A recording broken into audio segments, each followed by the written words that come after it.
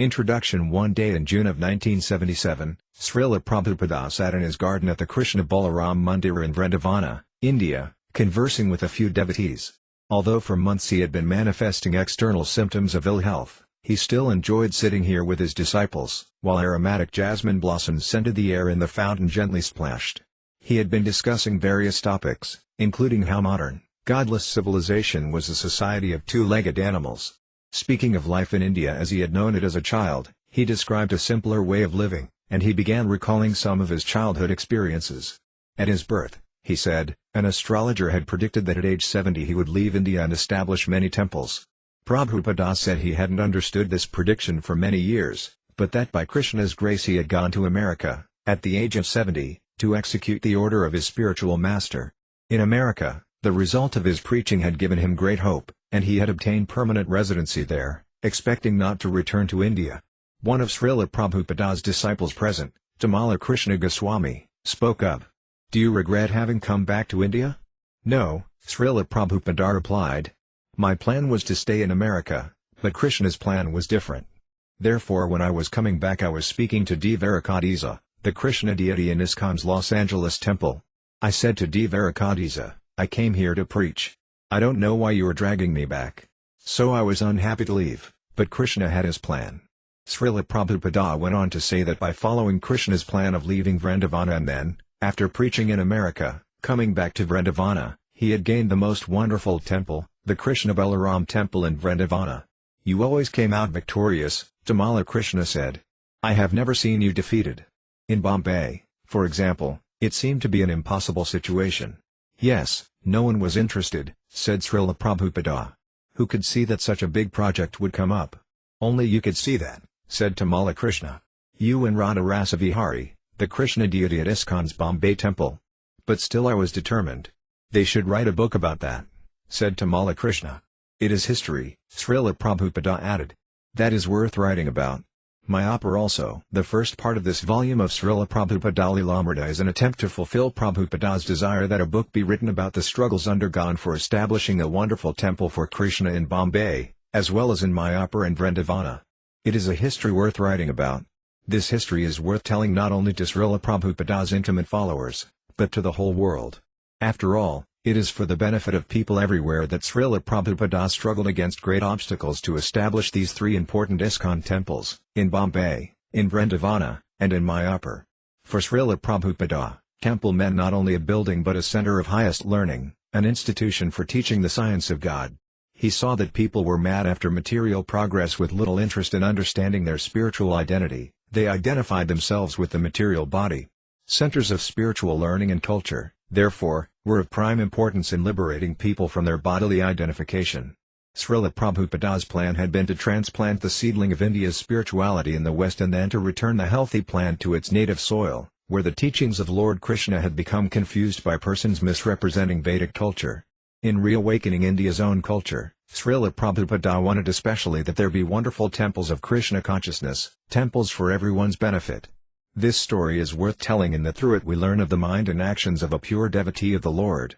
We cannot expect to imitate such a great, empowered devotee as Śrīla Prabhupada, but we can read about his activities in this volume, and that will inspire us, and show us how, by persistence, hard work, and patience, we can become successful in our attempts to regain our forgotten Krishna consciousness and become pure devotees of the Lord. This history is worth writing about also because to hear of Śrīla Prabhupada's activities is naturally very relishable.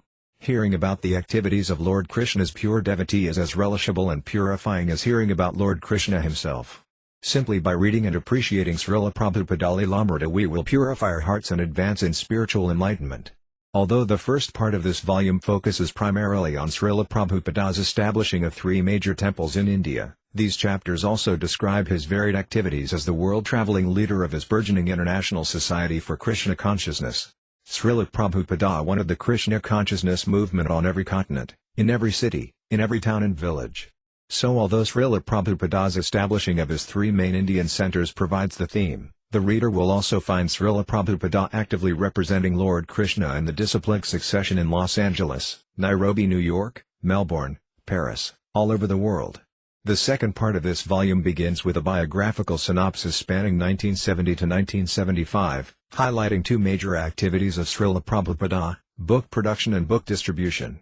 Meanwhile, however, Srila Prabhupada was active in many other ways, and specifically he divided his time between America and India. In America, where Srila Prabhupada had the most disciples, the most temples, and the major front for his book distribution campaign, he toured and preached. Because his spiritual master had ordered him specifically to preach to the English-speaking world, he had begun his movement in America. He wrote in English, and generally preferred to speak in English, even when in his own country before thousands of Indians. Srila Prabhupada's preaching throughout America, especially in these later years, was mostly for the benefit of his disciples. He wanted to put the Krishna consciousness movement into their hands now that his movement in the U.S. had strength and maturity. "This is your country," he would tell his disciples, "and you know best how to preach here." But just to guide them and inspire them, he was lecturing, talking with reporters and university professors, purchasing properties, and simply being with his disciples as their leader, field commander, and worshipable master. In India, Srila Prabhupada continued managing ISKCON on a practical, daily basis. Without his scrutiny in all manner of practical affairs, from financial to legal, from cleaning to cooking, from receiving guests to hiring construction workers, things would not be done properly, his disciples would be cheated, and ISKCON would not be appreciated as pure Vedic Dharma. With great difficulty he had begun his three major ISKCON centers in India, Bombay, Vrindavana, and Mayapur, and he had laid a foundation of bold, ambitious plans. But that would not be sufficient. ISKCON in India had not yet developed to the point where Prabhupada could say, as he had said to his disciples in America, "Now it is in your hands." Now it was in his hands. And to accomplish his goal, he assumed his feature of the exacting taskmaster, the relentlessly sharp-sighted temple manager. That was his means. His end was to have his disciples actually take the management into their hands. But they would have to manage his way. As he would sometimes say to his leaders, "Do as I am doing." That lesson, once learned, would establish an ISKCON that would flourish even if he relinquished the reins, an ISKCON that would survive even after his passing away. But Prabhupada's direct guidance was still required, and not only for showing his disciples how to manage ISKCON in India or how to preach in America, but also for protecting his society from internal strife and schisms. And in this volume we see Srila Prabhupada expertly unify ISKCON during a trial of divisive party spirit. Srila Prabhupada's life followed rhythm, touring, preaching, and managing interspersed with periods of writing and translating. The two types of activities were not always compatible, however, since one was fast-paced and vigorously outgoing and the other intensely meditative. But both were necessary. In fact, one of Prabhupada's goals in traveling throughout the world and painstakingly training his ISKCON leaders was to ultimately stop traveling, stop managing, and just sit in one place and write. But until such time, he was prepared to rise shortly after midnight wherever he was and write. Occasionally, however, he got a special opportunity, as in Hawaii in the summer of 1976, where for 1 month his ISKCON management stopped and his writing progressed at more than double the usual pace. But such quiet periods were the exception. As Srila Prabhupada said, "Not in this lifetime." Still, Srila Prabhupada didn't begrudge his burden of touring and managing. He relished the struggle. In June of 1976, when his health was poor and his disciples pleaded with him to rest for several months, he was unmoved.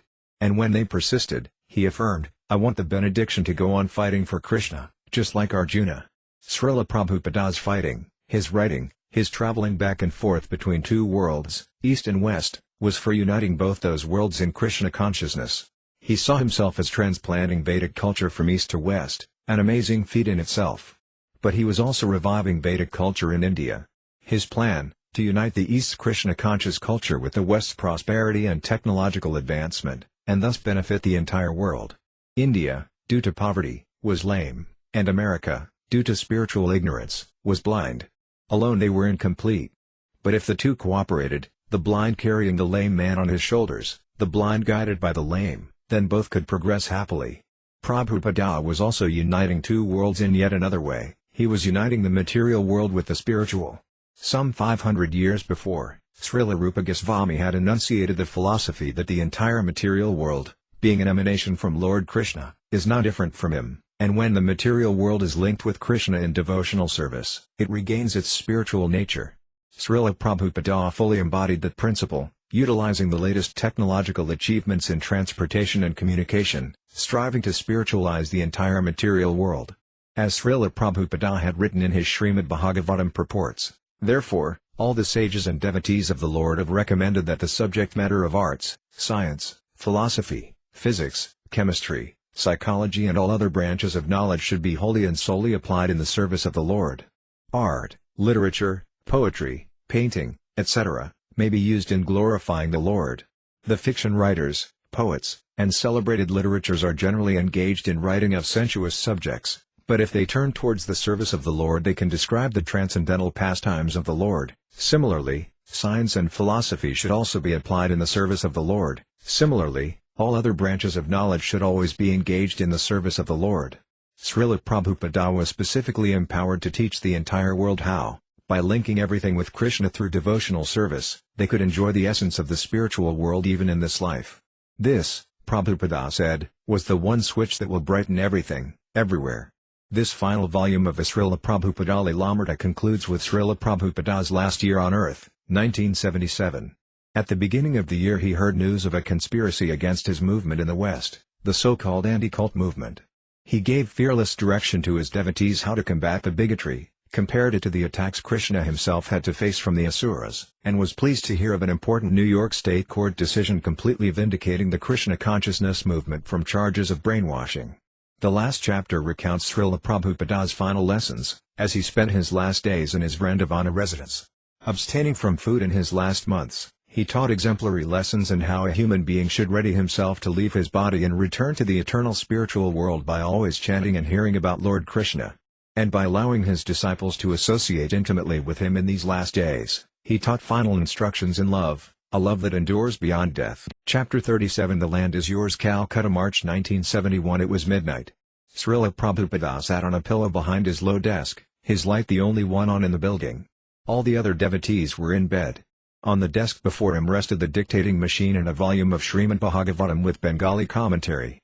A small framed picture of his spiritual master, Bhaktisiddhanta Sarasvati, sat between two small vases of roses and asters.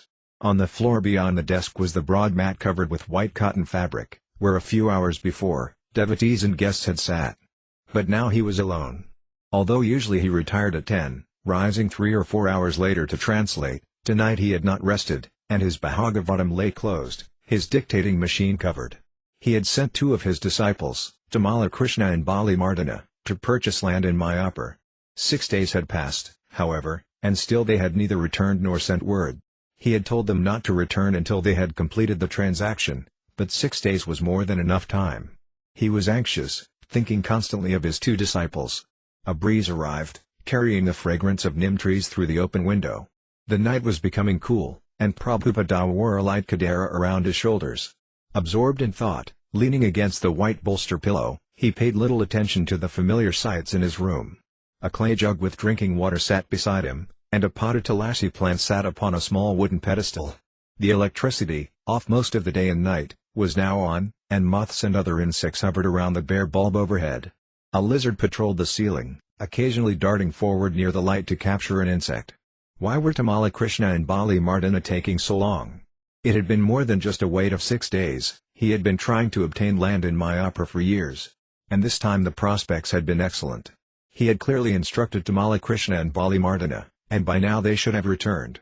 The delay could mean a complication, or even danger. The land they were trying for was a 9-bighā plot on Bhaktisiddhanta Road, less than a mile from the birthsite of Lord Chaitanya Mahaprabhu. The Sikh brothers, Muslim farmers who owned the plot, had been asking a high price. Only recently had a Calcutta lawyer familiar with Nabadvipa been able to seriously negotiate a fair price. The Sikh brothers had settled for 14,500 rupees, and Prabhupada had authorized withdrawal of the funds from his bank in Krishnanagar. Thus Tamala Krishna and līlāmṛta had left for Mayapur, while Prabhupada had remained in Calcutta, carrying on with his affairs but thinking often of the activities of his disciples in Mayapur. Their mission was very important to him, and he kept them in his mind, personally blessing them with his concern. Prabhupada wanted an ISKCON center in Mayapur. It was a desire that had increased within him as his movement had increased throughout the years. He could easily visit or live in Mayapur, that was no problem. But he needed a place for his disciples. His spiritual master had ordered him to preach in the West, and now with the success of his Krishna Consciousness Society, the Western Vaisnavas required a center in Mayapur where they could reside and worship and receive the immense benefit of the holy Dhamma. Bhaktisiddhanta Sarasvati had stressed the great importance of Mayapur, and some of his sannyasi disciples had temples there. Why shouldn't the International Society for Krishna Consciousness also be able to take shelter of Mayapur? Since birth, Prabhupada had been aware of the significance of Lord Chaitanya and his Dhamma, Sri Mayapur. He had grown up in Calcutta, where everyone knew of Lord Chaitanya, and because his father, Gaur Mohanta, had been a pure devotee of Lord Chaitanya, from childhood he had sung the Bengali songs of Gauranitai and their pastimes in the land of Gauda. He had imbibed deeply the teachings and pastimes of Lord Chaitanya, especially after meeting his spiritual master in Calcutta in 1922. Lord Chaitanya had spent his first 24 years in Mayapur and Navadvipa. Yet since his manifest pastimes there almost 500 years ago, the places of those pastimes had been obscured, the Lord's birthsite lost, and his teachings confused and misused. Despite the disciplic line of pure devotees from Lord Chaitanya, not until the advent of Bhaktivedanta Thakura, the father of Bhaktisiddhanta Sarasvati, did Lord Chaitanya's Sankirtana movement and pure teachings begin to emerge. Bhaktivedanta Thakura published many books and preached to re-establish the intellectual, moral, and spiritual integrity of Chaitanya Vaishnavism. He researched and explored the land of Navadvipa, ascertaining the exact birthsite of the Lord. Citing Vedic evidence, he established that many previous incarnations of Vishnu had enacted pastimes in Navadvipa. Not only did Bhaktivedanta Thakura document Navadvipa's past glory, but he also foresaw its glorious future, when a religion based on the teachings of Lord Chaitanya would emerge and spread throughout the world, and when European and American Vaishnavas would throng to Navadvipa to join their Bengali brothers in chanting Jai Yasasanandana. The time would come, Bhaktivedanta Thakura wrote, when in the land of Navadvipa on the plain of the Ganges a magnificent temple would arise, proclaiming to the world the glories of Lord Chaitanya. All glories to Lord Chaitanya, the son of Sasi, Bhaktisiddhanta Sarasvati, carrying out the desires of his father and preceptor, Bhaktivedanta Thakura, had formed the Gaudiya Math for propagating the teachings of Lord Chaitanya and the glories of Navadvipa Dhamma. He had induced a wealthy disciple to spend his fortune for erecting a temple at Lord Chaitanya's birthsite in Mayapur, and he had constructed a Kirtana hall commemorating the place of Lord Chaitanya's Kirtanas. He had also constructed his own residence in Mayapur. He had built temples throughout India, 64 in all, but because he wanted the English-speaking world especially to take to Lord Chaitanya's movement, he had emphasized as first priority the publishing and distributing of Krishna-conscious literature. Śrīla Prabhupāda, sitting in his room in the Calcutta temple, shared the great vision of Bhaktisiddhanta Sarasvati and Bhaktivedanta Thakura. Yet to enact this great vision he had to take practical steps, and he was content to take them in the most humble way. A devotee should not simply daydream, expecting Krishna to accomplish everything with miracles. Prabhupada, however, was not dreaming idly. Working for years alone in India, he had held his plan of going to the West, and Krishna had at last fulfilled that desire. In America, in whatever circumstances and with whatever small facility Krishna had provided, he had preached. And slowly, step by step, he had met with success, realizing his vision of a worldwide society of devotees. Always he had kept his greater vision in mind, as every step forward had given him deeper satisfaction and had brought him closer to fulfilling his mission. Prabhupada sometimes told the story of a poor potter who dreamed of expanding his business and becoming fabulously rich. As the potter slept one night, he dreamed of how much land and how many houses he would have and of how he would have a beautiful wife. When the potter considered that perhaps the wife would quarrel with him, he became angry and said, "If my wife fights with me, I will kick her." And kicking, he broke the only 2 pots in his stock and was reduced to nothing. Whether chanting or writing, or reading, or preaching, Prabhupada had been absorbed in his plans for spreading Krishna consciousness and fulfilling the dream of the past Acaryas. Now he was anxious to complete the next step, and for this he was waiting up past midnight, meditating on his 2 disciples and their important mission. As Prabhupada sat, wrapped in thought, the only sounds were the usual sounds of the night, mice within the walls, a brahmachari snoring on the veranda, and in the distance the night watchman making his rounds, his stick striking the street. There were no cars, and only an occasional wooden rickshaw clattered along the potholed street. Prabhupada wondered if perhaps his boys had been robbed. Before sending them off, he had shown Tamala Krishna how to carry money around his waist in a makeshift cloth money belt. But it had been a great deal of money, and robberies were not uncommon around Navadvipa. Or perhaps there had been some other delay. Sometimes in land negotiations involving large sums of money, the court would require that a clerk record the denomination and serial number of every note exchanged. Or perhaps the train had broken down. Suddenly Prabhupada heard footsteps on the stairs. Someone opened the outer door and now walked along the veranda just outside. A soft knock. "Yes, who is it?" Prabhupada asked. Tamala Krishna entered and prostrated himself before Śrīla Prabhupada. "So," Prabhupada asked, "what is your news?" Tamala Krishna looked up triumphantly. "The land is yours." Prabhupada leaned back with a sigh. "All right," he said. "Now you can take rest." London, August 1971. Prabhupada had asked the Indian High Commissioner for the United Kingdom to petition Prime Minister Indira Gandhi to attend ISKCON's upcoming cornerstone laying ceremony in Mayapur. Already Prabhupada had instructed all his GBC secretaries to attend the ceremony, and he had asked the devotees to invite many prominent citizens of Calcutta. Writing to his disciples in India, he said that if they could not get Indira Gandhi to come, they should at least get the Governor of Bengal, Sri S.S. Davin. Meanwhile, Prabhupada was meeting in London with several of his disciples experienced in architecture and design. He wanted them to draft plans for his Mayapur project. Narayana had built rather yatra carts and designed temple interiors, Rankar had studied architecture, and Bhavananda had been a professional designer, but Prabhupada himself conceived the plans for the Mayapur buildings. He then told his three-man committee to provide sketches and an architect's model. He would immediately begin raising funds and securing support in India for the project. To the devotees who heard Prabhupada's plans, this seemed the most ambitious ISKCON project ever. While taking his morning walks in Russell Square, Prabhupada would point to various buildings and ask how high they were. Finally he announced one morning that the main temple in Mayapur should be more than 300 feet high.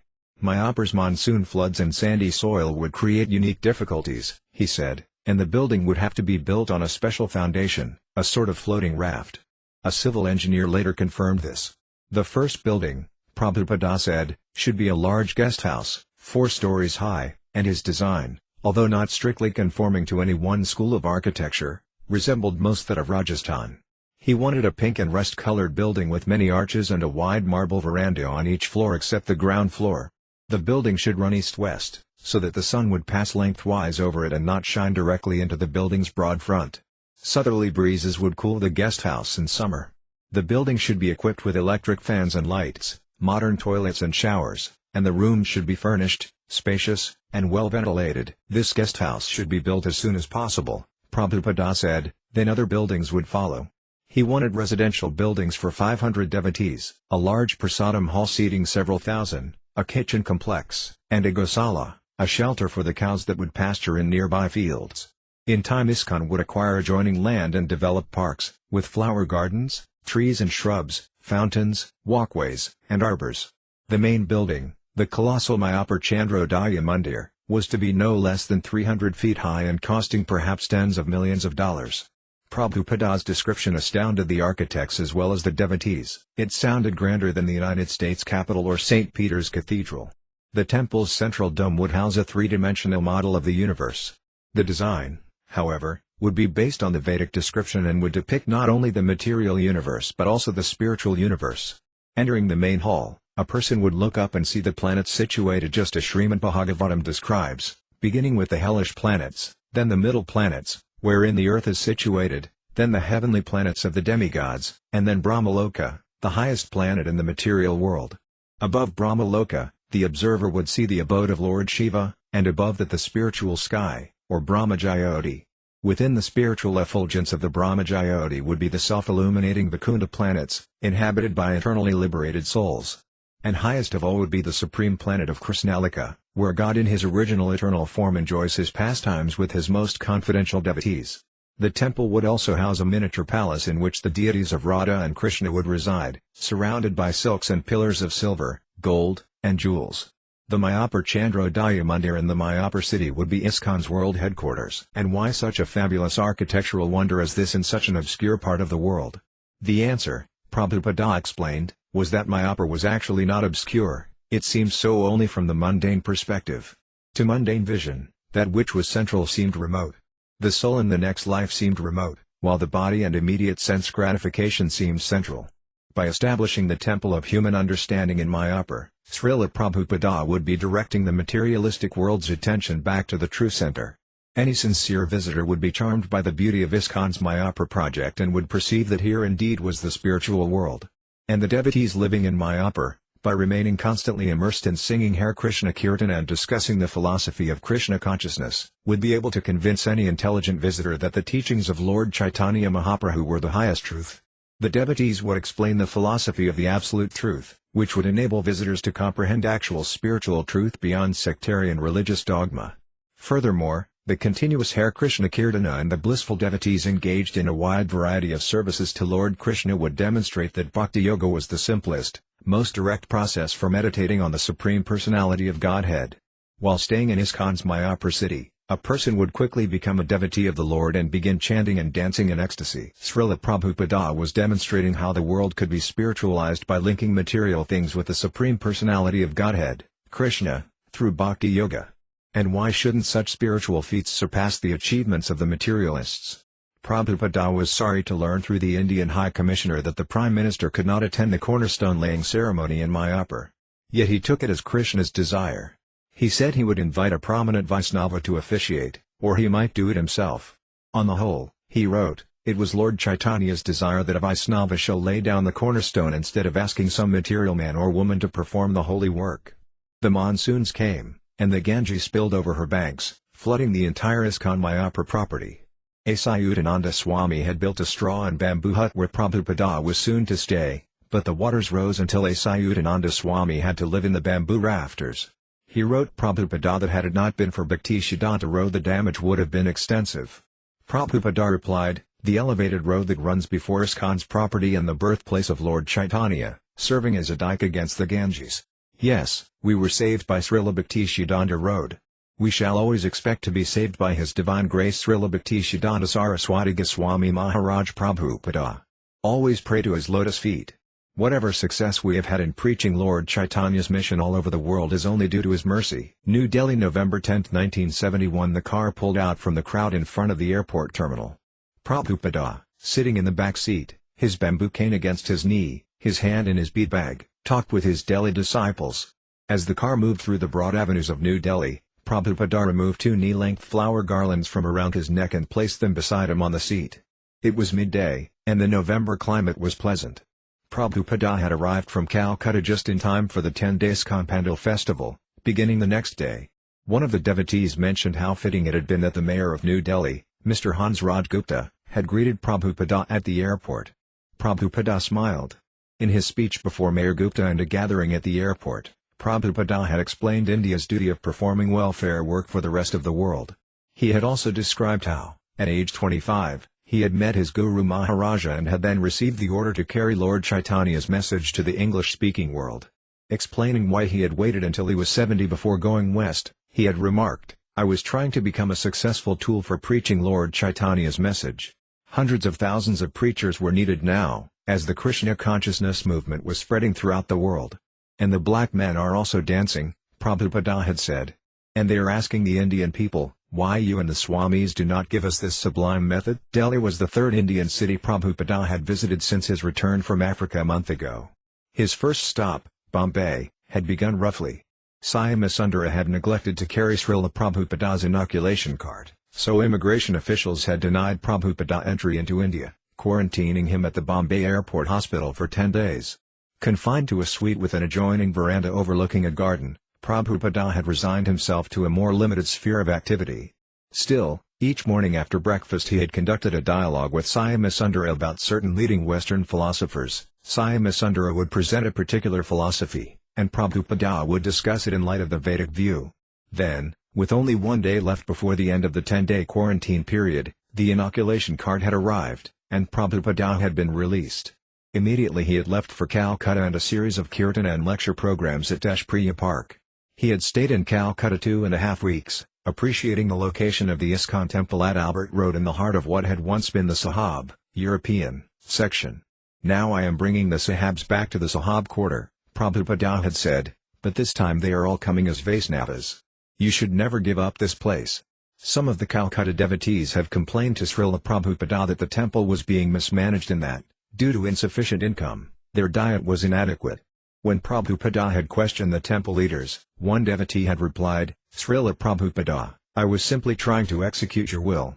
Is it my will, Prabhupada had asked, that all the devotees should be disturbed? He had settled the differences, arranged for an improved diet, and had even recommended a democratic election of temple officers. But he had also explained that because Krishna consciousness was such an important mission, the devotees should cooperate, even if there were discrepancies. The material world is like an ocean, he had said, and there would always be waves. During this visit to Calcutta, Prabhupada had also spoken of his plans for Mayapur. Narayana had built a scale model of the building ISKCON would construct on the newly acquired property, and Prabhupada had shown it to all his guests and had asked them to help. Seeing Prabhupada's absorption in this project, Guru Raja had volunteered to help in any way required. It seems the two things you want most, Guru Raja had said, are for the books to be distributed and to build a temple at Mayapur. Yes, Prabhupada had said, smiling. Yes, thank you. When Prabhupada arrived at the home of Mr. Ram Niwas Dandaria in New Delhi, a waiting reporter interviewed him. I understand, said the reporter, that by Krishna you mean some eternal principle. I do not mean a principle, Prabhupada replied. I mean a person like you and me. Prabhupada was explaining Lord Krishna as the Supreme Person when suddenly sirens began sounding. Blackout! Blackout! Cried the reporter and others in the house. War between Pakistan and India had been imminent for weeks, and air raid drills and warnings were now commonplace in Delhi. Sir, the reporter spoke tensely in the darkened room, this is the presence of reality.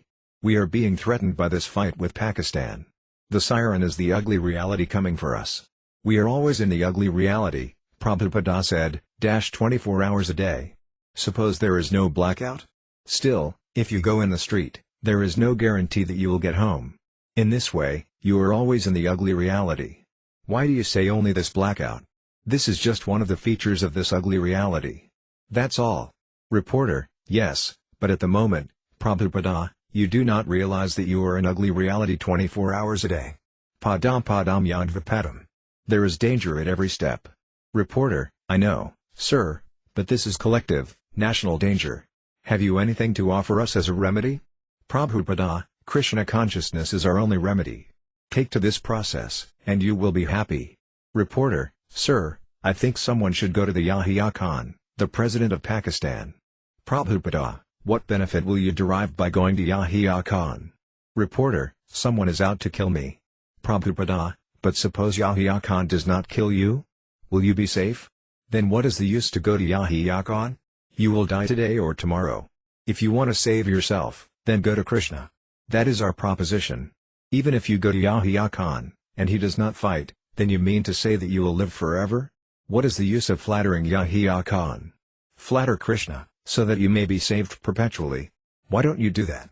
Reporter, I was only thinking in terms of collective security. I can see your point. Prabhupada, you should know that you are always in danger. Reporter, yes, sir, we agree. The late Einstein said the same thing. Prabhupada, that is our position, and Krishna says, I will save you. Therefore, let us go to Krishna. Why go to Yahya Khan? Reporter, simply because he is disturbing us, that's all. Prabhupada, your mind is always disturbing you all the time, because it is always with you. Your body is always with you. Are you not suffering from bodily pains? Why don't you go to Yahya Khan to cure your pains? You are always in danger. Why don't you realize that? Reporter, we realize that this is a national disaster. Prabhupada, these are symptoms. People are trying to give a patchwork cure for the disease. We are giving the supreme cure. This is the difference. No patchwork cure will help you. You need a complete cure. Janma karma siami divyamivam yo vedi tatvatatayaktvidam punarjanma nadi mamiti so Rajuna, the cure is no more repetition of birth and death. That is what we want. That is the benefit of Krishna consciousness. Yam prapyananavartant, tad dhamma paramamama. If you go to Krishna, then you don't come back again to this material world. Reporter, sir, mine was a very hypothetical question. Suppose 100 pure, saintly, Krishna-conscious people are meditating or discussing together, and someone comes along and drops the bomb. Prabhupada, those who are Krishna-conscious are not afraid of bomb. When they see a bomb coming, they think that Krishna desired the bomb to come. A Krishna-conscious person is never afraid of anything. Bhayam divishyabai nivsatasayat. One who has the conception that something can exist outside of Krishna is afraid. On the other hand, one who knows that everything is coming from Krishna has no reason to be afraid. The bomb is coming, he says, Krishna is coming. That is the vision of the devotee. He thinks, Krishna wants to kill me with a bomb. That is all right. I will be killed. That is Krishna consciousness. When the reporter asked if the Vaisnava would die without fighting, Prabhupada said that the Vaisnava would fight, but only under the direction of Krishna, and he cited Arjuna and Hanuman as examples. He continued to explain Krishna consciousness as the only solution. The blackout ended. A few of Prabhupada's disciples had organized the New Delhi Pandal program like the public festivals Prabhupada had already introduced in India. Tamala Krishna, Dāsa, and Guru Dāsa had enlisted the help of important Delhi men, including the mayor and members of New Delhi's Management and Reception Committee. These persons had granted permission and issued letters of introduction to others, whom the devotees had then approached for donations. The devotees found everyone they met sympathetic to Srila Prabhupada. They respected him, especially after meeting him. Some disagreed philosophically, yet all were impressed by Prabhupada's converting Westerners to Hindu Dharma and God consciousness, and they had genuine respect for Prabhupada's worldwide propagation of the teachings of Bhagavad Gita. Prabhupada had great stature among the Indians as a sadhu. Speaking only on the basis of the scriptures, he exhibited full surrender to Lord Krishna. He was above politics and sectarianism, he was fully spiritual and commanded respect. Everyone, regardless of personal philosophies or practices, seemed to accept him as a true representative of Indian culture, a genuine sadhu and guru. Among the distinguished persons who agreed to appear as guest speakers during the 10-day festival were Sri Hansraj Gupta, Mir. H. Bakshan, a famous Hindi poet, Sri Syamakaran Gupta, chairman of the Delhi Metropolitan Council, Sri C. B. Agarwal, a famous orator, Sri Vipin Chandra Misra, magistrate of the Delhi High Court, Dr. Atma Ram, a renowned scientist, Colonel B. R. Mohan, ex-mayor and industrialist of Lucknow, Sri L. N. Sakalani, a prominent industrialist, Sri Adityanath Jha, the Lieutenant Governor of Delhi, Sri Jagjeevan Ram, Indian Defence Minister, and His Excellency James George, the Canadian High Commissioner. Guru Dāsa had also had friendly conversations with the U.S. Ambassador to India, Kenneth Keating, who had repeatedly expressed his respect for the Krishna consciousness movement. Ambassador Keating regretted that he would be out of town during the function. The devotees had secured an excellent location at the LIC grounds in Connaught Place, the heart of New Delhi's commercial district. There they had arranged for a large tent and outdoor lighting for the 10-day festival. On opening day the program started at 6 a.m. with a kirtana and an arati before the newly arrived deities of Radha and Krishna, white marble deities from Jaipur enthroned upon a flower-bedecked altar on the large stage. Attendance was sparse at first, but picked up when after a noon kirtana and arati devotees began distributing Krishna prasadam. The evening program started with a kirtana, which continued enthusiastically, building to an ecstatic climax as Srila Prabhupada entered. For the pious people of Delhi, the evening Hare Krishna festival was a momentous occasion. Since the location and the hour were ideal and admission was free, the crowd had grown to tens of thousands, many having come specifically to see the young American Vaisnavas. At Prabhupada's arrival hundreds of people surged forward to touch his feet and receive his blessings, as a ring of disciples escorted him through the crowd. Prabhupada, wearing a grey wool kadara, his Swami hat pushed back casually on his head, moved calmly forward toward the stage with natural, aristocratic poise. He sat on the Vyasasana, and the audience quieted. New Delhi's mayor, Sri Hansraj Gupta, spoke first. He had met Srila Prabhupada in the early 1960s when Prabhupada had approached him for a donation to publish the first volume of Srimad Bhagavatam.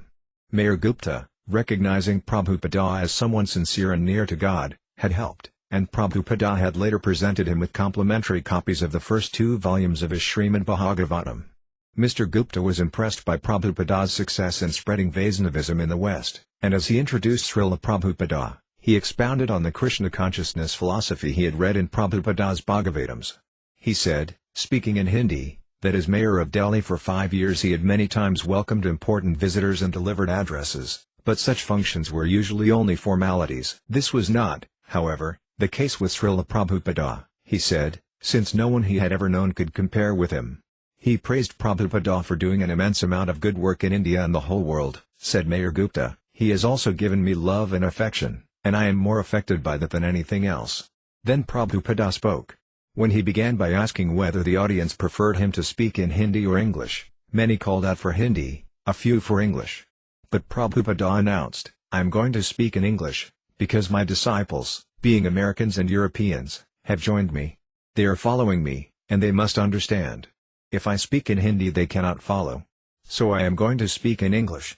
Ladies and gentlemen, Prabhupada continued, I thank you for your kindly participating in this Krishna consciousness movement. Just now we will vibrate one transcendental song, Jayāradha Madhava Kunja Bihari. As you know, Krishna's eternal consort is Srimati Radharani, the pleasure potency of Krishna. Krishna is the Supreme Personality of Godhead. When he wants to enjoy, he exhibits his pleasure potency, which is known as Radharani. After chanting Jayāradha Madhava, Prabhupada expounded the science of Krishna for half an hour, quoting Bhagavad Gita on why Krishna comes to the material world, how the Eva souls are transmigrating from one body to another, birth after birth, and how human life is the opportunity for the Eva souls to revive their love of Krishna. This is religion, Prabhupada said, simply surrender to Krishna. Become a Krishnate. It doesn't require a church. It doesn't require a mosque. It doesn't require anything. But wherever you sit down, you can chant Hare Krishna. This is the easiest method. Following Sukadeva Goswami, the ancient speaker of Srimad Bhagavatam, Prabhupada condemned a materialistic life spent working hard like the hogs or dogs, without self-realization. He emphasized that India had a treasure house of knowledge, which Indians should distribute all over the world. Unfortunately, the Indians were forgetting their real duty. In conclusion, Prabhupada said, so there are many things to be spoken in this connection of the Krishna consciousness movement. I am trying to present this to you in the next 10 days. This is the beginning. I shall request you to come here. We don't charge any fees. We are depending on Krishna. If Krishna likes, he will benefit us. We are completely surrendered to Krishna. If he likes, he can maintain us. If he likes, he can kill us. We don't mind. We have no business. We have no separate interest. We request you to come and join this movement. It is not sectarian. We have many Hindus, Christians, Jews, Mohammedans, and Sikhs also all over the world who are now in Krishna consciousness. We are preaching one word, Krishna, one scripture, Bhagavad Gita, and one mantra, Hare Krishna. Chant Hare Krishna, Krishna Krishna, Hare Rama, Rama Rama, Hare. Thank you very much. Prabhupada attempted to leave the stage, and again the crowd rushed forward to touch his lotus feet. Although Prabhupada's disciples were already convinced of his greatness, that greatness took on a vivid reality at times like this, when they heard him speaking so powerfully and saw him surrounded by throngs of worshippers. As Prabhupada proceeded to his car, he remained calm and humble, but the disciples surrounding him tensed to protect him from being jostled by a frantic crowd. Yet despite the devotees' sincere attempts, individuals in the crowd would manage to break through, diving between the devotees' legs to throw themselves before Prabhupada. Do you know why they are worshipping me? Prabhupada said, turning to the disciples near him. It is because I am free from sex desire. For 10 consecutive nights Śrīla Prabhupada lectured at the panel. In many of his lectures he would speak of Dharma, religion, in connection with the Krishna consciousness movement.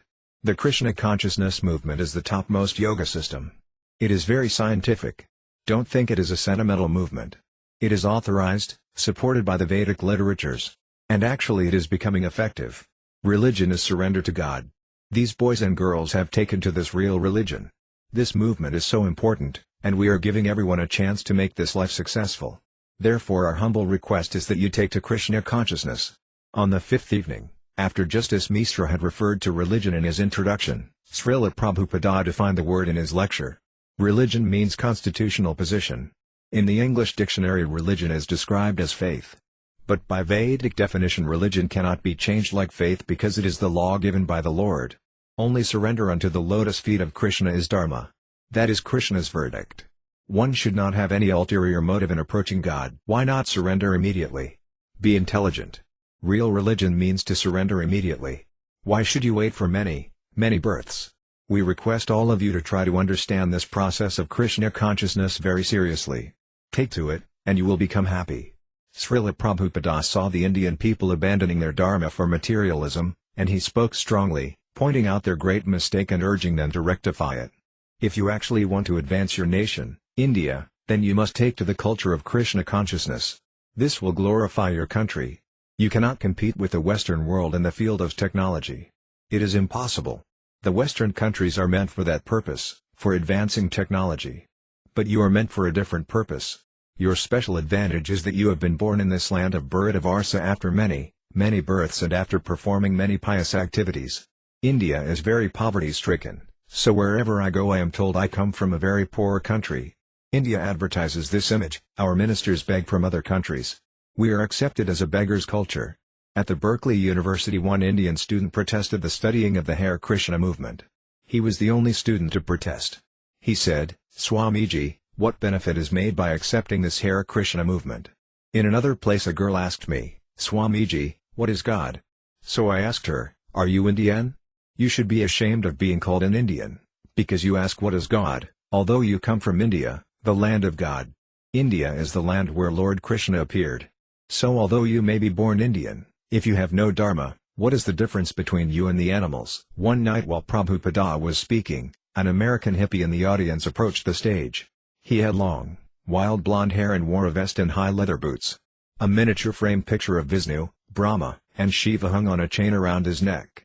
When the boy tried to climb up on the stage, some of the devotees pushed him back, but Śrīla Prabhupāda intervened. He had a devotee bring a cushion and place a microphone in front of the boy. Then Śrīla Prabhupāda said, "Yes? Have you realized yourself?" The young man demanded. "Have you realized the soul in the innermost depths of your being?" "Yes." Śrīla Prabhupāda replied. At first the man was taken aback, but then he again challenged, "Now you tell me another thing. When was the Bhagavad Gita written?" "Now you answer my question," Śrīla Prabhupāda said. "What is the process of receiving knowledge from the Bhagavad Gita?" "No," the young man retorted, "you tell me, when was the Bhagavad Gita written? In your lecture you said 5,000 years ago, but according to other Swamis, it was written only 1,500 years ago. Answer my question. I asked you first." Śrīla Prabhupāda raised his voice angrily. "I am not your servant, I am Krishna's servant. You must answer my question." A heated argument began, with the hippie yelling at Śrīla Prabhupāda and Śrīla Prabhupāda arguing back. Finally, the devotees removed the boy from the stage. The incident confused the audience. Many people began to leave. "Why did your Guru Maharaja become angry?" Some of them demanded from the devotees. He should have answered the man's question. Some of the civic leaders supporting the Pandal program also became upset, fearing Śrīla Prabhupāda had made an unfavorable impression on the public. Those who were devotional, however, remained in their seats to hear further what Prabhupada had to say. To the devotees it was inconceivable. Why had Prabhupada, in the middle of his talk, invited a crazy hippie onto the stage, given him a microphone and a seat, and then argued with him to the point of yelling and shouting? And all before an audience of 20,000. Bhavananda, one man who had helped organize the Pandal, protested, "Oh, Swamiji has gotten angry. This is not good." But Śrīla Prabhupāda seemed to have done it purposefully. He had spoken for a long time that evening on how to understand the Bhagavad Gita, and then he had this hippie brought on the stage. It was bewildering to us. We couldn't figure it out. Guru Raja, Śrīla Prabhupāda was actually using the entire incident to illustrate the process of understanding Bhagavad Gita. After the man left, Prabhupada completed his lecture by stating that one must approach Krishna or Krishna's representative with a submissive attitude, by serving and inquiring, not simply asking challenging questions. The whole incident had illustrated this point. Yadubara, many in the audience misunderstood the incident. It caused a split. But those who understood what Śrīla Prabhupada had done could see that this hippie was a rascal, and this had been a time for transcendental anger against his nonsensical opinions. Dāsa, after everything was over, Prabhupada told us, just as the Gopas were lusty for Krishna, Arjuna would also get angry for Krishna. So it is not bad that a devotee becomes angry for Krishna. But many people in the crowd could not understand this point, how a devotee is not impersonal. The Indians are used to seeing impersonalist yogis who express no emotion. The audience was mostly impersonalists. The last night of the Pandal program, Śrīla Prabhupada spoke privately with James George, the Canadian High Commissioner. "Mr. George, you have attracted so many Canadians and Americans." Prabhupada, "I have not attracted them. Krishna has attracted them." Mr. George, "True." Prabhupada, "Krishna is all attractive. I am simply presenting the means of being attracted. That is my business. It is similar to the way a magnet attracts iron. If the iron is rusty, however, then magnetic force cannot attract. Therefore, my business is to remove the dirt. This process is Sita-darpanamarjanam, cleansing the heart. At the present moment every one of us is in a consciousness of thinking, I am this body. Because you were born in Canada, you are thinking you are Canadian. Because I was born in India, I am thinking I am Indian. And because he was born in America, he is thinking he is American. None of us are American, Canadian, or Indian. We are living entities. Mr. George, I have no problem following all of that. How, though, is this change of consciousness to be brought about? For example, in the West. This, I take it, is your mission. Prabhupada, there is no question of East and West. It is philosophy, it is science. In mathematics, for instance, 2 plus 2 equals 4. This is equally understandable in the West as well as the East. It is not that 2 plus 2 in the West is 5, and 2 plus 2 in the East is 3. 2 plus 2 is equal to 4 everywhere. The first knowledge, then, that must be understood by human society is that we are not these bodies. It is very common knowledge. From this point, our spiritual knowledge can advance. If we do not know what spirit is, then what is the question of advancing in spiritual knowledge? After their conversation, Mr. George accompanied Prabhupada to the stage and introduced him to the crowd. For several years I've been wanting to meet this Swami and see what it was about him that was affecting so many of our young people in Canada and North America. I was very happy this evening to come in response to your kind invitation, and especially to meet Swamiji. I think, as he himself said to me a short time ago, there is something really happening. Whether he is doing it or it is being done through him, as he said, it is beside the point. But there is something happening, and everyone who doubts that should be here tonight to see this. It is happening, not only here in Delhi, but it's happening in Toronto and Cleveland and Los Angeles and New York and all sorts of places. What is it? I don't know how he would answer that question. For me, at a deeper level what is happening is the awakening of a search. In his lecture, Śrīla Prabhupāda compared the material body to a machine operated by a driver, the soul. And he spoke of the soul's natural position as servant of Krishna. Addressing Mr. George, Prabhupada concluded his speech. Here our Honorable High Commissioner of Canada is present. I request that since you have come to our country, please try to understand this philosophy. I have traveled in your country, in Canada, also, and as you have already mentioned, we have got 5 branches, in Montreal, Toronto, Vancouver, Hamilton, and Ottawa. So the boys are struggling. They are distributing culture, these books, and I am getting very encouraging reports. Many young men are also coming. It is a very scientific movement. So I request you to inform your government to give these boys facility to inject this Krishna consciousness movement in your country. Thank you very much.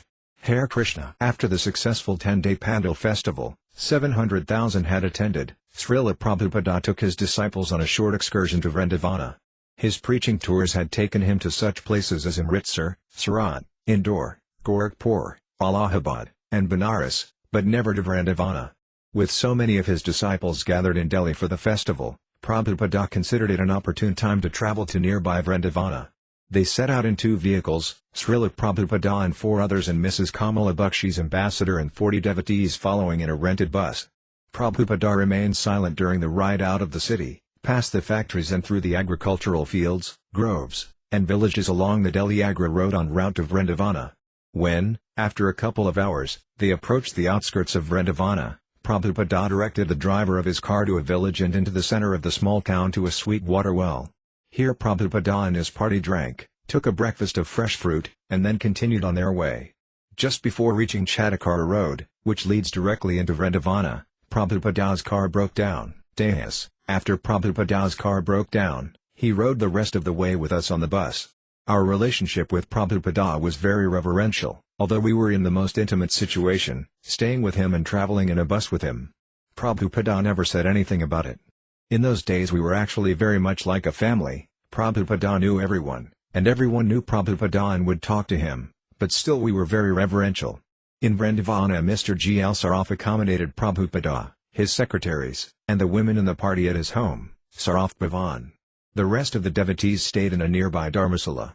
Prabhupada had come to Vrindavana for more than just a pilgrimage, he had come to try and secure land for ISKCON. When in 1967 he had come to Vrindavana from America, he had come to recuperate, but on recovering his health he had looked for a place in Vrindavana for his disciples. He had tried to establish an American house, a center where his disciples could live in Vrindavana's ideal atmosphere and receive training in Krishna-conscious culture and then go out and preach. But after 2 months of little prospect for establishing his American house, he had left. This time, however, Prabhupada was coming to Vrindavana as that city's famous ambassador to the world, renowned for propagating the glories of Radha Krishna and Vrindavana in the West. The success of the Hare Krishna movement was being widely publicized in India, as Prabhupada and his band of foreign disciples traveled from city to city holding kirtanas, lecturing from Srimad Bhagavatam, and telling of Krishna consciousness in the West. So when Prabhupada arrived in Vrindavana with 40 disciples, The entire town heralded his presence. The municipality of Vrindavana arranged a formal reception, attended by prominent local citizens and sadhus. A spokesman for the city praised Śrīla Prabhupāda and his accomplishments. O great soul! Today we, the inhabitants of Vrindavana, known as Brijabasis, all confidently offer our humble welcome to your holiness in this holy place of Vrindavana, and in doing so we feel very proud. For many years you stayed in the Radha Damodara temple and worshipped Her Majesty Srimati Radharani in a meditative mood, and thus you now have the transcendental vision to deliver the entire world. As proof of your perfection, we can see these foreign devotees before us, and we feel very proud to see how you have transformed them into such pure devotees. O great preacher of Vedic culture, formerly a great many Swamis went to foreign countries, but now you have wonderfully preached the Sankirtana movement and the sublime philosophy of bhakti cult in the Western countries, and that is the only means for giving peace and prosperity to all people of the world and the sage. For preaching religion and culture, your holy name will remain ever dazzling. To speak frankly, we feel a very intimate relationship with you, and we feel perfect satisfaction at this time in the privilege to present you this address of welcome. We take it for granted that you are one of us in Vrindavana. We are sure that wherever you travel, you must carry with you the impression of Sri Vrindavana Dhamma. The culture, religion, philosophy, and transcendental existence of Sri Vrindavana Dhamma travel with you. Through the great message your holiness carries, all the people of the world are now becoming very intimately related with Vrindavana Dhamma. We are certainly sure that through your preaching alone the transcendental message of Vrindavana will spread all over the world. May you be crowned a success in these noble activities. Then Śrīla Prabhupāda spoke, beginning by explaining how the International Society for Krishna Consciousness is trying to establish Daivavarnasrama, or a God-conscious social order, with universal application. We should not consider that Krishna is Hindu or Indian. Krishna is for all. These foreigners are taking to Krishna consciousness by understanding that Krishna is for all. They are not accepting a form of religious principles, like Hindu or Muslim or Christian. These are designated religions. If I am calling myself a Hindu, this is not my religion, this is my designation. Because I happen to take birth in a Hindu family, therefore I call myself a Hindu. Or because I take birth in a particular land, I call myself Indian or American. But our Krishna consciousness movement is not for such designated personalities. This Krishna consciousness is sarvopati vinirmuktam. When one becomes free from all designations, he can take to Krishna consciousness. As long as one is Hindu or Muslim or Christian, there is no question of Krishna consciousness. So these boys and girls, or ladies and gentlemen, who have joined me, they have given up their designations. They are no longer Americans or Canadians or Australians. They are thinking of themselves as eternal servants of Lord Krishna. Without this, there is no question of liberation from the material contamination. As long as there is material contamination, we have to devise these social orders and spiritual orders, according to Sastra, as Brahmana, Kshatriya, Vaisya, Sudra, Brahmachari, Gaza, Vanaprastha, and Sannyasa. These are all material designations. But this Krishna consciousness movement is for becoming transcendental to these material designations, and these boys, these foreigners, they are being taught in that light. When I started my propaganda in New York, 26 2nd Avenue, that time only half a dozen boys were coming and hearing. That hearing means I was singing, chanting Hare Krishna mantra, and reading some verses from Bhagavad Gita, and they were patiently hearing.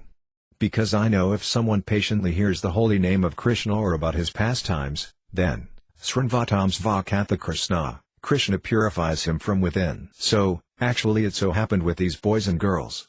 I say boys and girls, because in the Western countries there is no distinction. They are given equal liberty. In our country there is still discrimination. I mean to say, grown-up boys and girls are not allowed to mix together, although it is going on now. But in European countries there is no such restriction. So there was no possibility of making any distinction between the boys and the girls. So many of them are attending. I was chanting in Tompkins Square Park, and these boys and girls used to surround me and dance and chant Hare Krishna mantra. Some of them became a little advanced and purified and came forward, Swamiji, please accept me as your disciple. So my condition was that anyone who wants to become my disciple must be free from the 4 kinds of sinful activities: illicit connection with women, meat eating, intoxication, gambling. In this way, on this condition, these boys and girls were accepted as my disciples. According to Pankaratriki Vidhi, when they are fairly advanced they are given the sacred thread, Upanayana Samskara, following the path and instruction of my Guru Maharaja, His Divine Grace Bhakti Siddhanta Sarasvati Goswami Prabhupada. According to Sastra, They should not be considered as coming from families of Mulkas and Yavanas, they should not be considered like that, because they are now purified.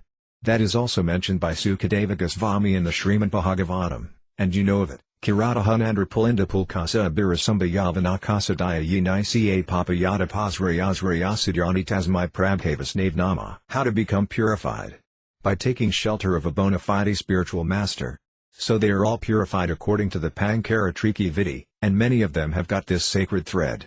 Prabhupada continued explaining the holy name's power to elevate anyone, regardless of birth, and he cited Haridasa Thakur who, despite his Muhammadan birth, was accepted as the Ācārya of chanting the holy name. Prabhupada also discussed the dynamics of the Krishna consciousness movement, telling how, according to Rupa Goswami's principle of Yukta Vairagya, the International Society for Krishna Consciousness was using material things in the service of Krishna. In the Western countries they are very luxuriously situated. My disciples are giving me residential quarters even a governor could not imagine. I remember one night some time back I was a guest in a Lucknow government house. At that time the governor was Biswanath Das, and he was personally known to me. So I remember the kind of luxurious apartment where I had the opportunity to lie down one night.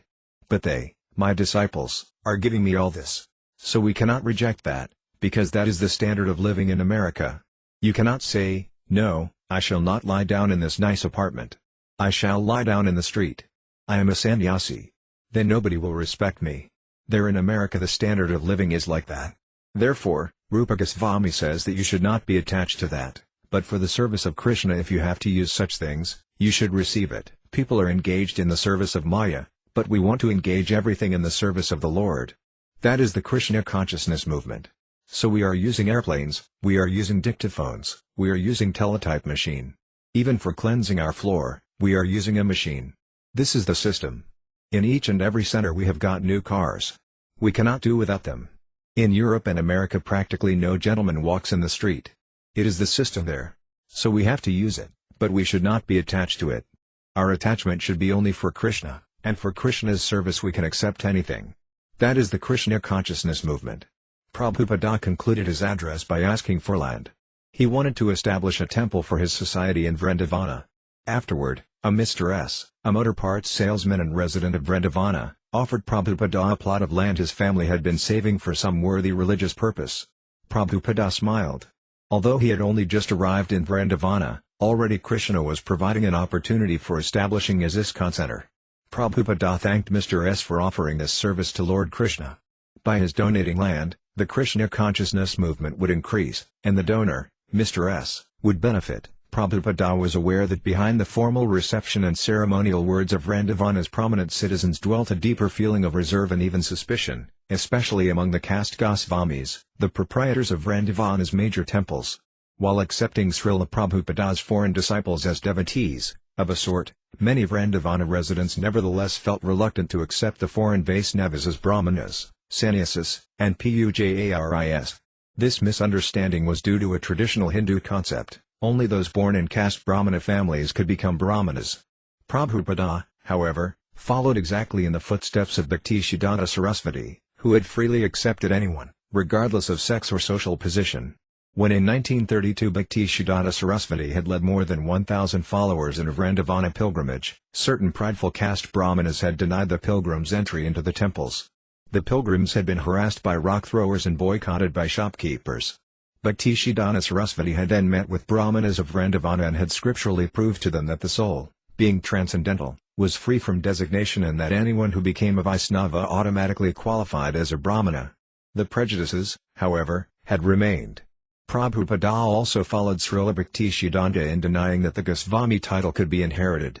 Goswami meant one who controlled the senses, and the title could not be adopted simply because one was born in a family of so-called Goswamis. The original Goswamis were the 6 Goswamis of Vrindavana, Sri Sanatana, Sri Rupa, Sri Raghunathabhata, Sri Ewa, Sri Gopalabhata, and Sri Raghunatha Dāsa Goswamis, all of whom were in the renounced order and were, therefore, without issue. Almost 500 years ago, these 6 Goswamis had discovered the places of Krishna's Vrindavana pastimes and had built the first big temples in Vrindavana. They had appointed married disciples to carry on the deity worship in their temples, and now the descendants of those original priests were claiming exclusive rights as temple Goswamis in Vrindavana. Prabhupada had written in the Nectar of Devotion about his spiritual master's struggle in this matter. After the disappearance of Lord Chaitanya's great associate Lord Nityananda, a class of priestly persons claimed to be the descendants of Nityananda, calling themselves the Goswami caste. They further claimed that the practice and spreading of devotional service belonged only to their particular class, which was known as Nityananda Vamsa. In this way, they exercised their artificial power for some time, until Śrīla Bhaktisiddhanta Sarasvati Thakura, the powerful Ācārya of the Gaudiya Vaisnava Sampradaya, completely smashed their idea. There was a great hard struggle for some time, but it has turned out successfully, and it is now correctly and practically established that devotional service is not restricted to a particular class of men. Prabhupada therefore opposed the caste Goswami's ideas of birthright. And the caste Goswamis feared Prabhupada's movement, since it threatened their hereditary social preeminence. Yet on this occasion of Prabhupada's triumphant return after preaching Vrindavana's glories to the Western world, no one protested his attempts to establish a temple. Those who disagreed remained silent or even offered flowery praise. The land was in Ramana Reddy. Prabhupada noted that the property on the outskirts of Vrindavana was located on busy Chatakara Road, a main thoroughfare into Vrindavana and a traffic route to Agra and the Taj Mahal. The land was also adjacent to the Vrindavana Parikrama path, where millions of pilgrims passed annually, circumambulating Vrindavana and visiting its temples and holy places.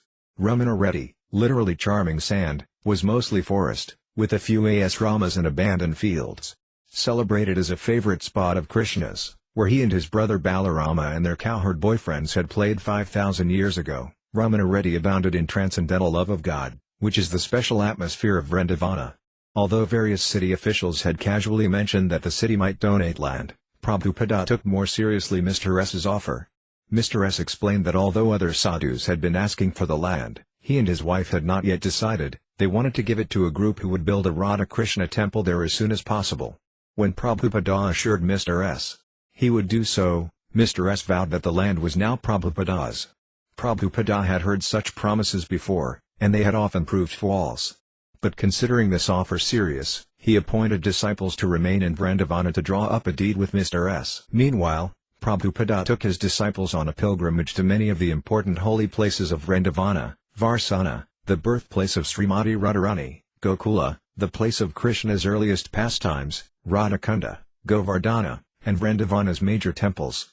At Govardhana, Prabhupada told the devotees not to step on Govardhana Hill or pick up any of the rocks. Govardhana Hill was not different from Krishna. Also at Govardhana, Prabhupada took the devotees to a little temple, where he showed them Krishna's footprint. The footprint was very large. If Krishna's foot had been that big, the devotees marveled. Then he must have been 8 feet tall. Yes, Prabhupada said. They were much bigger then.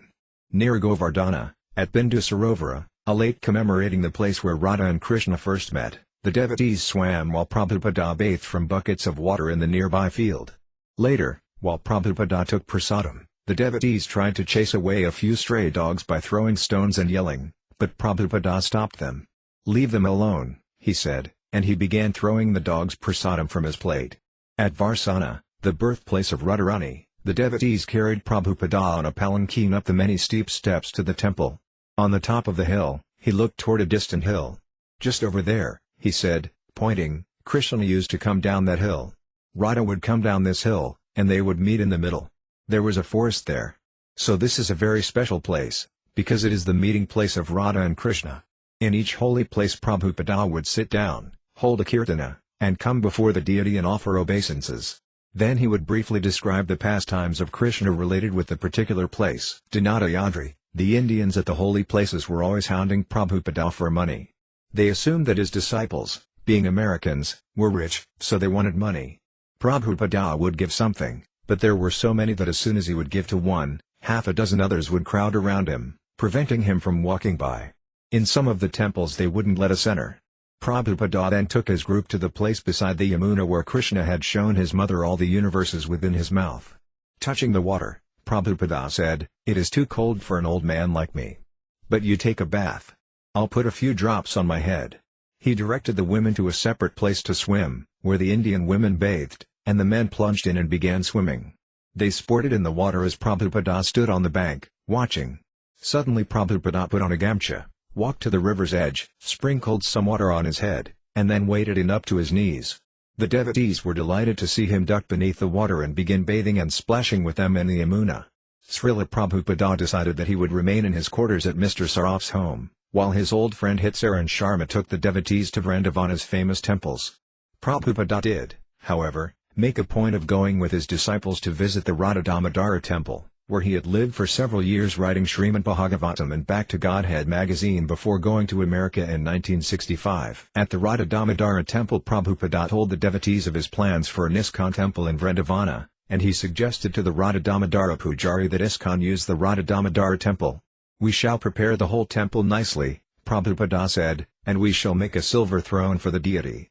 50 to 100 men will take prasadam here. It will be unique. If you want to, we can do it. Otherwise we can start our own temple somewhere. We are prepared to spend money. If you give us a chance, we'll spend it here. We want to make this a great festival in Vrindavana, because it is Yiva Goswami's place. Rupa Goswami and Yiva Goswami sat here. We have literature, we have books. Everyone is associating with us all over the world." Yamuna Devi Dasi, His Divine Grace was very frequently giving indication of how much he wanted his rooms at Radha Damodara maintained nicely. He was extremely fond of his quarters there.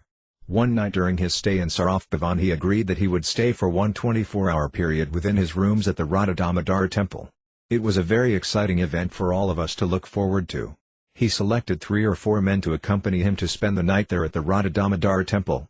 Saraf Bhavan was some distance from Sevakunja, where the Radha Damodara temple is located. During the very early hours of the morning I walked through the streets of Vrindavana and arrived at the Radha Damodara temple. Inside of Srila Prabhupada's sleeping room I could see the light coming through the latticed red stone windows and the wooden shutters. Back and forth he was walking and chanting. Suddenly, very much to my surprise, the wooden shutters burst open, and a shaft of light filled a small corner of the courtyard. Prabhupada stood in his room under one bare light bulb. When he saw me, he asked, "How have you gotten here?" I said that I had walked. "Oh, this is not good," he said. "It is very dangerous in the street. There are so many wild dogs. And there are dacoits. In this quarter a man will kill even for a lota, water pot." So there was some chastisement from Prabhupada on the one hand, but on the other hand he seemed pleased. "So you are chanting japa?" he said. And I said, "Yes, Srila Prabhupada," he said, "that is very nice. So go to the Samadhi of Rupa Goswami and chant there." Then around 4 o'clock other pilgrims were starting to filter in to attend the morning Arati program. Prabhupada came out where we were chanting, and he said that this corner at Radha Damodara temple was just like the hub of the wheel of the spiritual world, it was the center. He requested that his rooms always be well maintained and that they be cleansed daily. Radhanatha, I had only met Srila Prabhupada briefly in Bombay, and then I had gone alone to live in Vrindavana. I had lived there about 6 months with the local people, and it was there that I got real attached to Krishna consciousness. I used to just live on the bank of the river with all the BABAJIS, a very simple life. I know it was just by that initial contact with Prabhupada that seed was planted. One day a big bus full of American devotees having a kirtana pulled into Vrindavana, and I was thinking, oh, here they are again. The first thing I asked was, "Is Prabhupada coming?" And they said, "Yes, Prabhupada is here. He will be speaking tomorrow morning." I was already attracted to a lot of gurus in Vrindavana, Prabhupada's godbrothers and also devotees from other sampradayas. But on the morning when I came for the Bhagavatam class and heard Prabhupada chanting Jaya Radha Madhava, I just sat there and listened. I had never seen anyone with such a quality of love for Krishna. All the great people I had met in India became insignificant when I saw Prabhupada chanting Jaya Radha Madhava. He was so serious and grave, and the quality of his devotion was so intense. I just couldn't believe it. He kept looking over at me every now and then, kind of nodding, because I guess he remembered me from Bombay. Then he spoke, and he was glorifying Vrindavana so nicely. He was talking about how wonderful Vrindavana is, how spiritual the atmosphere is, and he was talking about how careful the devotees must be to take advantage of the atmosphere. From that day I started thinking, this is my Guru Maharaja, just because of the way he spoke. His lecture had been so precise and inclusive that it had encompassed every other philosophy and every other teacher I had ever heard. I could see also that Prabhupada's example was pure, and I could see his disciples were actually giving up sinful life. I used to go to his darsanas every day, although I was still living on the bank of the Yamuna. All the people of Vrindavana were glorifying Prabhupada. They were so proud of him, because the people of Vrindavana are attached to Vrindavana. They love Krishna, and they love Vrindavana, because Vrindavana is the place where Krishna lives. That's their mood. They worship the land of Vrindavana. But they would tell me they appreciated Prabhupada. Most of them would call him Swami Bhaktivedanta. They would say, he's the greatest saint, because he is bringing Vrindavana all over the world. He is making the glories of Vrindavana known to the whole world. Then one day Prabhupada and his disciples went to an asrama in Ramanareddy. I got there late, just as Prabhupada was leaving. He was walking the last 20 yards or so to his taxi, and many Brijabasis were offering their full dandavats in the road. I felt very insignificant, another member of the crowd, and as Prabhupada walked by me I offered my full obeisances also. When I lifted my head to get up, however, I saw Prabhupada's feet were right there in front of me. I thought, oh, my God, Prabhupada is standing right there. I very slowly looked up, and Prabhupada was just standing there looking right at me. He looked me in the eyes for a couple of seconds and then said, "So how long have you been here in Vrindavana?" I said, "About 6 months, Śrīla Prabhupada." He just looked at me again, and he was in a very serious mood, very compassionate, gazing into my eyes. He nodded his head and said, "Do you like it here?" I said, "This is the most wonderful place I've ever been in my life." Then all of a sudden his serious expression just blossomed into the most beautiful smile. His eyes were glistening radiantly, and he looked at me for about 5 or 10 seconds. It seemed like a real long time. I couldn't believe the mercy he was giving me, and then he just replied, "That is very nice. Vrindavana is a wonderful place." And then he walked on. This was very special for me, because most of the devotees were always telling me I was in Maya for staying in Vrindavana and because I was kind of attached to my own program in Vrindavana. I was feeling that the devotees didn't understand, and I was upset with them, thinking that they didn't appreciate the atmosphere. But Prabhupada's words alleviated all my anxieties toward the Hare Krishna movement. It was the most special personal contact. It wasn't what Prabhupada was saying. It was his personal, transcendental concern for me. So then I went to his classes every day and all the darsanas, and there was no doubt in my mind. He very much convinced me on every level of Krishna consciousness. When Prabhupada left, the devotees told me that I should join and go on parikrama with them all around India, and they said that Prabhupada had personally invited me to come. I was unbelievably appreciative that Prabhupada was so merciful, but at the same time I was very attached to Vrindavana. I told them I just wanted to stay here, and if they ever came back I would serve Prabhupada here, but that I didn't want to leave Vrindavana. Soon after that, my visa expired. So I had to leave the country. But before I left, the people of Vrindavana, especially the Babajis, were telling me that Swami Bhaktivedanta had established New Vrindavana in the West. They said, if you have to leave Vrindavana, you should go to New Vrindavana. So whatever you do, don't leave Vrindavana. New Vrindavana and Old Vrindavana are the same, because Swami Bhaktivedanta has created Vrindavana in the West, they said it with great pride. So I left for New Vrindavana. Prabhupada trained his disciples in the etiquette of living in Vrindavana Dhamma. In the holy Dhamma, he said, if one of my disciples drinks from a jug incorrectly and he contaminates the jug, everyone will notice it. Don't be criticized for this uncleanliness, or I will be criticized. It is the duty of the disciple to follow these etiquette habits very austerely. I am putting so much energy into this party in India because I want to train you how to live here. Prabhupada wrote his disciples in the west of his successful tour of Vrindavana. I am currently in Vrindavan with a party of 40 devotees, and we are having daily parikrama of the holy places. We shall return to Delhi tomorrow by coach. The officials and residents of Vrindavan have greeted us very nicely, and they are simply astounded to see our SKP chanting with great jubilation through the city streets. The mayor has publicly proclaimed that I have done something wonderful, and practically speaking, they realize that before I went to the western countries no one there knew about Vrindavan. Now hundreds of visitors and hippies from your country come here to see Krishna's place. The Vrindavan devotees have understood that Vrindavan is now world famous due to my preaching work, so they are all very much appreciating their hometown Swamiji. Delhi, December 1, 1971. Upon his return to Delhi, Śrīla Prabhupāda, along with the 40 disciples who had accompanied him to Vrindavana, stayed at the Birla Mandir. The host offered Prabhupada a small house reserved for special guests in the back of the formal gardens. Meanwhile, political turmoil continued to trouble the nation's capital, as the threat of an all-out war between India and Pakistan increased. Even peaceful Vrindavana had been disturbed, being only 90 miles from Delhi and 34 miles from Agra, with its large military installation. One night, while Śrīla Prabhupada had been staying at Sarath Bhavan, the local authorities had ordered a blackout. Srila Prabhupada and the devotees had been confined to their quarters, the electricity had gone off, and everyone had covered their windows with blankets, so that even the candlelight could not be detected. Nevertheless, despite political agitation and threats of war, Prabhupada had now come to Delhi to preach. On his second day in the city he visited the American ambassador to India, Kenneth Keating, at the American embassy. Srila Prabhupada explained to Mr. Keating the basic philosophy of Krishna consciousness, the distinction between the material body and the self, or soul, living within the body. "You have got this striped coat," he told Mr. Keating, "but I cannot address you Mr. Striped Coat."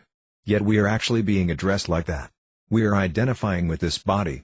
And Prabhupada explained the soul's transmigration through the 8,400,000 species. "That is very interesting," Mr. Keating commented. "I believe in the transmigration of the soul. It is a fact," Prabhupada said.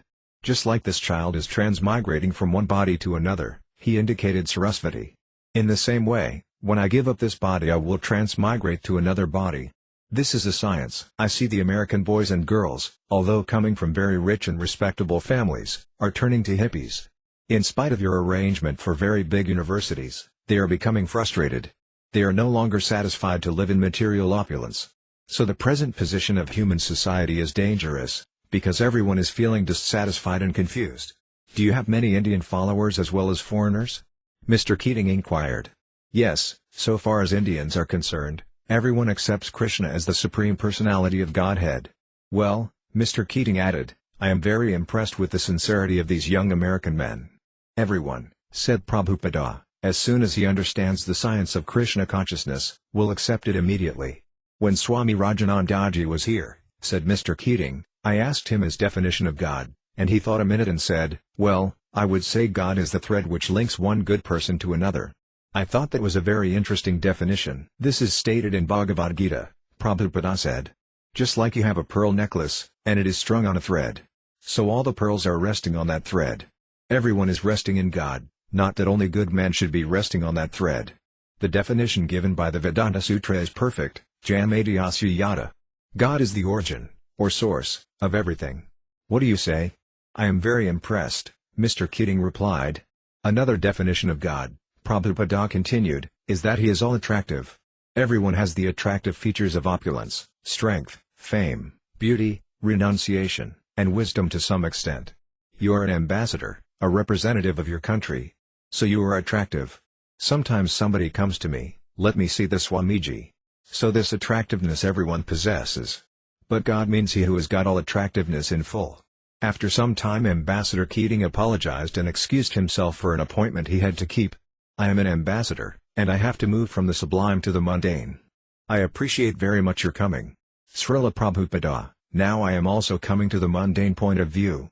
Next time I come back to the USA I wish to see the President. I can write a letter," Mr. Keating offered. "I will be glad to help you." Prabhupada smiled. "You are busy helping the whole world so that peace may come and people may be happy.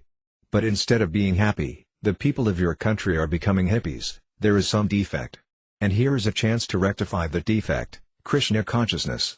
So let us do something tangible, scientific, so that people will become happy." That evening Prabhupada wrote one of his disciples about the meeting, "You may be pleased to know that this morning I met here in Delhi with your American ambassador to India, Mr. Kenneth Keating. He has got very good respect for our movement, and he has promised to help me to arrange a meeting with your president when I shall return to your country perhaps in the late spring. I have requested him to help this movement and that help will save your country from great danger by turning hippies into happies. Let us see what can be done." The next day, while Prabhupada was on his morning walk in the streets of Delhi, he asked a devotee to get a paper from a newsboy passing by on a bicycle. Prabhupada read the headlines, "Emergency declared, 3 enemy planes downed." He had a devotee read aloud, "Pakistan launched a massive attack on the Western Front, bombing 7 Indian airfields and crossing the ceasefire line in strength in Poonch." The Prime Minister in her broadcast late tonight described it as a full-scale war launched by Pakistan against India. Earlier the President had declared national emergency. The national emergency had international implications, with America cutting off supplies to India and supporting Pakistan, China threatening India, and Russia supporting India. "This war will not last long," Srila Prabhupada said immediately. "It will soon be finished. And Pakistan will lose." Later that night he heard Indira Gandhi's broadcast over the radio, I speak to you at a moment of great peril to our country and our people. Today a war in Bangladesh has become a war on India. This imposes on me, my government and the people of India a great responsibility. We have no other option but to put our country on a war footing. Prabhupada was not alarmed. War was not the only ugly reality. Birth, death, old age, disease, and so many other material sufferings were inevitable, war or no war. Prabhupada continued to follow the news, however, and some days Siamis Sundara would purchase for him 3 or 4 different newspapers. After a few days at the Birla Mandir, Prabhupada and his party moved to a dharmasala in the Kamalanagar district of Old Delhi. There Prabhupada delivered what the devotees later referred to as the blackout lectures. While black-painted newspapers and blankets covered the windows and combat jets flew overhead, Prabhupada would speak by candlelight to his disciples. The propensity to fight is very strong in this age of Kali, he said, and the population is becoming so sinful that they are trying to accumulate atomic weaponry for ultimate destruction of humanity. Sometimes Prabhupada would ask a disciple to speak to the group also. No guests were present, since during blackouts no one could walk the streets, and on some nights the police pounded on the door demanding the devotees extinguish even their candles.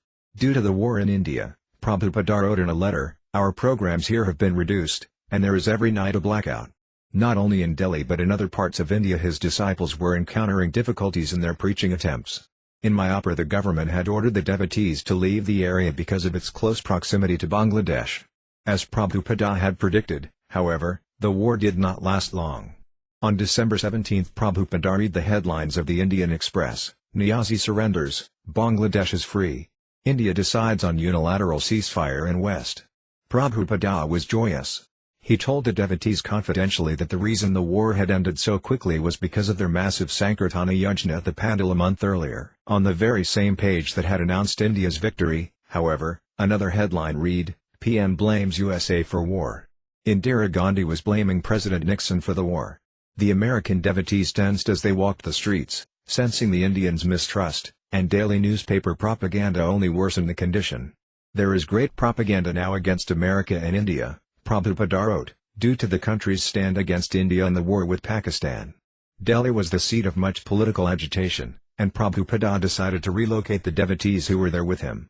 Although his disciples were peaceful and far from being politically active, he sent some to Calcutta, while others accompanied him to Bombay.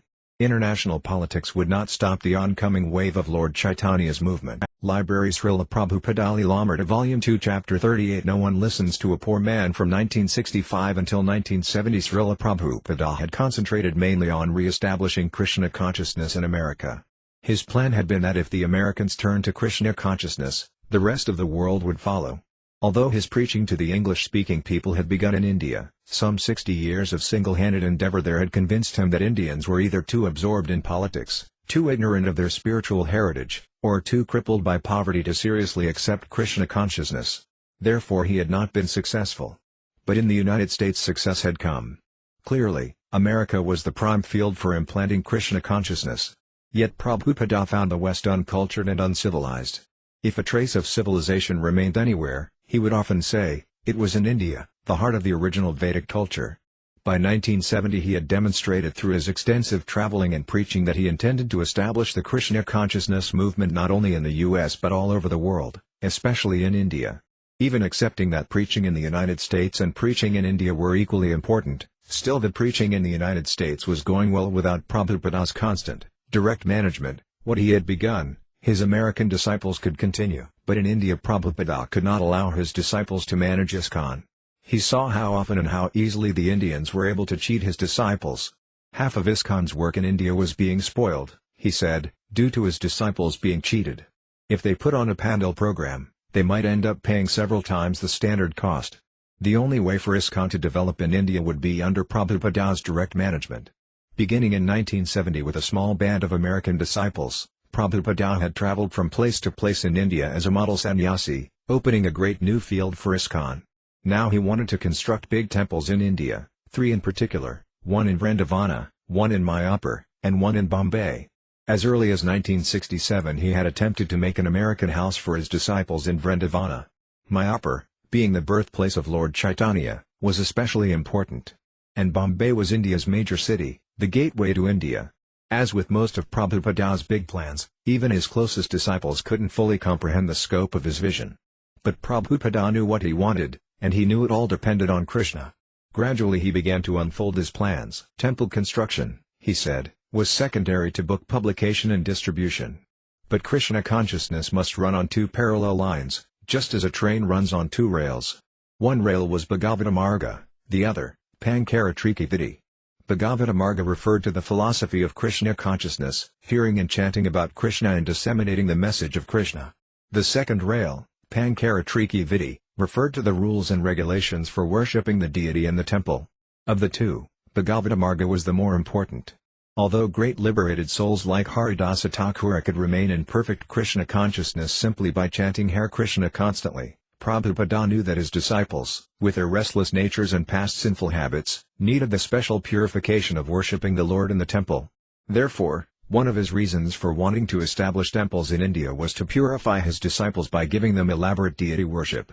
Temples, however, were also for preaching. No one listens to a poor man, Prabhupada would say. And he therefore wanted to construct palatial buildings, to attract the masses to Krishna consciousness. Especially he wanted this in India, where the tradition of temple worship still existed. Building temples and worshipping the deity was secondary to publishing and distributing books, but it was not to be neglected. Prabhupada prepared to give temple construction in Mayapur, Vrindavana, and Bombay as much of his attention as necessary. Bombay, November 1971. For a year the devotees had been living at the Akash Ganga address, 2 apartments on the 7th floor of a building in the heart of Bombay. But Prabhupada was not satisfied with this. He wanted land in Bombay, to build on and to expand. He was determined. Instead of his usual morning walks, he would take long rides in his car to observe various parts of the city. Because many of the ISKCON life members lived in aristocratic Malabar Hill, Prabhupada's disciples thought it a good place for a temple. On several occasions Prabhupada rode to the top of Malabar Hill and walked around various properties, considering certain large buildings as possible temples. But for one reason or another he judged them all unacceptable.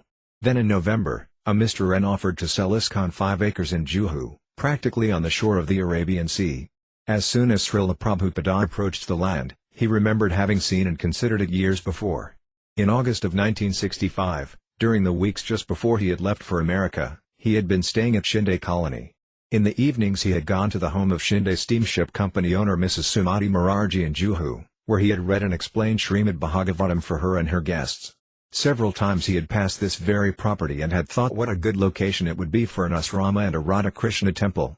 Although his attention had been absorbed in the task of leaving India, he had still considered the Juhu land. Now he was again in Juhu, reconsidering the same land he had noticed years before. He took it as a reminder from Krishna. The land was overgrown with tall grasses and bushes, and many coconut palms stood throughout. In the back of the property were several tenement buildings. The land bordered on Juhu Road, the main traffic artery back to Bombay, 18 miles to the south. A broad expanse of beach on the Arabian Sea was a brief walk away. The location was good, peaceful, yet not remote. Several 5-star hotels bordered the nearby beach, and developers were beginning work on other hotels and apartment buildings. When Prabhupada walked along the beach, he liked even more the idea of buying the land. Rich men had weekend homes on the beach, and thousands of Bombayites would be out enjoying the beach on Sundays. Daily, hundreds of Juhu residents used the long, broad seashore for morning walks before going to work. Almost always people were strolling or gathering there, and yet the beach was clean. The mild waves and open skies were inviting. The locale was ideal not only for hotels, but for a Krishna-conscious center. Prabhupada wanted the Juhu land, and although his disciples continued to show him houses in Malabar Hill, he didn't change his mind. His disciples wanted whatever he wanted, yet they had trouble developing enthusiasm for a property so far from the city and with no available housing or temple facility. Mr. N, the owner of the 5-acre plot, had set a reasonable price and seemed friendly and sincere. Yet risks were involved in such transactions, and in this case, Prabhupada even found reasons for suspicion. Through his lawyer, he learned that Mr. N had previously entered into an agreement to sell this same land to the C Company but had later cancelled the agreement. The C Company had then filed a suit against Mr. N for breach of contract. If the Bombay High Court decided in the C Company's favor, the land would be awarded to them. When Prabhupada's secretary questioned Mr. N about this entanglement, Mr. N assured him the C Company could not win the suit, but that in any case, ISKCON could withhold a certain portion of their payment until the litigation with C was settled. Mr. N was a well-known figure in Bombay. Formerly the Sheriff of Bombay, an honorary judicial police position. He was now publisher editor of one of the largest daily English newspapers in Bombay. He was wealthy, owning several properties in Juhu and Bombay, and influential, not a man one would want to oppose. To purchase the Juhu land under the present circumstances required boldness. In late December, Prabhupada met with Mr. and Mrs. N. at their home in the Theosophical Colony in Juhu. Mr. N's home was on the beach, and thus the visit afforded Prabhupada another opportunity to appreciate the value and beauty of Juhu Beach, with its border of palms leaning toward the sea. The Theosophical Colony was a private neighborhood of attractive homes with luxuriant lawns and flower gardens and many exotic birds. Ashoka trees grew on either side of Mr. N's driveway, and a line of palm trees, standing just inside the massive stone wall, encircled the property. A gardener opened the gate for Prabhupada and the few disciples with him. Mr. N was a short, stocky man with a receding hairline. His hair was clipped short, and his round face was pockmarked. He appeared to be in his 50s. Mrs. N had a fair complexion and, unusual for an Indian, wore her hair short. Prabhupada had brought flower garlands and prasadam from the Radha Krishna deities of ISKCON Bombay, and these he offered to Mr. and Mrs. N. Mr. N invited his guests to sit with him and his wife on the front porch, which faced a picturesque garden. Śrīla Prabhupada openly expressed his appreciation of the Juhu land but admitted he had very little money. Mr. N, however, seemed inclined toward Prabhupada and said he wanted to sell him the property. Quickly they reached a verbal agreement. To Mrs. N, however, the agreement seemed too liberal. But when she objected, her husband overruled her. Prabhupada and Mr. N agreed on a down payment of 200,000 rupees. After making the down payment, ISKCON would immediately receive the conveyance. ISKCON would pay the remaining balance of 1,400,000 rupees later, in regular installments. Prabhupada negotiated further regarding the down payment, offering to pay 50,000 rupees now and another 50,000 later, at which time ISKCON would be allowed to move on to the land. As soon as they paid the remaining 100,000 rupees, the down payment would be complete, and Mr. N would give them the deed. Mr. N agreed. Śrīla Prabhupada was always one to think carefully over such business transactions. He had said that if a businessman tells you, "Sir, for you I am making no profit," you should know he is lying. Therefore, even in ISKCON's early days in New York City, when the real estate shark Mr. Price had posed as a well-wisher of the devotees, Prabhupada had been suspicious. Mr. Price had, in fact, cheated the devotees, despite Prabhupada's warnings to them. Now, as then, Prabhupada was suspicious. But he wanted the Juhu land and would take the risk. Prabhupada had taken similar chances. At Jhansi in 1953 he had occupied a building, although he had little legal standing or financial security. And in his first storefront in New York, as well as in his largest building to date, the Watsika Avenue Church in Los Angeles, he had moved in without assurance of the monthly payments. Practically the entire success of his movement had come by his taking one risk after another for Krishna. When the devotees in Boston had written to Prabhupada that they had rented a big house for $1,000 a month, calculating that they would be able to make the payments by dramatically increasing their back-to-Godhead sales, Prabhupada had approved and had even commended their example to others. So if some risks were involved in Bombay, that was only natural. Once committed to the land, Prabhupada began to unfold his vision for a grand project in Bombay. On December 22 he wrote to Yamuna, "Here in Bombay we have got good prospects to purchase a very large land in Juhu for very cheap price, just in the middle of a rich neighborhood. We shall build our camp there and begin constructing a temple immediately, and later on we shall develop a large hotel and school. There is also a chance of getting a nice bungalow in Bombay city also. So in general we shall make our headquarters in Bombay, and also build up Vrindavan and Mayapur." While devotees around the world delighted to hear Prabhupada's plan for a Bombay center, devotees in Bombay had mixed feelings. To envision a temple rising from what was little more than a jungle tract was not easy. Nor was it easy to envision the 5-star ISKCON hotel Prabhupada spoke of. The tenement buildings in the rear of the land were fully occupied, and according to Indian law, the tenants could not be removed. If the devotees moved onto the land, they would have to erect temporary housing, maybe even a temporary temple, and the land was mosquito-ridden and teeming with rats. Juhu was a small, almost isolated neighborhood, without wealthy ISKCON supporters. Although Prabhupada, and land speculators, predicted that Juhu would grow, at present it was only a village of about 2,000. To reside at Juhu would be a drastic contrast to the comfortable Akash Ganga building in downtown Bombay. Tamala Krishna explained to Prabhupada, "We are Westerners. We cannot live like this. We need doorknobs and running water. Don't you want to become purified?" Prabhupada replied. When the Bombay devotees learned of Srila Prabhupada's response to Tamala Krishna, the words "don't you want to become purified?" went deep into their hearts. They knew that Prabhupada was asking them to become more austere, and that it was for their ultimate benefit. They began to regard moving to Juhu as a formidable spiritual challenge rather than a drudgery. Developing the Juhu property was important to their spiritual master, and it was something greater and more wonderful than they at present realized. Prabhupada knew he was asking his disciples to make a great sacrifice, but he could not avoid it. To preach Krishna consciousness, a devotee had to be prepared to tolerate many difficulties. And whatever difficulties he was asking his disciples to undertake, he was prepared to undertake to a much greater degree himself. On the one hand, he didn't think that living on the undeveloped Juhu property would be too difficult for his disciples, provided they maintained cleanliness and chanted Hare Krishna. Yet he knew that because they were Westerners, they would find it hard. A preacher, nevertheless, had to make sacrifices, not artificially or arbitrarily, but to expand the Krishna consciousness movement. Sometimes serving Krishna was pleasurable, sometimes difficult. In either case, a devotee had but to do the needful, acting as a menial servant of the spiritual master. Prabhupada counseled his Bombay disciples, impressing on them his vision for ISKCON Bombay. Although all of them were ready to follow his decision, some of them had been feeling doubtful and weak-hearted. Seeing their spiritual master's commitment to the project, however, they vowed to give up their separatist mentalities. Prabhupada then left for Jaipur, for a week's preaching engagement at the Radha Govinda Temple. Jaipur, January 12, 1972. Jaipur is an ancient city in the state of Rajasthan. Occasionally some of Prabhupada's disciples would go there to purchase marble Radha Krishna deities for ISKCON temples in India and around the world. The devotees in ISKCON centers in Detroit, Toronto, Dallas, as well as throughout Europe, wanted to install Radha Krishna deities and, with Srila Prabhupada's permission, were ordering murtis from Jaipur. On such an errand, two women, Kausalya and Srimati, had gone to Jaipur in January of 1972 on behalf of the New York City Temple.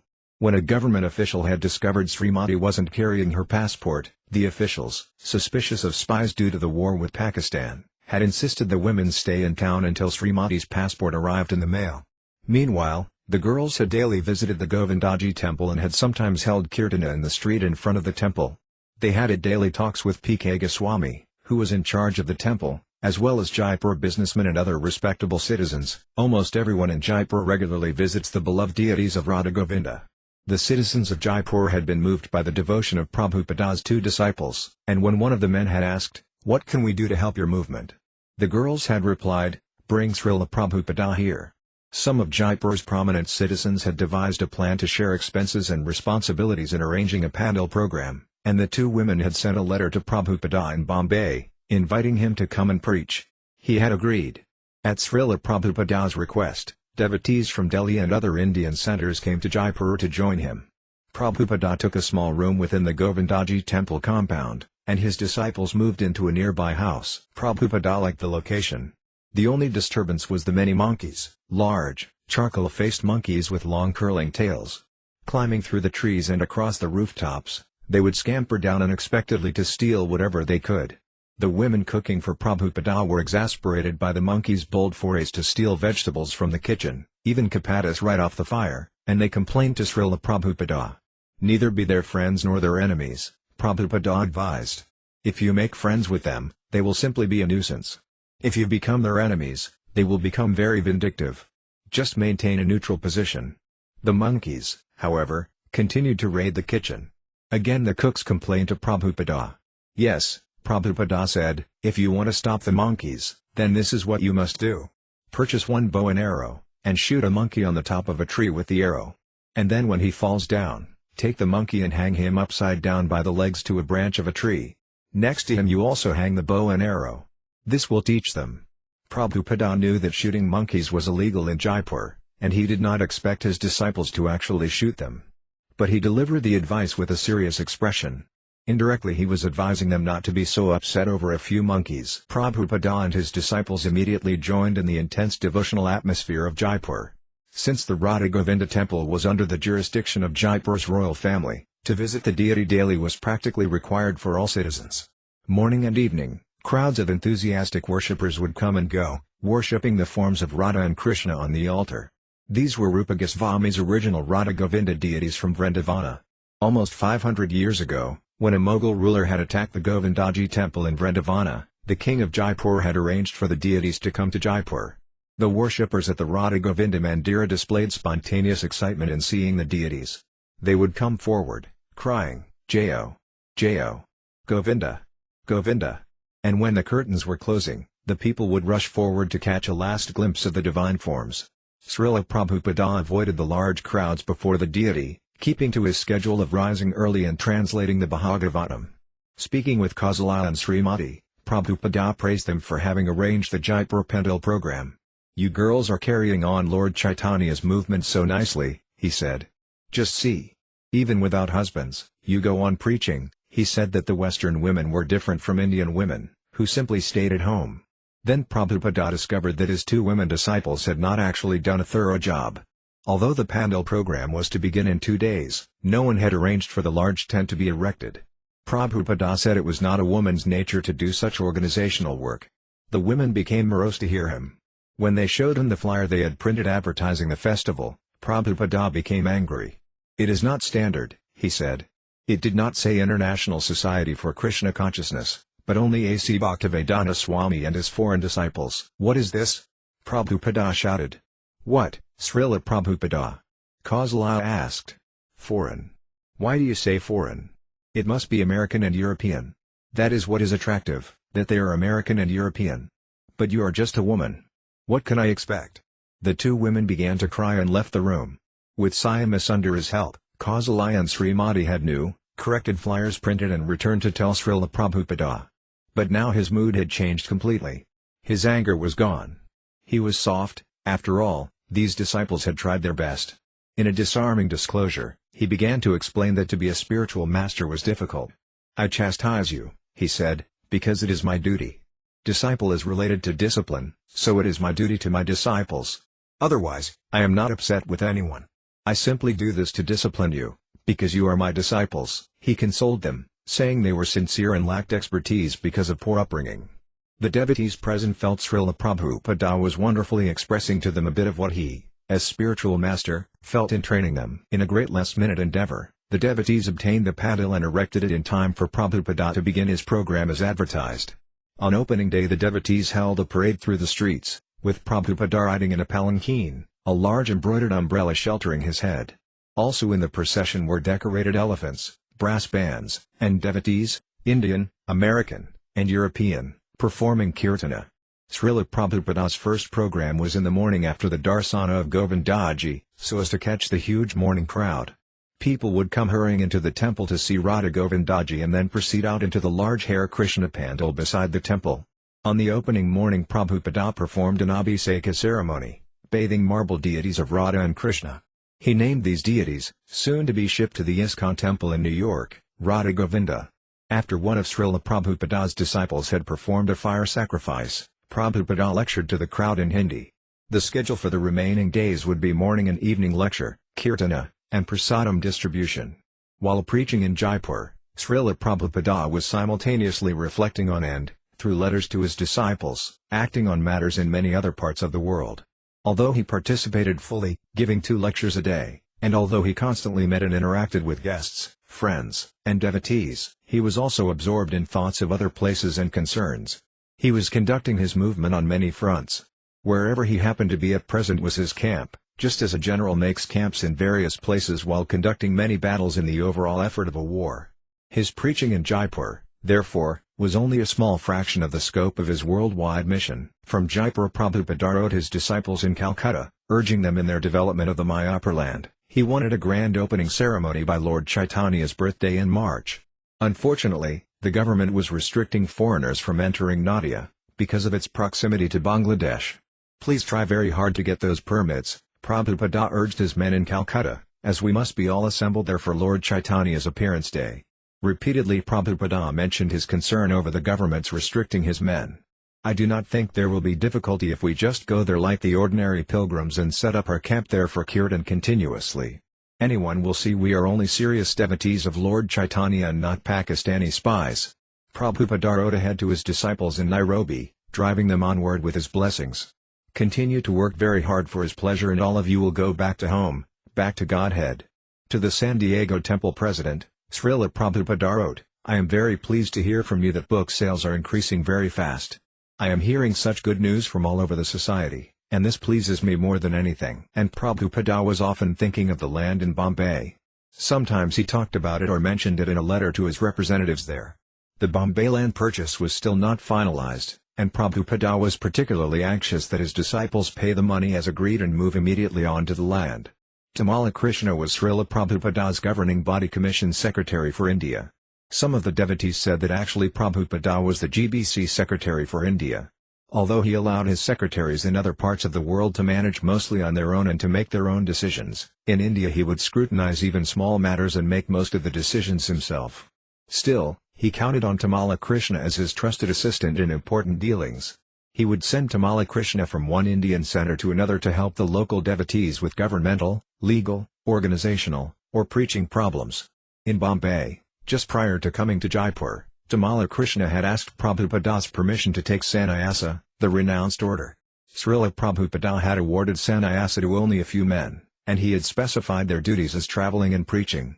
Taking sannyasa, therefore, not only meant giving up wife and family but also renouncing managerial posts. At the same time as Prabhupada had set up his governing body commission, he had also initiated several sannyasis, purposefully not appointing any of them, even though they were some of his most able men, as GBC secretaries. The Gazas were to manage the temples as presidents and GBC secretaries, and the sannyasis were to travel and preach. Śrīla Prabhupada, therefore, had to carefully consider whether or not to give Tamala Krishna sannyasa and thus lose his GBC secretary for India. On principle, Śrīla Prabhupada liked the idea of giving Tamala Krishna sannyasa. If a young man was actually qualified to give up family life and to use his intelligence and energy in preaching Krishna consciousness, then Prabhupada was always ready to encourage it. The world was in dire need of Krishna consciousness, and even hundreds of sannyasis would still not be enough. On these grounds, how could he not appreciate the request of one of his leading disciples to take sannyasa? But first he would test Tamala Krishna's determination. Tamala Krishna was insistent. Seeing that Prabhupada would not make a commitment, Tamala Krishna had adopted the tactic of presenting himself before Prabhupada early in the morning without saying a word. In Bombay he had entered Prabhupada's room, led the Mangala Arati before the deities, and then sat silently before Śrīla Prabhupada. Knowing the mind of his disciple, Prabhupada could understand that Tamala Krishna was not only determined but obstinate. After several days of tolerating Tamala Krishna's silent insistent presence every morning, Prabhupada had finally agreed to consider seriously the request. Prabhupada was also concerned with Madhuri Devi Dasi, Tamala Krishna's wife. She was an attractive, intelligent girl who had given her life to Krishna consciousness, and Tamala Krishna, by his own choice, had married her only a year ago. Spiritually, Madhuri was Śrīla Prabhupada's daughter, and Prabhupada wanted to protect her from undue disturbance. Even as householders, Tamala Krishna and his wife had been renounced, traveling with Prabhupada throughout India, with little time or facility for private life as husband and wife. Tamala Krishna had been in Bombay when Swami Sundara had informed him that Prabhupada had mentioned in a letter to Brahmananda Swami in Africa that Tamala Krishna might take sannyasa. Spurred on, he had left his wife in Bombay and joined Prabhupada in Jaipur. On leaving, however, Tamala Krishna had asked Madhuri for his personal copies of the first 3 volumes of Srimad Bhagavatam, signed by Śrīla Prabhupada. Madhuri had become suspicious. She had asked why he wanted them. "I just want to read them," Tamala Krishna had answered. But she had suspected the worst. "No, you're not coming back." But assuring her that he would definitely be returning, he had left for Jaipur. Once with Śrīla Prabhupada, Tamala Krishna again resumed his silent insistence. Whenever there would be an open meeting in Prabhupada's room, the GBC leaders would usually sit in a privileged position near Prabhupada, so as to best receive direct instruction. Tamala Krishna, however, would simply sit outside the door. The first time he did this, Prabhupada looked up and said, "Tamala Krishna, you are sitting outside? That is very nice," and the other devotees took it that Prabhupada was praising his disciples' humility. When on one occasion Prabhupada addressed Tamala Krishna as Tamala Krishna Maharaja, the devotees were startled. The women devotees in Jaipur, being close friends with Madhuri, became angry at what they took to be Tamala Krishna's duplicity. Although Prabhupada had not given permission, Tamala Krishna went ahead with his plans, even to the point of preparing his sannyasa danda and dyeing his clothes. The women were outraged. Madhuri was not even there to represent herself. Altogether the women went to see Śrīla Prabhupada, who patiently and sympathetically heard their presentation. Then Prabhupada called for Tamala Krishna and said, "Your wife is my daughter, my disciple, and I have to think for her also. So I do not know how I can do this, because she will be in great difficulty." Tamala Krishna argued, but Prabhupada pacified him and asked him to be patient. The sannyasa issue had become a topic of controversy among the devotees in Jaipur. The men were rooting for sannyasa, and the women were opposed. Prabhupada, however, remained grave. Throughout the week-long festival large crowds continued to come for Prabhupada's morning and evening lectures. Prabhupada would chant prayers from Brahma Samhita and then lecture in Hindi. Not only did the citizens of Jaipur honor Prabhupada, but they honored his disciples also. Here, more than in most other Indian cities, the devotees were treated not as foreigners or outsiders but as sadhus. "This whole city is made of devotees of Radha Govindaji," Prabhupada commented. The police chief, who visited often, was cordial and respectful. As Prabhupada and his disciples went from place to place in Jaipur during the day, policemen would salute them, halting traffic to let them pass. People invited Śrīla Prabhupada to their homes, and they treated him like a king. Prabhupada had also asked several women devotees to carefully observe the deity worship in Jaipur. They informed him they had observed that every night the deities were dressed in night clothes and that their clothes were also changed at two other times, in the morning and in the afternoon. The women told Prabhupada how a priest offered the deities scented oils on cotton-tipped sticks, which the priests would later offer, along with flower garlands from the deities, to the incoming worshippers in exchange for fresh garlands. These devotional practices were standard, Prabhupada said, and could be introduced throughout ISKCON. Each evening Prabhupada spoke at the pandal, and often a respectable Jaipur citizen would introduce him.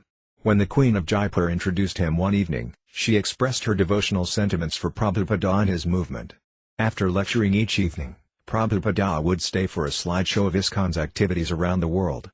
One night during the slideshow, Śrīla Prabhupada called Tamala Krishna over beside his Vyasashana. "Taking sannyasa will be difficult now," he said softly. "Your wife will suffer too much." He sat back a moment while Tamala Krishna took in what he had said. Then Tamala Krishna leaned forward and said with determination, "One way or another, Śrīla Prabhupada, she's going to suffer. Either she'll suffer now when I take sannyasa, or if I take sannyasa later on, she will be just as unhappy. There will never be a time when she'll want me to. So since the feeling is going to be the same, it might as well come now. Free me. She'll get over it." Prabhupada said no more, but he remained thoughtful. Later that night after the pandal program, he called for his sannyasi disciples, Subala, Madhudvisa, Gargamani, and Devananda, and for his personal secretary, Syamasundara. Gathering them together along with Tamala Krishna, he said, "Tamala Krishna wants to take sannyasa. So what is your opinion? Should he take or not?" Everyone agreed he should. Finally, Prabhupada consented. "You will have to prepare things," he said. "Things are prepared already," Tamala Krishna said. "Then," said Prabhupada, "tomorrow morning we must have the ceremony." The next morning Prabhupada performed a special ceremony in the pandal, lighting the sacrificial fire and offering Tamala Krishna the sannyasa danda. The women were angry with Tamala Krishna, but it was too late. After the ceremony Prabhupada called Tamala Krishna Maharaja to his room. "You have given up a very good wife and a high position. Therefore I am giving you the title Goswami. Now you have to be in the same mood as the Goswamis, being able to preach all over the world and accept disciples." Suddenly Prabhupada began to laugh. "I have been testing you," he said, "to see whether or not you were determined. So what will you do?" "I thought I would go with my danda," said Tamala Krishna Goswami, "and, without anybody else, simply wander from city to city in India and preach about Krishna, without any vehicle or anything, just like Lord Chaitanya did." "Very good," Prabhupada said. Tamala Krishna Maharaja offered obeisances and walked out. Scarcely an hour later, however, Prabhupada called him back. "This is not a very good proposal," he said. "If you want to do something, you should have some assistance and facilities at your disposal." Prabhupada then assigned a couple of brahmacharis to go with Tamala Krishna Maharaja for preaching. He also gave his new sannyasi his first assignment. Immediately after Jaipur, Prabhupada was planning to go to a festival in Nairobi, Africa, yet in Ahmedabad another program awaited him. "You go on my behalf to Ahmedabad," said Prabhupada. At Tamala Krishna Goswami's sannyasa initiation, Śrīla Prabhupada had given him the sannyasa mantra, a verse that describes the surrendered, devotional attitude of the Vaisnava sannyasi. Vaisnava sannyasa emphasizes engaging one's body, mind, and words in ecstatic service to Krishna, as distinguished from the sannyasa of the impersonalists, who speculate on Brahman or sit alone in silent meditation. The Vaisnava sannyasi, by taking shelter of the lotus feet of Krishna, crosses the ocean of nescience and brings others across with him. As Śrīla Prabhupāda was demonstrating, a Vaisnava sannyasi should travel all over the world, working with all his might to reclaim the fallen souls on behalf of Lord Krishna. Vaisnava sannyasa meant coming to places like Jaipur and preaching. It meant worshipping Govindaji in the temple, and it meant sending Radha Govinda to be worshipped by the devotees in New York City. It meant allowing women an equal opportunity to become pure devotees in Krishna consciousness. And it meant separating a man from his wife for the higher purpose of sannyasa. Śrīla Prabhupada, although beyond the Varnasrama designation of sannyasa, was nevertheless the best sannyasi and the creator of many other sannyasis, whom he instructed to follow in his footsteps. He said his sannyasis should do even more than he, make more followers, publish more books, and establish more ISKCON centers. Bombay, January 24, 1972. On returning to Bombay, Prabhupada was disappointed to find that the devotees had neither paid Mr. N nor moved to Juhu. Madhudvisa Swami, whom Prabhupada had put in charge, frankly admitted his inability to accept the responsibility for such a difficult project. The disciple Prabhupada had originally deputed to handle such affairs was Tamala Krishna Maharaja. But now that he had taken sannyasa, he had renounced his GBC duties for traveling and preaching, and Prabhupada was without a manager for Bombay. Already Prabhupada was doing most of the managing, but he couldn't do everything. He couldn't stay constantly in Bombay. Searching for a veteran disciple to manage Juhu, Prabhupada thought of Brahmananda Swami, who was still preaching in Nairobi.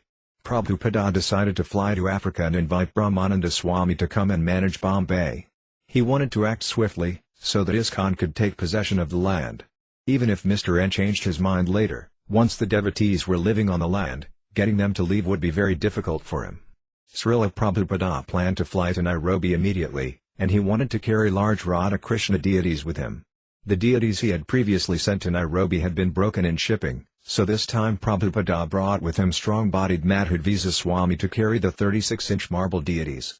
With special permission from the airlines, Prabhupada boarded, followed by Madhudvisa Swami, who held in his arms the 100-pound deity of Krishna. After setting Krishna in place beside Prabhupada's seat, Madhudvisa Swami left the plane and came back carrying Radharani. Prabhupada passed most of the flight debating with Madhudvisa Swami, who took the position of the impersonalist. Prabhupada would always defeat him. "This is how you become a preacher," Prabhupada said. "You must be able to take both sides of the argument and defeat your adversary. This is what Lord Chaitanya would do." Since Prabhupada's first visit to Nairobi 4 months ago, Brahmananda Swami and a few American devotees had rented a house near the city. They had recruited some African devotees but had not yet developed the temple and asrama. Barely able to maintain their own simple program, they were unprepared to receive Śrīla Prabhupada properly. Typical of Prabhupada's stay in Nairobi was his arrival. No one was at the airport to meet him. The devotees were not even sure if Prabhupada was coming. Prabhupada's secretary had phoned Brahmananda Swami that Prabhupada was willing to come to Kenya but that Brahmananda Swami should try to arrange a meeting with the president and schedule a big Pandal festival. Brahmananda Swami, however, had never received a clear message of when Prabhupada was coming. At the airport, Prabhupada and Madhudvisa Swami carefully put the Radha Krishna deities into a taxicab and rode with them to the address of the ISKCON center. Prabhupada rang the doorbell, and when Brahmananda Swami opened the door and saw his spiritual master, he cried out, "Prabhupada!" and bowed down. "What happened?" Prabhupada asked, standing beside Radha and Krishna. "Why no one came to pick us up at the airport?" Brahmananda Swami was unable to reply. No sooner did Prabhupada arrive than his assistant, Madhudvisa Swami, became bedridden with hepatitis. Prabhupada had left his regular secretary, Syamasundara, in India to work on a legal case concerning the Mayapur land, so he was now without a personal assistant. In Nairobi, Prabhupada followed his usual schedule of bathing in the afternoon and then putting on fresh clothes, but one day after his bath he found that no clothes were ready. When he asked for them, Brahmananda Swami explained that the African servant had washed them and put them on the line to dry. But when Brahmananda Swami had gone to get them, they hadn't been there. Apparently someone had stolen them from the clothesline. Prabhupada tolerated the inconvenience without any display of emotion. That evening, when the devotees of ISKCON Nairobi gathered in the temple to hear Prabhupada speak from Bhagavad Gita, Prabhupada saw the different items of stolen clothing on the African boys. One boy wore the kurta, another the top piece, and another the dhoti. Prabhupada pointed this out to Brahmananda Swami, who immediately took the boys out and retrieved the clothing from them. When Brahmananda Swami returned the clothes, Prabhupada didn't seem to take the offense seriously, but only laughed. Prabhupada did not laugh, however, at the Nairobi devotees' bad cooking. When they served him white maize mush, he called it pig food, and the hard, white chickpeas, he said, were suitable only for horses. Then Hari Kripa, a black devotee from America, went to the kitchen, boiled some vegetables, and served them to Prabhupada without any spicing. Prabhupada called it dog food. "You are still an uneducated African," he told Hari Kripa. And he went into the kitchen to cook for himself. Almost a dozen devotees joined him, watching him cook a complete meal of dal, rice, chapatis, and sabji. He cooked enough for all the devotees, and everyone was satisfied. Bad cooking and stolen clothing, however, continued to be problems during Prabhupada's week-long stay in Nairobi. Brahmananda Swami found that Prabhupada was mostly absorbed in his Bombay project. "The only reason I've come," Śrīla Prabhupada told Brahmananda Swami, "is to get you for this." Once he asked Brahmananda Swami, "Which is the most important city in India?" "Calcutta?" Brahmananda replied. "Calcutta?" Prabhupada looked at him oddly. "Don't you know Bombay is number 1? Delhi is number 2, and Calcutta is number 3. Prabhupada encouraged Brahmananda Swami to return with him and take charge of the Bombay project. "This Bombay project," he said, "would be unique within ISKCON, incorporating the religious with the cultural in a gorgeous temple, international hotel, theatre, and diorama exhibition." Seeing Prabhupada's strong desire, Brahmananda Maharaja agreed to somehow relinquish his Nairobi responsibilities to others and help in Bombay. In yet another way, Prabhupada's visit to Nairobi connected with his Bombay project. When Brahmananda Swami and Saivana showed Prabhupada the Nairobi Hilton, a modern building with twin round towers, Prabhupada liked the design and wanted to give it to his architect for the Bombay Hotel and Temple. Prabhupada, Brahmananda Swami, Bhagavata, and an African devotee were walking in Nairobi's public gardens. On being introduced to Prabhupada, the African had inquired, "If I want to, can I get married?" "Oh, yes," said Prabhupada. "But Prabhupada," the boy continued, "if you want to get married in our community, the boy has to pay money to the father of the bride." This was exactly opposite the Vedic system, Prabhupada replied, wherein the father of the bride presents a dowry to a son-in-law. Hearing this, Prabhupada's new disciple looked worried. He asked, "Then, will you give me money when I want to get my wife? Because I'm not working now, I'm just working for you. When I want to get my wife, will you give me money?" Prabhupada shook his head. "You don't worry about all of this," he said, "whether you'll get a wife, or whether you'll get money, or this or that. Later on, when it is time for you to get married, I will bring one American girl, and you will marry her." Wherever Prabhupada turned in his fledgling Nairobi temple, he found neophyte disciples and discrepancies. Walking into the Brahmacharya asrama, he found books, boards, and paint cans scattered about the room. When he said things should be kept more neatly and orderly, the temple commander, Hari Kripa, replied, "Prabhupada, I try to tell them, but these boys don't listen to me." Prabhupada bent down and picked up some pieces of wood. "If they don't do it," he said, "then you should do it. Put these over here." And Prabhupada began engaging all the men present. Within 5 minutes the room was neat. The World Hare Krishna Movement Festival at Nairobi's City Stadium was a combination success and failure. Although Brahmananda Swami had managed to see many highly posted government officials and diplomats, many of whom had promised to attend the festival, none of them actually appeared, except for Mr. Wakamura, Kenya's Director of Education. But an audience of several hundred attended Kirtana, heard Prabhupada's speech, and took prasadam. Although the devotees had invited the leading Kenyan citizens to enhance the glorification of Krishna, their honored guest, Mr. Kamora, used the opportunity to speak in praise of Kenya. Nevertheless, he spoke highly of Prabhupada and the Krishna consciousness movement. Regarding Bhagavad Gita, he said, "Your learned founder has made this great book available in the English tradition with an erudite commentary." Śrīla Prabhupada also attended other engagements in and around Nairobi. He told his Nairobi disciples that in preaching to the Africans they should stress the chanting of Hare Krishna by holding public kirtanas. Lord Chaitanya, he said, spoke philosophy only with learned scholars like Sanatana and Rupa Goswami, never with ordinary men. "Just chant Hare Krishna," he said. This should be appreciated. Śrīla Prabhupada installed the deities of Radha Krishna and named the Nairobi temple Kirata Sati, a place for purifying the Aborigines. One day shortly after the deity installation, however, Prabhupada walked into the temple room and was shocked to find the deities out of their proper place in the center of the altar. Krishna was standing to the far left beside the bottom step leading up to the altar, and Radharani stood to the far right. "Who has done this?" Prabhupada called out loudly. Bhagavata came running into the temple room. He also was astonished.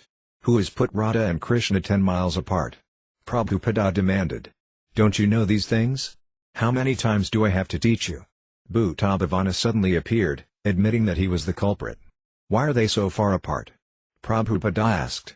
"I don't know, Śrīla Prabhupada," said Bhuttabhavana. "I guess I just forgot. I was being rushed to go to the festival."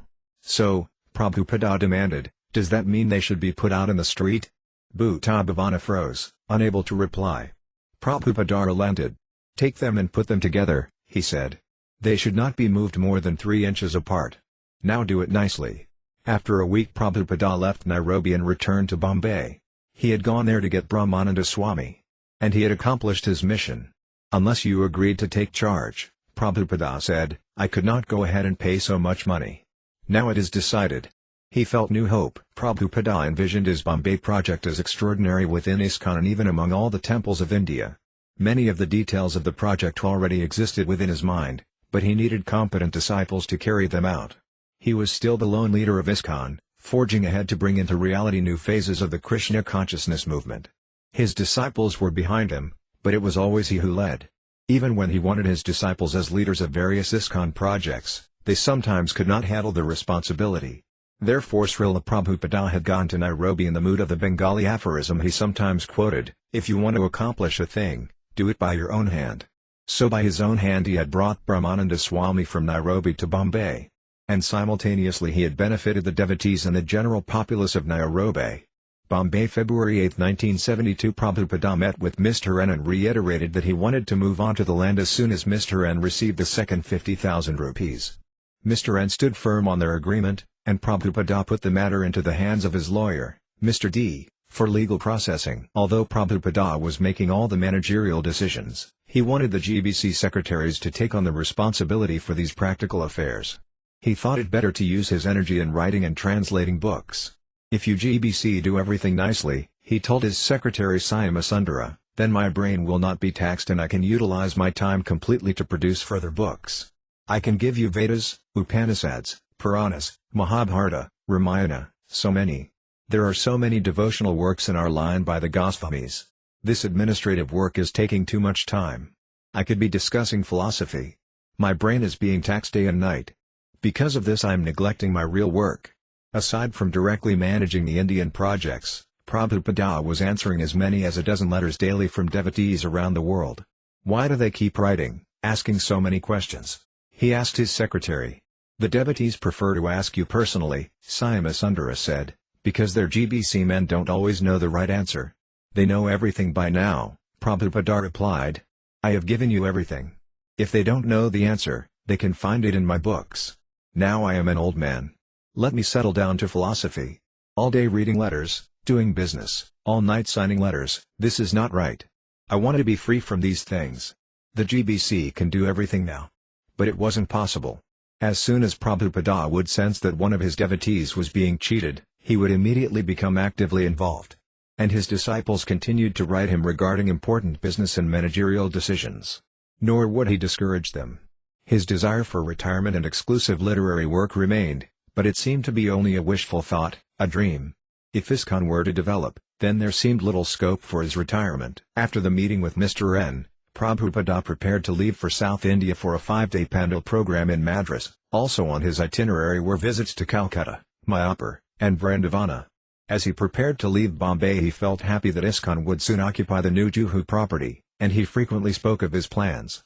ISKCON would erect a fabulous temple and form a cooperative housing society of devotees of Krishna, the first ISKCON city. Respectable men would purchase flats in ISKCON's high-rise condominium. Devotees would have to become expert to develop and operate such a complex, and as they became successful, they would introduce the same pattern in other cities. Businessmen and professional workers could live as devotees in a co-op society, housing their families and sending their children to an ISKCON school. Prabhupada repeatedly talked of constructing an international hotel, somewhat like a holiday inn, suitable for foreigners and traveling businessmen, yet reserving a floor for ISKCON life members, who would receive free accommodations. The restaurant would be managed by expert Brahmana cooks, who would prepare dozens of different preparations of sumptuous prasadam. The deities Radha Rasa Vihari would receive 52 offerings daily, and the prasadam would be distributed to residents and guests. To start things in the right direction, Prabhupada ordered the devotees to immediately arrange for a 10-day public festival on the new land. First, Brahmananda Swami should pay the agreed balance and move on to the land along with all the devotees and the deities, Radha Rasa Vihari. Then they should prepare a big pandal tent and arrange a full program as they had previously in Bombay, in Calcutta, and in Delhi. Prabhupada wanted everything ready for his return in 2 weeks. Although, as Prabhupada would sometimes mention, in South India the original Vedic culture was most intact, he had not been there in several years. Most of the great Acharyas, Sankara, Ramanuja, and Madhva, had come from South India, and Lord Chaitanya Mahaprabhu, during his own touring, had found South India especially favorable. Just after the Hare Krishna Pendal festival in Delhi, on the eve of Prabhupada's first tour of Vrindavana with his disciples, back in November of 1971, Achyutananda Swami, Brahmananda Swami, and Guru Raja had volunteered to go to Madras to arrange a preaching program for Śrīla Prabhupada. When Achyutananda Swami had informed Prabhupada of the plan, Prabhupada had asked, "Oh, you are not going to Vrindavana with us? ISKCON is Vrindavana," Achyutananda Swami had replied. "Yes," Prabhupada had said, "my Guru Maharaja used to think like that. But which do you want us to do?" Guru Raja had asked. "What is the better service?" "I want to put on a pandal in Madras," Prabhupada had replied. "That would be more pleasing." Madras, February 11, 1972. Prabhupada, accompanied by 20 disciples, arrived in Madras and immediately took part in a parade through the streets. The parade, led by a decorated elephant and a marching band, followed by the devotees' kirtana, featured Prabhupada riding in an old, flower-covered American limousine. Prabhupada stayed as the guest of Mr. Blue, a Madrasi businessman. For 3 nights in the large hall packed with 5,000 people, Prabhupada lectured in English. One evening he told a story from the Chaitanya Charitamrita of an illiterate South Indian Brahmana whom Lord Chaitanya Mahaprabhu recognized for his staunch devotion to his spiritual master and to the Bhagavad Gita. The next morning and each subsequent morning the Hindu, one of Madras's 2 leading newspapers, printed a full summary of Prabhupada's lecture. The other principal newspaper gave a more general account of A.C. Bhaktivedanta Swami's arrival and the parade with his Western followers. The large 3-day program was followed by a more select gathering, sponsored by Mr. K. Veeraswamy, the Chief Justice of Madras. Attending the function were judges, lawyers, and other leading citizens of the city. Several thousand people gathered beneath the open pavilion as Prabhupada spoke about Rupa Goswami and Sanatana Goswami of Vrindavana, who had given up their important government positions to join the movement of Chaitanya Mahaprabhu. Indirectly, Prabhupada was requesting all the attending leaders of Madras to join the Krishna consciousness movement. Prabhupada was aware that his audience, although respectful, was steeped in impersonalism, deep-seated conviction that impersonal Brahm was supreme and that all Hindu gods were equal manifestations of the One. And Prabhupada ended his talk by imploring his audience to accept Krishna as the Supreme Personality of Godhead. "Just repeat," he said, "Krishna is the Supreme Personality of Godhead." His appeal was so urgent and humble that some members of the audience actually repeated aloud, "Krishna is the Supreme Personality of Godhead." The Hindu's editor and publisher, Mr. Kasturi, was in attendance, and he printed a detailed summary of Prabhupada's speech in the next day's paper. In addition to the usual news coverage, Śrīla Prabhupada held a press conference at a Madras hotel. Already happy with the press coverage, he appealed further to the roomful of reporters. "Guru Raja, Prabhupada wasn't speaking to them as if they were newspaper reporters. Usually a newspaper reporter has a stereotyped idea of who he is, and you're giving an interview, so you have your stereotyped idea of who you are. And you answer his questions, thinking of how it will be published. But I could see that Prabhupada was speaking to these reporters as spirit souls, as individual persons who are meant to be devotees of Krishna. Even though they were addressing him as newspaper reporters, he was answering them in a completely different way. He was encouraging them and saying, 'This reporting that you have done is very nice. Krishna will bless you. Please help spread this movement.' They were asking questions, thinking of his answers in terms of something to publish in the newspapers. But Prabhupada took it that they were spirit souls reaching out toward Krishna consciousness, and he answered in that way. Within a few days of Prabhupada's arrival, the whole city was feeling the presence of the Hare Krishna movement. Prabhupada scarcely slept, using the early morning hours for translating, even after his late-night speaking engagements.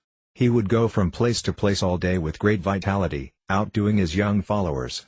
Prabhupada's host, Mr. Blue, although a prominent businessman, was also well known as a religious man. He received Prabhupada warmly and respectfully, according to proper Vedic etiquette. Prabhupada noted that Mr. Blue had his own temple with beautiful Radha Krishna deities and a large tulasi plant. When the devotees accompanying Śrīla Prabhupada asked Mr. Blue why the deities were often dressed in black, he replied that they were so effulgent that if he didn't dress them in black he wouldn't be able to look on them. He did not make prostrated obeisances to his deity because he and his wife were Krishna's father and mother, he said, and how can the father pay obeisances to his son? Prabhupada and his host related to each other graciously. But one night Mr. Blue and his wife came to Śrīla Prabhupada and asked him to please speak about the Rasa Līla of Radha and Krishna. Prabhupada replied that the Rasa Līla, being the most exalted spiritual topic, was meant only for liberated souls. Only one completely free of material desires, Prabhupada explained, was fit to hear the Rasa Līla. The most exalted and intimate of Lord Krishna's pastimes, his dancing with the cowherd girls in Vrindavana. No, Swamiji, Mr. Blue insisted. My wife and I are very keen. You must recite Rasa Līla. Again Prabhupada described the exalted position of the Rasa dance, repeating that only when one is completely free of all material attachments to wife, family, home, and money could he become fit to hear of Krishna's Rasa dance. Mr. Blue then folded his hands and politely repeated, Swamiji, my wife and I plead with you. Please recite Rasa Līla. Then Prabhupada replied, well, you may be fit to hear Rasa Līla, but I do not feel that I am qualified to speak it. So kindly ask someone else. Prabhupada met privately with various important citizens of Madras. If the leaders of society became Krishna conscious, he would explain, then they, by their example, would create Krishna consciousness in the general populace. Never compromising, never flattering his important visitors, he tried to impart Krishna consciousness to whomever he met. He met with the governor of Madras, K. Shah, a staunch Mayavadi and follower of Founder-Ācārya. Patiently Prabhupada tried to teach him Krishna consciousness, but the governor would interrupt with his own philosophy. When Prabhupada asked him to somehow help the Krishna consciousness movement, the man replied that as governor there was nothing he could do, since everything was in the hands of the chief minister. Residing in Madras was an elderly scholar and former leading politician who had written several books and translations of Vedic philosophy from the impersonalist point of view. Prabhupada visited him, but the man was paralyzed and could only sit, trembling, without speaking. Prabhupada spoke for some time about personalism in the Gita. The old scholar sometimes responded with a glimmer in his eye, but he could only make incoherent sounds. Previously Prabhupada had criticized this man's translation of the Gita, which declares that although Krishna says surrender unto him, we don't actually have to surrender unto the person Krishna but to the impersonal, eternal principle within Krishna. The meeting seemed to have a strong effect on Śrīla Prabhupada, and for days afterward he would sometimes soberly mention how the old Mayavadi scholar was living almost like a vegetable. Śrīla Prabhupada also met with Virajagopalacharya, Rajaji, who had been India's first chief executive after independence. A friend of Mahatma Gandhi, Rajaji was high in the public sentiment as a religious politician. Although in his 90s, he was alert and very sympathetic to Prabhupada's movement. Rajaji expressed only one doubt: Prabhupada had created such a huge institution that now his disciples might identify with the institution rather than with Krishna. If that were to happen, then by identifying with the institution they would again fall into the same type of materialism or false identification as before. Prabhupada replied that because Krishna is absolute, Krishna and Krishna's institution are non-different. To identify with Krishna's institution was to identify with Krishna directly. Rajaji was satisfied by Prabhupada's answer, and after a pleasant conversation the two friends parted. Prabhupada received an invitation to Chief Justice Veeraswamy's home. The two became friends, and the Chief Justice requested to join the Krishna consciousness movement as soon as possible. He liked Prabhupada's followers, especially 3-year-old Sarasvati, and gave her a 6-inch silver murti of Krishna playing the flute. Another evening, Mr. Veeraswamy came to see Prabhupada, and Prabhupada mentioned that he thought Sarasvati too young to have such a valuable silver murti and that he had taken it from her and was going to give her another one. But while they were talking, Sarasvati burst into the room and ran to her mother, crying, "Krishna is gone." Śrīla Prabhupada then called her forward and asked, "Sarasvati, where is Krishna?" In anxiety, Sarasvati replied, "I don't know. Someone took him." Prabhupada repeated, "But where is Krishna?" Sarasvati replied, "I don't know. Is he under the cushion?" Prabhupada suggested. And Sarasvati ran over to the cushion Prabhupada pointed to. She picked it up, but Krishna was not there. Is he on the shelf? Prabhupada asked. Sarasvati ran to the shelf. Her eyes darted in all directions. Where is Krishna? Sarasvati began appealing to the faces of the devotees, glancing at their hands, looking behind their backs, searching everywhere. Prabhupada, intently watching Sarasvati, began reciting a verse about the 6 Goswamis, Hiradavraya Devaksya Layalite Hinandasunokuta. This is the mood of the Goswamis, he said. They never said, now I have seen God. Now I am satisfied. No, rather they were saying, where is Radha? Where is Krishna? Where are you all now? Are you on Govardhana, or are you under the trees on the bank of the Yamuna? Where are you? In this way they expressed their moods of Krishna consciousness. Sarasvati's anxiety had become heightened to the point of tears. One of the devotees then hinted, Sarasvati, where is Krishna? Who is Krishna? Sarasvati's eyes widened. She exclaimed, Prabhupada has Krishna. And she rushed up to Prabhupada, convinced that he was holding Krishna. And Prabhupada reached behind his seat and pulled out a small Krishna Murti similar to the silver Krishna he had taken from her. Here is Krishna, Sarasvati, Prabhupada said. Sarasvati was in ecstasy. All the devotees were struck by Prabhupada's exchange of devotional feelings with even a small child. By his expertise he had created within her a mood of separation from Krishna. Prabhupada continued explaining to the Chief Justice about the mood of separation from Krishna. For centuries certain religious and social controversies had divided Madras, and Prabhupada often addressed these issues. One conflict was between the Brahmanas and the non-Brahmanas. Because those born in Brahmana families had traditionally monopolized the important governmental, social, and religious posts, the non-Brahmanas had developed a powerful political opposition, passing laws banning such things as religious pictures.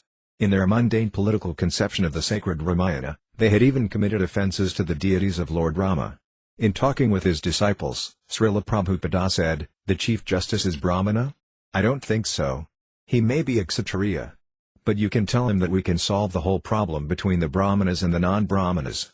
We will give facility that anyone can become a Brahmana. He simply has to follow our principles, and we will make him a Brahmana. Prabhupada said the Sastra states that in Kali Yuga the demons will take birth as Brahmanas, thus this deep controversy. The so-called Brahmanas, the leaders, were not satisfying the people. Prabhupada said that anyone who followed the 4 regulative principles, chanted Hare Krishna, and took Vaisnava initiation could become a Brahmana, and that would solve the whole problem. They should begin, Prabhupada said, by making Chief Justice Veeraswamy a Brahmana. Mr. Veeraswamy admitted that he was already eager to take initiation from Śrīla Prabhupada. His only difficulty was giving up tea drinking. When Prabhupada heard this, he said that even if the justice did drink a little tea, he would accept him, as an exceptional case. Some of Madras's caste-conscious Brahmanas criticized Śrīla Prabhupada's creating Brahmanas from low-born Westerners. During a gathering at the home of a Madrasi Brahmana, one of the guests commented to Prabhupada, Swamiji, your disciples don't pronounce the Sanskrit very nicely. Even the Hare Krishna mantra they sometimes do not say correctly. Yes, Prabhupada replied, that is why we have come here, to get your association so you can teach us. Śrīla Prabhupada encountered another long-standing South Indian feud, between the Saivites, followers of Lord Shiva, and the Vaisnavas, followers of Lord Vishnu. The Saivites generally espoused an impersonalistic philosophy, declaring God to be the impersonal one appearing in many forms, such as Shiva and Krishna. But since all the forms were one ultimately, fighting as to which God was best was petty and childish. Prabhupada's disciples found this philosophy difficult to deal with, and when Guru Raja had argued with a wealthy Saivite, Mr. Ramakrishna, they had separated with hurt feelings. But in meetings with other persons in Madras, Guru Raja was often reminded, have you met Mr. Ramakrishna? He is a very good man and a leader in religious functions. Guru Raja became embarrassed and decided to make another attempt to win Mr. Ramakrishna's friendship. They talked again, but remained unsatisfied. Guru Raja then informed Prabhupada and asked if he would meet Mr. Ramakrishna himself. Prabhupada agreed. When they met, Mr. Ramakrishna began by saying, Swamiji, we have been having some discussion about devotion to Lord Krishna and devotion to Lord Shiva. What do you say? Who is greater? Krishna or Shiva? Prabhupada replied that actually the word bhakti, or devotion, could not properly be applied to the worship of Lord Shiva. Bhakti, he said, meant service without any material desire, whereas puja included service with the desire for some return. Bhakti, therefore, could only be applied to Krishna. But isn't it possible, Asked Mr. Ramakrishna, for someone to be a bhakta of Lord Shiva and to worship Lord Shiva simply out of devotion, without desiring any material benefit? It may be possible, Prabhupada replied, but generally not. Just like when a person enters a liquor shop, generally it's taken that he is going for drinking, although there may be some exception. Prabhupada gave the example of the Gopas worship of the goddess Katyayani. Their worship had not been for material benefit but for devotion to Krishna. Similarly, if one worshipped Lord Shiva with the aim of serving Lord Krishna, that would be bhakti. But people generally approach Shiva for material benefit. Although Mr. Ramakrishna was usually prone to argue these points, Prabhupada's answer satisfied him. Srila Prabhupada's most acute controversy in Madras was not with Smarta Brahmanas, Mayavadis, or Saivites, but with some of his own godbrothers.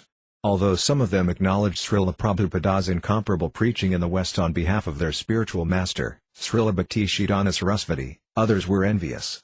One envious godbrother wrote to Srila Prabhupada in Madras, "Reverend Swamiji, I listened to your discourse on Bhakti at Raji's Wari Kalyana Mandapam on the 12th instant. I am filled with doubts on the following. Your disciples dance with Hare Krishna mantram. Are they really God intoxicated as Lord Chaitanya? 2. Have you Swamiji really got free of your ego? If so, why you said, I challenge, and why are words like I and my always on your lips? 3. Why do you use a cushion unlike a real yogi? Did Lord Chaitanya use cushions? 4. Why do you wear ring and a wrist gold watch? Are you not free from material attachment? V. Did you visit Lord Chaitanya Krishna temple at Gaudiya Math? If not, why not? The purest Vaishnava cult is indwelling there with pious Swamijis with Lord Krishna dwelling therein. Melodious sound from your throat is absent but a jarsing, sick, undivine comes out. Is there any divinity in your person? I doubt. 1. Disgusted on hearing your speech. Although Srila Prabhupada was surprised and hurt by the extreme virulence of such a letter, he was accustomed to his godbrother's slights and insults. He forbade his disciples, however, to get involved in fights with his godbrothers. Rather, they should simply avoid them. He said that persons who criticized the spreading of the Krishna consciousness movement were useless and that he would push on. The dogs may bark, but the caravan will pass. In contrast to the venomous letter came a letter from Tridandi Swami Puri Maharaja, another of Srila Prabhupada's godbrothers. Puri Maharaja, as Prabhupada called him, had a small asrama in Visakhapatnam, on the Bay of Bengal between Madras and Calcutta. Hearing that Prabhupada was going next to Calcutta, Puri Maharaja invited him to visit. With innumerable satsanga dandavats at thy lotus feet, I beg to acknowledge the kind letter. The citizens of Visakhapatnam are very anxious to have the darshan of your holiness. We are exceedingly glad and eager to hear Sankirtana and the divine message from your holy lips. I hope the Sankirtana movement at Madras is attracting thousands of citizens. Again, with dandavats to all the Vaishnavas, I remained Asanu BV Puri. Visakhapatnam, February 17, 1972. A broad beach of white sparkling sands in the Bay of Bengal's warm, clear waters were special features of Srila Prabhupada's visit to Visakhapatnam. Puri Maharaja's small asrama, where Srila Prabhupada stayed, was only 5 minutes from the ocean, and every morning Prabhupada and his entourage of about 15 devotees would take long walks along the seashore. Yamuna, I don't think Prabhupada ever excluded any of us from going with him to the beach. All the devotees knew at which time Srila Prabhupada would be taking his walk, and we would come out from our different quarters and follow him to the seashore. The walks were brisk and refreshing and full of talk about Krishna. Somehow or other, we were all able to hear Srila Prabhupada speak. Guru Dāsa, I always went on every morning walk. But one time I was sitting in the temple, when suddenly I saw Prabhupada and the devotees going toward the beach. I immediately ran out of the temple to join them, without even taking time to get my shoes. But there were barnacles and rocks leading down to the beach. When Prabhupada saw me coming, lifting my feet up high, painfully hobbling down the rough road, he looked over and said, "Oh, your feet are hurting. Why aren't you wearing shoes?" And I said, "Prabhupada, when I'm with you, I don't feel any pain." Prabhupada stopped and said, "Then why don't you cut your throat?" Everyone laughed, and I laughed also. He said, "There's enough tapasya. Why create your own?" Guru Kripa, Prabhupada would talk philosophy on and on. There were many things I couldn't understand. I would just listen anyway, although I couldn't remember anything. I would just hear and hear, but it hadn't registered yet. I used to walk behind him on the beach, and I figured that, if I can't follow his teachings or example yet, at least let me step in his footsteps in the sand. Visakha, sometimes a dog would try to follow us or would bark at us. We were all surprised to see how Prabhupada would flick his cane and the dog would run away. Once when we passed a cow on the road, Prabhupada gave her ample room to pass, and he told us the story of how he had been gored by a cow shortly after he had taken sannyasa. Dāsa. Once on a morning walk Prabhupada was speaking about the dog. He gave a reference to a sloka by Kanaki Pandita about the 5 good qualities of a dog, that he is very faithful and satisfied with anything. And soon Prabhupada said we should be Krishna's dog. He was also speaking about how our pujaris should never be paid. The teacher and the pujari should never receive a salary. They must work in pure devotion. The kshatriya also. He said that was the mistake in government today, that the kshatriyas are being paid. He discussed so many things, one after another. Nanda Kumara, Śrīla Prabhupada would tell us to go bathe in the ocean. Go to the beach, he would say. So one day I asked him, Śrīla Prabhupada, whenever I go down to the beach, the sun is warm on my body, the water feels so good, the sand, it seems like such a comfortable material situation. How should I understand your reason for asking us to go to the beach? I know the spiritual master never gives the disciple anything that will cause him to become materially attached but always gives him whatever he needs to remember Krishna. But when I go to the beach, it seems I just enjoy my senses. How can I relate that to Krishna? How can I understand that this instruction is for my spiritual benefit? Prabhupada said, the sun is there, Krishna is the light of the sun. The ocean is there, Krishna is the taste of water. You are surrounded by Krishna. How can you forget Krishna? He is all around you. Pankayanya, I was a new devotee, and I asked Prabhupada, what about swimming, Śrīla Prabhupada? Is that not Maya? Prabhupada said, Lord Chaitanya used to go swimming all the time. He used to play ball. So you can go and swim. Just make sure you remember Krishna.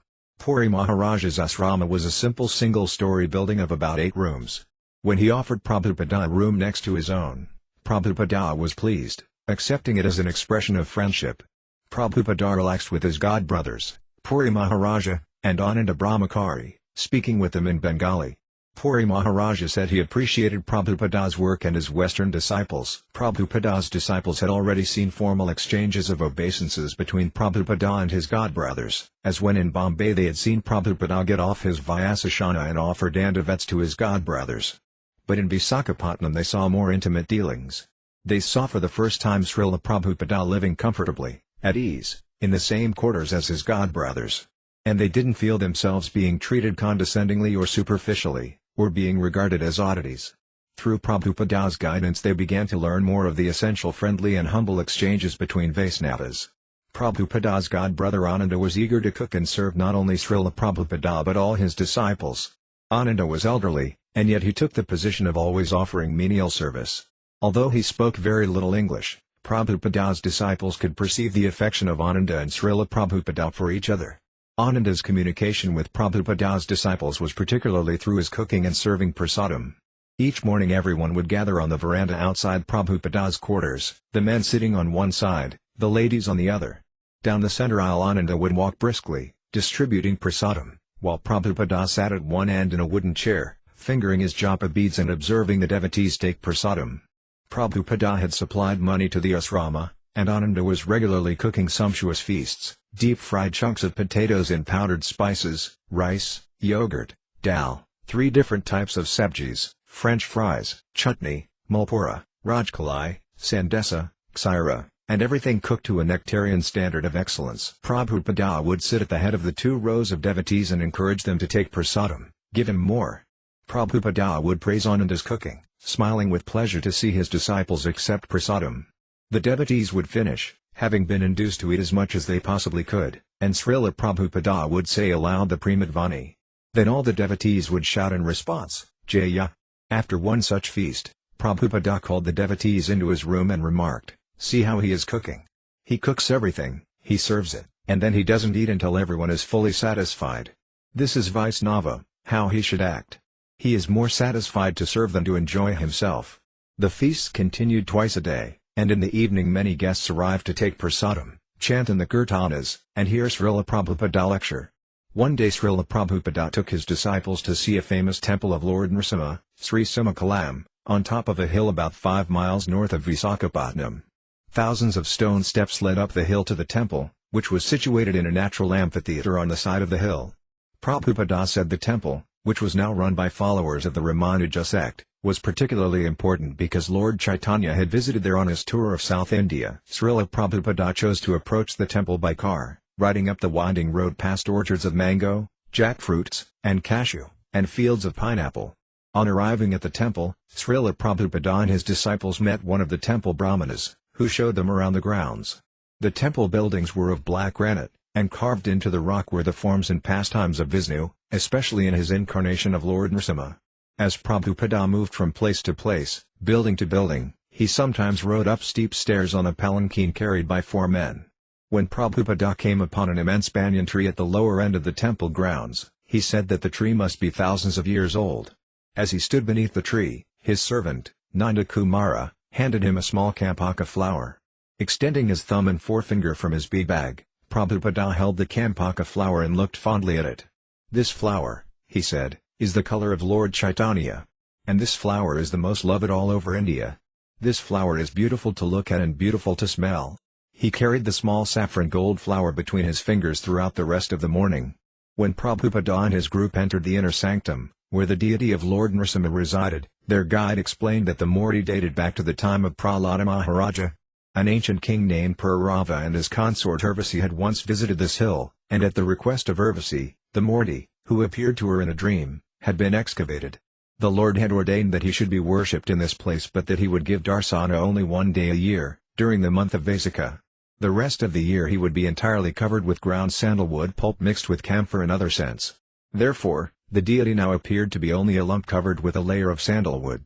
Prabhupada commented that the sandalwood was to keep the deity cool-headed. Madhavananda, when Prabhupada was at the Nrsimha temple in Visakhapatnam, it was the same as when he was in Vrindavana. When he got out of the car, he was very grave. We went into the temple, and there was a chamber. Then we went down. The walls were 4 feet thick, and it seemed like hundreds of feet of tunnels before we got into the inner sanctum. There was the deity with just a mound of sandalwood paste on him.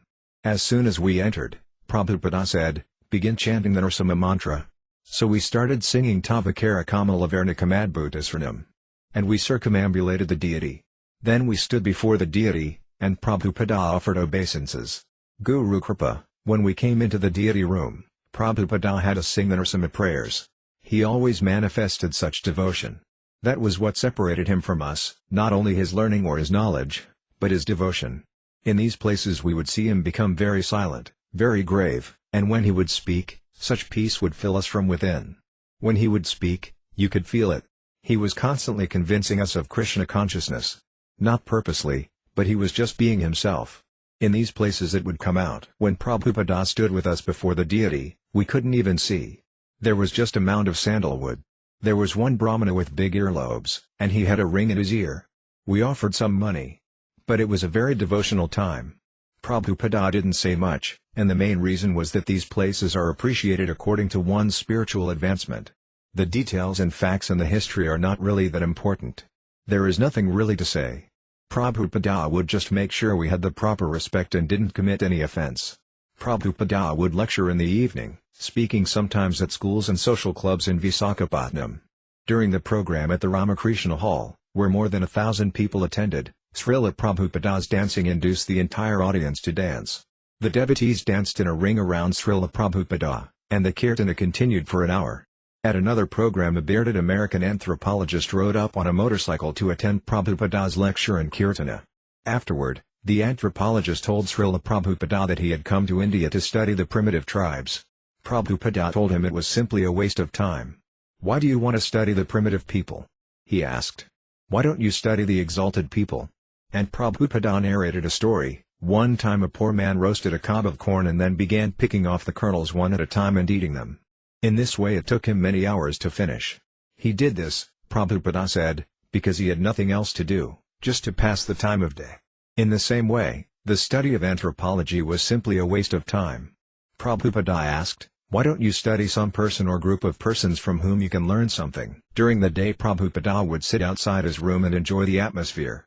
He wore no shirt, and his healthy body shone with a golden luster as he sat drinking freshly pressed sugarcane juice. "This is just how it is in Vaikuntha," he said. "There is always a very cool, pleasant breeze." He often walked about, chanting, talking about Krishna, listening to the devotees' kirtanas, and observing the activities of the temple. Repeatedly Prabhupada invited Puri Maharaja to come and preach in the West. He requested him to at least come to Mayapur for ISKCON's international gathering of devotees. Prabhupada felt that Puri Maharaja, on seeing all the Western disciples, might feel moved to join him and preach. Puri Maharaja agreed to accompany Prabhupada to Calcutta and Mayapur, and the pleasant week in Visakhapatnam came to an end with Prabhupada, his disciples, and Puri Maharaja looking forward to traveling together to Calcutta. Guru Kripa, although we arrived at the train station early, the train was already at the platform. It was very hot, and 5 or 6 of us were having kirtana. Then Syamasundara climbed up a coconut tree and got this fantastic coconut. He opened it and gave it to Prabhupada, who proceeded to drink a lot. Then Prabhupada gave it to Syamasundara, and Syamasundara drank. Then Prabhupada said, "Give it to the kirtana members." Each man in the kirtana group was so thirsty that he wasn't even thinking of leaving any for the next man but would just pass this coconut around. And the thing wouldn't empty. I tilted it up, and the coconut water was coming out, pouring on my shirt, and I was drinking and drinking. But still it wouldn't empty. We were amazed. Prabhupada was smiling, and we were chanting. We all became cool and satisfied. Syamasundara, Prabhupada and I were in a first-class railway coach, a private compartment for 2 persons, clackety-clacking through the warm Indian night, somewhere between Visakhapatnam and Calcutta. Prabhupada was talking and joking and playing tapes until around 10:30 p.m., when he lay down to take rest. For a while I switched off the lights. At about midnight Prabhupada sat upright and called my name. "Syamasundara, take dictation," he said. Then followed a train of thoughts so lucid and coherent that I could only conclude that while we think Śrīla Prabhupada is sleeping, he is usually not sleeping but is thinking, reflecting on ways to serve Krishna more and more. Library Śrīla Prabhupada līlāmṛta Volume 2 Chapter 39 I will build a wonderful temple for you. Prabhupada had postponed the Mayapur cornerstone laying ceremony until Gauri Purnima, the appearance day of Lord Chaitanya, February 29, 1972. He had requested a big festival, with a paddle and free feasting for guests. His disciples from all over the world would attend. I want very much to hold this function this year with all of my students. It is a very important day and it will be a great service to Srila Bhaktivedanta Thakur and to his son Srila Bhaktisiddhanta Saraswati Thakur. So please arrange for this program. In December, when the war had broken out between India and Pakistan over Bangladesh, near Mayapur, the Indian government had forbidden foreigners to stay in the northern area of West Bengal. The devotees had vacated, returning a few weeks later when the war had ended. They had continued arranging for the festival, and a few days before Gauri Purnima Prabhupada arrived to stay with them. When Prabhupada saw a banner on bamboo poles, "Welcome Srila Prabhupada," he remarked, "I don't know if my godbrothers will like this." He had already heard that some of his godbrothers objected to his taking the same title as their spiritual master, Bhaktisiddhanta Saraswati Prabhupada. He had not actually taken the name, but his disciples had given him the name a few years ago in America. In May 1968 while in Boston, Prabhupada had been dictating a letter and had mentioned to his secretary that Swamiji was a third-class title for the spiritual master. "Then why do we call you Swamiji?" his secretary had asked. "The spiritual master," Prabhupada had replied, "is usually addressed by names like Gurudeva, Visnapada, or Prabhupada. May we call you Prabhupada?" his secretary had asked. Prabhupada had replied, "Yes," and his disciples had switched from Swamiji to Prabhupada. One of the devotees had inquired further from Prabhupada about the meaning of the word and had published a statement in Back to Godhead magazine. Prabhupada. The word Prabhupada is a term of the utmost reverence in Vedic religious circles, and it signifies a great saint even among saints. The word actually has 2 meanings. First, one at whose feet, pada, there are many Prabhus, a term meaning master, which the disciples of a guru use in addressing each other. The second meaning is one who is always found at the lotus feet of Krishna, the Supreme Master. In the line of disciplic succession through which Krishna consciousness is conveyed to mankind, there have been a number of figures of such spiritual importance as to be called Prabhupada. Srila Rupa Goswami Prabhupada executed the will of his master, Sri Chaitanya Mahaprabhu, and therefore he and his associate Goswamis are called Prabhupada. Srila Bhaktisiddhanta Saraswati Goswami Thakur executed the will of Srila Bhaktivedanta Thakur, and therefore he is also addressed as Prabhupada. Our spiritual master, Om Vishnupad 108 Sri Srimad Bhaktivedanta Swami Maharaj has, in the same way, executed the will of Srila Bhaktisiddhanta Saraswati Goswami Prabhupada in carrying the message of love of Krishna to the Western world, and therefore we American and European humble servants of His divine grace, from all the different centers of the Sankirtan movement have followed in the footsteps of Srila Rupa Goswami Prabhupada, and prefer to address His Grace our spiritual master as Prabhupada, and he has kindly said yes. Everyone concerned had been happy about the title Prabhupada, and no one had foreseen the envy the name would uncover. How could Prabhupada compete for the honor due his own spiritual master? He was fixed as the humble servant of his spiritual master. The members of ISKCON saw no harm in calling their spiritual master Prabhupada. And there could be no stopping them, he was their Prabhupada. They had even printed A.C. Bhaktivedanta Swami Prabhupada on their invitations for the Gaura Purnima festival. But Prabhupada knew it would raise the eyebrows of certain of his more critical godbrothers. When inspecting the living accommodations for the devotees, Prabhupada found spacious white canvas tents, one for the men and one for the women, with fluorescent lighting inside. A large paddle tent stood in the center of the other tents, and a small tent in the rear served as a kitchen. Immediately surrounding the small compound were rice fields. The ground, therefore, was slightly moist, and the wet fields bred large mosquitoes, which emerged at sunset. Conditions were primitive, but many of these devotees were the same disciples who had traveled with Prabhupada for a year and a half in India, sometimes living in dirty dharmasalas with bare rooms and sometimes living in cold tents in Allahabad. The devotees had not come to Mayapur to be comfortable but to serve Prabhupada.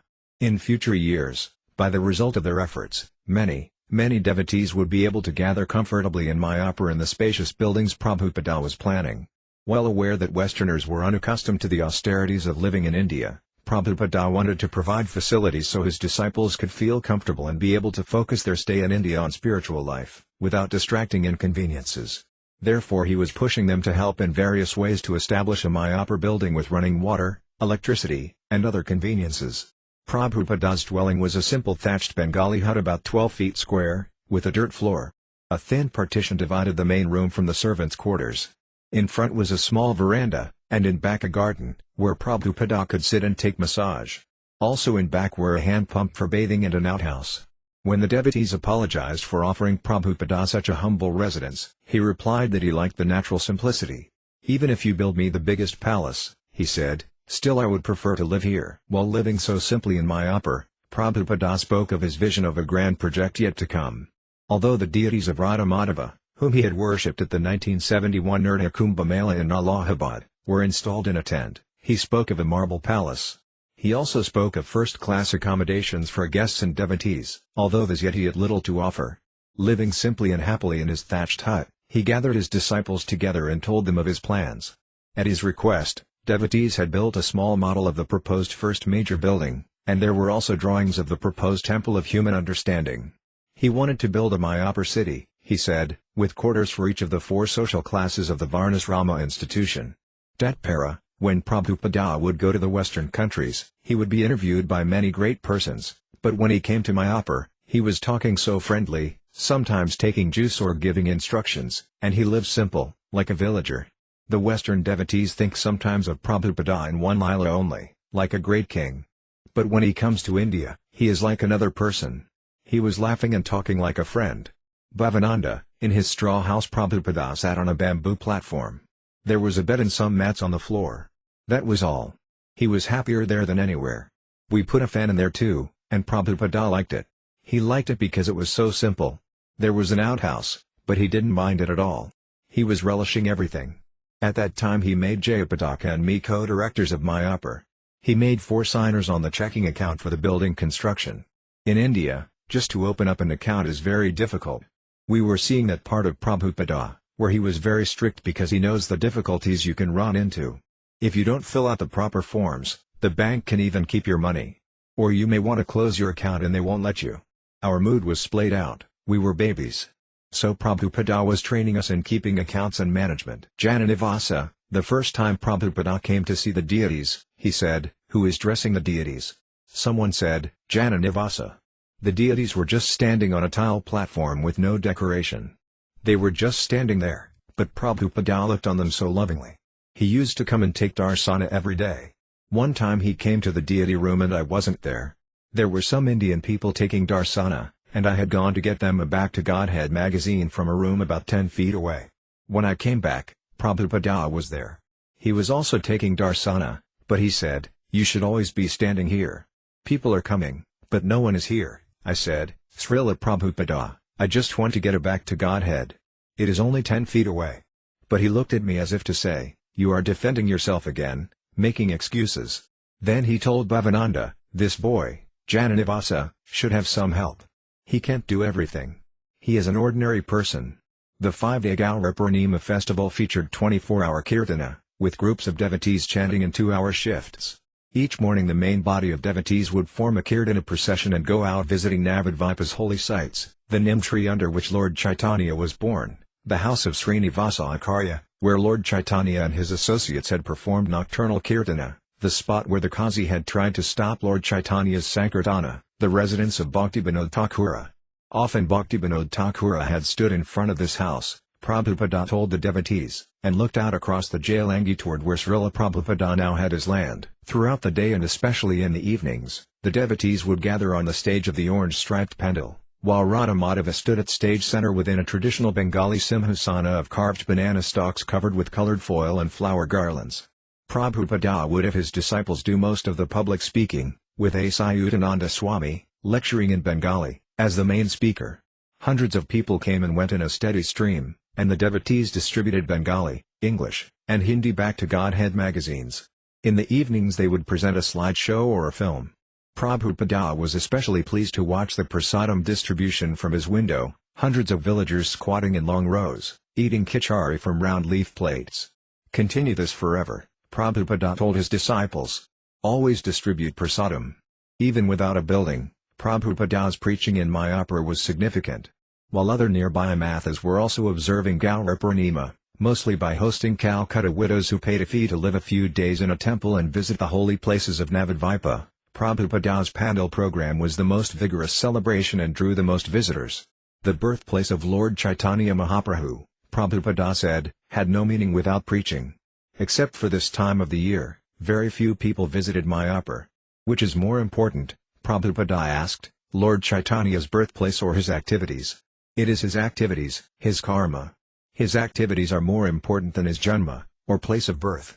The activities of Lord Chaitanya were chanting Hare Krishna and distributing love of God to all people, and this should be the activity of devotees in Mayapur. On Gaura Purnima Day, 10 of Prabhupada's sannyasi godbrothers visited to participate along with Prabhupada's disciples and hundreds of visitors in the dedication and cornerstone laying ceremony. Prabhupada was gracious and friendly toward his godbrothers, and he was gratified that they could all sit together to dedicate the world headquarters of the International Society for Krishna Consciousness. Sitting on a cushion next to the sacrificial arena, chanting on japa beads, Prabhupada initiated 6 Bengali devotees and awarded the sannyasa order to a young American disciple. Then Prabhupada's godbrothers spoke, each expressing appreciation of Prabhupada's work in the West. Finally they all gathered around the pit, 5 feet square and 15 feet deep. Certain articles had been collected to be placed inside the pit in accordance with the scriptures: 5 kinds of flowers, 5 kinds of grains, 5 kinds of leaves, 5 kinds of metal, 5 kinds of nectar, 5 kinds of colors, 5 kinds of fruits, and 5 kinds of jewels. Prabhupada's godbrother Puri Maharaja descended a ladder into the pit to put coconuts and banana leaves in a pot and to place this, along with flowers, onto the altar of bricks. Next Prabhupada entered the pit, carrying a box with a gold, ruby-eyed Murti of Anantasesa. Earlier that morning in his hut Prabhupada had confidentially shown a few disciples the Murti. "This is Lord Ananta," he had said, "the serpent bed on which Lord Vishnu rests. He will hold the temple on his head." Prabhupada now placed Anantasesa on the altar of bricks and climbed back up the ladder. Then on Prabhupada's blissful invitation, everyone began to toss in offerings of flowers and money, followed by handfuls of earth. Although Prabhupada's godbrothers had praised his work on Gaura Purnima Day, several of them returned a few days later to complain about his use of the title Prabhupada. Prabhupada asked his disciples to leave the room. When they were alone, one of the sannyasi godbrothers began challenging Prabhupada in Bengali. "Why are you using Prabhupada? You have no right. This is our Prabhupada's title. You cannot take it." "I did not take it," Prabhupada replied. "They are calling me Prabhupada. What can I do?" Although the sannyasi godbrother then began to criticize Prabhupada for not joining their preaching and for awarding the sacred thread and sannyasa order to Westerners, mainly the godbrothers wanted an explanation for his use of the title Prabhupada. Brahmananda Maharaja. Prabhupada called Bring me a copy of my letterhead." When Brahmananda Swami returned with the stationery, Prabhupada showed it to his godbrothers. The letterhead read, "Tridandiga Swami A.C. Bhaktivedanta Swami." No Prabhupada. This proved that he himself did not use the title. This simple demonstration pacified his godbrothers, and he then invited them to take prasadam with him, while his disciples served. Later in his hut, Prabhupada talked with his disciples about envy. A devotee could judge his own advancement by how free he was from envy, he said. In the spiritual world, envy was conspicuous by its absence. Although all the liberated associates of Krishna were trying their best to serve Krishna, in a kind of competition, everyone was pleased with one another. If Radharani or a favorite gopi pleased Krishna, the other gopis did not think ill of her but thought, "Oh, how nicely she has served Krishna. Let me try to offer some nice service to Krishna so he will be even more pleased." To be envious was materialistic. Prabhupada wished his godbrothers had taken a different point of view. He wished they had not minded his being called Prabhupada by his disciples. He was also sorry that some of his godbrothers couldn't sincerely praise his work. If Bhaktisiddhanta Sarasvati was working successfully through him, why should they be disturbed? Why not accept his work and be happy that the mission of Lord Chaitanya Mahaprabhu was being spread effectively? They should see it as Bhaktisiddhanta Sarasvati's work, the work of their own spiritual master. It was also their work, their responsibility, and they should recognize that through Bhaktivedanta Swami Maharaja it was being wonderfully done. At the ceremony they had praised his work. So if they didn't mind praising him, then why not admit that for hundreds of Westerners whom he had saved from hell, he was Prabhupada, that singular pure devotee whom they always thought of as seated at the lotus feet of Krishna. In terms of authorized books produced and distributed, numbers of devotees initiated and engaged in devotional service, and numbers of temples opened, no one could compare. Of course, in one sense all of Prabhupada's godbrothers were equally praiseworthy, as long as they followed the basic instructions of Bhaktisiddhanta Sarasvati, chanted Hare Krishna, and avoided sinful life. But if analysis or criticism was to be made with such scrutiny, then let the preaching records be scrutinized. Who, above all, was extending the mercy of Lord Nityananda and making such tremendous gains on behalf of Bhaktisiddhanta Sarasvati, gains that had previously seemed impossible. According to Chaitanya Charitamrita, if a preacher could spread the chanting of Hare Krishna, then he must be accepted as empowered by God. Prabhupada was certainly empowered, yet he conducted himself very humbly, with no assistance from others. He had repeatedly invited his godbrothers to join him in the West and take their places beside him as preachers in the Krishna consciousness movement. Why had they not come forward to assist him in their spiritual master's mission, instead of complaining about him, the one godbrother who was carrying out Śrīla Bhaktisiddhanta Sarasvati's mission? It was not the place of Prabhupada's disciples to criticize, however, and he had sternly warned them that they had no position to do so. They should treat his godbrothers as disciples of Bhaktisiddhanta Sarasvati and therefore as on the level of their own spiritual master. Nevertheless, Prabhupada's disciples became sorry to see this lack of respect for their spiritual master. They could be humble and not protest, but how could they be affectionate toward persons who criticize their spiritual master and his Krishna consciousness movement? After the 5-day festival, Prabhupada left Mayapur for Vrindavana, where he planned to hold another groundbreaking ceremony. The Mayapur land was still completely undeveloped, and Prabhupada urged his disciples in India to continue collecting the necessary funds. "We are making a very gorgeous plan at Mayapur, and if you altogether can give shape to this plan it will be unique in the whole world. It will be a world center for teaching spiritual life. Students from all over the world will come and we shall revolutionize the atheistic and communistic tendencies of rascal philosophers. So we must be responsible for this great task. Not for a single moment shall we be without ISKCON thoughts. That is my request to you all." February 1972. During Prabhupada's absence from Vrindavana, the devotees had been unable to persuade Mr. S. to grant legal permission for ISKCON to use the land. Prabhupada had insistently directed one of his Indian-born disciples, Kshirodakasāyi, to acquire for Mr. S. an actual deed. Kshirodakasāyi had pleaded with Mr. S., and seeing Mr. S.'s indecision, he had spoken with Mrs. S. and then with the two of them together. Mr. and Mrs. S. had agreed that since they could not decide, they would put the matter before Srimati Radharani herself.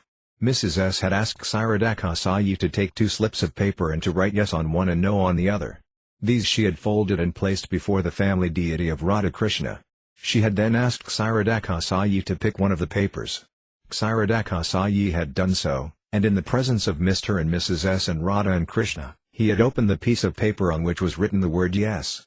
When Prabhupada had heard the news, he had been joyous. I am especially pleased upon you that you have secured the land for Krishna.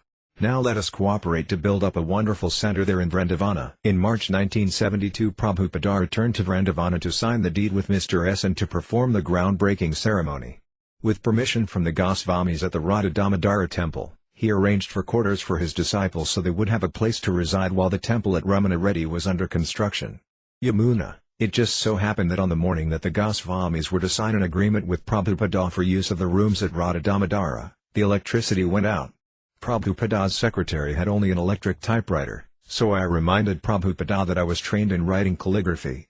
I had my writing pens with me, so immediately Prabhupada drafted the writing that he wanted, and I took it into another room, sat down, and hand-lettered a contract with gold embossing on all the capitals. Within 15 minutes we presented it to Śrīla Prabhupada. Before the Goswamis, Prabhupada held up the document with pleasure and said, "Just see, my disciples are expert in everything." Now the devotees would be allowed to reside above his rooms at Radha Damodara temple, and they would also have access to his rooms for cleaning. Prabhupada felt it was a grand occasion that there was something in writing for the preservation of his rooms in the Radha Damodara temple. To close the transaction for the land in Ramana Reddy, Prabhupada and Mr. S met at the magistrate's court in Mathura. In the presence of lawyers they completed the formalities.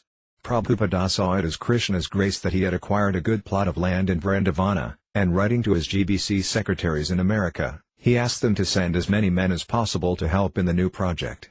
He described his intentions for raising up a very excellent center, to revive the spiritual life for Vrindavana on behalf of Rupa and Jiva Goswamis. Prabhupada told Kshirodakasai, "I want on this occasion huge prasadam should be prepared, and every man in Vrindavana should be invited and take prasadam." 2 days later, with 100 people attending, Prabhupada held the cornerstone laying ceremony at Ramana Reddy. Again he descended into the ceremonial pit and placed the deity of Ananta, on whose head the temple would rest. But late that night the land was attacked. An elderly Indian widow, with local fame as a sadhu, became angry that Mr. S had not given her the land, which she had several times requested. During the night she sent Gundas to dismantle the brick foundation of the ceremonial cornerstone and to desecrate the pit, which had just that day been filled with flowers and religious objects. The Gundas dug open the hole, threw garbage into it, and stole the posted sign announcing the land's new ownership. Prabhupada was in his room at the Radha Damodara temple when he heard what had happened. He became angry and told his disciples to show the deed to the police. That night several policemen guarded the land, and when the hired Gundas came again, the police accosted them and warned that if they caused any more trouble they would be arrested. And that was the end of that. Prabhupada had several times said that by becoming a devotee, one gains many enemies. The incident also served to confirm Prabhupada's conviction that ISKCON's taking possession of the land should be followed as quickly as possible by construction of a temple. They should at least encircle the land with a fence, build small huts, and live on the land while preparing for temple construction. Dāsa, this will be the Krishna Balarama temple, Prabhupada said. We didn't really know what was going on. We all thought it was so far away. It was really the boondocks, Ramana Reddy. Nobody was out there. It was such an isolated place, and there were lots of dacoits living out there. We thought, if we're going to have a temple out here, no one will ever come. But Prabhupada said, wherever there is Krishna, everyone will come. Prabhupada's secretary, Sundara, wrote to a godbrother about the newly acquired Vrindavana property. Earlier in the day, before breakfast, Prabhupada sewed up the 4,800 square yards gift plot in Ramana Reddy where Krishna used to sport with friends in the forest, about 10 minutes walk from Radha Damodara. Prabhupada surveyed the land, with the rope from his mosquito net, bargained for, drew plans for, drew up the deed for, went to Mathura magistrate's court for and signed, sealed, and delivered in an instant. Prabhupada has asked me to request you that at least 50 men from the US must come to India immediately. At last we have got a solid program in India, huge projects at Mayapur, Vrindavan, and Bombay. All the lands are acquired, arrangements made, and everything by Prabhupada. But only a few of us men are here to struggle with an immense task, the biggest by far within the society, of developing these 3 places, and believe me these 3 projects are more dear to Prabhupada than any yet contemplated. In the month while Prabhupada was away from Bombay, he had left on February 10. The payment of 50,000 rupees was duly made. Slowly at first, a few devotees moved to the Juhu land, living in a tent. At night the rats and mosquitoes would disturb the devotees' sleep. While attempting to clear the overgrown weeds, they came upon empty liquor bottles and overflowing sewage. Without Prabhupada present, their resolution grew weak. But then Brahmananda Swami returned from Calcutta, where he had been with Śrīla Prabhupada. Brahmananda Swami was inspired, and he gave the Bombay devotees new impetus. They would have to clear the land and raise a pandal right away. Brahmananda Swami had never put on a pandal program before, but he hired a contractor to build several chattai, palm frond, houses for the devotees and a festival tent. Even before the construction could begin, however, the devotees would have to thoroughly clear the land. Mr. Sethi, a neighbor and life member, hired a work crew to cut down the weeds and vegetation, and several life members and friends in Bombay also came forward to assist. Mr. N offered to help by sending one of his assistants, Mr. Matar, to organize the hired laborers in clearing the fields. The devotees also worked in preparation for Prabhupada's return. Sri Radha Rasa Vihari arrived at Hare Krishna land in a taxi, riding across the laps of several devotees. They had moved before, and this time their residence was a tent. They had first come to be with the devotees of Bombay during the Pandal program at Cross Maidan in downtown Bombay. On that occasion there had been a procession to Chowpatty Beach, and when the devotees had arrived, Radha Rasa Vihari, beautifully dressed and decorated and installed in an ornate palanquin, had been awaiting them. Krishna was white marble and held a silver flute. Radharani's right hand, palm forward, extended a benediction. They were beautiful. After their first appearance at Chowpatty, Radha Rasa Vihari had moved to the Akash Ganga building, where gradually the devotees had established a decent standard of deity worship. When Prabhupada had left orders that Radha Rasa Vihari should move to Juhu as soon as the down payment was made, some of the devotees had questioned him, why should the deity move before the facilities were proper? Shouldn't they wait until the temple was built? Once the deity is installed on a piece of property, Prabhupada had replied, no one will remove them. More than anyone else, Prabhupada was aware of the proper worship to be offered to Radha Rasa Vihari, but his emphasis now was on securing the land. How else, he reasoned, could he eventually give Radha Rasa Vihari a royal throne and temple unless they themselves first established their right of proprietorship by taking up residence at Hare Krishna land? The arrival of Radha Rasa Vihari at Juhu also meant increased difficulties for the devotees, who now had to struggle to maintain the morning puja and cook 6 daily offerings in the meager kitchen. Even Radha Rasa Vihari's tent was insubstantial and swayed in the wind. Śrīla Prabhupada, however, saw the move as a necessary, transcendental tactic. He felt certain that everyone involved, himself, the owners of the land, the Bombay municipality, would accept that the land belonged to Krishna, since Krishna was already residing there. And because he was asking Lord Krishna himself to accept these inconveniences, he prayed to the deity, "My dear sir, please remain here, and I shall build a beautiful temple for you." By the time Prabhupada returned to Bombay, Radha Rasa Vihari were installed on the stage of the festival pandal. Attendance at the festival was not as great as it would have been in downtown Bombay, no more than 500 people came a night, but Prabhupada was satisfied. This festival was on their own property, and this was only the beginning. Every evening Prabhupada lectured at the pandal and attended the kirtana and arati before Radha Rasa Vihari. Pankajravida Swami had collected donations of 5 tons of dal, rice, and flour, and the devotees were regularly cooking enough khichdi to serve 125 people free prasadam daily. In the evening Prabhupada himself would give out halava from the deity's plate, and the crowd, including well-to-do businessmen and their wives, would press forward to receive the prasadam. Prabhupada liked the festival so much that he told the devotees to arrange to keep the tent for a perpetual festival. Prabhupada lived on the land in a tent, just like the other devotees, until a Mr. Acharya, one of the more favorable tenants living in the back of the property, invited him to stay at his home.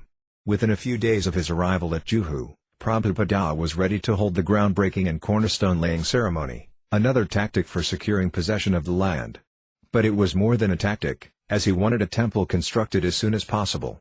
Radha Rasa Vihari should not remain standing in a tent but should be protected by a silver and teakwood simhasana on a marble altar.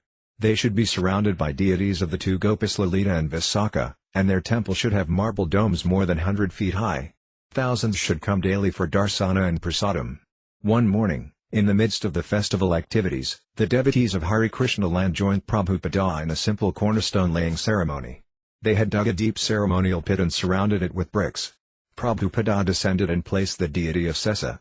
Then, sitting on a simple platform, Prabhupada accompanied the kirtana by playing a brass gong, while one by one the devotees came before him and threw dirt into the pit, filling it, while smoke rose from the sacrificial fire.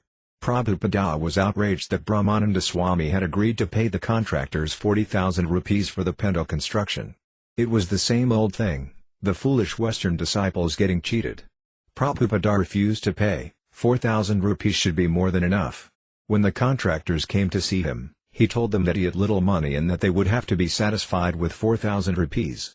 They protested, but Prabhupada became angry and insisted, "Accept it. You are making 500% profit." As soon as they see us, Prabhupada said later, they say, "These Americans, they have got money. Our work is going on in India, but as soon as money is being spent, 50% is being spoiled because you Americans are inexperienced. What can be done? The Indians want your money, and they cheat like anything." During the Pandal festival, the tenement neighbors had become disturbed by kirtanas over the loudspeaker. They were already disturbed that their landlord, Mr. N, was slow to repair the buildings and would sometimes let them go a full week without water before fixing the plumbing. Being suddenly forced to live with more than 20 American devotees only exacerbated their dissatisfaction. Some of the neighbors were converted Christians and unsympathetic to Vaishnavism. They even feared their children might again be converted to Hinduism. Some tenants claimed the devotees were infringing on their privacy, some criticized the devotees for arguing among themselves, and others criticized that the unmarried men and women were living in close proximity, even though in separate quarters. A few of the neighbors, however, could see that the Western Vaishnavas were struggling to sincerely worship Radha and Krishna. None of the tenants criticized Prabhupada, however, so when he was present, he was able to pacify them and resolve any disagreements. But Prabhupada knew that after he left, the situation could easily become volatile. Prabhupada was planning an extensive world tour, traveling eastward to Australia, Japan, Hawaii, the US, and perhaps Mexico and Europe. It might be as long as half a year before he would return to India, and he wanted things to progress smoothly in Bombay without him. A few days before Prabhupada's departure, Madhuvisa Swami complained, "I'm not feeling very enthusiastic here. I think I need a change." Prabhupada asked him where he wanted to go, and Madhuvisa replied that he was thinking of Australia. Prabhupada said, "Yes, I am going there. You also come." Brahmananda Swami told Prabhupada that the preaching was deteriorating in Nairobi in his absence, and Prabhupada agreed that he should return to his duties there. Again, Prabhupada had to choose a new Bombay manager, and this time he chose Gururaja, a young Brahmachari and leading preacher and making ISKCON life members. Prabhupada reasoned that since the essence of management was to collect donations and make life members, and since Gururaja was expert at that, then even though he was young and otherwise inexperienced, he had the most important qualifications. Prabhupada had already found Gururaja to be simple and submissively dedicated to helping him develop Hare Krishna land. "Gururaja," Śrīla Prabhupada said, "You will do, Gururaja?" So I said, "Yes, Śrīla Prabhupada, whatever you say." I wasn't actually very happy about it, but I understood that one should be surrendered to the spiritual master, and whatever he said, one should do. So I accepted. Prabhupada said that good management meant that whatever needs doing, you do it, that's all. Later I went in to see Śrīla Prabhupada, and he was sitting behind his desk. He said, "Now the full responsibility is on you." I winced when he said that, because I wasn't used to taking responsibility. During Prabhupada's stay in Bombay, Hans Kielman, a young architect from Holland, had come to hear the lectures and had become interested in Krishna consciousness. Prabhupada convinced Hans to become a devotee and to help build the Hare Krishna city in Bombay. Under Prabhupada's direction, Hans at once began to make architectural drawings for the buildings. "Hans," Prabhupada said, "now you listen carefully. Lord Krishna has sent you here. You must design these temples for him. You must do these very sincerely and not be afraid." I was completely surrendered. That moment was really ecstasy for me. He had a pile of photographs on his desk, and he gave them to me and said, "Look at this." I looked at the pictures, and they were photographs of the new Govindaji temple in Vrindavana. He said, "I want you to make a design like this." So I asked him, "How big, Śrīla Prabhupada?" He gave me a piece of typing paper and said I should draw on this paper. Then he gave me the photographs and a pencil and a ruler. He took me to the next room and told me to sit down at the table. Pradyumna was there with all his Sanskrit books, Syamasundara was there typing the letters, and suddenly I was in between, making the drawings. Prabhupada said Gururaja and the others would have to collect 64 lakhs of rupees for the construction. The devotees had no idea how they would raise even a fraction of that amount, but Prabhupada gave them some ideas. He talked to them about enlisting the support of influential men by using the Bentnama system, whereby a person purchases the use of a guest room for life. And there were other ways. But the immediate step was to get the land. They had possession of the land, but before building they should have the deed. Since Mr. N was already overdue in delivering the deed, Prabhupada told Guru Raja to press him to comply with the written agreement and deliver the deed at once. In Prabhupada's last lecture in Bombay, he spoke about the 6 Goswamis of Vrindavana and the bittersweet ecstasy of their hankering to be with Krishna. Some of Prabhupada's disciples took it that Prabhupada was speaking about this because he was himself going to be leaving for a long time. At the airport the next day there was a joyful farewell, as Prabhupada waited for his flight to Australia. Sitting in the VIP lounge surrounded by devotees, Prabhupada watched Madhudvisa Swami lead an ecstatic kirtana. If you go on having kirtanas like this, Prabhupada told the devotees, our Bombay project will be successful. When Prabhupada saw Mrs. N had come, he exclaimed, "Oh, Mrs. N, you are also here.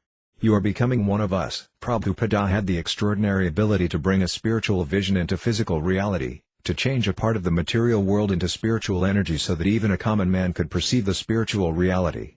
This was Prabhupada's constant effort.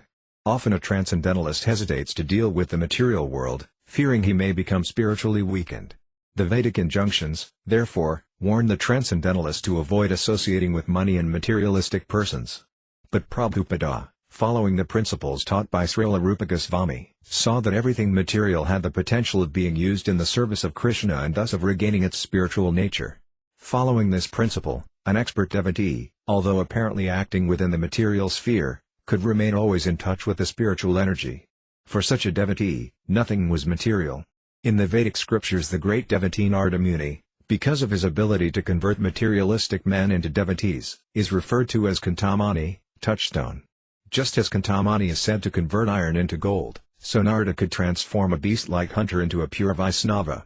And as Narada is glorified in the Vedas for accomplishing such feats in bygone ages, so Srila Prabhupada is a similarly potent touchstone in the present age. Again and again he showed by his straightforward application of Krishna consciousness that he could change a materialist into a completely renounced, active devotee of the Lord.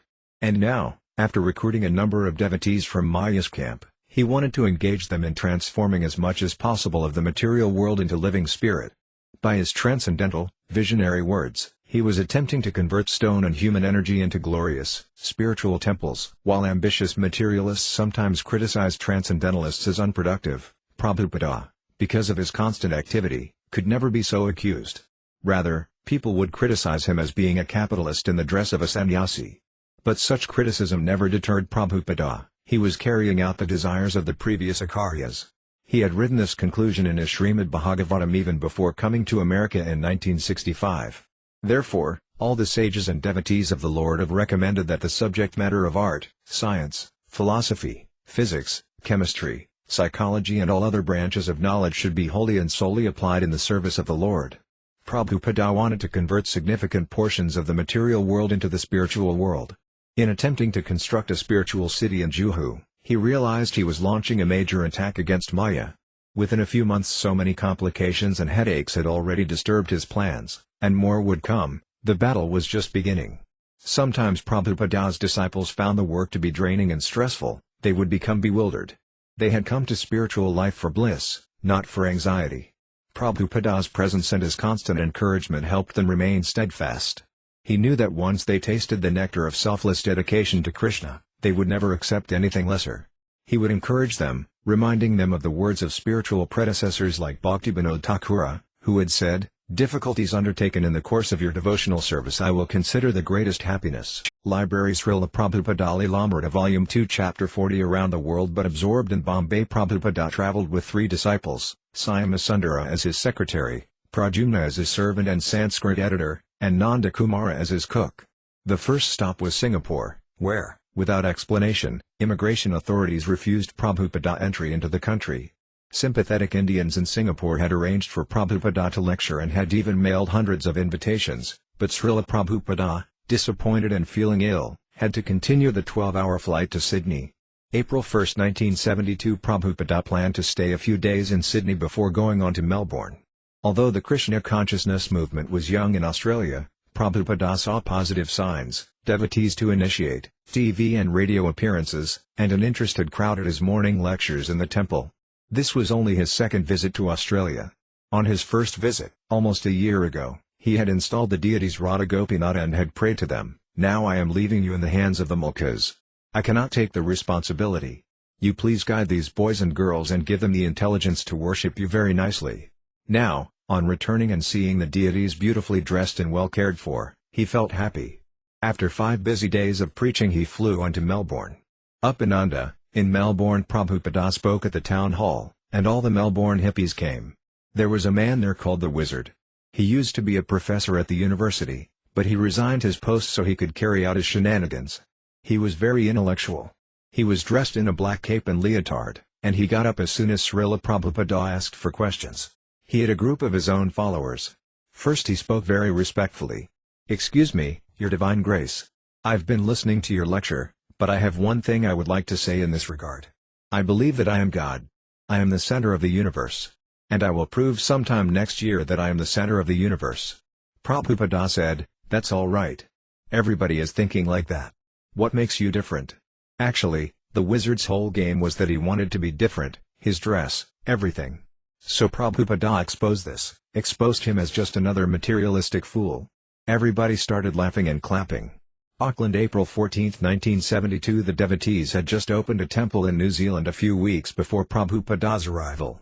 Prabhupada stayed a couple of days and installed Radha Krishna deities. Buri Jana, Prabhupada installed large marble deities, but there was only one girl to take care of them. Prabhupada was insisting that the deities should be installed anyway and that they should be taken care of properly. He demanded that they should have many sets of clothes immediately. So some devotees built a temporary wooden altar and put up a curtain for the deities. The curtains fell down. Everything was going wrong. It was confusing, and everyone was upset. So Śrīla Prabhupada just took over.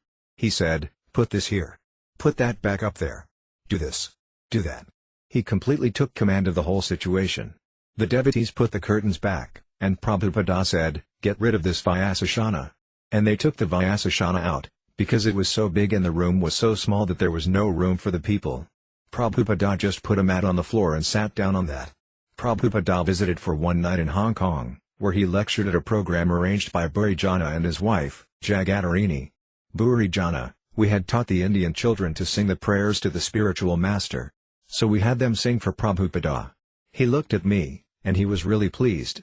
Then he said, "Your wife said there are no interested people, but you have so many students here." I said, "You have so many students, Prabhupada." At the end of the lecture Prabhupada asked if there were any questions, and a little Indian boy raised his hand and asked, "Who started the forest fire?" The boy was thinking of a forest fire mentioned in the Krishna book in Krishna's pastime, but all he said was, "Who started the forest fire?" But Prabhupada took the question in a different way, that this material world is like a blazing forest fire, just like the prayers to the spiritual master had described. So Prabhupada said, "No one started the forest fire. It starts automatically, just like in the forest, by the rubbing of two bamboos a fire may start. But by chanting Hare Krishna we can get out of this forest fire of material life." In Japan the devotees lived in an old farmhouse in the hill country outside Tokyo. Śrīla Prabhupada stayed in a nearby hotel, installed Radha Krishna deities in the temple, and awarded sannyasa to ISKCON Tokyo's leader, Sudama. Prabhupada said he knew the pulse of his disciples. Thus he had recently sensed a tendency in his leading managers to be too absorbed in management and not enough in preaching. He had been telling his secretary that GBC men should not simply sit behind their desks and try to centralize power but should become detached, take sannyasa, and travel and preach. With this in mind he had awarded the sannyasa order to two of his GBC secretaries, Tamala Krishna and Sudama. Now he advised that they not give up their managerial burden but follow his example of preaching and managing their GBC zones in a renounced spirit. Saimasundara, Prabhupada's hotel room had rice paper walls and was very cold. It was like coming back into the northern climate, but without central heating. One day I came to Prabhupada's room for Mangala Arati and I had a blanket wrapped around me. I said, "Are you cold, Prabhupada?" I could see he didn't like the cold, but he wasn't going to let that stop him from serving Krishna. Nanda Kumara, at the Sunday feast there were about 30 Japanese people, mostly young, and every single one brought Prabhupada a flower, put it at his feet, and paid full dandavats. They were so respectful. Prabhupada said that it was a good sign that these boys and girls are able to honor a saintly person. Buri Jana, we had arranged a program in Kobe. Many Indians and Sindhis lived there. It was a long journey out of Tokyo. They put Prabhupada on the third floor of the house, and there was no elevator. Prabhupada just put his chin out and walked right up, even though it was a tremendous effort for him. The engagement was arranged in such a poor way that on the same speaking program with Prabhupada was a Mayavadi sannyasi. Prabhupada wanted to speak first, so he spoke in English. There were quite a few Indians there, about 100. Prabhupada explained very clearly and strongly that Krishna is God. Then the other sannyasi began speaking in Hindi. Prabhupada was just sitting there with his eyes closed, chanting japa. Suddenly he looked at us and said, "Start kirtana immediately." So we got up in the middle of the sannyasis speaking and started kirtana. Prabhupada left quickly after the kirtana. When we got back to the room with Prabhupada, he explained what had happened. He said, first he was preaching nicely. And then he started explaining Pankapasana, about the 5 different features of the Absolute. And then when he said that the Supreme is ultimately impersonal, I could not tolerate it. Prabhupada said, "I am like a lion when I am out in a land when I am home." Prabhupada had business in Tokyo with his printer, Dai Nippon. He was greatly pleased with the faith Dai Nippon printing company placed in him, giving him hundreds of thousands of dollars credit just on his word. One of the Dai Nippon executives even approached him submissively, inquiring about whether his son who had died a year and a half ago had gone to the Buddha. A young Japanese executive, who translated the older man's questions and Prabhupada's answers, explained to Prabhupada, since then he has been very religious. He was the eldest son? Prabhupada asked. 20 years. Youngest son. The 2 executives spoke briefly. He is asking how he can be relieved from such sadness when his son has died. Oh, yes, Prabhupada said. The point is that the success of everything depends on how Krishna is satisfied. That I have explained. He related the example of Sandipani Muni, the spiritual master of Krishna and Balarama. Sandipani Muni's son had died, and he requested his 2 students, "My dear boys, I lost my child very young. If you kindly bring him, then I will be very much pleased." So Krishna went to the planet of Yamaraja and brought his son back. So you try to satisfy Krishna, and you will be blessed. Your son will be blessed.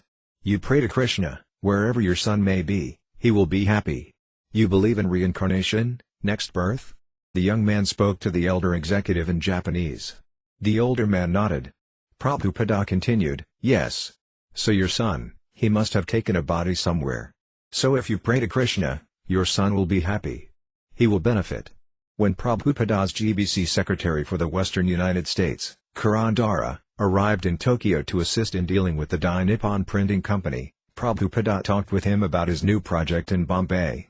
He also wrote 2 letters to Guru Raja, urging him to begin constructing the Bombay buildings as soon as possible. He wanted Guru Raja to model the temple after Jaipur's famous Govindaji temple and erect beside it a modern high-rise hotel. And then you shall have the perfect Juhu plan.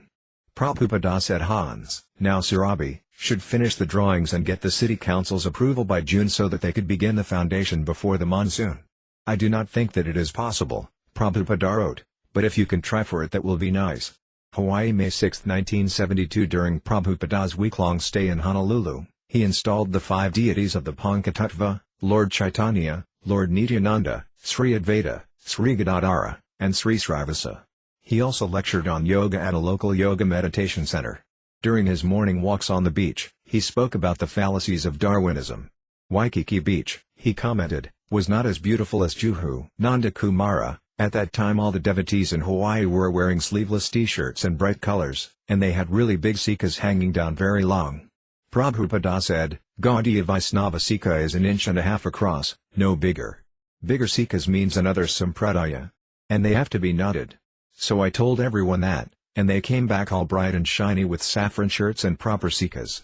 Govinda Dasi, Prabhupada stayed at a big house on the Makapu side of Oahu, right on the ocean, a very pleasant place. In the morning Prabhupada would walk on the beach, and when he would return from his walk, he would sit down on a wooden bench on a little rock patio. We would all sit around, and he would give a little morning lecture. Later he would walk around and around in his room, chanting. One evening I went in while he was chanting, and he said, 16 rounds finished today? And I said, yes, Śrīla Prabhupada, I am on my 16th round now. He said, that is good. Prabhupada was also thinking a lot about his Bombay Center, and he asked me to do an architectural rendering of his idea for the Bombay buildings.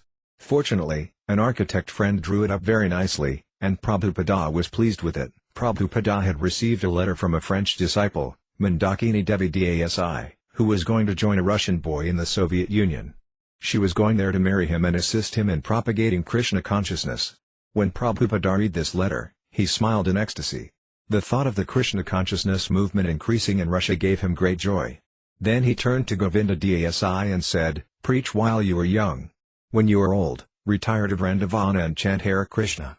Therefore, these centers in India are being built. But you cannot retire unless you have preached sufficiently. The mind will agitate. If you have preached, you can retire and chant Hare Krishna, so preach as much as possible. Although sometimes Prabhupada could spend only a day or even only a moment with an individual devotee, that brief association would leave a permanent inspiration. The devotees would realize that although Prabhupada had touched them and given them guidance in a way that made these the most important moments in their lives, Prabhupada was also beyond the moment and the place that he shared with them and was contemplating deeper issues and praying to Krishna with an intensity that they could not yet understand. Prabhupada received a letter in Hawaii from Guru Raja that made him doubt his Bombay manager's abilities to deal with the clever Mr. N. Guru Raja had reported matter-of-factly that he had just paid 7,500 rupees to Mr. N, and Prabhupada wrote back, "On what account is that paid?" Guru Raja had intended it to be an installment toward the agreed 2 lakhs per year that they were supposed to pay Mr. N after they had received the deed. But why should they be unnecessarily paying Mr. N, since they still had no deed? Prabhupada began to worry about his Hare Krishna land. Time and time again his thinking turned to Bombay, Vrindavana, and Mayapur, but he did not talk much about the problems. Rather, the devotees and non-devotees in each place he visited got the full blessings of his attention. While lecturing on Srimad Bhagavatam, he was in full concentration, and when he spoke privately, cultivating a guest or guiding an individual disciple, he fully gave himself. That he took responsibility for many persons and worldwide matters and did it all so graciously, always appearing before his devotees each morning on the walk or in the temple as fresh as a morning blooming lotus flower, was the expert nature of his devotional service to Krishna. He was open and simple, with a motive so pure that anyone could see it, and yet he was also grave beyond anyone's vision. He served Krishna simply in each time and place, whether riding the hotel elevator with his 2 disciples in Hong Kong, or curiously noting the details of Japanese culture, or walking on the beach beneath the Hawaiian sky.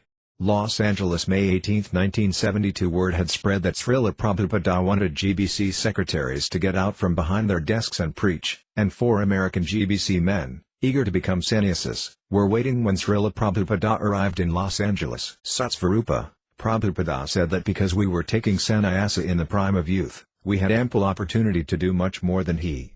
He said he had taken sannyasa at the fag end of life but that a little is better than nothing. Everyone laughed at the thought that we could do more than Prabhupada.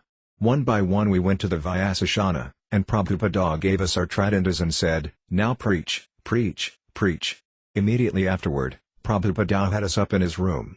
We asked him if there were any special instructions.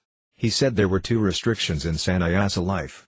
One was that when meeting a rich man and seeing his opulent wealth we must not think, "Oh, I have given up everything, but I wish I could enjoy these things." And the other restriction was that when we see a beautiful woman we must not think, "I had a beautiful wife, and now this beautiful woman is here. I could enjoy her." In other words, do not have any regrets about having taken sannyasa. Jagadiza, Prabhupada had all the GBC men come to Los Angeles, where some of them took sannyasa, and we discussed reapportioning preaching zones.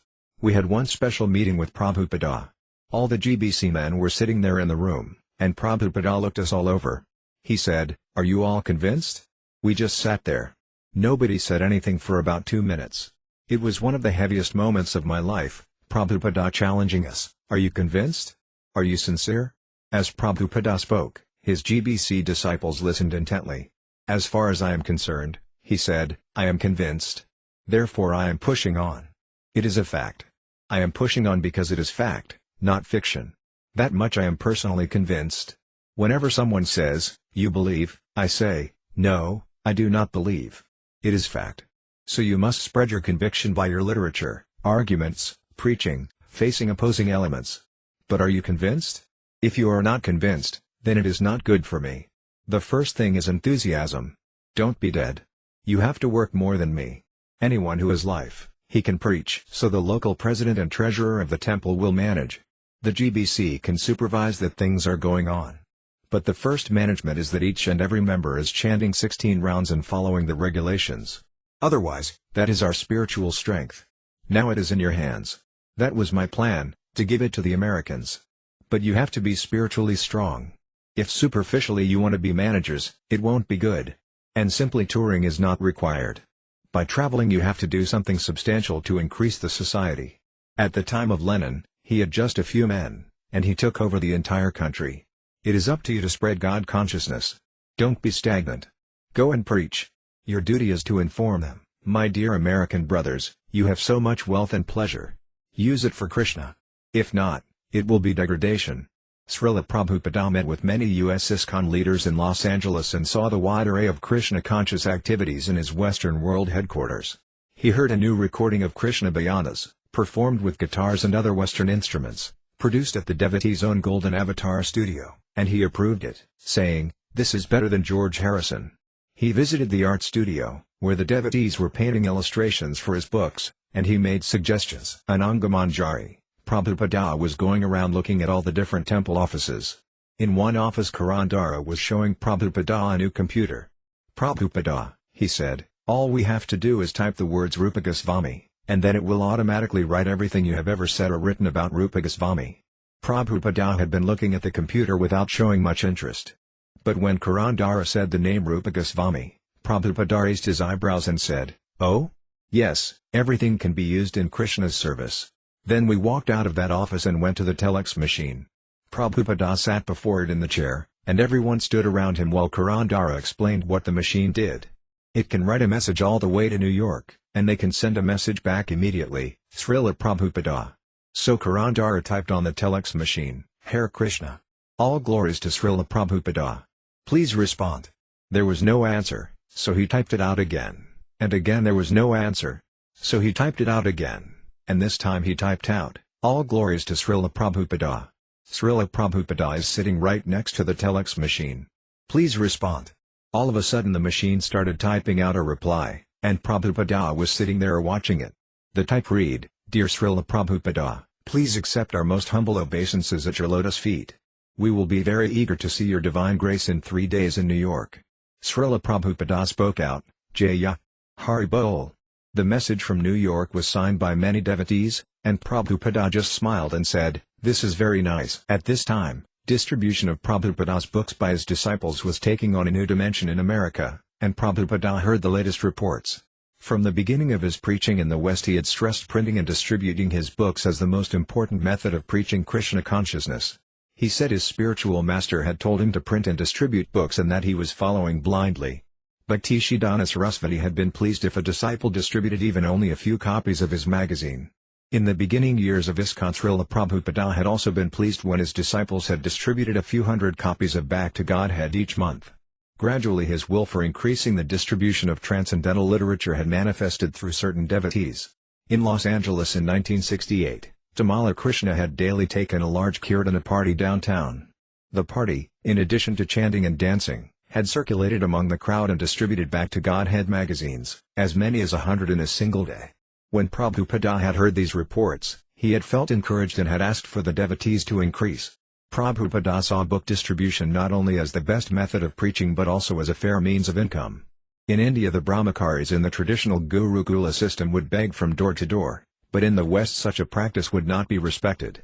"But every gentleman will give a quarter for Back to Godhead," Prabhupada had said. Even as Prabhupada turned more toward India and his projects there, he continued to encourage his disciples, especially in the West, to distribute his books. "Please increase your program of distribution to the public as well as trying to place our books and magazines in libraries. I am simply interested in the book distribution." To the devotees in New York he had written in 1971, "I'm especially pleased to hear that your distribution of books and magazines has increased. Go on in this way, increasing more and more. Each time someone reads some solid information about Krishna his life becomes changed in some way. These literatures are the solid ground upon which our preaching stands, so I want that they should be available to everyone, as many as possible. So please try for this." To the devotees in Australia he wrote, "The best news is that you are increasing nicely the distribution of my books and literature. This is the best activity, to distribute solid information about Krishna. Our preaching stands solid on these books. No other movement has such vast background of authority." And to the devotees of Africa Prabhupada wrote, "Distribution of books and magazines is our most important activity. Without books, our preaching has no solid basis. Especially the Africans want our books.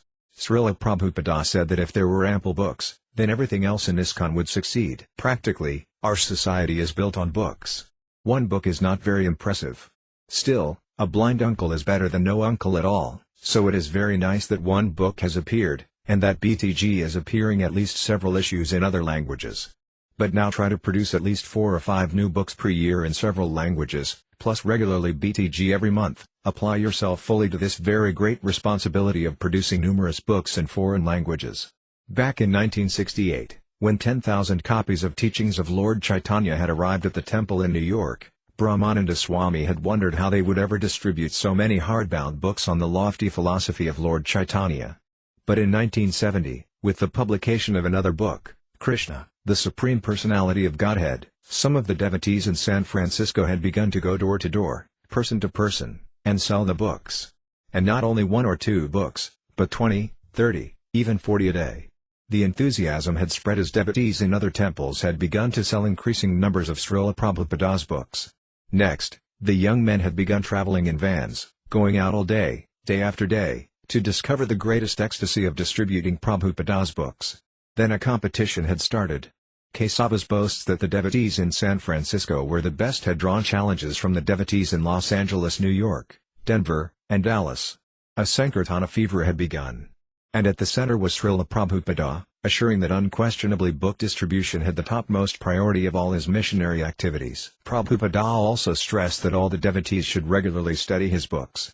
The books were not only for the public, the devotees must read them and know them. Or else how could they preach? In the Los Angeles temple room, Prabhupada would have the devotees take part in pronouncing and chanting responsively the daily Sanskrit verse from Srimad Bhagavatam. Then individual devotees would take turns chanting the verse alone, while the other devotees would again respond collectively. For Dayananda Goswami, when Prabhupada came to Los Angeles in 1972, he started the Bhagavatam class where everyone chanted the Sanskrit. One effect was that devotees became more grave, a little more civilized. Just at that time things were a little wild in America. The Sankirtana parties were doing so many wild things, staying out all hours of the night, sleeping anywhere, eating anything. Previously the temples had been a little sedate, and actually, even a little dry, because the devotees weren't giving out many books. And then, when the Sankirtana got a little heavy, it was almost like a rodeo consciousness, this wild Sankirtana, like bronco busting. But Prabhupada came and introduced the chanting of Sanskrit mantras word for word, and the devotees submitted to a more grave and formal program. On the 1st of June Srila Prabhupada left Los Angeles for Mexico City. He said he would return in a few weeks. Prabhupada conducted an intensive 3-day lecture campaign in Mexico City, speaking at the National University of Mexico, the Masonic Lodge, and the Theosophical Society, and appearing on a television show with some 30 million viewers. He also held initiations at the temple on 2 consecutive days. Mexico was similar to India, he said, with pious people in a tropical climate. Even when he walked early in the morning in Chapultepec Park, many people followed him back to the temple. They recognized him as a saint and wanted his benediction. Cit Sukhananda, on Sunday afternoon there were more than 500 people in the temple room. After the lecture Srila Prabhupada went back to his room alone, and there was a big kirtana with 500 to 600 people chanting, Jaya Prabhupada, Jaya Prabhupada, Jaya Prabhupada, Prabhupada, Prabhupada, Prabhupada. They became very, very ecstatic, and it seemed like the temple walls were going to come down. I was in Srila Prabhupada's room, and he said, "What is this? Kirtana? They are making so much noise." I said, "They are chanting your name." And I went down to see what was going on. And all the people were waiting to come into Prabhupada's room. It was like they wanted to charge up to Prabhupada's room to be able to see him. They kept yelling his name, Prabhupada, Prabhupada. So I came up to Srila Prabhupada. "Prabhupada, they want to see you." And Srila Prabhupada said, "Well, let them come." So I immediately arranged that people could come in. He had 2 doors in his room, and they were coming in through one door on the left side and leaving through the door on the right. One by one, in a line, they just filtered through like a great parade, coming and offering different words to Srila Prabhupada. Most of the people were saying in Spanish, "Your Divine Grace, Your Holiness, please bless me. Give me your benediction." Everyone was praying for his benediction. And as the people would come in, they would bow down. Everyone was extremely submissive, and there were many people with tears in their eyes to see the great Saint Srila Prabhupada. And they said to Srila Prabhupada, Please give me your blessings." Prabhupada asked me, "What are they saying?" And I said, "Give me one blessing, one benediction." So he had his hand in his bead bag, and with his finger outside his bead bag he would point to them and say, "Hare Krishna." And they were all very happy. Prabhupada also traveled to Cuernavaca, where he lectured out of doors at the city plaza before a crowd of thousands. The audience sat patiently and heard his words translated into Spanish.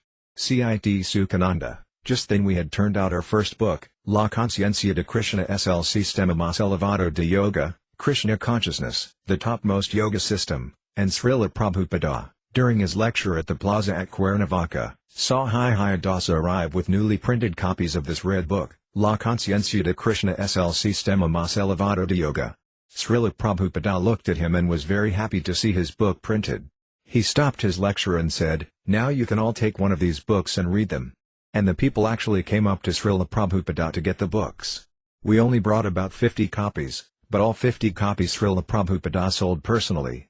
The people took the liberty to ask Śrīla Prabhupāda for an autographed book, and he autographed almost all 50 copies. After the plaza lecture there was a hotel lecture, and then Śrīla Prabhupāda was supposed to go to a devotee's home in Cuernavaca to take prasadam and rest. But Śrīla Prabhupāda decided he wanted to return to the temple in Mexico City. He got back around 8 p.m., so from 8 in the morning until 8 that night he had not taken a bite of food, only a little water. We offered him fruit and things, but he didn't want anything. When he returned to his room, his eyes were shining and his smile was broad, and he said, "This is the way to be happy. Work all day for Krishna." All he wanted was a cup of hot milk with puris and a cup of sugar. He pressed the puris into the sugar, and he drank the milk with great joy and happiness. He said, "This is our life, to serve Krishna. Work all day for Krishna and take a little prasadam at night." On returning to Los Angeles, Prabhupada was again the center of the burgeoning Krishna conscious activities there. But again his thoughts turned to Bombay, and he telegrammed Guru Raja, instructing him to settle the conveyance immediately. Guru Raja, after receiving Prabhupada's cable, went to Mr. N, only to learn of a further complication. After Prabhupada had signed the sales agreement, the Indian government had passed a law obliging Mr. N to pay a 5 lakh gains tax upon executing the conveyance. Mr. N didn't have 5 lakhs at present and told Guru Raja that ISKCON should pay it, and he would apply it toward the mortgage. But Bombay ISKCON didn't have 5 lakhs either, so Mr. N suggested Guru Raja take a bank loan or secure funds from ISKCON temples in the US. He promised that in the meantime he would not sell the land to anyone else. Guru Raja tried to get a loan from the bank, but he had no security or credit. He turned to some of the life members for help, to see if they could act as guarantors for a loan. But although sympathetic, they could not help him raise the money. Guru Raja also began to doubt Mr. N's word. Although naive about legal matters, Guru Raja was becoming suspicious of Mr. N's character and of his dealings. Talking with life members, Guru Raja learned that actually Mr. N was notorious for illegal business tactics. When previously Mr. N had signed an agreement with C Company for the very same land he was now selling to Prabhupada, the sales agreement had eventually been cancelled because C Company had not gotten permission from the municipality for subdividing plots of land, and one of the conditions of Mr. N's sale of the land had been that C Company get government permission to use the land. According to some of the businessmen with whom Guru Raja spoke, Mr. N, through his political connections, had influenced the government against the C Company. Mr. N had seemed very helpful, giving the devotees a good price for the land, and even providing workers for clearing it. And Mrs. N had often attended Prabhupada's classes. But there also seemed to be many contradictions in Mr. N's behavior. Hearing of these problems by mail, Prabhupada considered them manageable. If a government tax had been imposed, then the devotees should deal with that and also continue trying for a loan. Certainly Mr. N was tricky, but Prabhupada felt ISKCON's position was strong. Guru Raja should persist. Without becoming confused by Mr. N, Prabhupada advised Guru Raja to approach Mrs. Sumati Morarji and other supporters for financial help. It is a unique temple in the world, and if you show your wonderful abilities as American and European boys and girls to manage everything superbly, she will not hesitate to entrust you in every way. Therefore, there must always be goodwill and cooperation amongst yourselves for this huge task ahead. I always think of our Juhu place, and I want that it shall be the model for all the world to emulate and respect as the perfect example of a Krishna-conscious community. Portland, Oregon, June 8, 1972. From Los Angeles, Prabhupada went briefly to Portland, where 50 of his disciples from San Francisco, Seattle, and Vancouver, as well as Portland, had congregated to meet him. From Portland he rode by car to Eugene, where he lectured at a large hall before an audience of mostly hippies. Every temple in the U.S. wanted Śrīla Prabhupāda, and although Prabhupada could not visit them all, he remained open to brief visits and public lectures in faraway places. He would sometimes confide to his traveling secretary that his disciples should do this preaching. But then another lecture opportunity would arise, promoted by an enthusiastic group of devotees, and Prabhupada would surprise everyone by agreeing to go. After returning to Los Angeles for 4 days, Prabhupada then flew to New York for a week and then on to London for 2 weeks. In London, George Harrison and Ravi Shankar visited him several times at the Berry Place Temple. When George asked if he should shave his head and try to live like the other devotees, Prabhupada replied that he should continue to be a singer. "If you tell people to chant Hare Krishna," Prabhupada reminded George, "they will do it." July 20th, from England, Prabhupada went to Paris, where he lectured and performed an outdoor initiation ceremony at the Luxembourg Gardens. Hundreds of people, most of them student radicals from the nearby university, gathered to watch.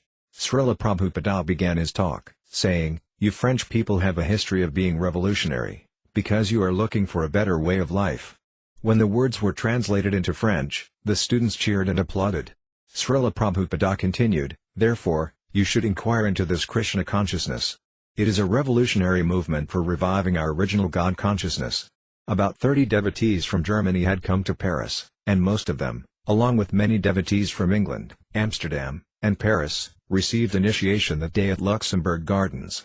In Paris, Prabhupada also attended a successful 4-day indoor festival, where he was pleased to lecture and lead kirtanas each night. July 26th, in Amsterdam, Prabhupada installed deities of Lord Jagannath, Lord Balarama, and Subhadra and lectured at Fondle Park before thousands of hippies.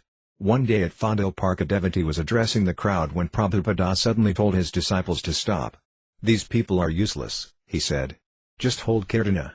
Later he wrote to a disciple in the West, "We are observing here in Europe many hippies have become so disgusted with material life, but they are also now so much degraded that they will not hear our philosophy, simply mocking. So our devotees may become very much learned to remove their doubts and become very much fixed up in Krishna consciousness. But so far preaching to the general public, especially the hippie class, it is better not to preach very much philosophy, just somehow or other get them to chant Hare Krishna mantra, and if some of them are curious to learn something, they may purchase one of our books. Only if they chant with us, that will help them." July 29th, at Edinburgh, Prabhupada was greeted by almost a dozen reporters from various newspapers in Scotland. Kisora, Edinburgh is a stuffy, puffed up, tradition-steeped place, but Prabhupada was very cordial and humble with the reporters. He was giving them so much credit about how nice the country was and how nice Edinburgh was, what nice buildings we have here, and he was saying, "You have 2 colleges here." Yes, we have 2. Very proud they were. "So you have many students here?" Yes. "It's a very affluent city, Edinburgh." Yes, oh, yes, very rich and opulent. And then Prabhupada said, "So you have so many students, and you have so many nice big buildings. You have so much facility for enjoyment." And they were agreeing, yes, we have all this." And Prabhupada just looked at them straight and said, "Then why are your universities producing hippies?" They looked at one another, and no one could answer. And Prabhupada began to explain how society cannot bring happiness or contentment simply with buildings, stones and windows, he said. Where's the happiness there? In Glasgow, Prabhupada lectured at Woodside Hall before an audience of almost 1,000. Kisora, Prabhupada was sitting on stage on his Vyasasana. The crowd was very large, and even the balcony was overflowing. When Prabhupada arrived, the students greeted him like a pop star. They were cheering and whistling. Prabhupada immediately began lecturing very heavily on the basic science of Bhagavad Gita, how Arjuna became a successful devotee by killing all his friends and relatives. At the end of the lecture, I was a little apprehensive as to whether the people would accept that heavy lecture or not. But they cheered and applauded. When it came to question and answer time, one man came all the way down the aisle from the back of the hall and stood at the foot of the stage and looked up at Prabhupada. For several moments he spoke, on and on and on, talking very proudly, "I am this. I am that," and then concluding, "I am God." That was the conclusion of his little monologue. The whole crowd was hushed, and I thought, what's going to happen now? Prabhupada simply looked down and let the silence continue for a few moments more. Then Prabhupada spoke. "So, you are God, you have nothing more to say? You are not God, you are a dog." And immediately the crowd stood up and applauded and cheered. The man just looked at Prabhupada, and a smile came on his face. With just those few words he had been defeated. He simply walked all the way back again to the back of the hall and was finished. It was ecstatic, because the crowd was participating in the whole thing. They all realized that God is not cheap. Then we had Kirtana, and everyone in the audience was dancing. At that time they had gotten a bit lax at the door, and the local street urchins from this low-class area of Glasgow came into the hall, and they all began dancing and singing. Some of them tried to get up on the stage. Prabhupada was also chanting, and so these kids were all trying to get around him and get on the stage to chant. The devotees started to push these dirty little children off the stage, but Śrīla Prabhupāda said, "Don't do that. These children are all devotees. Let them chant." When Prabhupada finally got up to leave again, he reminded me of some big celebrity. He was smiling and waving and walking off the stage, and the audience were all shouting, "No, no, no." They began chanting, "More, more, more, more." August 1st, when Prabhupada returned to London and heard that Srimati Maharaji was arriving there, he went with a group of his disciples to meet her at the airport. He talked with her about his plans for Hare Krishna land at Juhu and of his desire to form a board of trustees consisting of ISKCON's Bombay life members. Srimati Maharaji agreed to be president of the board, which would meet regularly and give advice for managing ISKCON's Bombay project. Each trustee would also contribute a large sum of money toward developing a particular area of the project. Prabhupada asked Mrs. Maharaji to donate for the temple. He would request Mr. Khandalwal to donate for the library and Mr. N for the 2 other wings. That Mr. N had not yet produced the deed, however, continued to weigh heavily on Prabhupada's mind, and he questioned Mr. N's intentions and Guru Raja's competence. If the only obstacle was the 5 lakh tax, then Prabhupada had already instructed Guru Raja to approach ISKCON's wealthy friends and secure a loan. What was the difficulty? But Guru Raja's communications sounded as if such a solution was impossible. On August 27, Prabhupada telegrammed Guru Raja, "Has conveyance deed been signed? If not, finish immediately and wire details." Again Guru Raja went to Mr. N, although anticipating Mr. N's reply. This time, however, Mr. N added yet another complication, reminding Guru Raja that ISKCON had not yet obtained permission from the Charity Commissioner. ISKCON was a public charitable trust and so required permission from the Charity Commissioner before acquiring property. Mr. N put the burden back onto ISKCON. At the Charity Commissioner's office, Guru Raja learned that he should have applied for permission 6 months prior to signing the agreement for the land. To Guru Raja and the other devotees in Bombay, the affair had become a huge Gordian knot. New Vrindavan, West Virginia, August 30, 1972. Only 2 days remained until the Janmashtami celebration, and more than 300 disciples had gathered to be with Śrīla Prabhupada. Janmashtami, Krishna's appearance day, is always followed immediately by Śrīla Prabhupada's appearance day, and this year, with so many devotees gathered in a holy place with Prabhupada, the occasion promised to be especially auspicious. Prabhupada had agreed to lecture every evening in an outdoor pavilion, constructed for the occasion atop one of New Vrindavan's many hills. The lecture series was titled Bhagavata Dharma Discourses, and through these meetings Prabhupada set an example for his disciples that they hold similar festivals in other parts of the country. Through Bhagavata Dharma discourses and book distribution, the Krishna consciousness movement would increase its purifying influence throughout the world. Prabhupada lived during these days in a small wood frame house in the New Vrindavan woods. He regularly received visitors and lectured in the evening. Each evening, before his lecture at the pavilion, the devotees would hold a kirtana and carry Prabhupada up the long, steep hill on a palanquin. And afterward, as they carried him back down, he would be surrounded by chanting disciples bearing lanterns and torches. Shurasvara, the path from the pavilion wound down and around on its way to the temple. I got there at dusk and beheld Śrīla Prabhupada floating jubilantly in his palanquin atop a sea of devotees. They were hundreds of devotees, with tumultuous kirtana and roaring, plus dust was being kicked up everywhere from all the people. It looked spectacular, like a panoramic scene from one of those epic movies, The 10 Commandments or Exodus, only much more, because it was transcendental. I just fell down in the dust as Prabhupada's palanquin came gliding past. It was very wild, but devotional. Bhattagopala, it was a small palanquin carried by 4 men. There were some ropes for Prabhupada to hold on to, and it wasn't a very comfortable ride for him. But it was an amazing scene. Devotees with torches, electric torches and fire torches and lanterns, and Prabhupada coming down in his palanquin, down the trail. Hundreds of devotees were surrounding him. Kirtana was roaring. I kept trying to get up close to Prabhupada and get a glance. Janava Devi Dasi, we were running down the steep hill in the dark amid the loud chanting of a river of devotees. and our feet seemed to never touch the ground. About halfway down, I caught up to the palanquin. But then I realized that being close to Srila Prabhupada meant far more than physical proximity, and that I needed to become much more serious about Krishna consciousness in order to feel less distant from him. On Janmashtami night, Prabhupada went to the temple and listened to readings from Krishna, the Supreme Personality of Godhead, about Lord Krishna's birth. Around 2 a.m. he noticed many devotees were nodding.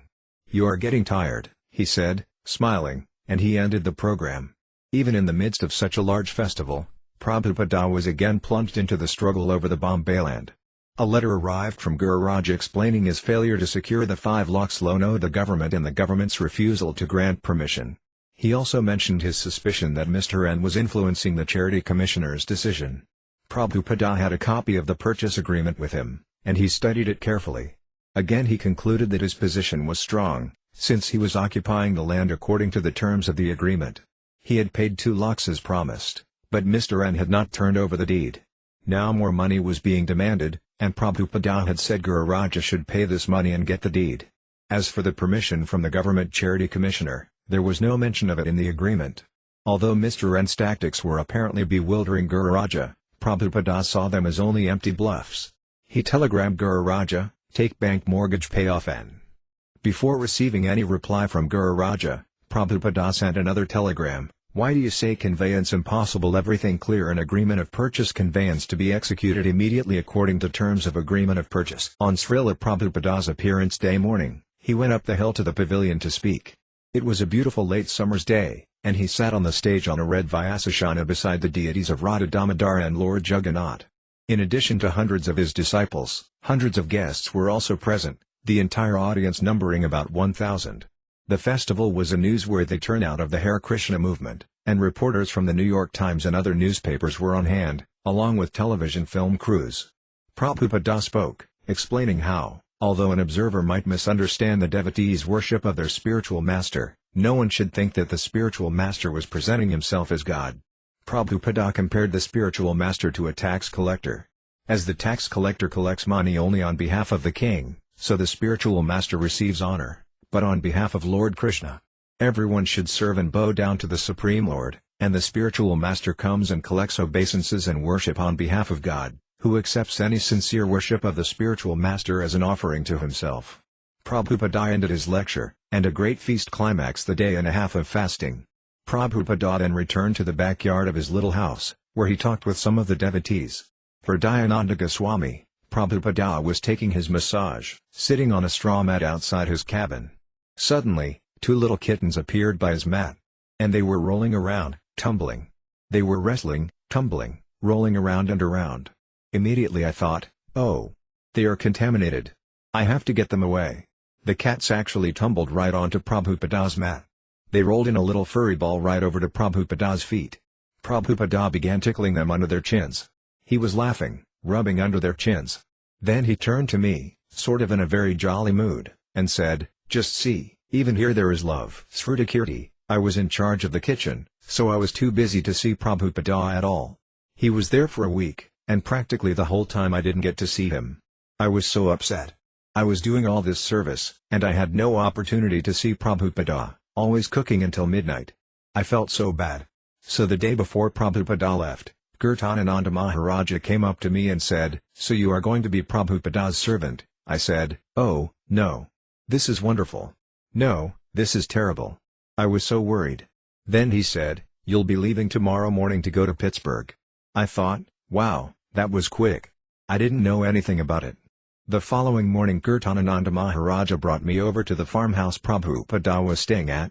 He took me into Prabhupada's room and said, "This is Śrīla. He is going to be your servant." Prabhupada looked, and I paid my obeisances. Kirtanananda Maharaja said, "He cooks very well, Prabhupada." And Prabhupada said, "That's very good. But he hasn't massaged," Maharaja said. I had never done it before in my life. And then Prabhupada said, "That's all right. Anybody can massage. It is very easy." Satyanarayana, I was with a group of devotees. We would travel around the country in an old bus, preaching. On the bus we had deities, a kitchen, and a shower. Prabhupada was outside of his cabin when we drove up in the bus.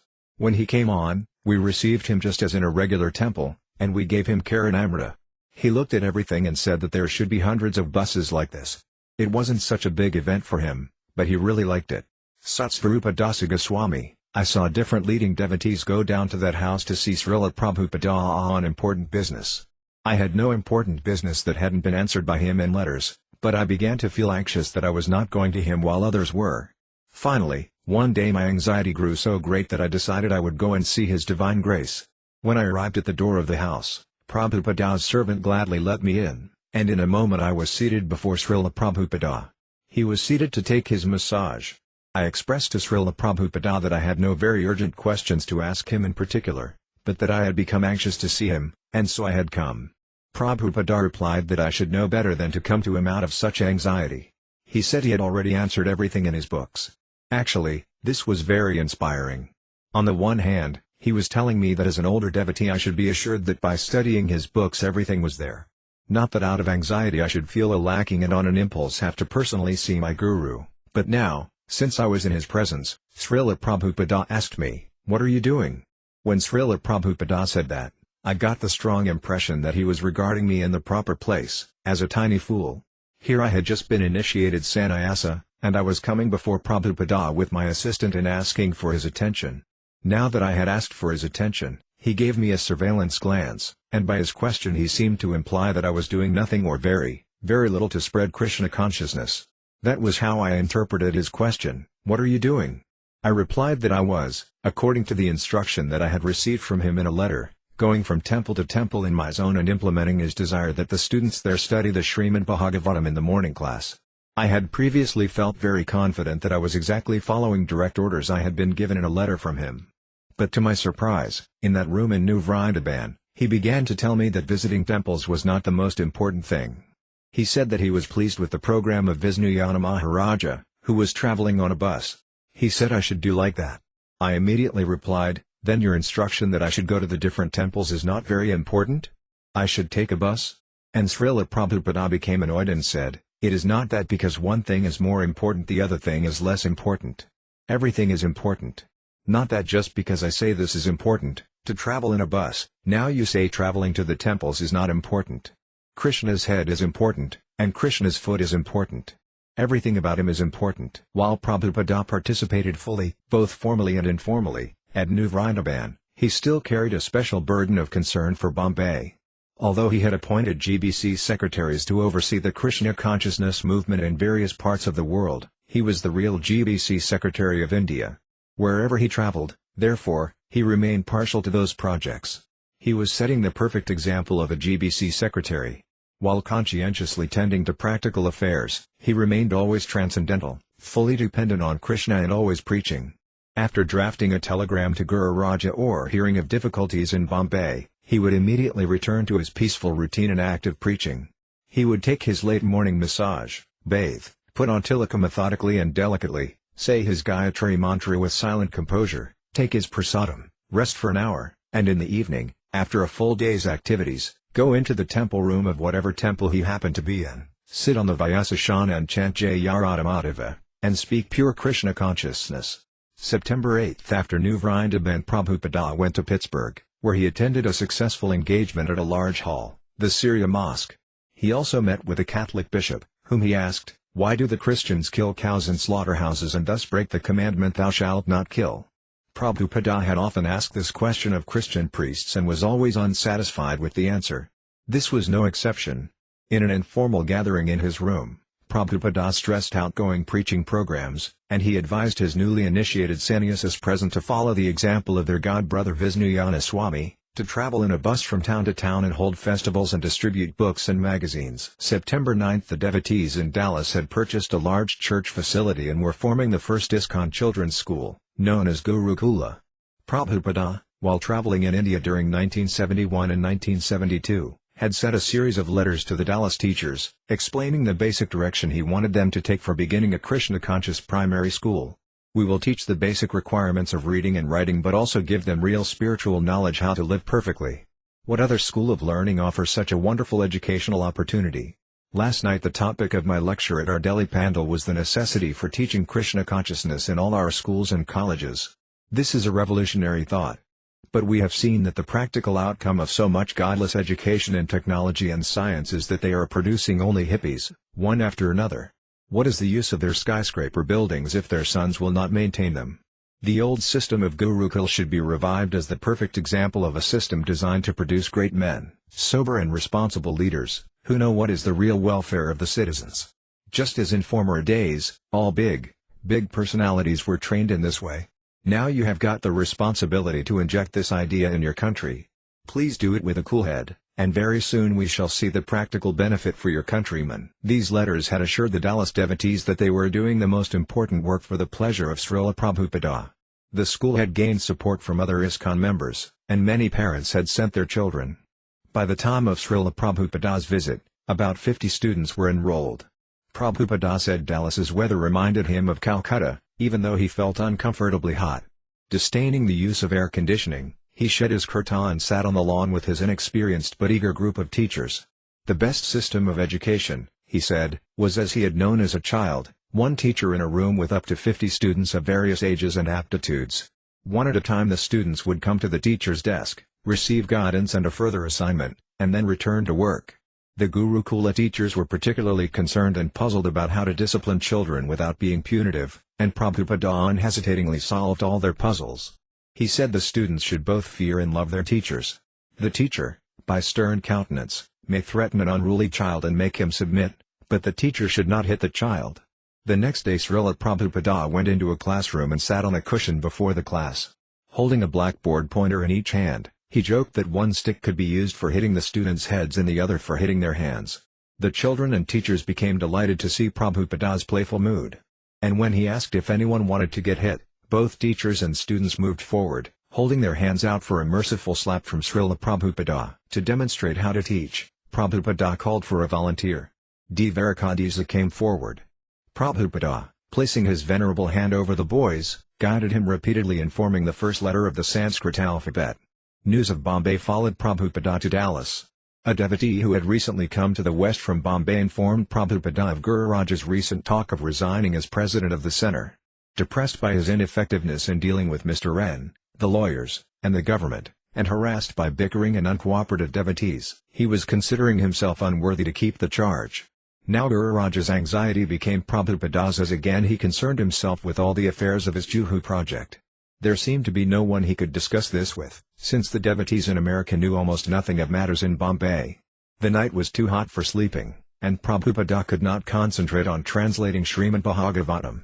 So he stayed up late, talking with his secretary about Bombay. Surmising the mind and mood of Mr. N and expressing his concern for his Hare Krishna land and his wonder at the devotees' hesitation and disheartenment, he turned the argument this way and that, considering it in different lights, until in the early morning he finally put it aside. Afterward, he composed another telegram, settle land immediately at best price possible and promise to pay it if you want we can pay suggest 15,000 don't change presidency until I come. Large marble deities of Radha and Krishna arrived in Dallas by trailer from New York. Prabhupada had specifically selected these deities for Dallas Gurukula while in India and ordered them to be shipped to the United States. The Krishna deity was magnificent.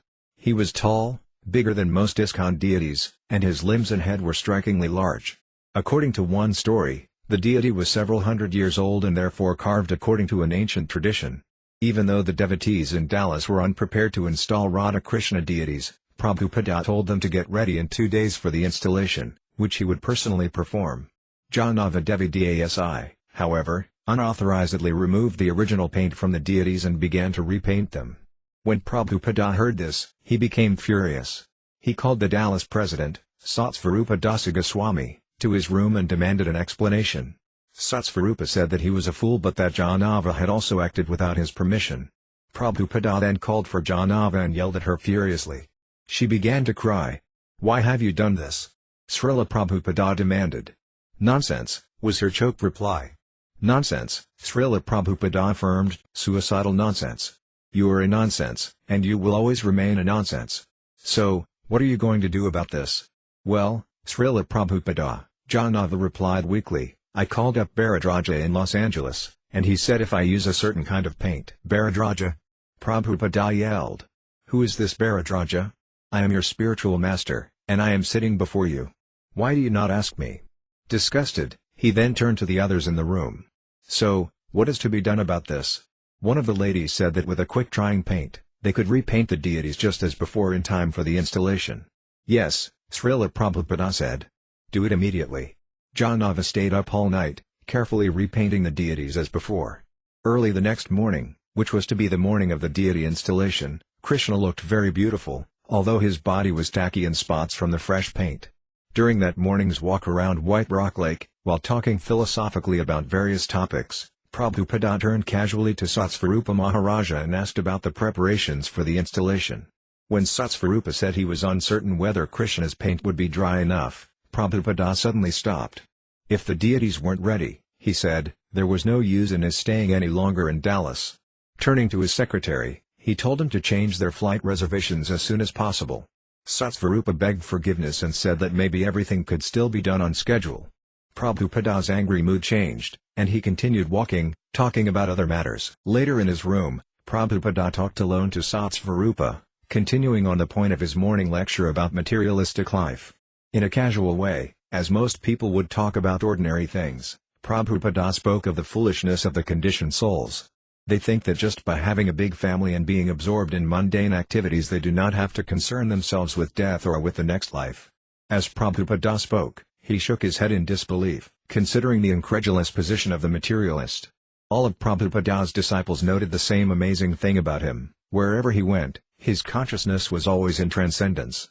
Whether staying up late worrying and talking about Bombay, or criticizing devotees for repainting the deity, his mind was ever moving from one Krishna-conscious consideration to another. The devotees with him would sometimes observe his awesome Krishna consciousness from a respectful distance. At other times they might, in the name of service, speak up and become more personally involved. Or they might find themselves thrust under the direct scrutiny of his demanding attention. No one could presume or accurately predict in what way Prabhupada would act in his constant, grave service to his spiritual master. While sitting with Satsvarūpa Maharaja, Prabhupada began humming and singing a Sanskrit phrase from the morning's Bhagavatam class, Gisugamedhinam. Then he asked, "So, how is the deity?" Satsvarūpa said he thought he was dry. Prabhupada stood and walked into the room where Janava was examining the repainted deity. Calmly he stood before Radha and Krishna, singing to himself.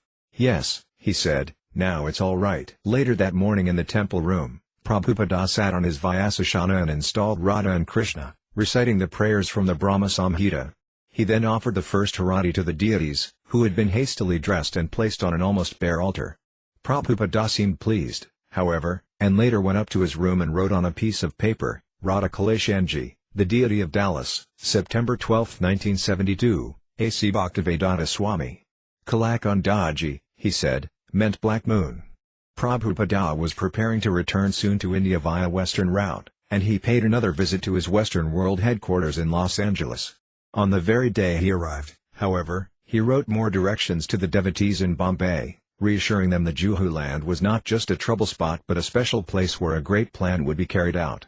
It was worth fighting for. Now I am anxious to hear if the conveyance deed has been signed and what are the contents. Kindly send me the copy duly signed as quickly as possible. This will give me great relief. As soon as the conveyance has been signed you may begin the building work immediately. I am coming to India soon, at least by October, and I want to see that the building projects in Bombay, Mayapur and Vrindavana are going on nicely. This Bombay project is one of our most important projects in the whole world and I am looking to you and the others there in Bombay to see that it is done very magnificently. Prabhupada's secretary had recently shown him a new advertisement booklet printed by Air India in which the art theme was exclusively dedicated to Krishna in Vrindavana. Prabhupada was encouraged to see that Air India was enticing tourists to come to India to experience Krishna culture. This confirmed his idea that in the future Hare Krishna Land and his other Indian projects would be important showpieces for tourists wanting to experience real Vedic culture. Mail from Bombay always received first priority, and every morning Prabhupada would ask for news from Bombay, giving any letter from Guru Raja immediate attention. Early in October he received a long letter from Guru Raja. We just cannot control the material nature, and although everything is going on slow, Mrs. Morarji, Mr. Munim, the bank, and Mr. and all feel that they are proceeding as quickly as possible. And they do not respond very favorably to being over-reminded by me of the urgency of the matter and of your anxiety that it be finished. Nothing new had developed, the deed still had not been signed.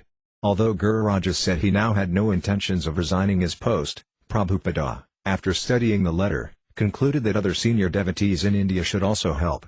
He therefore wrote to Tamala Krishna Goswami and Bhavananda, both in Vrindavana, asking them to go immediately to Bombay and try to expedite the conveyance. Prabhupada was asking Tamala Krishna Goswami to revive his active status as a manager in India. Guru Raja is finding difficulty, from his letter I can understand. So I think you have to revive your position as GBC again and look after all the business of India affairs nicely. Prabhupada also wrote Guru Raja, informing him that other devotees were coming to help and reminding him to also work with the board of trustees. I cannot tax my brain so much from such distant places as to what to do if there is any difficulty, therefore I am relying completely on you, my trusted senior disciples, to finish up these things nicely. Prabhupada repeatedly instructed the managers in Bombay not to deviate from the terms of the purchase agreement. He was willing, as a matter of concession, to pay the 5 lakhs, to be deducted from the total price. But no more changes. The devotees should press Mr. N. to the original agreement. Prabhupada was worried that he had not heard from his lawyer, Mr. D. 2 weeks before. He had telegrammed both Mr. N and Mr. D, asking for reports on the delays, but he had received no replies from either of them. He had since written to another lawyer, a friend in Bombay, asking about the delay, and in Los Angeles he received the reply, Mr. D was no longer his attorney. A couple of days after receiving the shocking news, Prabhupada received a formal letter from the office of Mr. D, informing him of the same. Of all the recent news from Bombay, this was the most disturbing. Prabhupada began to see how Mr. N had been devising a devious plot from the beginning. It was not just a matter of slowness or bureaucratic delay, Mr. D had been in league with Mr. N. They were cheaters. So now it was going to be a real fight. ISKCON would have to go to court and file criminal charges against Mr. N. There was no avoiding the fight, but Prabhupada still felt that his position was legally very strong. Before leaving Los Angeles, Prabhupada thought of a further tactic. He wrote to Guru Raja that he should put a notice in the newspapers advising the public that ISKCON had signed an agreement for purchasing Mr. N's land at Juhu. He then traveled to Berkeley. October 6. During his brief visit to Berkeley, Prabhupada met with a group of professors from the University of California and also installed Radha Krishna deities in the Berkeley temple. But still he was meditating on Bombay.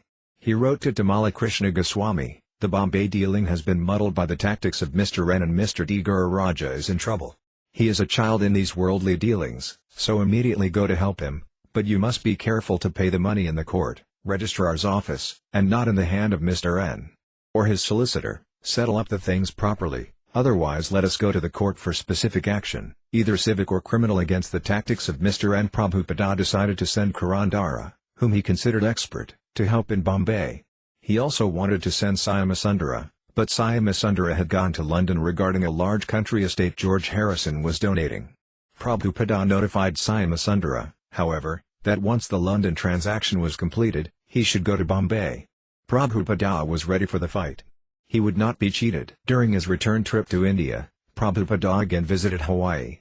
Then on October 11 he went for the first time to Manila, where a small number of disciples had arranged preaching programs for him, both in the temple and at the Hotel Intercontinental. In Manila, Prabhupada carefully considered his position regarding the Juhu property and concluded that he would come out victorious. He listed the points of his argument in a letter to Guru Raja. 1. We have fulfilled all the conditions as purchaser. 2.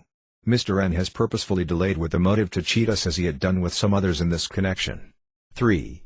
But this time he cannot cheat us because we are in possession of the land and our deity Radha Krishna is installed there. 4. Therefore we must immediately go to the court for enforcing him to execute the conveyance immediately. 5. Even if the court case goes on for a long time, still our business there cannot be stopped. 6. Without going to the court, we cannot make any compromise with him. 7. But I think we can arrange the full amount of 14 lakhs to get out this rascal out of the scene. 8. But we cannot do it without going to the court, otherwise we shall become a party for breaking the purchase agreement.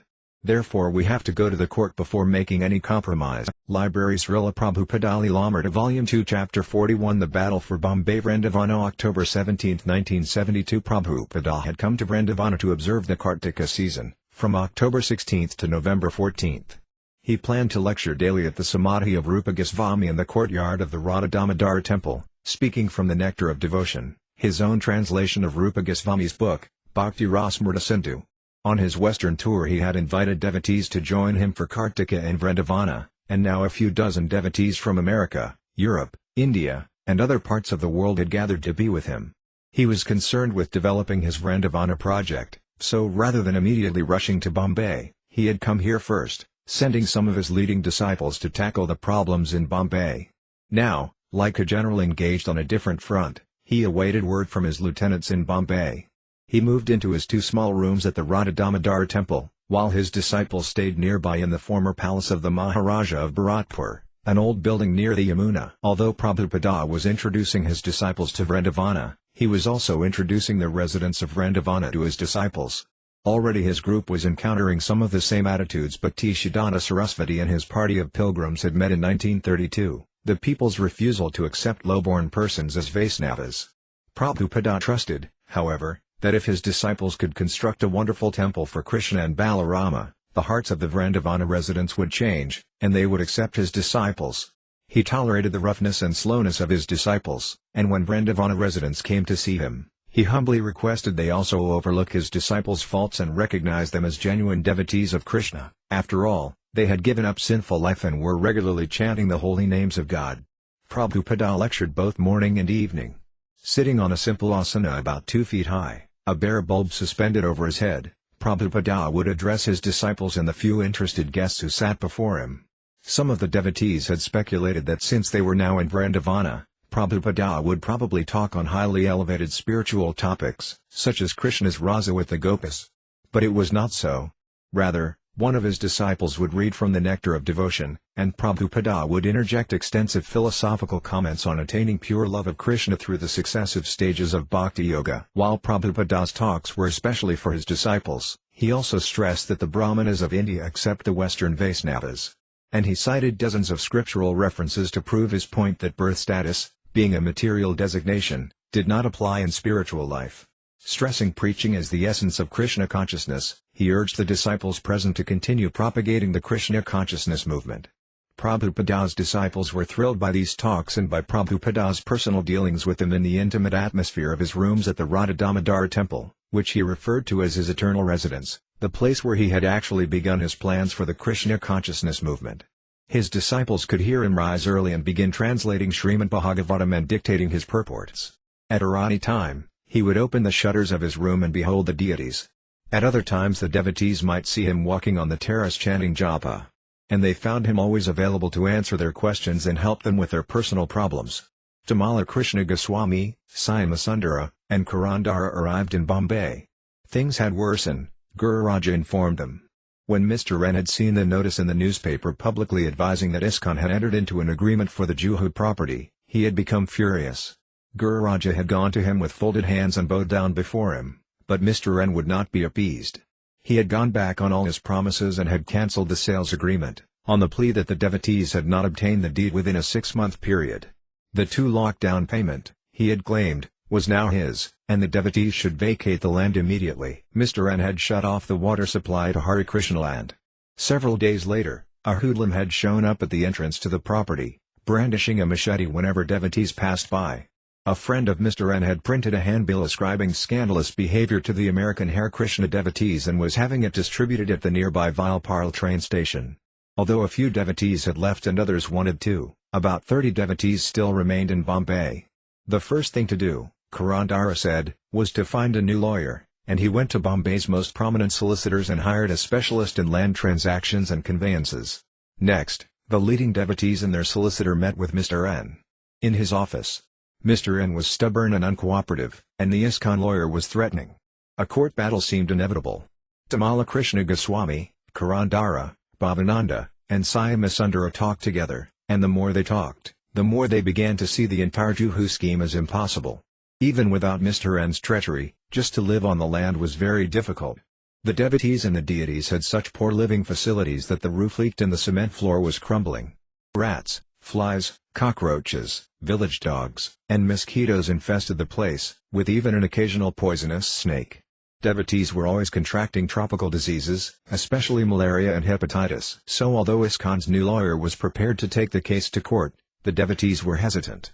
Mr. N had said that they, not he, were criminals, because they had not gotten permission from the charity commissioner. They were on his land illegally.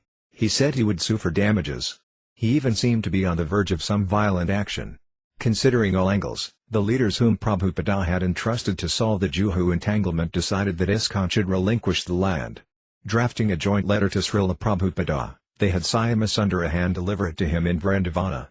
Sitting in his room at the Radha Damodara temple, Śrīla Prabhupada read the letter from Bombay and then set it aside. He walked out into the open courtyard. In the last light of day many birds were chirping, and the devotees sat on the ground on a dhuri, waiting. Prabhupada sat on the simple raised seat and began singing Jaya Radha Madhava. He had Pradyumna read, stopping him to explain a point whenever he felt inclined.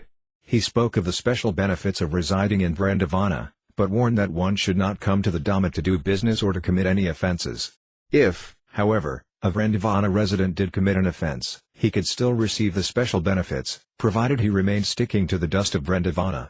Night fell, and in the dark courtyard Prabhupada continued lecturing beneath the dim electric bulbs.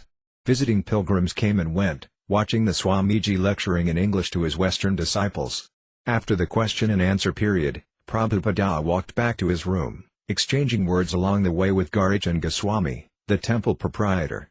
Some devotees lingered in Prabhupada's room, and many Indians peered through the barred windows, although they had never cared to look years ago, before the room's permanent resident, Bhaktivedanta Swami, had gone to America. When Prabhupada was finally alone, he began to think of Bombay. Although hundreds of miles away, the occurrences there were beating on his heart here in Vrindavana. He took out his copy of the agreement he had signed with Mr. N. Then he called his secretary and began dictating a letter to his leaders in Bombay. He began his letter like a lawyer, answering logically, point by point. One reason his disciples had given for wanting to give up the land was that the charity commissioner had refused them permission. In that case, Prabhupada reasoned, they should try to get back the money and give up the land. But it appeared that the charity commissioner's permission was delayed, not denied, a small matter. Although Mr. N had mentioned a 6-month time limit for obtaining the charity commissioner's approval, Prabhupada pointed out that the original agreement mentioned no such time limit.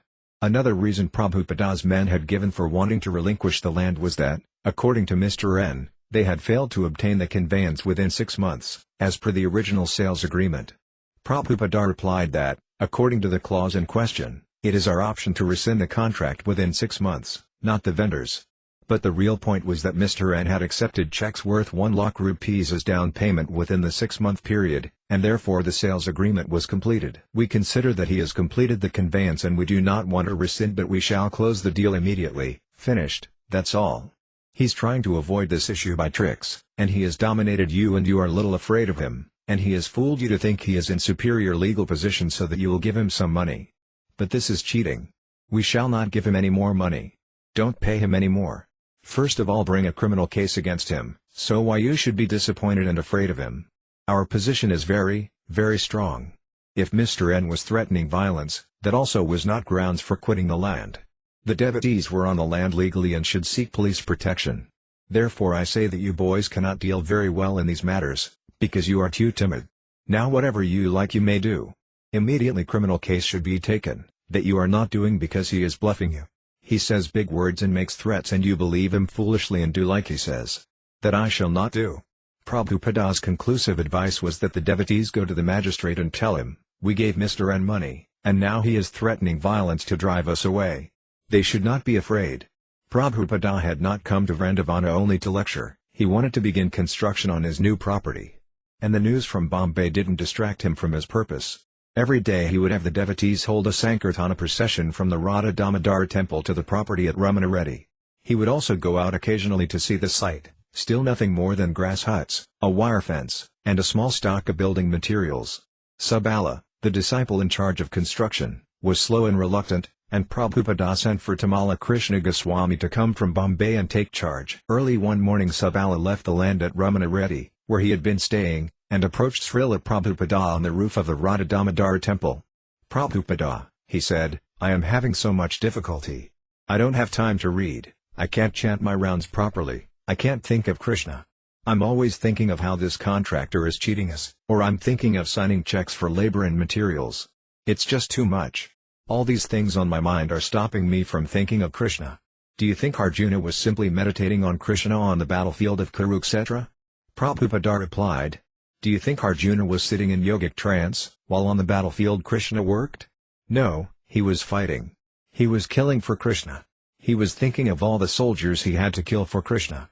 Thinking of the checkbook, thinking of the men, thinking of the contractors. This is also like Arjuna's thinking. This is Krishna's service. You should not worry about thinking of Krishna directly. Arjuna wasn't sitting before Krishna in a trance, meditating on his form. He was engaged in Krishna's service. Similarly, this is Krishna's service, and you should engage. Your life is full of Krishna's service, and that is very good. Subala was still unsatisfied.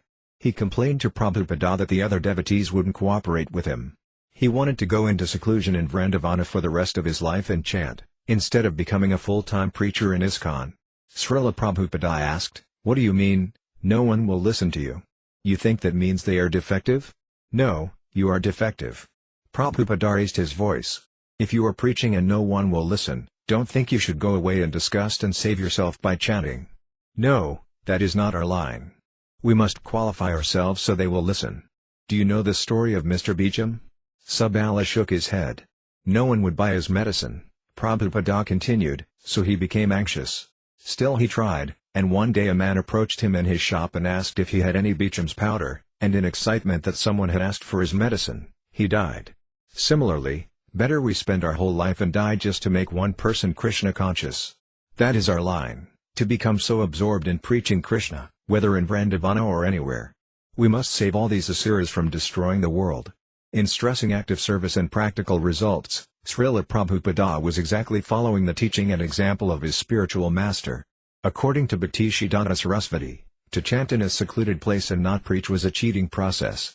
Devotional service meant practical work for Krishna.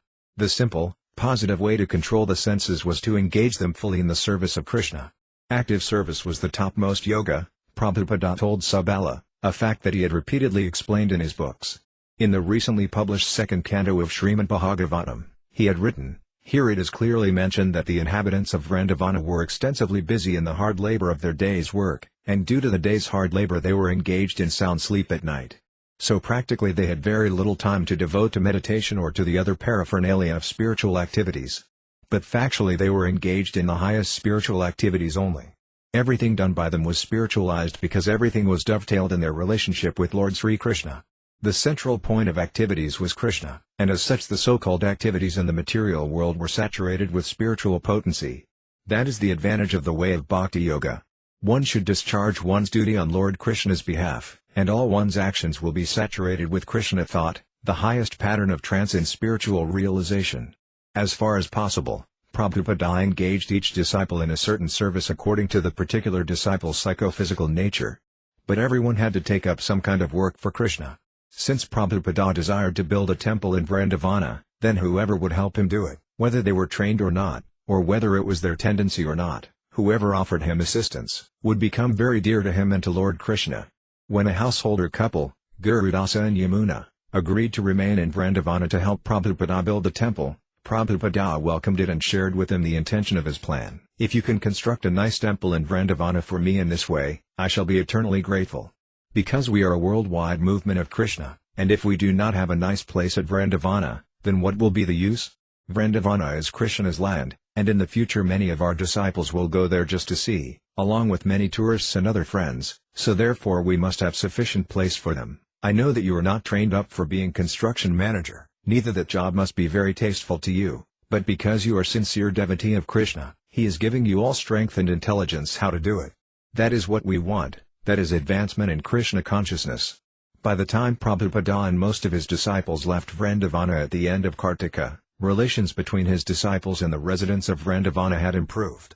The people of Vrindavana were impressed by the devotees' daily Sankirtana procession to Ramana Reddy, and they were impressed by Prabhupada. Although Prabhupada felt that much time had been wasted, it had been a year since Mr. S had offered them the land, he was now hopeful. ISKCON projects were developing all over the world, and all were struggling. The devotees' only means of income was from the sale of books and, to some degree, from their spiritual sky and sense business. As yet Prabhupada had no architectural plan for his Vrindavana project, but he determined to gather from his book fund and from devotees enough money for materials and labor. One day he went to the building site and asked a devotee to mix a little cement, and with his own hand, he laid down the first concrete for the foundation. Hyderabad, November 11, 1972. Prabhupada had come to Hyderabad for a Pandal program. Big crowds attended his lectures, and wherever he went, Even while getting into and out of his car, people surrounded him to touch his lotus feet. Although Hyderabad had been suffering from drought, a few days after Prabhupada's arrival rains came. One newspaper suggested that the Harinyama Kirtana Śrīla Prabhupada and his devotees performed so enthusiastically must have ended the drought. Prabhupada agreed. Śrīla Prabhupada met with Mr. N, who was visiting Hyderabad from Bombay. Swami Sundara still had a cordial relationship with Mr. N, because Mr. N had been fond of his 3-year-old daughter, Sarasvati. So he went to Mr. N and convinced him to speak to Prabhupada. Mr. N agreed, but being suspicious that Prabhupada might try to use mystic power to persuade him to do something against his will, he brought a guru with him, thinking the guru would counteract Prabhupada's spiritual power. Mr. N, his guru, and Swami Sundara all came to the home of Panilal Prithi, where Prabhupada was staying. Prabhupada met informally with his guests, conversing with them over prasadam, until he yawned, and Mr. N's guru said, "Oh, Swami, you must be very tired. We should not disturb you now. You should rest, and we may talk later." "Oh, yes," Prabhupada replied, "I am very tired."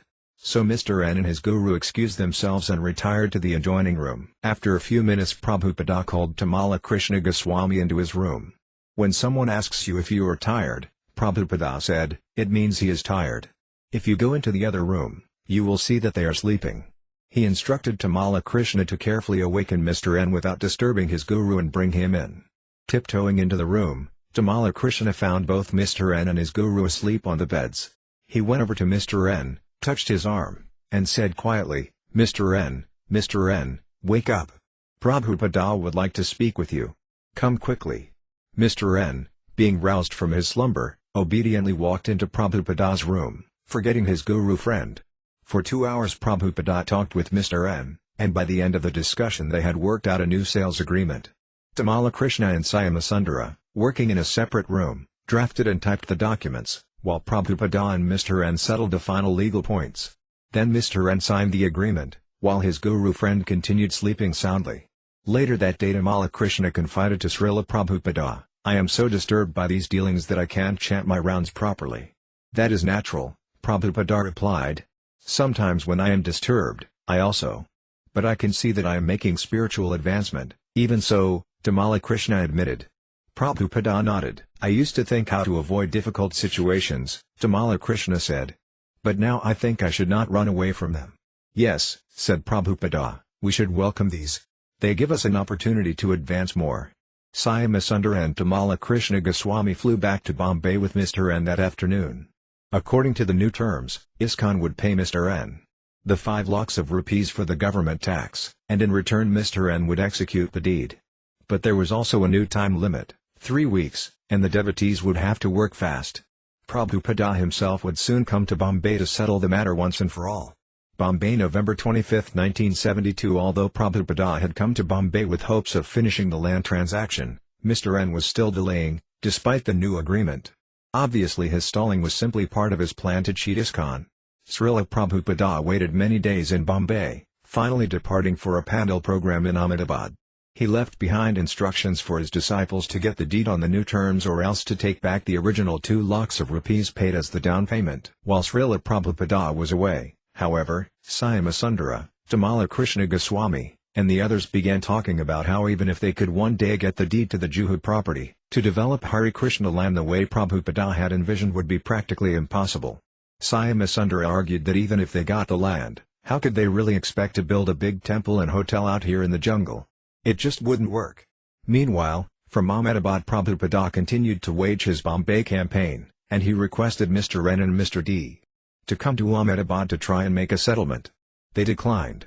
In Bombay the devotees learned that if they wanted to get back their down payment as well as the money they had deposited toward the 5 lakh gains tax, then they would have to cancel the new agreement. They were confused, and their time was running out.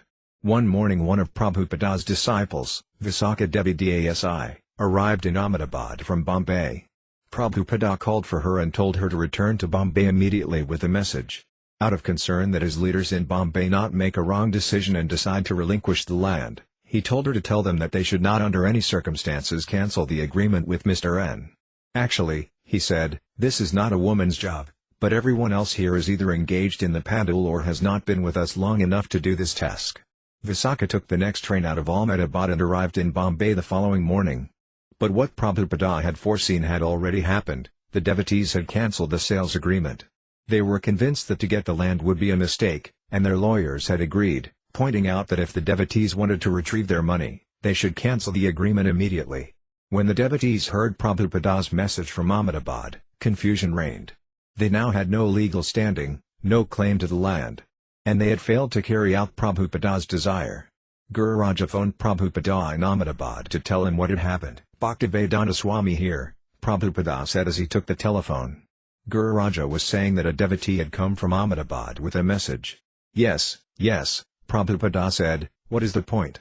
Finally Guru Raja blurted out that they had cancelled the sales agreement. Prabhupada was silent. Then in a voice that expressed both anger and resignation, he said, "Then everything is finished. I shall be the last man to give up the Hare Krishna land to the rogue Mr. N." Prabhupada wrote to a life member just before leaving Ahmedabad for Bombay. Prabhupada was now immediately planning how to rectify his disciples' mistake. No money had yet been transferred, so perhaps it was not too late. Mr. N could not possibly understand why Prabhupada was so determined in his fight to keep the Juhu land. Not that Prabhupada had kept his motives hidden, but only a devotee can understand the mind or actions of another devotee. Mr. N was dealing with Prabhupada just as he had dealt with C Company. He had cheated them, and now he would cheat ISKCON. He could only surmise that Prabhupada and his disciples were driven by the same motive as he himself, the only motive he could understand, material possessiveness. Actually, even Prabhupada's disciples were having difficulty understanding Prabhupada's unbreakable determination. Prabhupada's main motive was to preach Krishna consciousness in Bombay. Śrīla Prabhupada said, "My Guru Maharaja ordered me to preach Krishna consciousness in the West, and I have done that. Now I want to preach in India." Bombay was the most important city in India, the gateway. And within Bombay, Krishna had somehow led Prabhupada to this land, where he had begun preaching and had brought the deities of Radha and Krishna. In Prabhupada's eyes, the land was suitable for the large, gorgeous temple and international hotel he had planned. Bombay was an important city and required grand temple worship, large festivals, mass prasadam distribution, and a variety of Vedic cultural programs. The Juhu land seemed ideal for a school, a theatre, a library, apartments, a Hare Krishna city. So how could Prabhupada retreat from this rogue who was trying to cheat him? There would always be persons opposed to Krishna consciousness, Prabhupada said, but that did not mean that devotees should give in. A preacher had to be tolerant, and sometimes, when all else failed and Krishna's interest was at stake, he had to fight. Another reason Prabhupada refused to give up this particular plot of land was that he had promised the deities, Radha Rasa Vihari. He had invited Krishna here and prayed, "Dear sir, please stay here, and I will build you a beautiful temple." When Prabhupada had been touring and a devotee from Bombay had written him that the deities were being neglected, Prabhupada had written back insisting that these abominable activities be rectified. The deity of Krishna was not a stone statue but was actually Krishna, eager to reciprocate with his sincere devotee. So if using the land for missionary work was the obvious or external reason for Prabhupada's determination to keep his Hare Krishna land, then the internal reason was his personal commitment to their lordship Sri Sri Radha Rasa Vihari. Certainly Mr. N and his associates could never understand this. Even Prabhupada's own disciples could not realize it fully. Prabhupada had brought Radha and Krishna into very poor conditions, but with the promise of something wonderful to come. At his request Radha and Krishna had come, and they were standing patiently, giving eternal benediction to their worshippers, while Prabhupada struggled to fulfill his promise. 500 years ago each of the 6 Goswamis of Vrindavana had had his own deity, for whom he had built a beautiful temple. But Prabhupada was empowered to install and maintain many deities. In his Western world headquarters were the opulent Rukmini Dvarakadisa, in New York Radha Govinda, in Dallas Big Radha Kalakandaji, on a traveling bus in America with Kirtanananda Swami and Visnuyana Swami were Radha Damodara, in London Radha Londonesvara, in Mayapur Radha Madhava, and in Australia Radha Gopinatha. All were Prabhupada's worshipable deities, Arkavigraya incarnations of Radha and Krishna appearing at the request of their pure devotee for the benefit of neophyte devotees in various places around the world. To establish many deities was one of Śrīla Prabhupada's prime contributions as a world preacher. And when he would visit each temple, he would always stand reverently before the deities, taking their blessings, and then he would offer prostrated obeisances. "Be humble," he would instruct the devotees. "Always remember you are dealing with Krishna." And sometimes he would be unable to suppress his ecstatic symptoms of love for the deities. Through his representatives, his many disciples, he worshipped all these deities, but in the case of Radharasa Vihari his involvement was more direct. Having taken India as his own managerial duty, he considered caring for this deity his specific responsibility. Prabhupada's fighting spirit to keep the land was so keen that he sometimes appeared to be fighting for fighting's sake. He sometimes even compared Mr. N to the demon Kamsa in Srimad Bhagavatam, who had repeatedly tried to kill Krishna. Just as Kamsa had employed many minor demons in his attempts to kill Krishna, so Mr. N had employed demoniac agents like lawyers, friends, and hoodlums. Krishna's killing of demons like Kamsa was his pastime, or Līlā, he enjoyed it. And Prabhupada, as the servant of Krishna, was fully absorbed in this fighting. He was vigilant, militant. When Mr. N bluffed or frightened the devotees, causing them to back down, Prabhupada held his ground. He took naturally to the fight. Krishna and Krishna's mission were being challenged. Never before had Prabhupada been so threatened or met such active enemies. In New Delhi, when he had been selling his Back to Godhead magazines, he had often met with brusque words, and in America people had ignored him and occasionally heckled him. But no one had seriously attempted to stop his preaching. Here, however, was a demon working actively to cheat him, to destroy his preaching, to disperse his disciples, and to displace his deity. He was forced to fight, and his disciples, if they were to understand his mood, would also have to fight. Prabhupada was acting as the protector and the parent of the deities and of ISKCON Bombay. As he had described in the Nectar of Devotion, many great devotees have an eternal relationship with Krishna as his protector. When as a child Krishna had fought the serpent Kaliya, Krishna's mother and father had been plunged into transcendental anxiety. They had seen their child entangled in the coils of the serpent and, fearing for Krishna's life, had wanted to protect him. The eternal mother and father of Krishna always worried that Krishna may meet with harm, and when danger appears to come, their natural anxiety increases many times. In this way they show the most intense love for Krishna. Śrīla Prabhupada's mood was to protect Radharasa Vihari and also his Krishna consciousness movement. Although he knew that Krishna was the supreme protector and that nobody could oppose his will, out of a protective desire to spread Krishna's glories he feared that the demon Mr. N might harm Krishna. Prabhupada's feelings of anxiety and protectiveness extended to his disciples also. Although out of duty he often criticized and corrected them privately, before others he usually defended and praised them. When Dr. Patel, a Bombay physician, had criticized the way the devotees were living, not protecting themselves from mosquitoes, Prabhupada had said that because his devotees were liberated and did not identify with their bodies, such things did not trouble them. Prabhupada saw his disciples as children, with little worldly experience. They did not know how to deal with rogues and could be easily tricked. But if the son was gullible, the father would have to be shrewd and strong to protect his family. As protector of the devotees and of Krishna's mission, Prabhupada wanted to establish good housing so that his disciples could serve Krishna in comfort, even elegance. Prabhupada's spiritual master, Bhakti Siddhanta Sarasvati, had taught the same thing when he said that preachers of Krishna consciousness should have the best of everything, because they were doing the best service to Krishna. Prabhupada was therefore determined to establish his Hare Krishna city in Bombay. He did not take the attitude of a naked mendicant, who cares for nothing of this material world. He felt responsible for his thousands of disciples, and therefore he took on so many anxieties. Mr. N could not know what motives were driving Śrīla Prabhupada. Nor could he imagine the full ramifications of opposing Krishna and Krishna's pure devotee, even though the danger of such a position had been explained in India's most famous classics, Bhagavad Gita, Srimad Bhagavatam, and Ramayana. Prabhupada was fighting on the side of Krishna, therefore, Mr. N was opposing the Supreme Personality of Godhead. By Prabhupada's disciples' cancellation of the agreement, ISKCON's legal position had been weakened. But Prabhupada had faith that if the devotees just maintained possession of the land, their position would remain strong. At the same time, he urged the devotees to preach more. They should not think that without a temple they could not preach, so he arranged for another big Bombay Pandal festival downtown, which proved to be a great success, with 20,000 attending nightly. Important guests like Mr. R.K. Ganatra, the mayor of Bombay, made introductory speeches, and the devotees also took an active part, organizing, advertising, cooking and distributing prasadam, distributing Śrīla Prabhupada's books, and preaching at a question-and-answer booth. The Pendal festival served to lift the devotees out of the doldrums of their protracted legal fight and the austerity of their living at Juhu. During the last week of January 1973, Prabhupada met with Mr. N. at the residence of Mr. Mahadevia. Although Prabhupada's lawyers had filed a criminal case against Mr. N., Prabhupada wanted to attempt an out-of-court settlement. He had always been gracious and charming with Mr. N, and Mr. N had always appeared responsive and polite. But this time was different. Gone were the smiles and friendly words. The two were remaining barely civil to each other. After a few minutes, Prabhupada asked his disciples to leave the room. Speaking in Hindi, Mr. N began accusing Prabhupada and the devotees of being connected with the CIA. "I will come on Monday," said Mr. N tersely, "with a check for 2 lakhs to pay back your down payment." "All right," Prabhupada replied.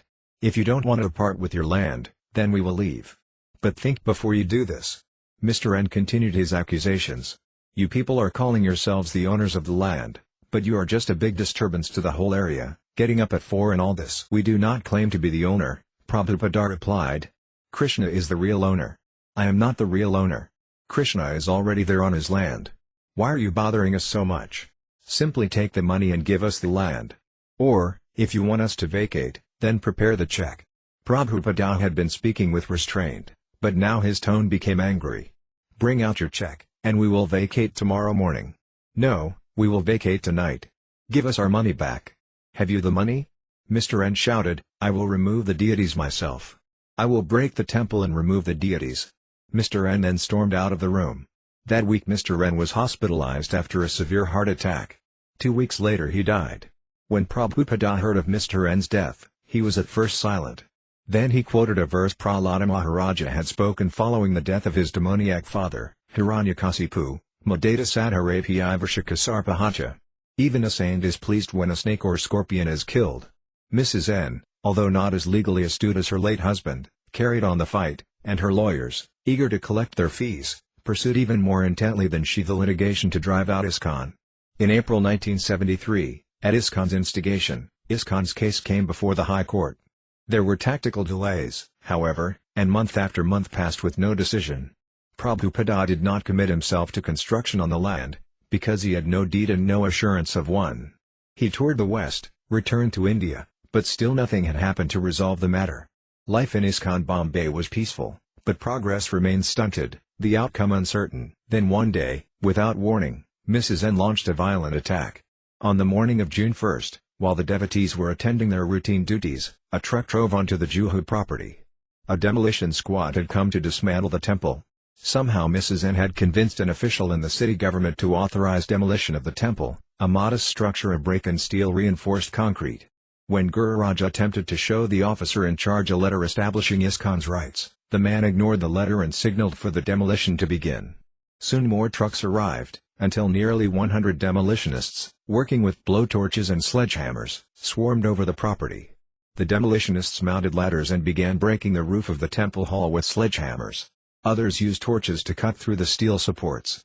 The plan of the demolition squad was to knock out the steel supports of the Kirtana hall and proceed methodically toward the deity house, wherein Radharasa Vihari stood.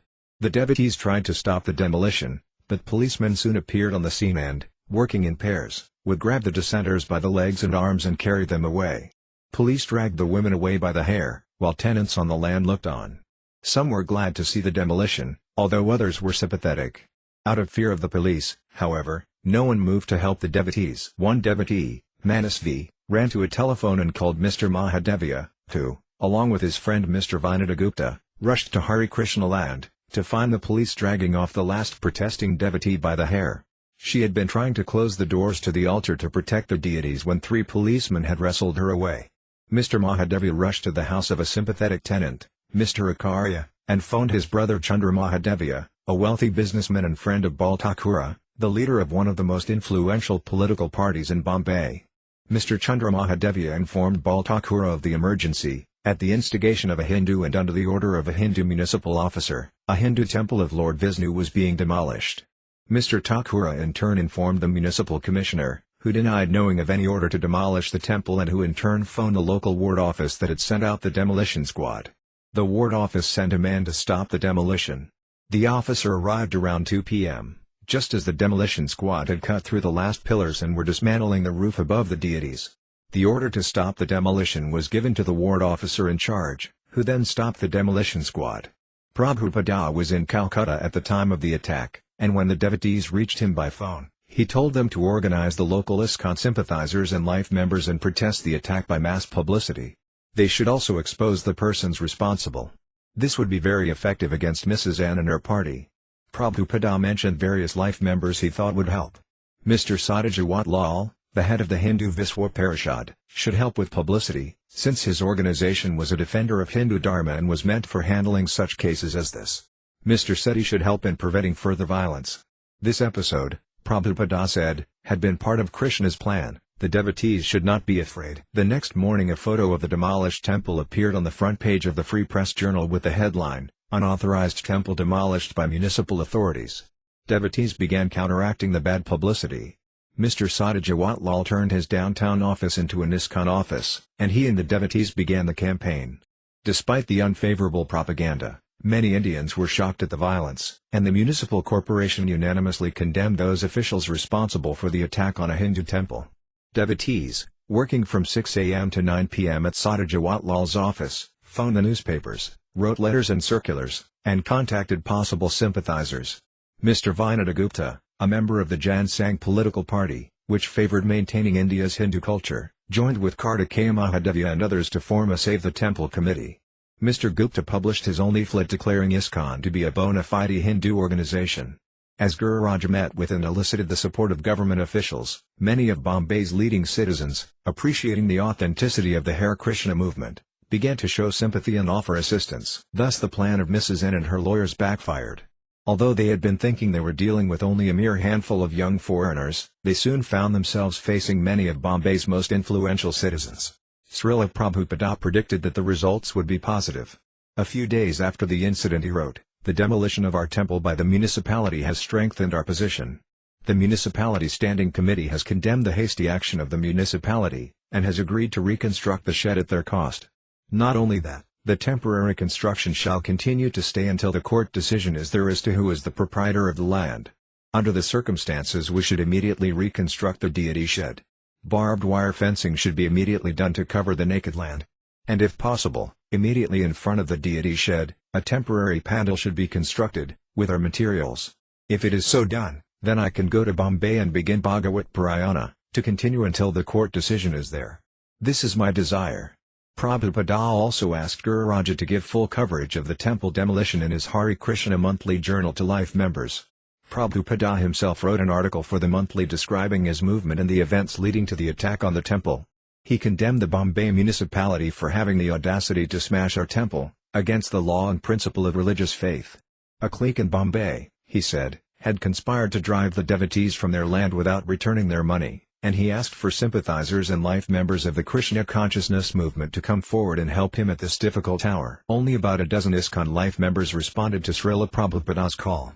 There were hundreds of life members in Bombay, each of whom had donated 1,111 rupees and were receiving Prabhupada's books.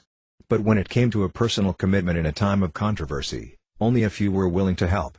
Those who did help, however, were able to assist in ways that the innocent, naive, and uninfluential disciples of Prabhupada could not. The devotees began to see the entire course of events as Krishna's mercy, since many life members were now rendering valuable service to Prabhupada and Lord Krishna. In the past Prabhupada had stayed in the homes of many life members, preaching to them and their families, convincing them of his sincerity and of the noble aims of his movement.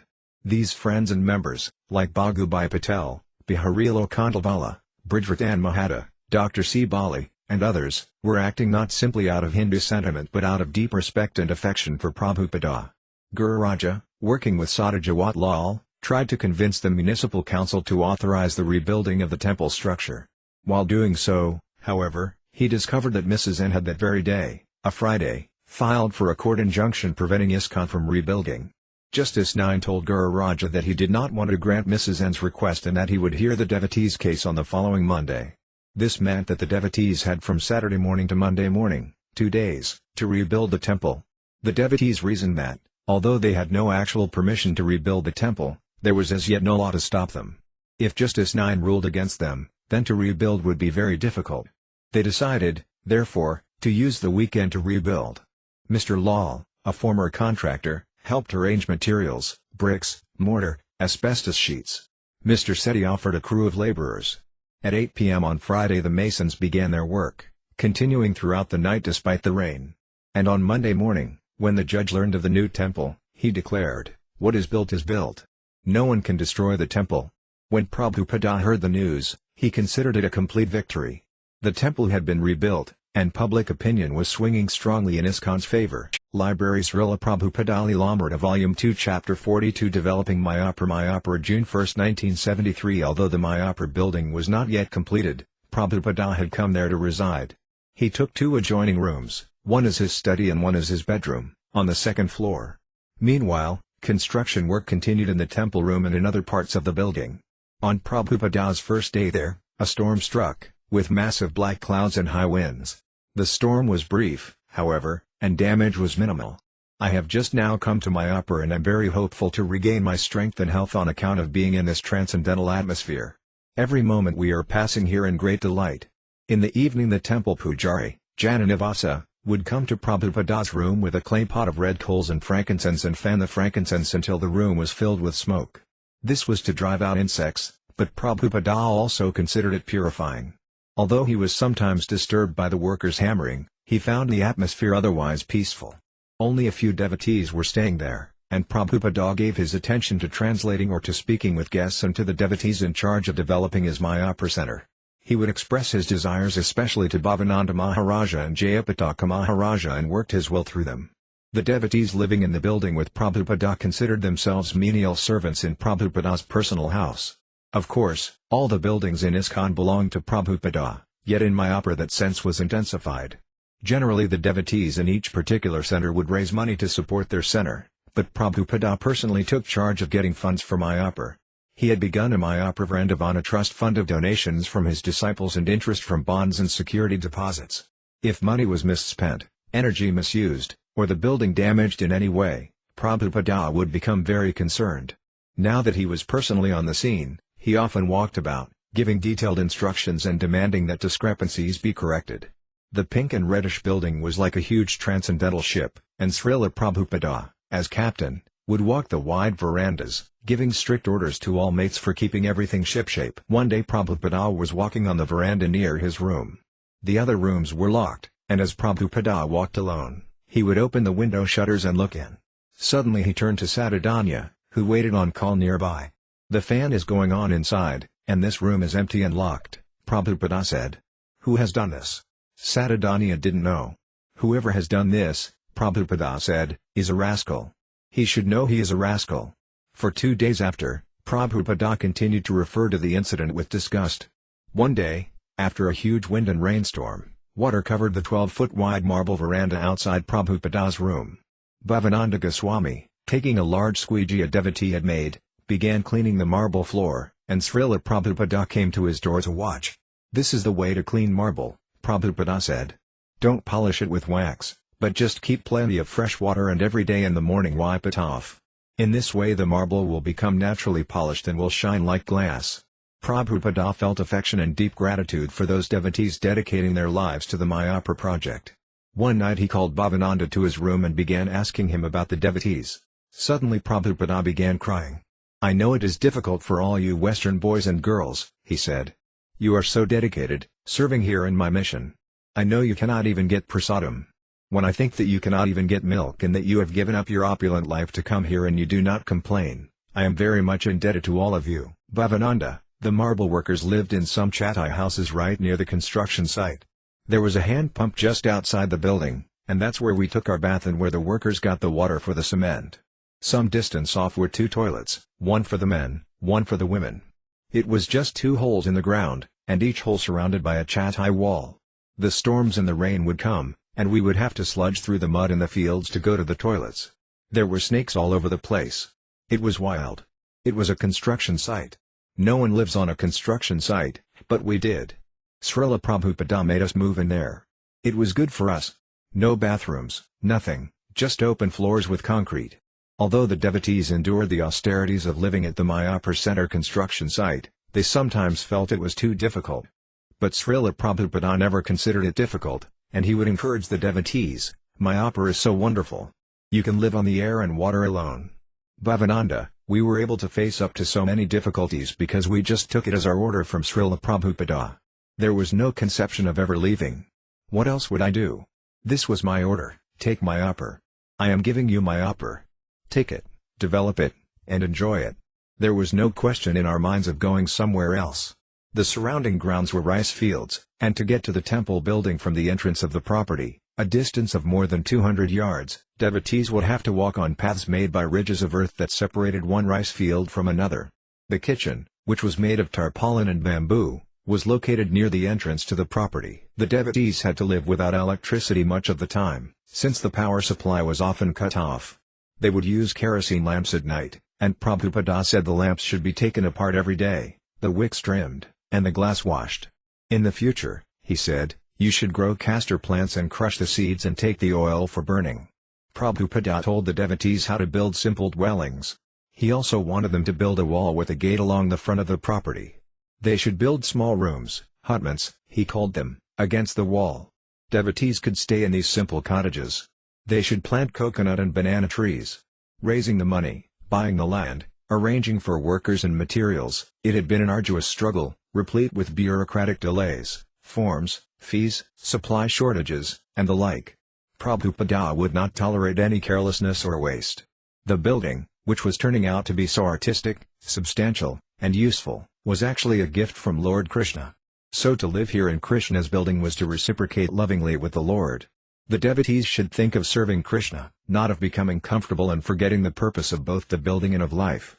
The slamming of doors, although seemingly a minor fault, greatly disturbed Śrīla Prabhupada. It symptomized carelessness and misuse, and Prabhupada said the sound cracked his heart. One time Prabhupada came out of his room and called out, "Who is that slamming the doors? No one knows from where this building has come. You take it for granted that it is here. But no one cares." More often, however, Śrīla Prabhupada displayed a rose-like softness, an intimate, informal, and affectionate nature. The holy Dhamma of Mayapur was the spiritual world, Goloka Vrindavana, so the devotees there were living with Prabhupada in the spiritual world. More than most any other place in the world, the devotees living in Mayapur knew they could walk into Prabhupada's room and see him. He sometimes even walked into their rooms. While they were working, reading, or talking, he might suddenly walk in and speak with them, asking how they felt and how they were adjusting to living in India. "It is difficult living here?" he would ask. "I think India is too hot. What do you think?" Even with the building incomplete, many guests were coming, especially to talk with Prabhupada, who patiently spent many hours each day speaking about Krishna consciousness with guests who came to inquire about his movement or who came only to talk about themselves and their own philosophy. Sometimes he would remark that an individual had wasted his time, but he never stopped anyone from seeing him.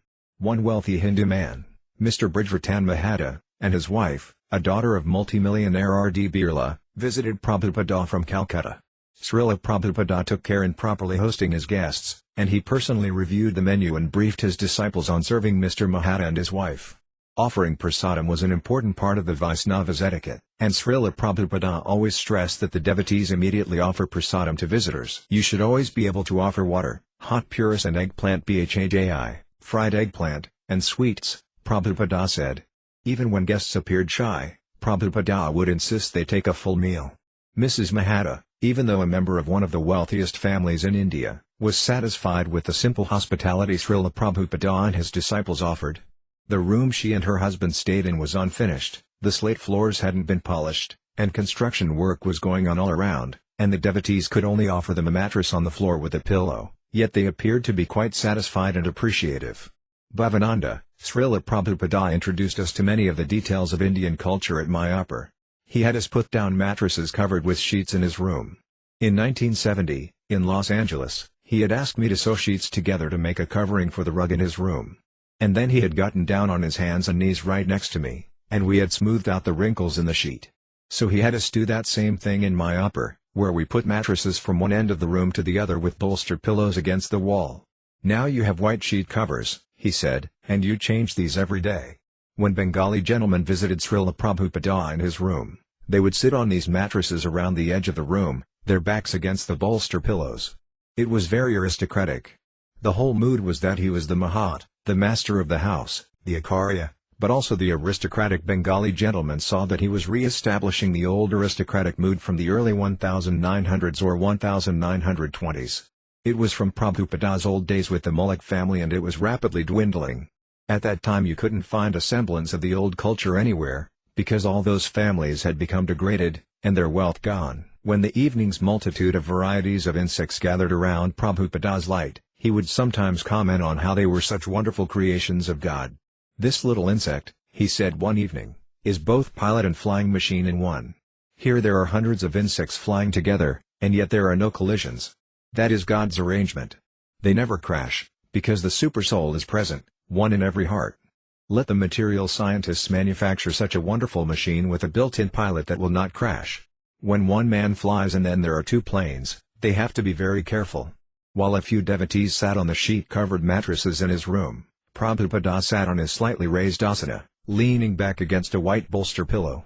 Both spiritual master and disciple enjoyed bliss in speaking and hearing Krishna consciousness. The devotees wanted to hear Prabhupada's words and follow his will, and he wanted to instruct them. "But these insects," Prabhupada continued, "are not perfect. They are flying to the light. That also means they are attracted to death.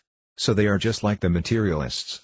The materialists are building skyscrapers, yet they don't know what will happen at death. Henry Ford and other big capitalists had to die. But so many others are trying to become just like them. They do not know it means their death also. They are like these small insects. In the morning we simply find heaps of them, all dead." Often while Prabhupada was talking in his room the lights would suddenly go out, and devotees would bring in kerosene lamps. And each night, while Prabhupada was speaking, the pujari would come, filling the room with frankincense smoke. Ghee lamps faintly illuminated the large teakwood bas-relief carving of Radha and Krishna on the wall opposite Prabhupada's desk. During this summer visit, Prabhupada further revealed his vision for ISKCON's Mayapur development. The devotees were already aware that the plan was vast and would cost millions of dollars. They now had one building, but this was only the beginning. In the total plan, this building was almost insignificant. Prabhupada spoke about a colossal temple, its great dome rising above a transcendental city. This Mayapur Chandrodaya Mandir would house the greatest planetarium in the world, depicting the universe as it is described in the Vedic literature. To execute such a project, Prabhupada wanted to train his disciples in the Vedic arts, now dying in Bengal. Bhaktisiddhanta Sarasvati had been greatly interested in using dioramas to depict the Līlā of Krishna and Lord Chaitanya, and now Prabhupada wanted his own disciples to learn the art by studying under local Mayapur artists. In June Bharadraja, Adideva, Murthy, and Asana arrived to begin learning the art of doll making.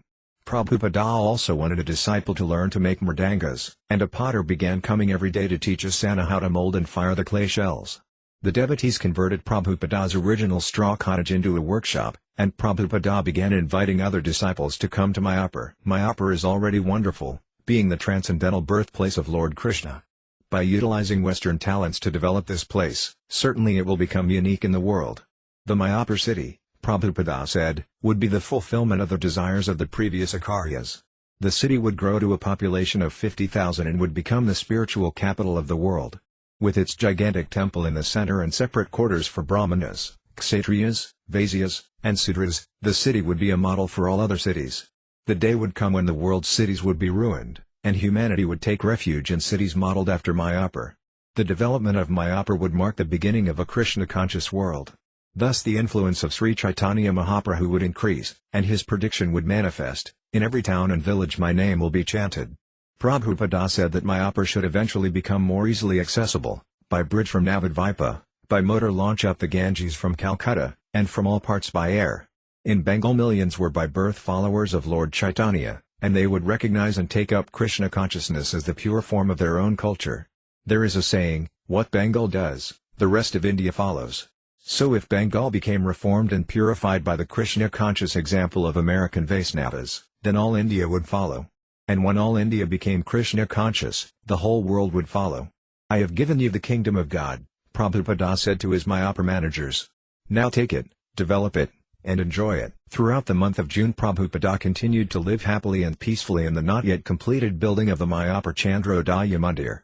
Although he had been ill with a cough since Los Angeles, a cough he had been unable to cure while traveling in the West, on coming to Mayapur his health had recovered. "In Mayapur I am much improved from how I was in Los Angeles. The great advantage here is that there is always open air and a good breeze which is naturally very good for any breathing difficulties. Certainly Mayapur is by far a better place than Los Angeles because you can enjoy the free air here. The climate is not too hot, but a little moist with humidity, but on the whole it is very pleasing. Our building is most super excellently situated, And it is the experience of many respectable outsiders that while the outer atmosphere is unbearably hot, in our building it is pleasing. Prabhupada praised the constant pleasurable breezes that pass through the building. He called them Vakunda breezes. Sometimes, however, a violent storm would suddenly appear. Although severe, these storms were also beautiful, with continuous lightning like neon lights filling the sky. One day a storm arose, and the winds began to howl through the building. Noticing that Prabhupada's doors and windows were open, Satadanya rushed into the room and began frantically closing them. But Prabhupada, seated at his desk, said, "Stop, leave all the windows open." "Prabhupada," Satadanya protested, "the storm is here. Just leave them open," Prabhupada said, as the wind rushed through his room at more than 50 miles an hour. Prabhupada smiled. "There is no place in the world like this," he said, his saffron robes billowing. Prabhupada stood on the roof of his Mayapur building, looking over to the birthplace of Chaitanya Mahaprabhu less than a mile away. "Actually," he said to Bhavananda Maharaja, "their claim to the birthplace of Chaitanya Mahaprabhu is not very important. Is Krishna famous for having been born in Mathura? No. He is famous for his activities. Similarly, Chaitanya Mahaprabhu is not famous for having been born in Mayapur. He is famous for his activities, for his Sankirtana preaching. This Mayapur Chandrodaya Mandir is the preaching of Chaitanya Mahaprabhu. Therefore I want a place that is so attractive because of the activities of Chaitanya Mahaprabhu that everyone will come here." While in Calcutta, before coming to Mayapur, Prabhupada had called several senior disciples into his room. "I have had many requests," he had said to them, "to translate Chaitanya Bhagavata. But I am going to translate the entire Chaitanya Charitamrita. Is that all right?" "Oh, yes, Prabhupada," Bhavananda Goswami had replied, "that's wonderful." Decades ago Prabhupada had written essays based on the Chaitanya Charitamrita, and over the years he had translated some of the verses and written purports to them. Then in America in 1968 he had completed Teachings of Lord Chaitanya, a summary study based on certain important passages of Chaitanya Charitamrita. During his stay in Mayapur, however, he began anew a translation and commentary of Krishnadasa Kaviraja's Chaitanya Charitamrita, beginning with the 7th chapter. As he progressed, he found a wonderful momentum and said he would publish a volume, starting with chapter 7, for Lord Chaitanya's appearance day in March. Deciding to complete the entire Chaitanya Charitamrita, he suspended his work on Srimad Bhagavatam. In one of the first verses of the 7th chapter, Krishnadasa Kaviraja states, "Let me offer my obeisances to Lord Sri Krishna, who has manifested himself in 5, as a devotee, expansion of a devotee, incarnation of a devotee, pure devotee, and devotional energy." Prabhupada wrote that the only way for people to be elevated in love of Krishna in the age of Kali is by the mercy of the Pankatattva, or Lord Chaitanya in his form of 5 personalities. One should offer obeisances to Sri Chaitanya Mahaprabhu by chanting the Pankatattva mantra, Sri Krishna Chaitanya Prabhu Nityananda Sri Advaita Gadadhara Srivasadi Gaura Bhaktivedanta. This mantra should be recited before one chants the Maha Mantra, Hare Krishna, Krishna Krishna, Hare Rama, Rama Rama, Hare. There are 10 offenses in the chanting of the Hare Krishna Maha Mantra, Prabhupada wrote, but these are not considered in the chanting of the Pankatattva Maha Mantra. One must first take shelter of Sri Chaitanya Mahaprabhu, learn the Pankatattva Maha Mantra, and then chant the Hare Krishna Maha Mantra. Verse after verse of the 7th chapter confirmed the essential principles of Srila Prabhupada's mission and attested that he was teaching exactly after the method advised by Lord Chaitanya Mahaprabhu. The characteristics of Krishna are understood to be a storehouse of transcendental love. Although that storehouse of love certainly came with Krishna when he was present, it was sealed. But when Sri Chaitanya Mahaprabhu came with his other associates, the Pankatattva, they broke the seal and plundered the storehouse to taste transcendental love of Krishna. The more they tasted it, the more their thirst for it grew. Sri Pankatattva themselves danced again and again and thus made it easier to drink nectarian love of Godhead. They danced, cried, laughed and chanted like madmen, and in this way they distributed love of Godhead. In commenting on these verses Prabhupada wrote, the present Krishna consciousness movement follows the same principle, and therefore simply by chanting and dancing we have received good responses all over the world. It is to be understood, however, that this chanting and dancing do not belong to this material world. They are actually transcendental activities, for the more one engages in chanting and dancing, the more he can taste the nectar of transcendental love of Godhead. By the phrase Krishna consciousness movement, Prabhupada spoke not only of his own disciples and his Krishna Consciousness Society but also of the movement inaugurated by Lord Chaitanya. Just as the original personality of Godhead and the deity of Krishna in the temple were the same, so the movement of Lord Chaitanya Mahaprabhu and Prabhupada's Krishna consciousness movement were identical. In distributing love of Godhead, Chaitanya Mahaprabhu and his associates did not consider who was a fit candidate and who was not, nor where such distribution should or should not take place. They made no conditions. Wherever they got the opportunity, the members of the Pankatattva distributed love of Godhead. For Śrīla Prabhupada, this verse directly confirmed the instruction he had received from his spiritual master, Bhaktisiddhanta Sarasvati, that people of all births could become Vaisnavas, Brahmanas, and Sannyasas. Here was direct evidence from the scripture, yet Prabhupada, like his own spiritual master, had often received criticism from the caste-conscious Brahmanas of India. With the proof in hand, Prabhupada now challenged his envious critics. There are some rascals who dare to speak against the mission of Lord Chaitanya by criticizing the Krishna consciousness movement for accepting Europeans and Americans as Brahmanas and offering them sannyasa. But here is an authoritative statement that in distributing love of Godhead one should not consider whether the recipients are Europeans, Americans, Hindus, Muslims, etc. The Krishna consciousness movement should be spread wherever possible, and one should accept those who thus become Vaisnavas as being greater than Brahmanas, Hindus or Indians. And Chaitanya Mahaprabhu desired that his name be spread in each and every town and village on the surface of the globe. Therefore, when the cult of Chaitanya Mahaprabhu is spread all over the world, should those who embrace it not be accepted as Vaisnavas, Brahmanas and Sannyasas? These foolish arguments are sometimes raised by envious rascals, but Krishna-conscious devotees do not care about them. We strictly follow the principles set down by the Pankatattva. Another criticism Śrīla Prabhupada encountered was that his emphasis on proselytizing was actually alien to Indian spirituality. Even Prabhupada's godbrothers had occasionally made such remarks. More often, however, this sentiment came from the impersonalists, who argued that people should be left to conceive of religion in their own ways. Religion, being an internal, spiritual affair, should not be propagated by zealous evangelism. Preaching and conversion, they said, were for the Christians, not for followers of Indian religion. In the 7th chapter of Chaitanya Charitamrita's Adi Lila, however, Sri Krishna Chaitanya, the Supreme Personality of Godhead, reveals his heart and emotion as the ideal preacher. Although the members of the Pankatattva plundered the storehouse of love of Godhead and ate and distributed the contents, there was no scarcity, for this wonderful storehouse is so complete that as the love is distributed, the supply increases hundreds of times. The flood of love of Godhead swelled in all directions, and thus young men, old men, women and children were all immersed in that inundation.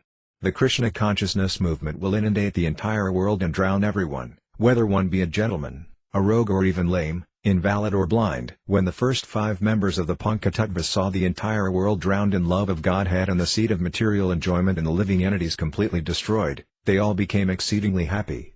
The more the 5 members of the Pankatattva caused the rains of love of Godhead to fall, the more the inundation increased and spread all over the world. This was Śrīla Prabhupada's spirit in training young men and women in the International Society for Krishna Consciousness, and he was offering these words of Lord Chaitanya to strengthen all the Lord's devotees. The members of the Krishna consciousness movement should be confident that by preaching purely they would meet with success. Prabhupada was confident. Here were the words of Sastra, words spoken by the Supreme Personality of Godhead. And Prabhupada's personal experience confirmed the same. Thus he could write, "Our Krishna consciousness movement was started single-handedly, and no one provided for our livelihood, but at present we are spending hundreds and thousands of dollars all over the world and the movement is increasing more and more. Although jealous persons may be envious, if we stick to our principles and follow the footsteps of the Pankatattva, this movement will go on unchecked by imitation swamis, sannyasas, religionists, philosophers or scientists, for it is transcendental to all material considerations. Therefore, those who propagate the Krishna consciousness movement should not be afraid of such rascals and fools." The verses of the 7th chapter described a worldwide inundation of Krishna consciousness. Thus the objections that Europeans and Americans could not become Brahmanas or Sannyasas would be swept away as Lord Chaitanya's mercy flooded the entire world. Nothing could check it. The words of Krishnadasa Kaviraja intensified Prabhupada's desire to base his worldwide movement in the land where Lord Chaitanya appeared and began his Sankirtana movement. The Pankatattva had begun in Navadvipa, and from here the waves of love of Godhead were swelling outward. In Sridhamamayapur, there is sometimes a great flood after the rainy season. This is an indication that from the birthplace of Lord Chaitanya the inundation of love of Godhead should spread all over the world, for this will help everyone, including old men, young men, women and children. The Krishna consciousness movement of Sri Chaitanya Mahaprabhu is so powerful that it can inundate the entire world and interest all classes of men in the subject of love of Godhead. In this 7th chapter of the Adi Lila, Prabhupada found many other evidences authorizing ISKCON under the principles of Lord Chaitanya's teachings and activities. Krishna Dāsa Kaviraja says that Lord Chaitanya's taking sannyasa was a trick for delivering certain classes of society who would otherwise not have shown him respect. Prabhupada, in his commentary, explained that he also had devised schemes for offering the benefits of Krishna consciousness to as wide a spectrum of society as possible, and he cited his acceptance of women into the Krishna consciousness movement. Therefore it is a principle, he wrote, that a preacher must strictly follow the rules and regulations laid down in the Sastra, yet at the same time devise a means by which the preaching work to reclaim the fallen may go on with full force. June 27, 1973. From Mayapur, Śrīla Prabhupāda went to Calcutta. He wrote to Tamala Krishna Goswami, "There is a suggestion by Shyam Sundara that I may go to London for meeting very important men there in the new house given us by George, but I want to make some definite settlement of Bombay affairs before I return to Europe or America. If there is a suitable place for me to stay for a few days in Bombay I can go there immediately and from there I may go to London." While considering his itinerary, Prabhupada passed some days in the Calcutta temple on Albert Road. He was very free about allowing people to see him, and his room was often filled with local Bengalis as well as his own disciples, seated on the white sheet before him. In the evenings he would go, even when it meant riding for miles through congested parts of the city, to spend an hour in someone's home, preaching Krishna consciousness. Srila Prabhupada's sister, Bhavatarini, known as Pema to Prabhupada's disciples, would also visit the Calcutta temple to see her beloved brother and, as usual, to cook for him. One day, however, a few hours after eating her kakoris, Prabhupada felt sharp pains in his stomach. He closed his doors and went to bed. His followers became very concerned. When his servant, Srutakirti, came into the room, he found him tossing. "Srila Prabhupada, what's wrong?" "My stomach," Prabhupada replied. "That coconut kakori, it was not cooked." The seizure continued all night, and several devotees continually massaged Prabhupada's body, especially his stomach. But with every breath he would moan. Pema was standing by, but Prabhupada's disciples feared her presence, thinking she might want to cook something else for him, even in his illness. Prabhupada asked that the picture of Lord Nrsimha be taken from the altar and put beside his bed. Some devotees feared that Prabhupada might be about to pass away. The next morning, when the illness continued, the devotees called for the local Kaviraja, Ayurvedic doctor. The old Kaviraja came and diagnosed Prabhupada's illness as severe blood dysentery. He left medicine, but it was ineffectual. Later, when Prabhupada called Bhavananda to his room and requested fried puris with a little patala, an Indian vegetable similar to a small squash, and salt, Bhavananda protested, such fried foods would be the worst thing for him. Prabhupada said that this was the blood dysentery cure his mother had given during his childhood. He then called for his sister, and speaking to her in Bengali, told her to prepare puris and patala. A few hours after taking the food, Prabhupada again called Bhavananda. He was feeling better. "My mother was right," he remarked. A lengthy telegram arrived from Syamasundara, glorifying the preaching opportunities that awaited Prabhupada in London, where he would be picked up at the airport in a helicopter and flown to the main event, the greatest Ratha Yatra ever held. The parade would proceed down Piccadilly Lane, climaxing under a large pavilion at Trafalgar Square. The telegram went on to say that millions of Englishmen, including certain very, very important people, were eager to see Srila Prabhupada and that arrangements were underway for Prabhupada to instruct the Queen's eldest son, Prince Charles, in Krishna consciousness. Some of the promises were exaggerated, Srila Prabhupada knew, but his desire to preach again in England was strong. George Harrison had given the devotees a large estate 45 minutes outside of London, and Prabhupada spoke of going there and installing deities of Radha and Krishna on Janmashtami day. Yet even now, over a month before Janmashtami, he was feeling deeply affected by Syamasundara's invitation. Although still exhausted from dysentery, he considered flying immediately to London. Calling in those GBC secretaries and sannyasis with him in Calcutta, sitting up in bed while they sat before him on the floor, Prabhupada asked their advice. They concluded that he should go to a healthier climate, Los Angeles or Hawaii, to rest and recuperate. Prabhupada mildly agreed as his advisors decided Hawaii would be the best place, a place where the climate was ideal and where he would have few interruptions. Suddenly, however, he sat up straighter. He would return to the West, he said, but to London, not to Hawaii. And not to recuperate, but to preach. "Let me strike while the iron is hot," he said. I think that is an English maxim. If you do that, then you can keep the iron in shape. In the West, people are fed up. So we want to give them spiritual enlightenment. Prabhupada had immediately convinced his disciples with his forceful statements. There are two misleading theories in the West, he continued. One is that life comes from matter, and the other is that there is no life after death, you can just enjoy this life. They say everything is matter. So as this Krishna consciousness movement grows, the communists will be curbed down. People say they are trying for unity, but they have no brains to see how this will achieve unity. They have formed a big complicated League of Nations and now United Nations, but they all fail.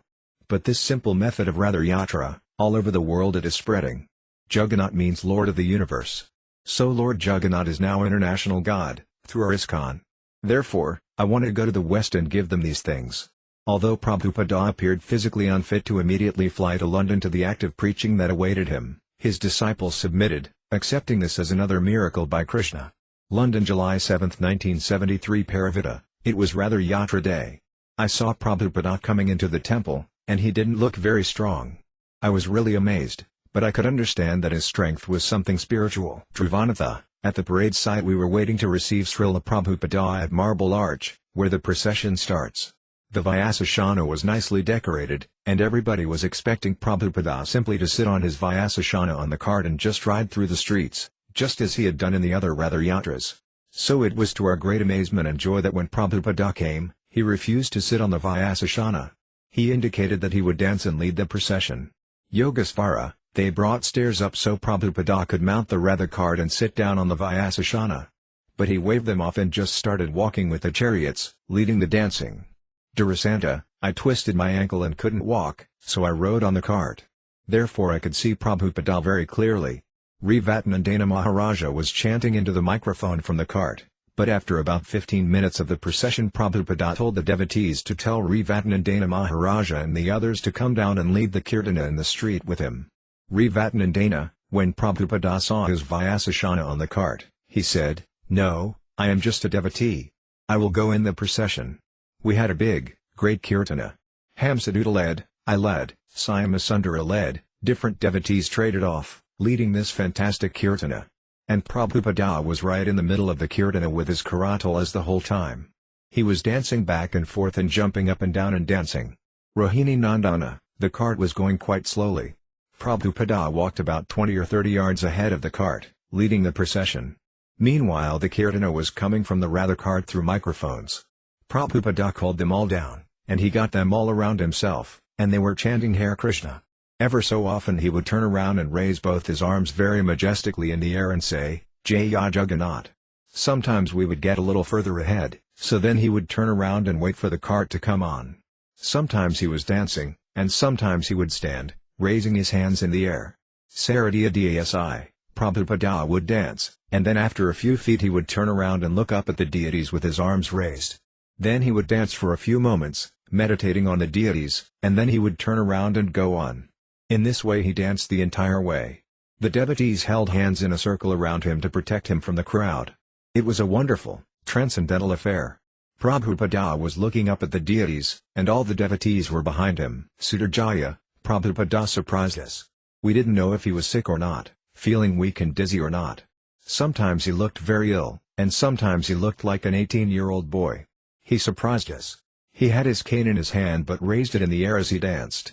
After a while, Syamasundara came up to me and said, "Listen, he's not going to make it. Prabhupada is very ill. I want you to follow in a car. Be within 30 seconds reach so we can put Prabhupada in the car immediately." Prabhupada was going down Park Lane, and from time to time he would turn back and raise his hands. He was going so fast that they couldn't pull the cart fast enough to keep up with him. He would have to wait for the cart to catch up. He would turn back, raise his hands, and say, "Hari Bol." Several times he did this. He was going so fast that he had to wait. The devotees were dancing, the weather was beautiful, and the crowd was wonderful. Trivanatha, the passers-by were rooted to the spot, looking at Prabhupada. A man of that age simply dancing and jumping in the air like a young boy was the most amazing sight. And then every 5 minutes or so Prabhupada would turn around and look toward Jagannath. The devotees would clear the way so no one blocked his sight, and he had a perfect view of Jagannath, Balarama, and Subhadra. But after a while the police came and motioned that we couldn't keep stopping like this. We had to keep the whole thing going, because the traffic jams were becoming critical. Devotees were crying and chanting and dancing, and there was much commotion. Srutakirti, when Prabhupada was dancing, the bobbies kept on coming up and looking for someone official. Finally they came to me and said, "You'll have to tell your leader to sit down. He's causing too much of a disturbance. Everyone is becoming wild, and we can't control the crowd, you know." So I said, "All right." But I didn't say anything to Prabhupada. So then they came again and said, "You must tell him he'll have to sit down." So I said, "All right," and I tapped Prabhupada. The whole time he had been in ecstasy, dancing before the cart and encouraging everyone else to dance. He would motion with his hands and encourage the devotees to keep dancing. He kept the momentum of the festival. So I said, "Prabhupada, the policemen want you to sit down. They say you are creating havoc in the parade." Prabhupada looked at me, turned, and kept on. He completely ignored it and kept on dancing. And they couldn't do anything. Prabhupada wouldn't stop, and the police wouldn't say anything to him. Paravita, I was distributing Back to Godhead magazines along the whole parade route. I was exhausted, and I was having a lot of trouble keeping up with the procession. But Prabhupada was just there, and he was dancing like a young boy. I was amazed at his spiritual energy. Trivanatha, when we came to Piccadilly Circus, Prabhupada suddenly stopped the whole procession. Piccadilly Circus, of course, was just packed with people. For about 3 minutes Prabhupada stopped the procession and just danced with the devotees all around him. Rohini Nandana, when we got to Piccadilly Circus, Prabhupada really started to dance. He was leaping off the ground. The cart was stopped. It was very similar, actually, to the description in the Chaitanya Charitamrita of how Lord Chaitanya would lead the Ratha Yatra procession. So the cart was stopped, and then Prabhupada would wait for it to catch up. Yogasvara, when we finally arrived at Trafalgar Square and Prabhupada saw the big tent and the other arrangements the devotees had made, he held up his hands again. He had been dancing and walking the entire route of the parade. It must have been at least an hour that he had been walking and dancing, all the way from Hyde Park to Trafalgar Square. Rohini Nandana, when Prabhupada got to Trafalgar Square, he immediately sat down on the plinth of Nelson's column on a little Vyasasana and delivered a lecture about the holy name of Krishna. This was directly after his marathon of chanting and dancing. The next day's papers carried favorable news coverage of the festival, and Prabhupada wrote of it to a disciple in Los Angeles. "You will be glad to know the Ratha Yatra in London was very successful. The Daily Guardian had a picture on the front page of our card and stated that we were competition to the monument in memory of Lord Nelson in Trafalgar Square. My health is good and I am taking daily walk and speaking at the class in the morning." In another letter Prabhupada wrote, "Our festival here was very well received and I was so much encouraged by the whole thing that I was able to walk and dance the entire way from Hyde Park to Trafalgar Square." Śrīla Prabhupada settled into a regular routine at Bhaktivedanta Manor. Here at Bhaktivedanta Manor, he wrote, "The place is the nicest possible. It is calm and quiet, and the village is neat and clean." Prabhupada's room on the second floor was spacious enough to seat 50 guests comfortably, and its large windows overlooked the expansive grounds. Prabhupada said that if the devotees would clean out the lake and keep up the grounds, then he would stay always at Bhaktivedanta Manor and translate here in peace. They should get some cows, he said, and use some of the extra acreage for farming.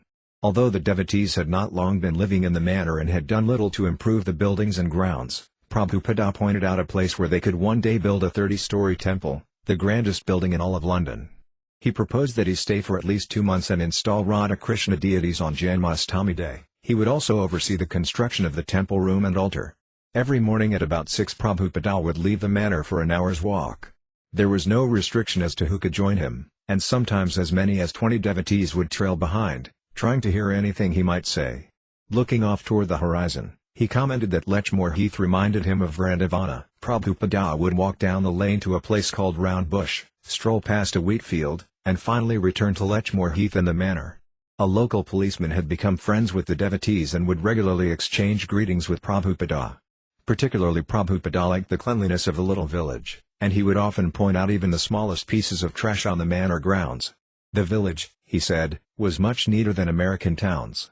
Syamasundara had promised Śrīla Prabhupada many interested visitors, and Śrīla Prabhupada reciprocated, promising that as long as the interested people kept coming, he would remain in England. Each night 1 or 2 guests, including scholars, priests, and occasional celebrities, would come and visit with Prabhupada for a couple of hours. Prabhupada seemed especially eager to present the philosophy of Krishna consciousness to intelligent persons. As the world's foremost Vaisnava Parampara philosopher of the Gita and the Bhagavatam, he had thoroughly realized the conclusions of the Vedic literature. He was experienced in countering all challenges and atheistic philosophies and knew what to expect from Christian, Mayavadi, atheist, anyone. If a guest mentioned the name of a philosopher or school of thought unfamiliar to Prabhupada, then Prabhupada would simply ask, "What is his philosophy?" Inevitably he would recognize the new philosophy for what it was, an old, familiar mundane philosophy, with a new twist perhaps, easily defeated or brought to its perfection with Krishna consciousness. Prabhupada was always eager to glorify Krishna and repeat Krishna's message, and with complete, enthusiastic freshness he would present again the same points he had presented many, many times before. He said he was like a cow that gives milk in any field. Put him in India or America or England, he would always give the same nectarian milk of Bhagavad Gita. Prabhupada's entire day, his early morning dictation of Chaitanya Charitamrita, morning walk, Bhagavad Gita lecture, talks with guests, revolved around philosophy. In Scotland, when a man had challenged that God needn't be presented through philosophy, Prabhupada had replied, "What do you expect me to talk, some fairy tales?" Philosophy was necessary, especially for the so-called intelligent persons, whose minds raised so many intellectual doubts. And besides, to always be telling others about Krishna, Prabhupada said, was a symptom of love. Moved by compassion for others' suffering, Prabhupada always spoke the message of Krishna and never tired of repeating it. He was genuinely angered by the atheistic speculators who mislead the people, because materialistic and impersonalistic philosophies ruined a person's chances of finding the solution to life's suffering. Whenever Prabhupada heard anyone arguing the Mayavada doctrine, he would become like fire. He could not tolerate it. He had to correct it. When, after one of Prabhupada's lectures at the manor, a boy had said he had heard someone call the chanting of Hare Krishna a little bit of a bluff, Prabhupada had replied, "Who says bluff? Who is that fool? Who is that rascal?" He had been ready to fight the atheist to glorify Krishna. These were Prabhupada's natural drives, therefore he could go on, without stopping. He wanted to give people Krishna consciousness. He had no other life. Even while relaxing in the privacy of his room he always spoke of Krishna consciousness. The devotees had invited many prominent British citizens to meet Śrīla Prabhupada, and the responses were good. Economist Ernst Schumacher promised to visit, as did philosopher Sir Alfred J. Ayer. When Syamasundara informed Prabhupada that Mr. Ayer was well known, Prabhupada replied, "What is his philosophy?" "Well," Syamasundara replied, "he doesn't believe in the existence of God." "I will give him evidence," Prabhupada replied. "I will ask him what he means by the existence of God. I will ask him to make a list of the deficiencies of God's existence." Prabhupada liked to meet with philosophical men and corner them and defeat them. Historian Arnold Doyen was old and invalid, therefore, Prabhupada agreed to visit him at his residence. Interested in discussing life after death, Dr. Doyen asked Prabhupada about karma. Most people, he said, were afraid of death. Prabhupada agreed and added that according to a certain astrologer, one of India's recent leaders had taken birth as a dog. "So they are afraid they will go down," he said.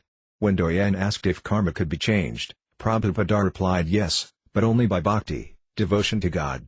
Arnold Doyen, not many people in the West are thinking of this. Prabhupada, they are less intelligent. It is not good. If they take to Krishna consciousness, they can continue to work and live in the city, but they can change their consciousness. Then automatically everything will come. Śrīla Prabhupada asked Dr. Toynbee about the book he was writing, and the professor replied that it concerned ancient Greece's influence on the Greece of today. The Greeks came from India, Prabhupada said. Vedic culture was once all over the world. Gradually, a new type of culture, just like this recent partition of India and Pakistan, took place. Prabhupada explained how in the future the governments would fall to rascals and thieves, whose only business would be to exploit the citizens. Food would be scarce, and the governments would levy so many taxes that the people would be harassed and go to the forests for shelter. Only the God-conscious people would be free.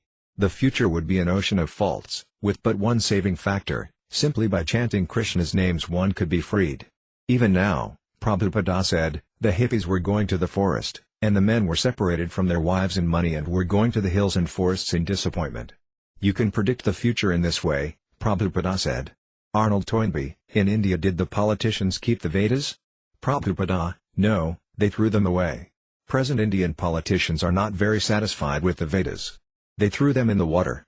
I have started, among the Indians and Americans, and for the next 10,000 years Krishna consciousness will increase. Then there will be a gloomy picture of Kali Yuga.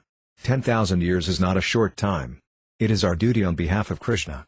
Arnold Toynbee, do you travel much? Prabhupada, all over the world. A bearded young priest active in social service visited Prabhupada and, upon Prabhupada's prodding, debated with him about meat eating in the Bible. During the discussion, Hamsadutta and Pradyumna were citing passages from the Bible against meat eating. Later, after the priest had left, Prabhupada called Hamsadutta back into his room and said, "It was not very good for us to speak on the basis of the Bible. Better we stick to the Gita. Why bother to approach them for compromise or cooperation? They will never be convinced. What is the point of meeting with the Pope?" Those inclined to meat eating, Prabhupada said, could always find some quote in the Bible, such as the covenant with Noah after the flood. "We do not even know what ghastly things are occurring in the slaughterhouse," he said. "No one sees these things." The next morning on his walk Prabhupada continued discussing his talk with the priest. "In the name of religion," Prabhupada said, "they are killing. The Bhagavatam says this cheating religion is kicked out and simply worship of God is instated." Devotee, the priest last night said that Jesus ate meat. Prabhupada, then Jesus contradicted himself. He also said, "Thou shalt not kill." One shouldn't imitate the Asvaras. A hippie-type mendicant in India takes ganja and claims to be a devotee of Shiva. No, we should not imitate the powerful controllers. That priest said also that the Bible does not say, "Thou shalt not kill," but "Thou shalt not murder." So I told him that if the word is actually "Thou shalt not murder" in the original Hebrew, then Jesus must have been preaching to the 4th class, 10th class men, murderers. And the proof is that they murdered him. So such people, what can they understand about God? When I told him, the priest was silent. He could not answer. Another priest came to see Prabhupada, and again the question came up. Prabhupada asked him, "Then you are in favor of killing?" The priest replied, "Well, it is a fallen world." "It is a fallen world," said Prabhupada, "but we do not have to be among the fallen." The priest cited the covenant with Noah. Prabhupada replied, "Maybe Noah allowed it at that time, the time of devastation, but that doesn't mean you always have to do it. To live in such a time, one can eat anything to stay alive, but now so many things are in abundance to keep healthy without maintaining a slaughterhouse." In the Bhagavad Gita Krishna says, "Protect the cows, it is the duty of the Vaisyas." Although Prabhupada willingly discussed with Christians, he admitted privately that to argue with them was a waste of time. "They will never agree," he said, "even if they are defeated." The best way to preach to people in general was through the chanting of Hare Krishna, as at the Ratha Yatra festival. Chant, dance, take prasadam, and invite everyone to join. "Anyway," he said, "they don't even follow their teachings." One boy came to me and said he wanted to talk. He said, "I am a Christian," but I told him, "You are not a Christian. Thou shalt not kill." A man from Calcutta came to see Prabhupada. But as soon as the man began to say something about Krishna, Prabhupada interrupted, "Krishna is something very difficult to understand. We are just trying to understand that there is a next life." "But the Christians say there is no future life," the man said. "At the end of this one you either go to heaven or hell." "But if they talk about going to heaven," said Prabhupada, "then that is the next life. But knowledge of Krishna is only for the most perfect out of thousands among men." A Mr. Kumar, who sometimes lived in the London temple, visited Prabhupada with many questions. He wanted to work for ISKCON, he said, but required money to send his mother in India. "No," Prabhupada told him, "our men work 24 hours a day without a farthing." Mr. Kumar suggested ways to improve ISKCON. The devotees needed to study more, he said, especially Sanskrit, and become scholars. Prabhupada disagreed. "All we need is dedication," he said. "I am not a great Sanskrit scholar, but I am pulling on. And even the scholars say it is good. My Guru Maharaja's Guru Maharaja, Garakasura Dāsa Babaji Maharaja, was illiterate. Still, his disciple, Bhaktisiddhanta Sarasvati Prabhupada, was the greatest scholar of the day. But when Garakasura spoke, it was exactly from the Sastra.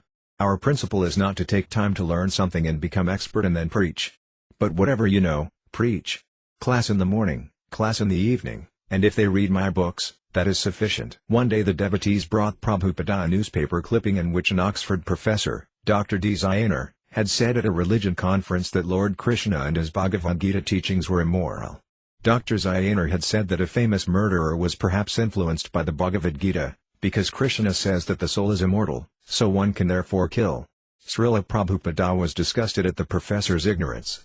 On his morning walk he dictated to his secretary arguments to use in writing to Drs. ENG.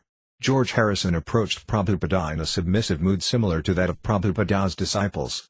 Prabhupada and George took prasadam together, a special lunch of samosas, halava, vegetables, sour cream, and puris. While they were enjoying the prasadam, Prabhupada mentioned that certain Vrindavana pandas, professional guides at a holy place, eat too much. Once one ate so much that he was practically dying, but he assured his son, "At least I am dying from eating, and not from starving. To die of starvation is unglorious." Prabhupada smiled as he talked with George, gratefully acknowledging his donation of the manor. "Have you seen my room?" Prabhupada asked. "It is actually your house, but my room." "No," George protested, preferring the mood of a humble disciple, "it is Krishna's house and your room." When George confided to Prabhupada that by taking to Krishna consciousness he was losing friends, Prabhupada told him not to worry. He read to George from the Gita, where Krishna explains that he can be known only by devotional service. "In the future," said George, "ISKCON will be so large it will require executive management." Prabhupada, "I have divided the world into 12 zones with 12 representatives. As long as they keep to the spiritual principles, Krishna will help them." Before leaving, George assured Prabhupada that he would help him increase his temples. Later Prabhupada commented, "George is getting inward hope from Krishna."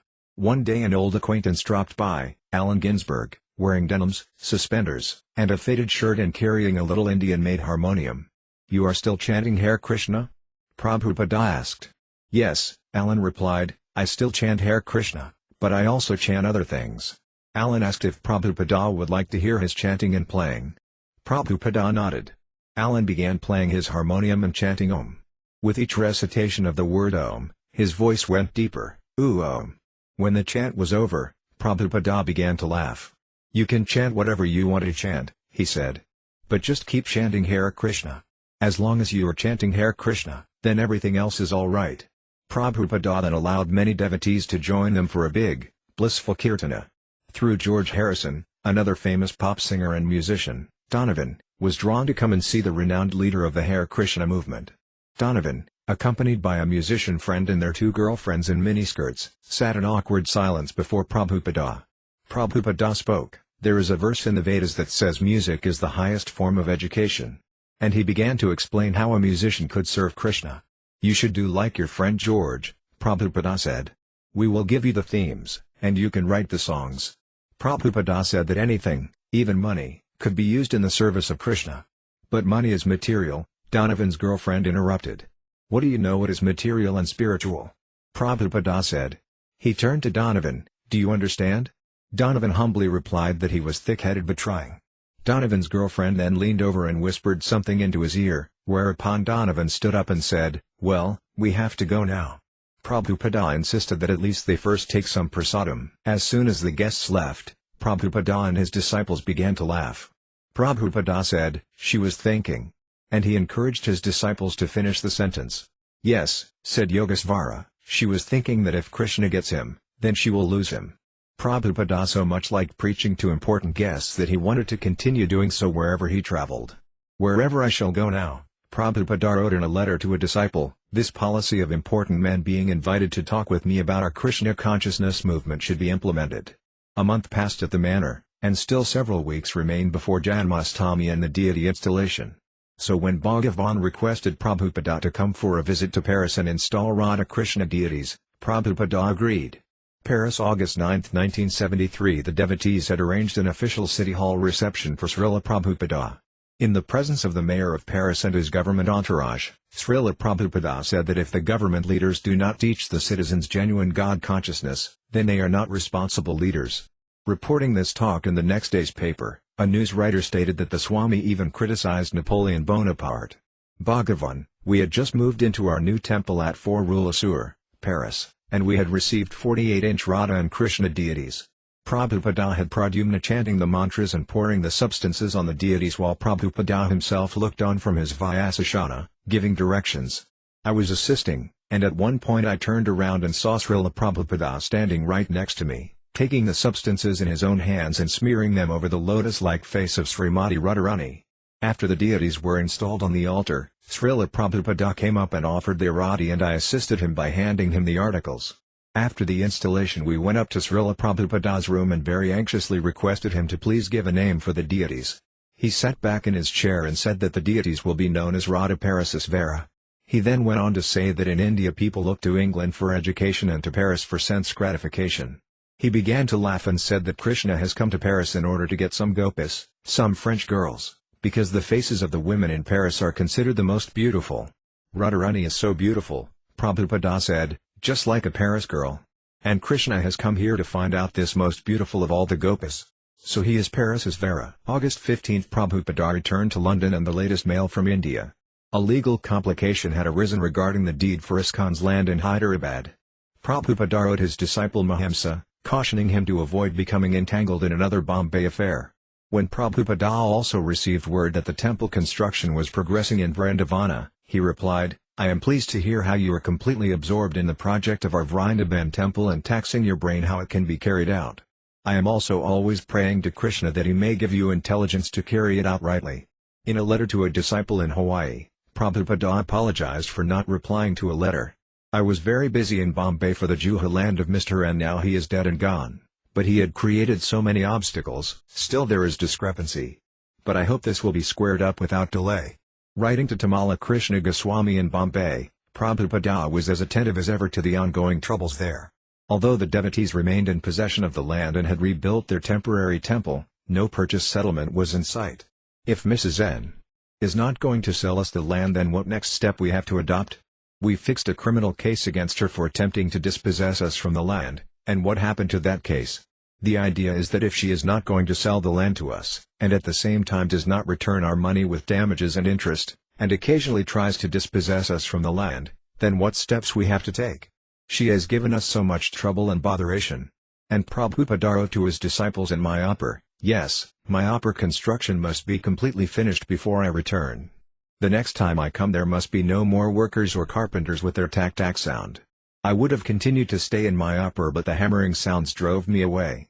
When you are completely finished I will go there, otherwise not. Prabhupada also answered dozens of letters from America, where the devotees were becoming more and more keen to distribute his books. Their letters contained very crucial questions that only Prabhupada could solve. How important was book distribution? Could the devotees abandon their robes and wear regular Western clothes to better distribute books in public? Was chanting on the streets more important than book distribution? What about taking buses and vans around the country? Could they travel with deities in the vans? The devotees generally mentioned their own viewpoint in their letters to Prabhupada, and yet they respectfully awaited his definitive reply. The Krishna consciousness movement was now big, with potential for growing much bigger. And within ISKCON, Prabhupada's will was so powerful that a single letter from him would establish a policy for years to come. Prabhupada appeared to be sitting quietly in his room at the manor, following his daily routine of bathing, eating, and meeting evening guests, yet at the same time he was directing thousands of young men and women all over the world and sending them into action in the war against Maya. There is no objection to going in Western clothes in order to distribute my books. It is not necessary that we always wear the robes, but we should always keep Sika and Tilaka. However, a wig or a hat may be worn as you describe. We have to take whatever is the favorable position for executing Krishna consciousness. Do not forget our principles, but sometimes we may adopt such means in order to distribute books. Somehow or other distribute books, and if you can impress people a little to chant, then it does not matter about your dress. The devotees continued to request clarification as to how far the ends justified the means in fulfilling Prabhupada's order to distribute books profusely. Srila Prabhupada, being free of any material motivation, could clearly see the Krishna-conscious thing to do. Regarding the question you have raised about traveling Sankirtana parties and selling your books, yes, we want money. So that is the real preaching, selling books. Who can speak better than the books? At least whoever buys, he will look over. The real preaching is selling books. You should know the tactic how to sell without irritating. What your lecturer will do for 3 minutes, but if he reads one page his life may be turned. We don't want to irritate anyone, however. If he goes away by your aggressive tactics, then you are nonsense and it is your failure. Neither you could sell a book, neither he would remain. But if he buys a book, that is the real successful preaching. That is the certificate of my Guru Maharaja. If someone, Brahmachari, would sell a one-paisa magazine, if one of our Brahmacharis would go and sell a few copies, he would be very glad and say, "Oh, you are so nice." So distribution of literature is our real preaching. Now if you cannot handle the matter nicely, that is your fault. But the success of your preaching will be substantiated by how many books are sold. Anything you want to sell, you have to canvass a little, so he gives some money for the service of Krishna. That is his good luck and he gets the chance to read some transcendental knowledge. But if you only irritate and he goes away, that is your less intelligence. Prabhupada's instructions were so important to his disciples that a letter from him was as effective as a personal visit. By such letters he maintained the lives and affairs of his disciples all over the world. Each day in the late morning he would have his secretary read aloud each incoming letter, and usually he would dictate the answer without delay. He had often said that the Vani, or order, of the Guru was more important than the Vapa, or personal presence.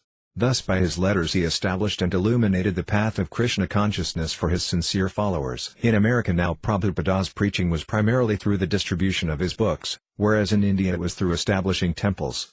Yet both methods were one and the same to him. And although his vision encompassed the whole world, he felt and described himself as only the humble servant of his spiritual master. Whether sitting peacefully on the lawn of the manor and teasing one of the little children or directing one of his lieutenants to drop thousands and millions of books into the laps of the conditioned souls, whether meditating with great energy on the next phrase in his Srimad Bhagavatam purports or worrying about what Mrs. N was conspiring in Bombay, he always tried to serve his Guru Maharaja. Śrīla Prabhupāda received an emergency phone call from Bombay. Guru Raja wanted him to come and personally settle with Mrs. N. the purchase of the Juhu land. Guru Raja had consulted a new lawyer, Mr. Bakal, who felt that Prabhupada must be present for there to be a settlement. Another ISKCON lawyer, Mr. Chandal, also advised that Śrīla Prabhupada come immediately to Bombay. Guru Raja, therefore, had telephoned Prabhupada, begging him to please come and settle the matter with Mrs. N once and for all. Prabhupada agreed. He would remain in London one more week, until Janmashtami. Then he would return to Bombay. August 21 M. Raskotra, the Indian ambassador to England, attended the Janmashtami Day celebration and introduced Śrīla Prabhupada, expressing his appreciation of Prabhupada's great work. Prabhupada spoke, describing the advent of Krishna as the key to peace for the troubled material world. Especially in India, he said, we have got so much asset for understanding God. Everything is there, ready-made. But we won't accept. So what is the remedy for such disease? We are searching after peace, but we won't accept anything which is actually giving us peace. This is our disease. So the Krishna consciousness movement is trying to awaken the dormant Krishna consciousness in everyone's heart.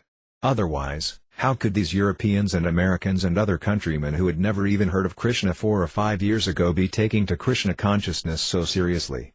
Therefore Krishna consciousness is there in everyone's heart. Prabhupada recited prayers from Brahma Samhita describing the sublime, eternal existence of Krishna on his eternal planet, Krishnalika. But Krishna is also everywhere, he explained, and if you are a devotee, then you can catch him. If you want to catch him, he comes forward 10 times more than your desire. Therefore we simply have to receive him. This deity worship in the temple means worshipping Krishna, the Supreme Personality of Godhead. He has very kindly accepted to assume a form which you can handle.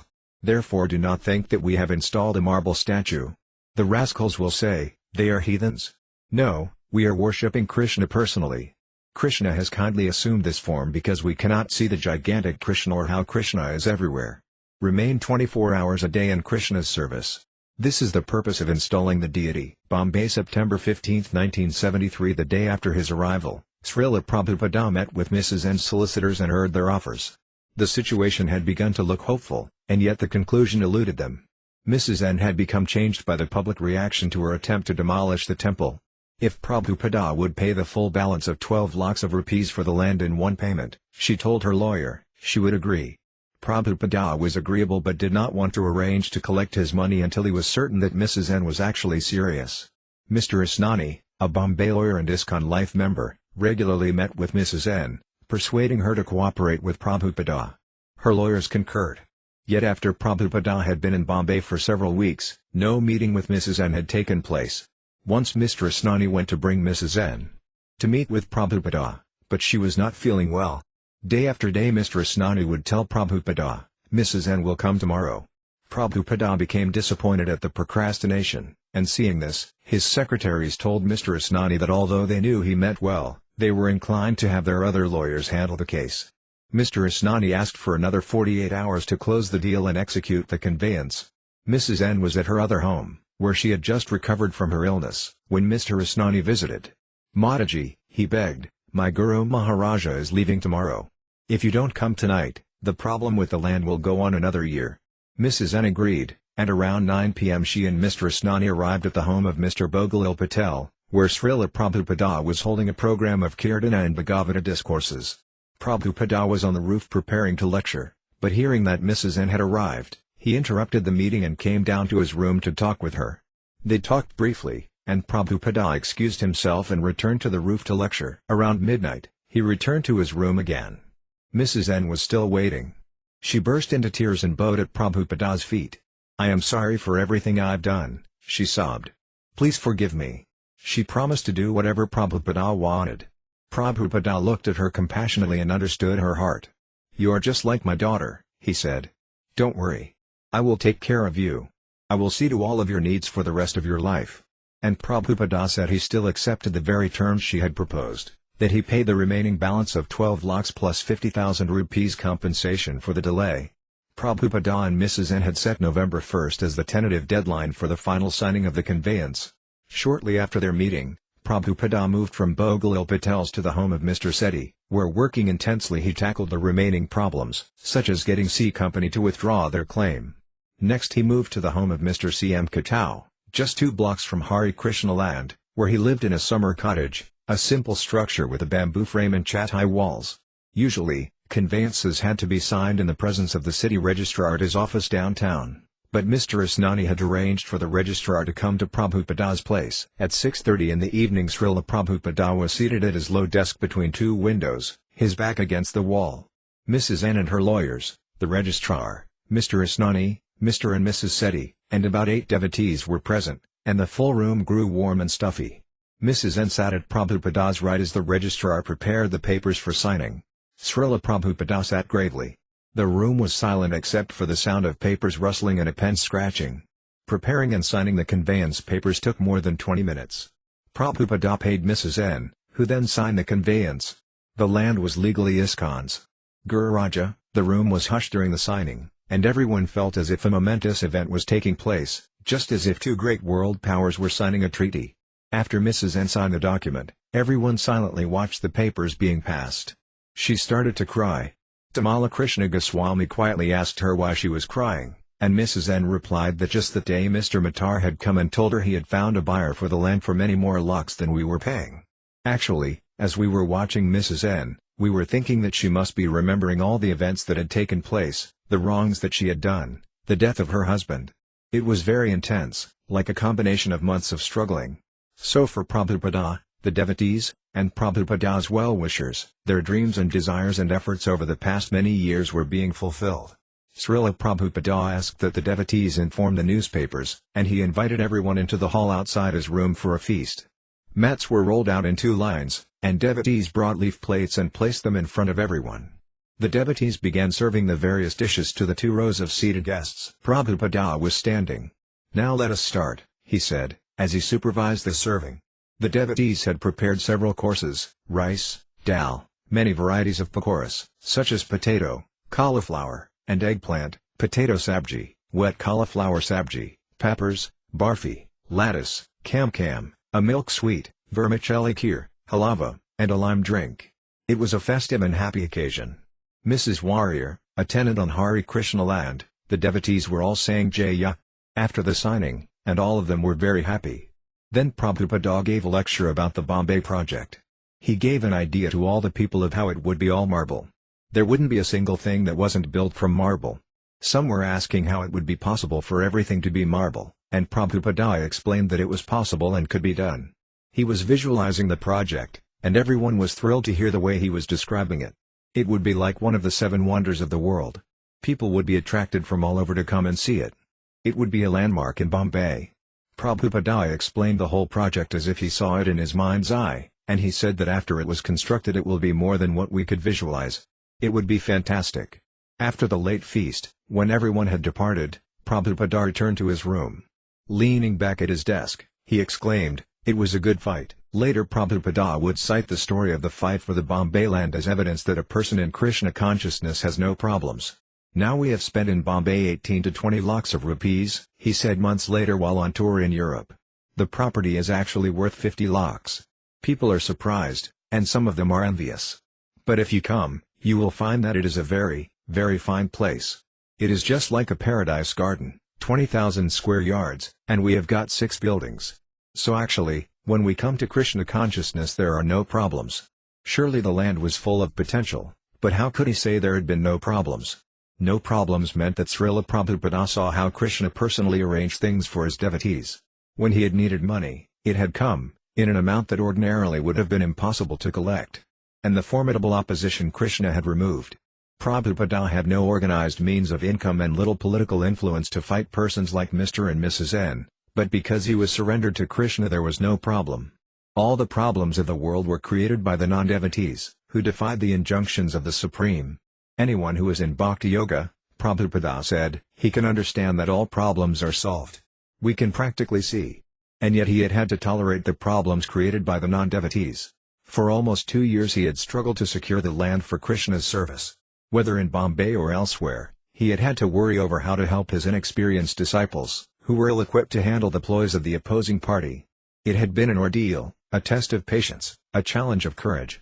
But because he had not been bewildered by Maya, illusion, there had been no problem. Prabhupada showed by his example that if one strictly follows Bhakti Yoga, one is not touched by the modes of nature, by Maya.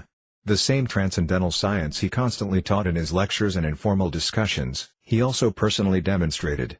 He was faithful in Krishna consciousness, and all his problems had been adjusted. Krishna says in the Bhagavad Gita that if one surrenders to him, one easily overcomes all problems.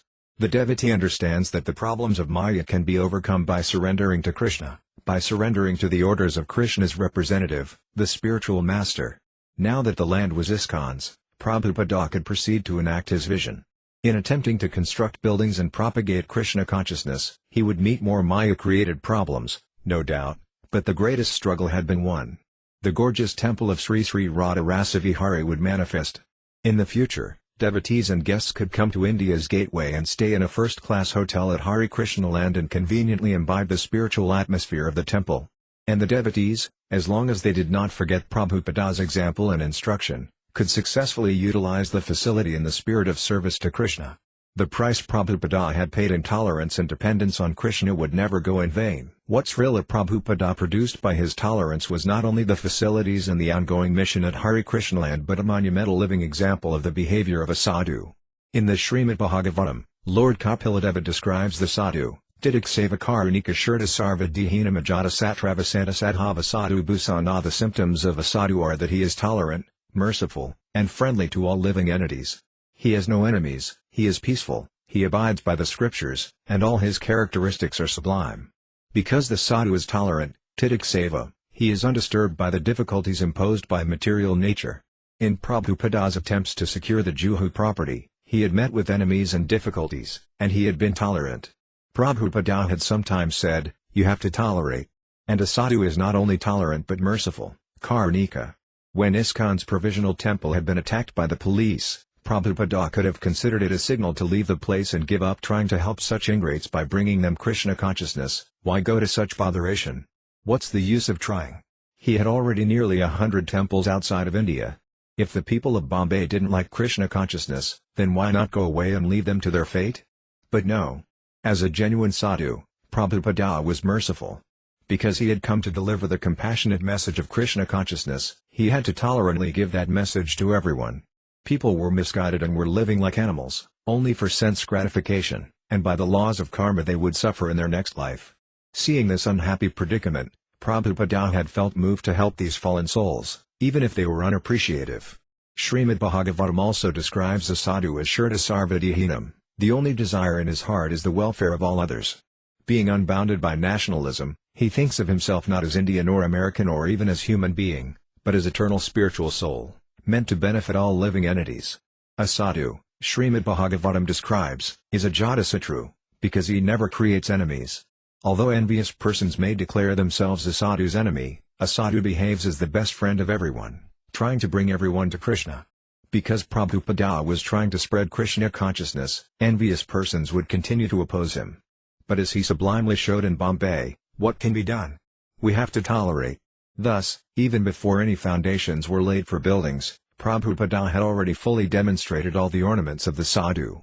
Remaining peaceful, Santa, and dependent on Krishna, he had become victorious. And for whoever serves such a great personality, Srimad Bhagavatam states, the door to liberation is open. Library Śrīla Prabhupāda līlāmṛta Volume 2 Chapter 43 Beginning the Temple of Krishna Balarama April 1972 Śrīla Prabhupada was meditating on constructing his Krishna Balaram Mandir. In April of 1972 he asked his disciple Sirabi, who had drawn the plans for the Bombay Center, to execute drawings, basing the design on Indian Renaissance architecture. Prabhupada liked the Govindaji temple, located near the original Govindaji temple constructed by Rupa Goswami. He liked its open courtyard surrounded by many arches and its front steps leading up to the deity Darsana area. He suggested that some features of the temple be incorporated into his temple. Sirabi, with the assistance of a Vrindavana architect, executed the plans, and Prabhupada approved. This will be the grandest temple in Vrindavana. Many high-class gentlemen in Delhi who are also devotees will relish the chance to live with us on weekends, and it will be for them just like Vaikunta. You must construct something wonderful. Otherwise it will be a discredit to you American boys.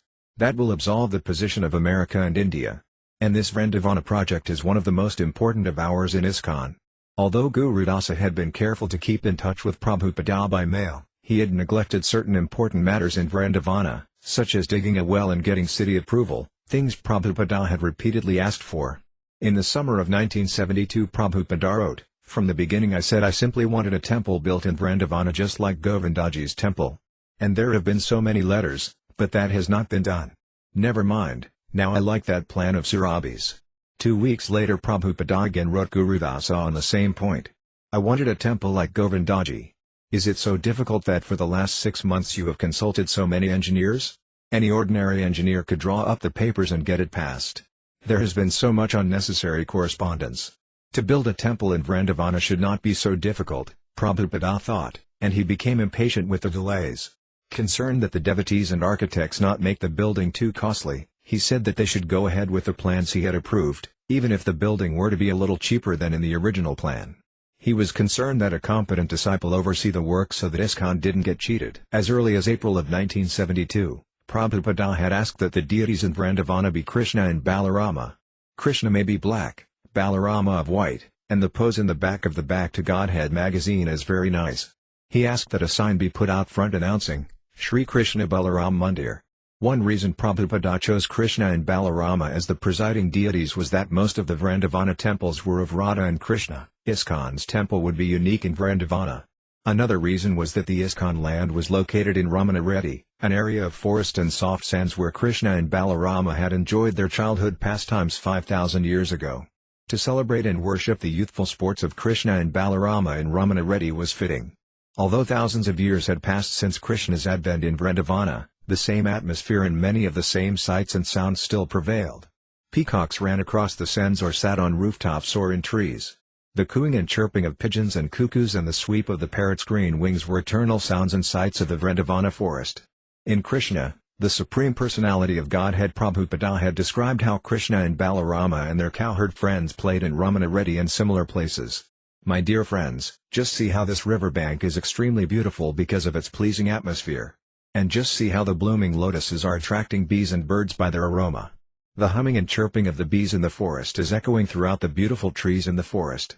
Also, here the sands are clean and soft. Therefore, this must be considered the best place for our sporting and pastimes. According to Srimad Bhagavatam, the playing of the cowherd boys with Krishna and Balarama as friends in Vrindavana is the highest spiritual realization, far beyond the ordinary religionist's understanding of God. The Supreme Truth, whom some meditated upon as impersonal Brahman, others worshipped as the Supreme Almighty, and still others considered an ordinary living entity, was the eternal, loving friend of the cowherd boys of Vrindavana. Only after many, many lifetimes of pious activities had they become eligible to join in the loving pastimes of Krishna and Balarama in Ramana Reddy.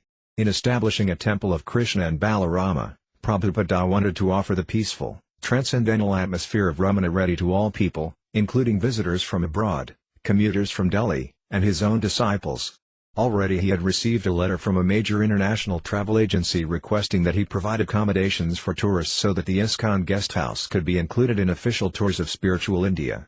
People were always coming to India to tour the holy places. Unfortunately, most of the places were unauthorized or overrun by cheaters. ISKCON Center, therefore, would be very important. Prabhupada wrote, have a European preaching center, and try to enlist all the tourists and hippies who come to Vrindavana. Give them nice prasadam and engage them in chanting, cleaning the temple, and reading our books. Give them all facility for becoming devotees. There was another particular significance in Prabhupada's choosing Krishna and Balarama as the central object of worship in his Vrindavana temple.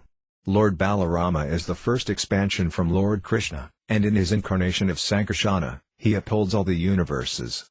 The Vaisnavas, therefore, worship Balarama for spiritual strength.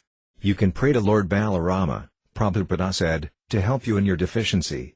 As the source of spiritual strength, Lord Balarama is also known as the original spiritual master. As in Prabhupada's other large ISKCON temples, there would be 3 altars, and beside Krishna and Balarama would stand the deities of Lord Chaitanya and Lord Nityananda.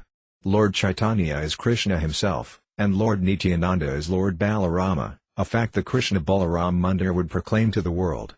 Lord Nityananda is especially referred to as the Krpa Avatara, the form of God most merciful to the fallen conditioned souls. Thus the worship of Krishna and Balarama as Lord Chaitanya and Lord Nityananda would emphasize distributing Krishna consciousness to others. Prabhupada also wanted to install deities of Radha Syamasundara along with their 2 attendant gopis, Lolita and Visakha. Śrīla Prabhupada could not possibly stay full-time in Vrindavana, and yet whenever he was away, progress slowed. Guru Dāsa, the temple president, had little money and little expertise in managing finances. Prabhupada called him Damn Cheap Babu, a name given by Indians to Westerners who think they have won a damn cheap bargain, although they are actually being cheated. Since Prabhupada did not trust his devotees' spending habits, he arranged for a complicated system whereby he would have to approve all ISKCON Vrindavana checks, even while traveling. When Guru Dāsa wanted to spend, Dāsa, the Delhi temple president, would come to Vrindavana and approve the expenses. Then a check would be made out and mailed to Śrīla Prabhupada for his signature. When the check returned to Delhi, Dāsa would add his own signature and give the check to Guru Dāsa. Although Prabhupada generally preferred not to burden himself with managing his temples, he insisted on supervising all spending in Vrindavana, down to the last rupee. But even with such controls, Guru Dāsa would misspend money, taking funds earmarked for construction and using them for other temple purposes, usually getting cheated by the merchants. After Prabhupada's 1972 visit during Kartika, he was away from Vrindavana for an entire year, directing things through correspondence. With the Krishna consciousness movement growing quickly on all continents, he had many places to visit. Still, his 3 main projects, Bombay, Vrindavana, and Mayapur, were his major subjects of correspondence and his greatest financial investments. One reason he did not come more often to Vrindavana was that Guru Dāsa's letters had been very optimistic, promising a temple opening by Janmashtami 1973. Sarabi was in charge of the construction and knew well that the work was going too slowly, yet Guru Dāsa would write to Prabhupada, painting a picture of imminent completion of the construction and opening of the Mandira. Prabhupada was enlivened to hear the good news, and he held Guru Dāsa to his promise, though with reservations. If you can finish the work by Janmashtami next, that would be a very great credit for you, and I shall come from any part of the world just to install the deity. But now you must work very, very hard to make good your promise to me. Otherwise I shall be very disappointed and become very, very angry upon you. Prabhupada warned the devotees in Vrindavana that they would have to work diligently, finishing before the monsoon season arrived in June if they were actually to fulfill their promise. But anyone visiting the construction site in Vrindavana could understand that the building would never be finished in time. The temple area consisted of foundation lines and steel rods. Only 3 or 4 devotees were living there, struggling to organize laborers and to obtain funds and building materials. That summer was extremely hot, and each day the devotees were forced to spend the afternoon lying down in their huts, exhausted from the heat. Prices for cement and steel had doubled. Yet Prabhupada continued to respond to Guru Dāsa's glowing reports, encouraging him to continue with determination. But Prabhupada could also read between the lines, and he cautioned Guru Dāsa, I simply want to see that the work is being carried on vigorously, and the money shall not be used to pay bad bills. The money should simply be used for construction. Talk of a temple opening by Janmashtami gradually disappeared, but Prabhupada did not express his disappointment. Rather, he continued to encourage and push the devotees onward, asking that at least his own room be completed, so that when he visited in October of 1973, he would have a place to stay. When Prabhupada arrived, however, His quarters were far from completion, and he had to live for a week in the home of a Vrindavana friend. He did not remove Guru Dāsa, but he tried to teach him better management and accounting. He also wrote to his India GBC secretary, Tamala Krishna Goswami, to get more funds for the Vrindavana project. So I have arrived here in Vrindavan, but so far the project is concerned, why the money is so irregular. Tejas reports that in the past 3 months you have sent Rs 5,000/ and since then nothing. How will the project go on? Inspired by Prabhupada's presence, the devotees rallied. They held a little festival on the land, erecting a tent and decorating the foundation posts with banana trees and flowers. For several evenings Prabhupada lectured before a crowd of about 50 local people sitting on folding chairs in between the foundation lines. Prabhupada was determined in his desire. He wanted a temple as much as ever, and the small band of disciples in Vrindavana were convinced of their mission to erect that temple. They knew they were building a temple not merely as their own local project but as something very important for the whole world. Prabhupada set the next Janmashtami, August 1974, as the new grand opening. Swami had considerable architectural and construction experience, but he had never worked with such an ornate building before. He doubted, therefore, whether they could finish in a year's time. Tejas wondered whether they could raise the funds in time. Guru Dāsa was becoming more confident, and he assured Prabhupada that they would meet their deadline. Subala had wanted to stay in Vrindavana, but only on the condition that he be relieved of management, free to chant and wander in the groves. But he had long since departed for the west.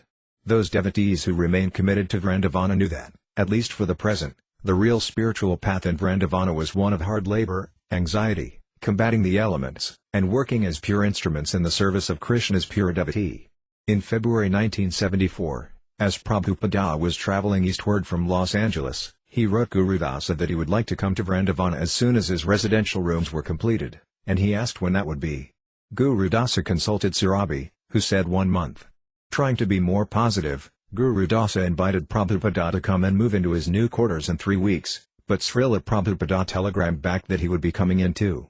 At that time Prabhupada's house had no roof or floor, and only portions of the outer walls. Swami began a marathon construction effort and hired 2 work crews, one for day and one for night. 2 weeks non-stop they worked, drastically cutting corners. They plastered and painted simultaneously, and as a result the walls remained wet. A few days before Prabhupada's arrival they put down a temporary floor, bricks, covered with cow dung, covered with rugs, covered with sheets. The weather was cold, and the house had no heating. The morning Prabhupada arrived, the devotees all gathered with him as he sat happily before his desk, praising their achievement. He said if they could keep working like this, they could finish everything before Janmashtami. Almost immediately upon his arrival Prabhupada began to manifest the symptoms of a cold, but he would not hear of moving to another place. "This is my first house," he said. "Now I am going to stay here." The large brick and stone room was simple and austere and remained dark during most of the day, but Prabhupada considered it his Vrindavana residence. Soon local distinguished visitors began calling on him, and he received them warmly, discussing Krishna consciousness hour after hour in his room. In the evenings he would lecture there and hold a kirtana. Prabhupada had a problem to face in Vrindavana.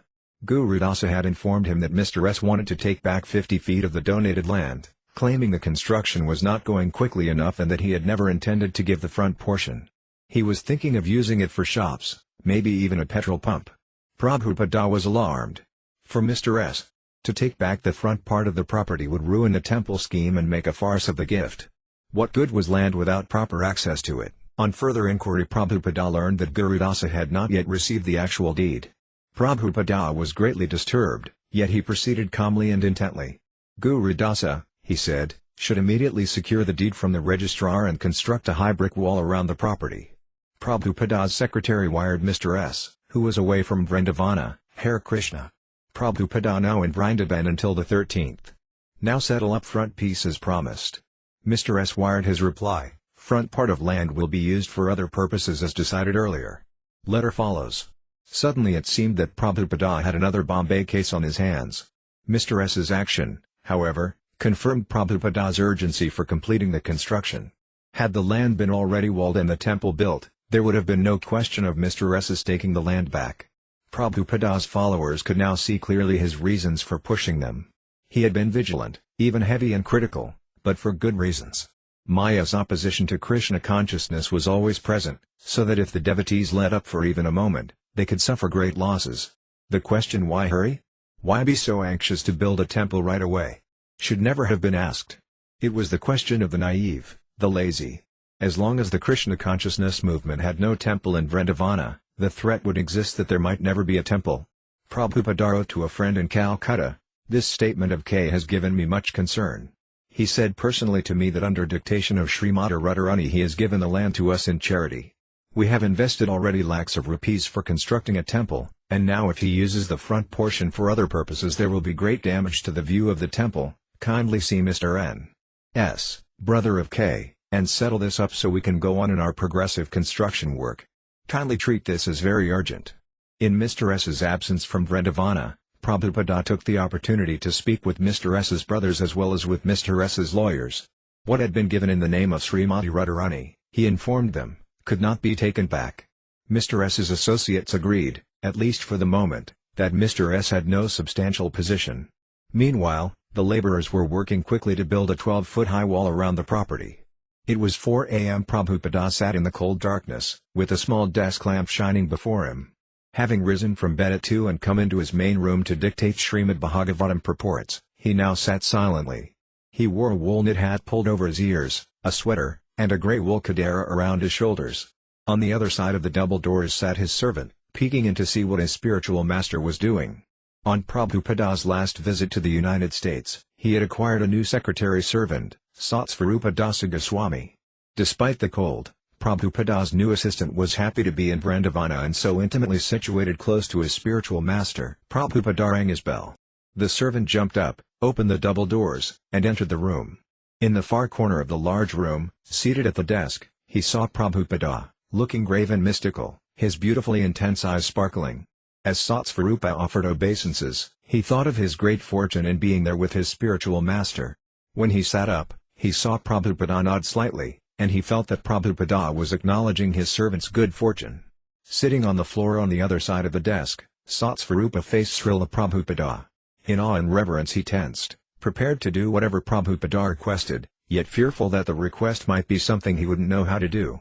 "Get the Krishna book, Volume 2, Prabhupada said. His servant ran and got it from the shelf, returned, and again sat down. "Read the story of King Mrga," Prabhupada said. Though terse, Prabhupada's commands were complete. His servant paused, wondering if there was anything else. He opened the book, then hesitated. "Out loud?" he asked. Prabhupada nodded, and his servant began to read aloud. Soon, however, Satsvarūpa became puzzled as to why Prabhupada was having him do this so early in the morning when he was usually dictating Srimad Bhagavatam. As Satsvarūpa read aloud, Prabhupada sat motionless, giving no indication that he was pleased, or even listening. In that silence, Satsvarūpa became very aware of his own voice reading, and he listened intently to the story. King Mrga, the story explained, gave many cows in charity to the Brahmanas. One day, however, one cow wandered back and entered among King Mrga's herd, and so the king unknowingly gave it in charity to another Brahmana. But as the new owner was leading the cow away, the former owner returned to claim it. An argument ensued between the two Brahmanas. Coming before King Mrga, they charged that he had taken back a cow previously given in charity, a great sin. The puzzled King Mrga very humbly offered each Brahmana 100,000 cows in exchange for this one cow.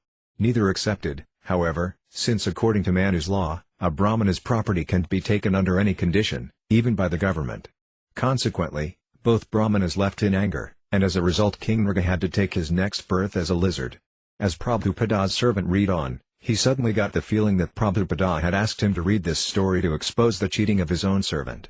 In a panic, he tried to think of how he had committed the offense of stealing from his spiritual master. He couldn't think of anything wrong, until he recalled having taken a pair of socks which had been given to Prabhupada as a gift. Prabhupada was always receiving gifts wherever he went, and it was his practice, after collecting socks and scarves and so on, to give them to his disciples. Prabhupada would use only a fraction of the things given to him. So because it was cold in Vrindavana, Satsvarūpa, who had no socks, had taken one inexpensive-looking pair that he was sure his spiritual master would never want to use. He had assumed that Prabhupada would not object, but now his cheating was indirectly exposed. After the story was completed, Prabhupada remained silent, as did his servant. "Perhaps Prabhupada is sleeping," Satsvarūpa thought, though he dared not say anything or even move. They both sat motionless, Satsvarūpa looking down at the book and sometimes up at Prabhupada, waiting for an indication. 5 minutes passed. Finally Prabhupada said, "Now take this chapter and type it up."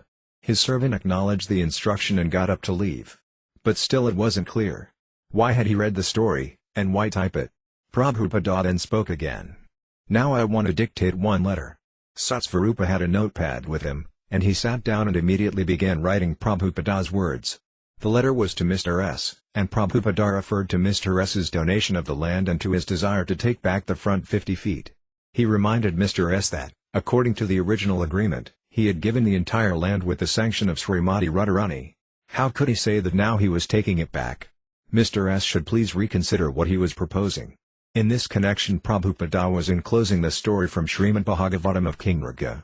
Mr. S should read it and consider the implications. Prabhupada's servant felt relieved. But he also felt that his guilt was valid and that he should be wary of becoming too familiar with his spiritual master's possessions. And he had learned another lesson as well. His own viewpoint of Prabhupada was entirely subjective. Although he had been with Prabhupada, he had not correctly understood Prabhupada's thoughts and motives. He felt that perhaps he was not the only disciple who sometimes made that mistake. One may try to comprehend the many aspects of Śrīla Prabhupada, but one should not expect to understand completely. Even GBC secretaries and other leading devotees who were right with Prabhupada in his dealings could not know what Prabhupada was thinking. Satsvarūpa Maharaja decided that it was best to always follow Śrīla Prabhupada's instructions, and going back to the adjoining room, he began typing the story of King Mrga. At sunrise Prabhupada stepped out of his house onto the dusty lane, and the devotees of ISKCON Vrindavana joined him on his morning walk. As he walked he began saying that one of the devotees had complained that the electricity was always going off. The devotee had said that India was advanced in spiritual knowledge and the West in material knowledge and that the two should combine. Prabhupada agreed. "Yes," he said, "that is my mission. To combine them." Prabhupada reached the Chatakara road in front of the property and began walking down the middle of the road in the direction of Delhi. Large neem trees line the road. "The material side of life is also necessary," Prabhupada continued. "In the West, even for shaving they have a machine. This is very good, but it is also being misused. It is all for the itching sensation, sex, which is insignificant and abominable. The whole intelligence is being employed like the dogs or cats." Prabhupada paused, and a devotee asked, "Prabhupada, how can we understand that Vrindavana is Krishna's abode? There seems to be so much contamination in Vrindavana." "This is because your senses are impure," said Prabhupada. "But when your eyes are smeared with the salve of love, then you can see Vrindavana. Don't judge Vrindavana by this external manifestation." As Prabhupada walked along the road, many persons greeted him and his disciples, calling, "Jai Radha! Hare Krishna!"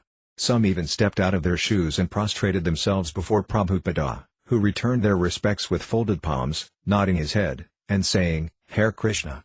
The tightly gathered group walking in the cold morning air passed fields, asramas, and groves. They heard the singing of many varieties of birds, sparrows, parrots, cuckoos, pigeons, and peacocks. Sugarcane stood high and ready for harvest. As Prabhupada walked farther, the large neem trees gave way to small thorny acacia trees, and herds of cows and buffalo grazed in the fields. For half an hour Prabhupada continued. Then, turning, he retraced his route. On the roadside he passed a man dressed in the simple white cloth of a Babaji, warming himself before a fire of twigs. Prabhupada said that the Sad Goswami Astakam, by Srinivasa-Ācārya, defines the actual qualities of a person in the renounced order. The song glorifies the 6 Goswamis, who gave up their posts as government ministers and became mendicants, accepting only one cloth and thinking always of Krishna and the Gopas. Vrindavana is the gift of Rupa and Sanatana Goswami, Prabhupada said. They wrote many books so poor people could take advantage and become Krishna conscious. We see many imitations of Rupa Goswami and Vrindavana today. But they should never take the dress of Rupa Goswami, especially if they cannot give up this cigarette-smoking habit. It was the gift of Bhaktisiddhanta Saraswati that we should not jump and try to change our garb all of a sudden. We should try to hear of the absolute truth from realized souls. Prabhupada said that especially his disciples living in Vrindavana should become Goswamis.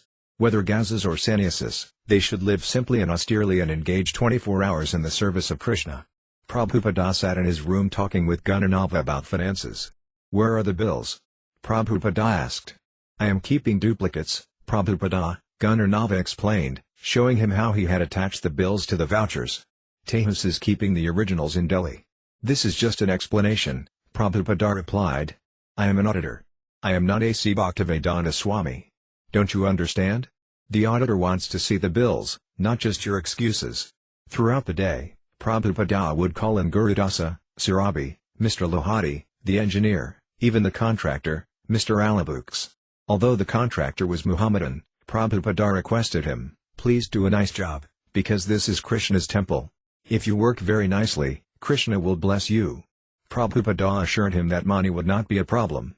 He would arrange that $10,000 a month would come from his temples in America until the construction was finished. It will be finished by Janmashtami? Prabhupada asked. Yes, Guru Dāsa said firmly. It will be done. Mayapur March 1974. While traveling from Calcutta to Mayapur, Prabhupada stopped as usual at the pleasant, secluded mango grove and, sitting on a straw mat, took a breakfast of fresh fruits. A group of his disciples and his sister, Bhavacharini, were also present, and Prabhupada saw that everyone received prasadam. He then returned to his car, and the caravan continued to Mayapur. As Prabhupada's car approached the Mayapur Chandrodaya Mandir, he was met by a roadblock of ISKCON devotees waiting at the spot known as Sri Vasangana, over 2 miles from the ISKCON property. 400 devotees from America, England, Europe, South America, Australia, India, and other parts of the world sang Hare Krishna, following Prabhupada as he rode slowly toward the Mayapur Chandrodaya Mandir. Prabhupada smiled. Looking out from the back seat of the car, he recognized many faithful disciples, all hankering for his merciful glance of recognition. The car, surrounded tightly by devotees, inched its way through the gates and up the long drive to the temple. Along the roadside and around the temple buildings, colorful marigolds and tiger were abloom, enhancing Śrīla Prabhupada's joyous reception. The temple room was completed, its sparkling marble floor, freshly painted walls, and crystal chandeliers all having been readied just a few days before. After offering obeisances before the resplendent golden forms of Radha Madhava on the altar, Prabhupada turned and walked the long temple hall to sit on his Vyasasana and address this first truly international gathering of disciples. He welcomed them to Mayapur, acknowledging that on this day, Bhaktivedanta Thakura's prediction had come true. The devotees shouted triumphantly, Jaya! Jaya, Śrīla Prabhupada! Bhaktivedanta Thakura had written, "Oh, for that day when the fortunate English, French, Russian, German and American people will take up banners, mridangas and karatalas and raise kirtana through their streets and towns. When will that day come?" Bhaktivedanta Thakura's prophecy had come to pass. He had also predicted, soon a great saint will come and establish Lord Chaitanya's movement throughout the world. That great personality, empowered to create devotees of all races and backgrounds and to rally them together in Mayapur, thousands of miles from their homes, was Śrīla Prabhupada. And although he saw himself as an instrument of the Acharyas, his disciples saw him as the personification of Lord Chaitanya's and Lord Nityananda's mercy. As stated in the Chaitanya Charitamrita, Yadyapi Amara Guru, Kapni Aradasa / Tath Api Janiya Amita and Hara Prakasa, although I know that my spiritual master is a servitor of Sri Chaitanya, I know him also as a plenary manifestation of the Lord. Leaving the temple room, Prabhupada went upstairs and retired to his room, satisfied that the building was now fulfilling its purpose by giving shelter to hundreds of his spiritual children. He began greeting leading disciples from various parts of the world, hearing the encouraging news of book distribution and dealing with problems. He asked that everyone take advantage of the holy Dhamma by maintaining kirtana in the temple room around the clock, stopping only for scheduled classes on Srimad Bhagavatam. The devotees were very happy to be together in the Dhamma. Those with experience of India, like Jayapataka Swami and Asayutananda Swami, led groups of devotees on parikrama, pilgrimage, to local holy places. This visit to Mayapur would constitute the first half of the devotees' Indian pilgrimage. After 10 days they were scheduled to go to Vrindavana. Almost all of the devotees assembled in Mayapur preached in areas of the world where the modes of ignorance and passion predominated. Daily they had to mix with materialistic people, and it was inevitable that they would become worn down. This pilgrimage, therefore, was a chance for purification. Although they were not advanced in birth or in knowledge of the Sanskrit Vedas, Prabhupada had accepted them, and that was their certification as devotees. They were bona fide candidates for understanding the meaning of the Dhamma. They would become refreshed by bathing in the Ganges in Mayapur and the Yamuna in Vrindavana, and they would return to their respective centers throughout the world, purified and renewed for more active preaching. One song by Nautama Dasa Thakur described the pilgrim's eligibility to realize the Dhamma, Garanjara sang Egain, Nitya Siddhakari Main, Say Yavarajendra Sudha Pasa Sri Gauda Mandala Bhumi, Yeba Jain Kantamani, Tara Hayavrayabhyam Vesa. Those whose intelligence has come to understand that the eternal associates of Vrindavana Dhamma are non-different from those in Navadvipa can attain the service of the son of Nanda Maharaja, Krishna. Such fortunate persons perceive the holy Dhamma as an object of service because their transcendental eyes have been opened by the mercy of the eternal perfect associates of Navadvipa Dhamma. Therefore, those who are enthusiastic realize the touchstone of the holy Dhamma of Navadvipa through their transcendental eyes. Thereafter, they reside in the holy Dhamma of Navadvipa, which they know to be non-different than Vrindavana, and serve in their eternally perfected spiritual bodies. The devotee's main reason for coming to Mayapur, however, was to associate with Śrīla Prabhupāda. He was always traveling, and his disciples could only expect to see him briefly from time to time as he passed through their area. To see him in Mayapur and Vrindavana, where they could be with him daily on walks and in the temple, was the most ecstatic part of the festival. Prabhupada's happiness to be in Mayapur was increased many times by the large gathering of his international family. He wanted this. Mayapur was for the devotees. Prabhupada even thought that, if possible, all the devotees should stay here permanently and simply go on chanting, although he admitted that it was not practical in terms of world preaching. He derived great satisfaction from sitting in his room above the temple hall and hearing the constant rousing kirtanas. Bhaktivedanta Thakura has said, he remarked, "There is nothing of value in all the 14 worlds except the chanting of the holy names." At Prabhupada's request, his governing body commission members had gathered in Mayapur. Their purpose was to discuss ISKCON's preaching activities around the world and then to pass resolutions to direct that preaching. This was the first time they had met as a body in Prabhupada's presence, and he instructed them how to conduct their meeting. They should not simply talk, he said. Rather, someone should present a proposal, which should then be discussed and voted on. All resolutions should be listed in the minutes. Chalk out your plans for the year, Prabhupada said. And then whatever you decide, do not change it, but carry it out. Then next year you can meet and discuss again. He was not in favor of prolonged meetings, but he was satisfied to see his GBC secretaries seriously confronting all items on the agenda for the sake of a growing Krishna consciousness movement. One of the main features of the Mayapur festival was the arrival of advance copies of the recently published volume of the Chaitanya Charitamrita. The volume contained chapters 7 through 11 of the Adi Lila and included color illustrations by Prabhupada's disciples.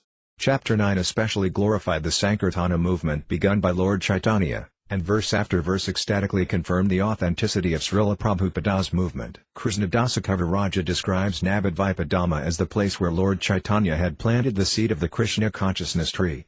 In one verse he states, "Thus the branches of the Chaitanya tree formed a cluster of society, with great branches covering all the universe." And Śrīla Prabhupada had written a conclusive one-sentence purport to this verse, "Our International Society for Krishna Consciousness is one of the branches of the Chaitanya tree." Prabhupada's Chaitanya Charitamrita translation and commentary was the fruit of the Chaitanya tree. It was fully authoritative and parampara, but never merely academic or technical. Its teachings stressed that Chaitanya Mahaprabhu's desire to widely distribute devotional service should be the desire of everyone. It left no doubt about what Prabhupada expected from the members of the Krishna consciousness movement. The only purpose of the preachers of the Sankirtana movement must be to go on preaching without restriction. That is the way in which Sri Chaitanya Mahaprabhu introduced the Sankirtana movement to the world. This volume also contained one of the most important verses of the Chaitanya Charitamrita, Bhurna Bhumayat Hilamanyasya Janmayara, Janmasartaka Kara Kara Para Upakara. One who has taken his birth as a human being in the land of India should make his life successful and work for the benefit of all people. In his purport to this verse, Prabhupada explained the special piety of the Indians, who were always ready to take part in a Sankirtana festival. Unfortunately, the present leaders of India were leading the people away from God, away from distinguishing pious and sinful acts, and away from belief in a next life. The Indians had the special duty of educating the world in Vedic principles. If all Indians had taken to this path as advised by Lord Chaitanya Mahaprabhu, Prabhupada wrote, India would have given a unique gift to the world, and thus India would have been glorified. Moreover, it was not only the duty of the Indians but the duty of everyone to help the Krishna consciousness movement. One should know definitely that the best welfare activity for all of human society is to awaken man's God consciousness, or Krishna consciousness.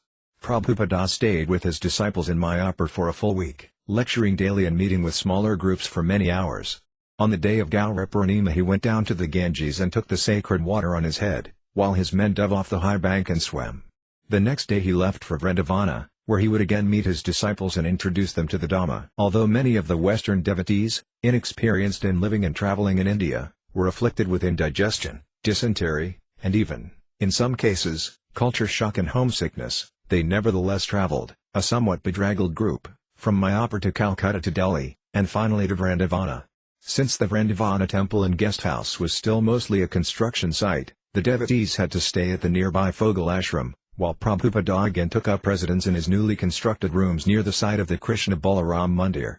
The devotees would see him regularly on morning walks and during the morning Bhagavatam class, and he would also come in the evening sometimes to speak under an outdoor pavilion at Fogal ashram. Noticing that not many devotees attended his first evening meeting in his room, Prabhupada inquired and learned that many of them were out visiting Vrindavana's famous old temples and other pilgrimage sites, while others were shopping in the bazaar, and still others were sleeping. "Bring them all back," Prabhupada said, annoyed. "Coming to pilgrimage means to come where the sadhus are. I am here, so why is everyone going elsewhere?" On hearing this, so many devotees came to Prabhupada's room that they could not all fit. Prabhupada began talking about tapasya, austerity. "The tapasvas in Vrindavana go naked," he said, "even in the cold. They are determined not to take birth again for material life." He described how the living entity before birth remains cramped within the womb, a condition much like being tied by the hands and feet and thrown in the ocean. Worms within the mother's body bite the skin of the embryo, and the living entity suffers. Because Maya deludes us into thinking we are happy, Prabhupada explained, we have to again enter the womb of a mother. And although in one lifetime we may be a wealthy human being, in the next life we may be a bug or hog or dog. So this life is for tapasya, Prabhupada said. But we cannot execute severe penances in this age. So our penance is to try to reform poor crazy persons. One should take voluntary pains for Krishna. Krishna comes to save the fallen souls, so if you help a little, he will be pleased. Krishna comes himself and he sends his devotee and he leaves books, and still we are mad for sense enjoyment. Our penance, therefore, is to try to reform the fallen souls. Prabhupada's preaching uplifted his disciples, whose duty was to preach to the citizens of many lands. They had come, at Prabhupada's bidding, to visit Mayapur and Vrindavana, but their real work was to save the fallen souls of their native countries, and Prabhupada's preaching filled them with determination. Later, one of the devotees told Prabhupada that dealing with the devotees was sometimes more difficult than dealing with the materialists, and he mentioned a well-known problem case, a devotee named Makanakora. "That is your penance," Prabhupada said. "Your penance is to work with Makanakora. We should take anxiety. For a sane man to work with a crazy man is not pleasurable, but the service to Krishna is pleasurable." Prabhupada described how he had left his peaceful life in Vrindavana to take on so much burden and anxiety for Krishna. Just as he had taken a risk by going to America in old age, so his disciples should accept whatever difficulties were required in preaching Krishna consciousness. The work is not pleasurable, Prabhupada said, but making so many devotees is pleasurable. Although the devotees had been visiting the various temples of Vrindavana, eager to imbibe the Vrindavana spirit, the real nectar came when Prabhupada, sitting in his room, spoke about Vrindavana. "Vrindavana is for paramamsas," he said. "You cannot see Vrindavana with Vaisya, or material spirit. The test is how much you have conquered overeating, sleeping, and mating. Don't think you can just come to Vrindavana and become a Goswami. One who comes to Vrindavana with a material spirit will take birth as a dog or a monkey in Vrindavana. That is his punishment. But the dogs here are also Vaisnavas. People come to Vrindavana to give up all material anxieties and family life. So one should not be afraid. He should never mind what is going to happen. There are many devotees in Vrindavana who are not disturbed by heat or cold. But another risk in Vrindavana is to meet those who talk of the gopis but are not free from smoking bidis. They are sahajiyas. We have to see who is a devotee by his personal behavior. If one is seeking money and bidis and women and talking of the gopis, then what is his position? Sri Chaitanya Mahaprabhu never talked of the gopis publicly. The real Vrindavana is not to eat prasadam and sleep but to follow the advice of Vrindavana Kandra, Krishna, and broadcast his message. That is his message. That is Vrindavana. Vrindavana Dhamma is worshipable. Don't commit an offense here. Take it as Kantamani Dhamma, Krishna. Nautama Dāsa Thakur says to see Vrindavana is not possible with Vaisya. So we should take the shelter of Gauranitai, become cleansed of eating, sleeping, and mating. Then you will see Vrindavana. Don't commit offenses here. There is a special influence in Vrindavana. Prabhupada said that Vrindavana's spiritual quality was such that devotional service performed here had 100 times the effect of service performed elsewhere. But an offense in Vrindavana also had 100 times the effect. Ordinary persons, therefore, were advised to visit a holy place like Vrindavana for no more than 3 days, otherwise they would become slack and return to their sinful activities. Better to come, Prabhupada said, become purified, and leave on the 4th day. And the worst offense to Vrindavana is to commit illicit sex here. So do not come and play hide and seek with Krishna. He sees with his eyes, the sun, and he is also in your heart. Krishna knows everything. Those who want to be devotees have to be sincere. They shouldn't play tricks, because Krishna knows everything. Be sincere with Krishna and his representative. Preach the gospel of Bhagavad Gita as it is. Become a spiritual master. After his evening lecture, Prabhupada mentioned how some of the Sahajiyas had walked out during his lecture. They are so advanced, he said, that they want to hear only of the embracing and kissing of Radharani and Krishna. They take my talks as ordinary. Prabhupada explained that his process of lecturing was to speak on only one verse per lecture, but that speaking was the same as Krishna's speaking. He said that his own Guru Maharaja had lectured for 3 months on the first verse of Srimad Bhagavatam, and for that he had gained great respect. Prabhupada learned one day that one of his disciples had left the company of the ISKCON devotees to live among the Bhajis at Radhakunda. Prabhupada became angry and sent for the boy to come immediately. When the boy arrived, Prabhupada went out to see him. Dressed in only a dhoti, Prabhupada spoke sternly to his disciple, saying that the monkeys of Vrindavana also live simply but are interested only in eating and sex. Don't become a monkey. Prabhupada said, trembling as he spoke. Why don't you come and live with me? The boy replied, the Bhajis have given me some facility to chant. You come with me. Prabhupada exclaimed. I will give you facility. But don't become a monkey. The boy surrendered before Prabhupada's compassionate concern. Prabhupada heard from his disciples living in Vrindavana that some of the local Goswamis had a complaint about him. They had read an article published in Back to Godhead and considered it insulting. The article, written by Prabhupada's disciple Hayagriva, contained a statement that Goswamis in Vrindavana who misbehaved would become hogs and monkeys in Vrindavana in their next life. Prabhupada replied that the statement was accurate. The article, he said, had not specifically referred to the present Goswamis but to any Goswami who lived sinfully in Vrindavana. This was not merely an opinion but was the authoritative conclusion of the original Goswamis of Vrindavana. Although Yamuna Dāsa lived in Vrindavana with her husband, Guru Dāsa, Prabhupada rarely saw her. So one day he sent for her and inquired why she was not coming to hear him and serve him. Yamuna admitted that she was afraid because Prabhupada seemed to be in a chastising mood of late. She was referring to Prabhupada's insistence in pushing to get the Vrindavana temple built. Prabhupada said that only by his pushing was the temple being built. But Yamuna again confessed her fear of Prabhupada's anger. You may be afraid of your spiritual master, Prabhupada said, but that doesn't mean you shouldn't come and see him. He then narrated the story of how Lord Balarama had once forced the river Yamuna to come before him. As he spoke, all the devotees present became aware that Prabhupada was not only telling the Lila of Lord Balarama's frightening the river Yamuna, but he was also speaking indirectly about his disciple Yamuna.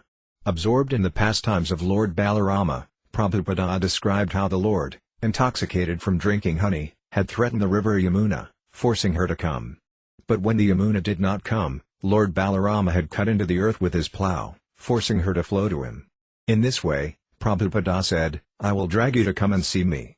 Yamuna Dāsa agreed to stop her foolish reluctance and come and cook for her spiritual master. Although the afternoons were warm in Vrindavana, the early mornings were chilly.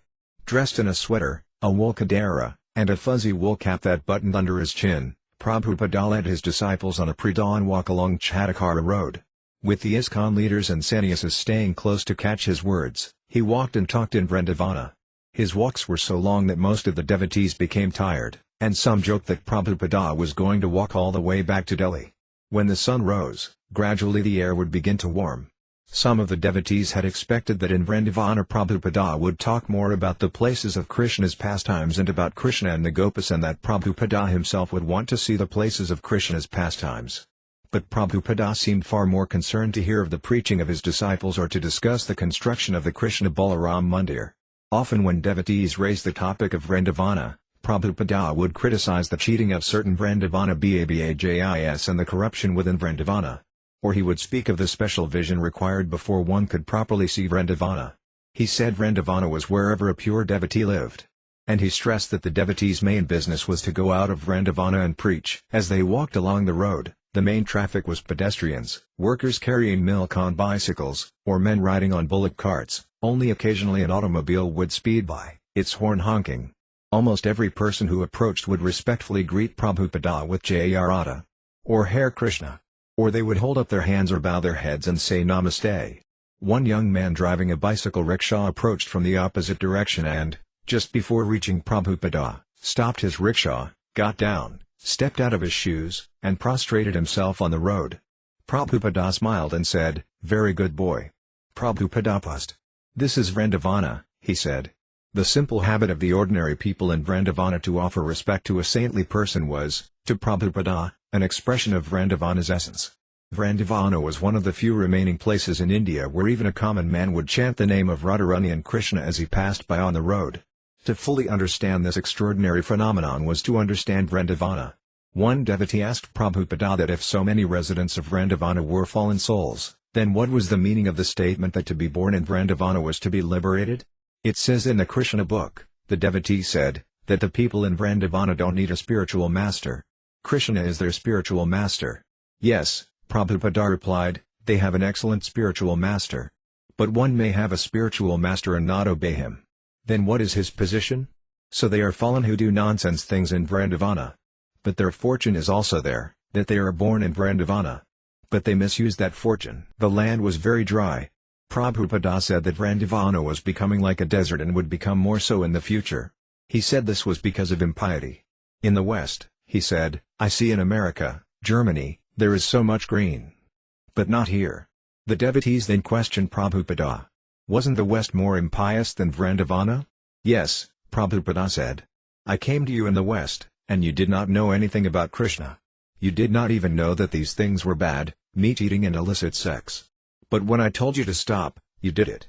But this is Krishna's land, Vrindavana, and they are doing these things here. Therefore it is even worse. And they are being punished directly by Krishna. Prabhupada's morning walks in Vrindavana were as exciting and enlightening as his formal lectures. On 2 consecutive morning walks, he outlined a comprehensive plan for starting an ISKCON Varnasrama college. Bhagavad Gita explains how society should be divided into 4 orders, according to a person's nature and occupation. Prabhupada said that although the members of the Krishna consciousness movement were above the social divisions, Brahmana, Kshatriya, Vaisya, and Sudra, they should teach others by acting perfectly within these divisions. Not everyone would become a Brahmana, but everyone could attain the same perfection by doing his particular duty, for the pleasure of Krishna. We will teach military art, said Prabhupada, to the amazement of his disciples. Soldiers will wear tilaka and march, saying, Hare Krishna, Hare Krishna. They can march with military band and fight. To Prabhupada, establishing Varnasrama Dharma did not seem difficult. ISKCON should begin by starting a college based on the Varnasrama conception. There should be no unemployment, Prabhupada said. We will say, why are you sitting idly? Come onto the field. Take this plow. Take this bull. Go on working. Why are you sitting idly? This is the Krishna consciousness movement. Nobody should be allowed to sit down and sleep. They must find out some employment. Either work as a Brahmana, or as a Kshatriya, or as a Vaisya. Why should there be unemployment? Just as this body is working, that means the leg is working, the hand, the brain, the belly. So why should there be unemployment? You stop this unemployment, you will see the whole world is peaceful. There will be no complaint. They will be happily chanting Hare Krishna. Just like this field here. No one is working it. They have all gone to the cities to work in the factory. It is a condemned civilization. On a morning walk near the end of the Vrindavana festival, one of the devotees mentioned that the festival was almost over and that the devotees would be going back to their centers. Yes, said Prabhupada, and he stopped walking. Yes, that is our real business, to go and preach. As the devotees were making travel arrangements for Delhi and onward, Guru Raja arrived in Vrindavana with upsetting news from Bombay. The municipality of Bombay had denied them permission to begin construction of a temple. According to Guru Raja, 2 permissions were required. Permission to build according to rules and regulations and a no-objection certificate from the police commissioner. In issuing the no-objection certificate, the police must consider 2 points, whether the temple would create a traffic problem and whether the presence of a temple would cause community or religious tensions. The municipality had been delaying their permission, saying they first required a knock from the police. And the police had been saying that they needed the sanction of the municipality before they would consider giving the knock. Guru Raja had been pursuing this bureaucratic matter, but now a commissioner from the police had written a letter flatly refusing to give a knock. According to the commissioner, the kirtana in the temple would produce a nuisance. The report from Guru Raja deeply disturbed Śrīla Prabhupāda. "You should immediately object," he told Guru Raja on his walk the next morning, "that the government is completely unqualified. The pure devotees are always engaged in kirtana, and the government calls it a nuisance." He could at least be a gentleman and say that the sound should not be amplified while people are trying to take rest. But instead he has said the kirtana is simply a nuisance. Prabhupada said that there were many learned persons in Bombay, and they also would not stand for this judgment. "You have to organize all the Vaisnavas," Prabhupada continued. In the Bhagavad Gita it is said, "Satatam kirtayano mam," one has to chant Krishna always. Sri Chaitanya Mahaprabhu says, "Kirtaniya sadahari." And this rascal is saying bhajana is nuisance?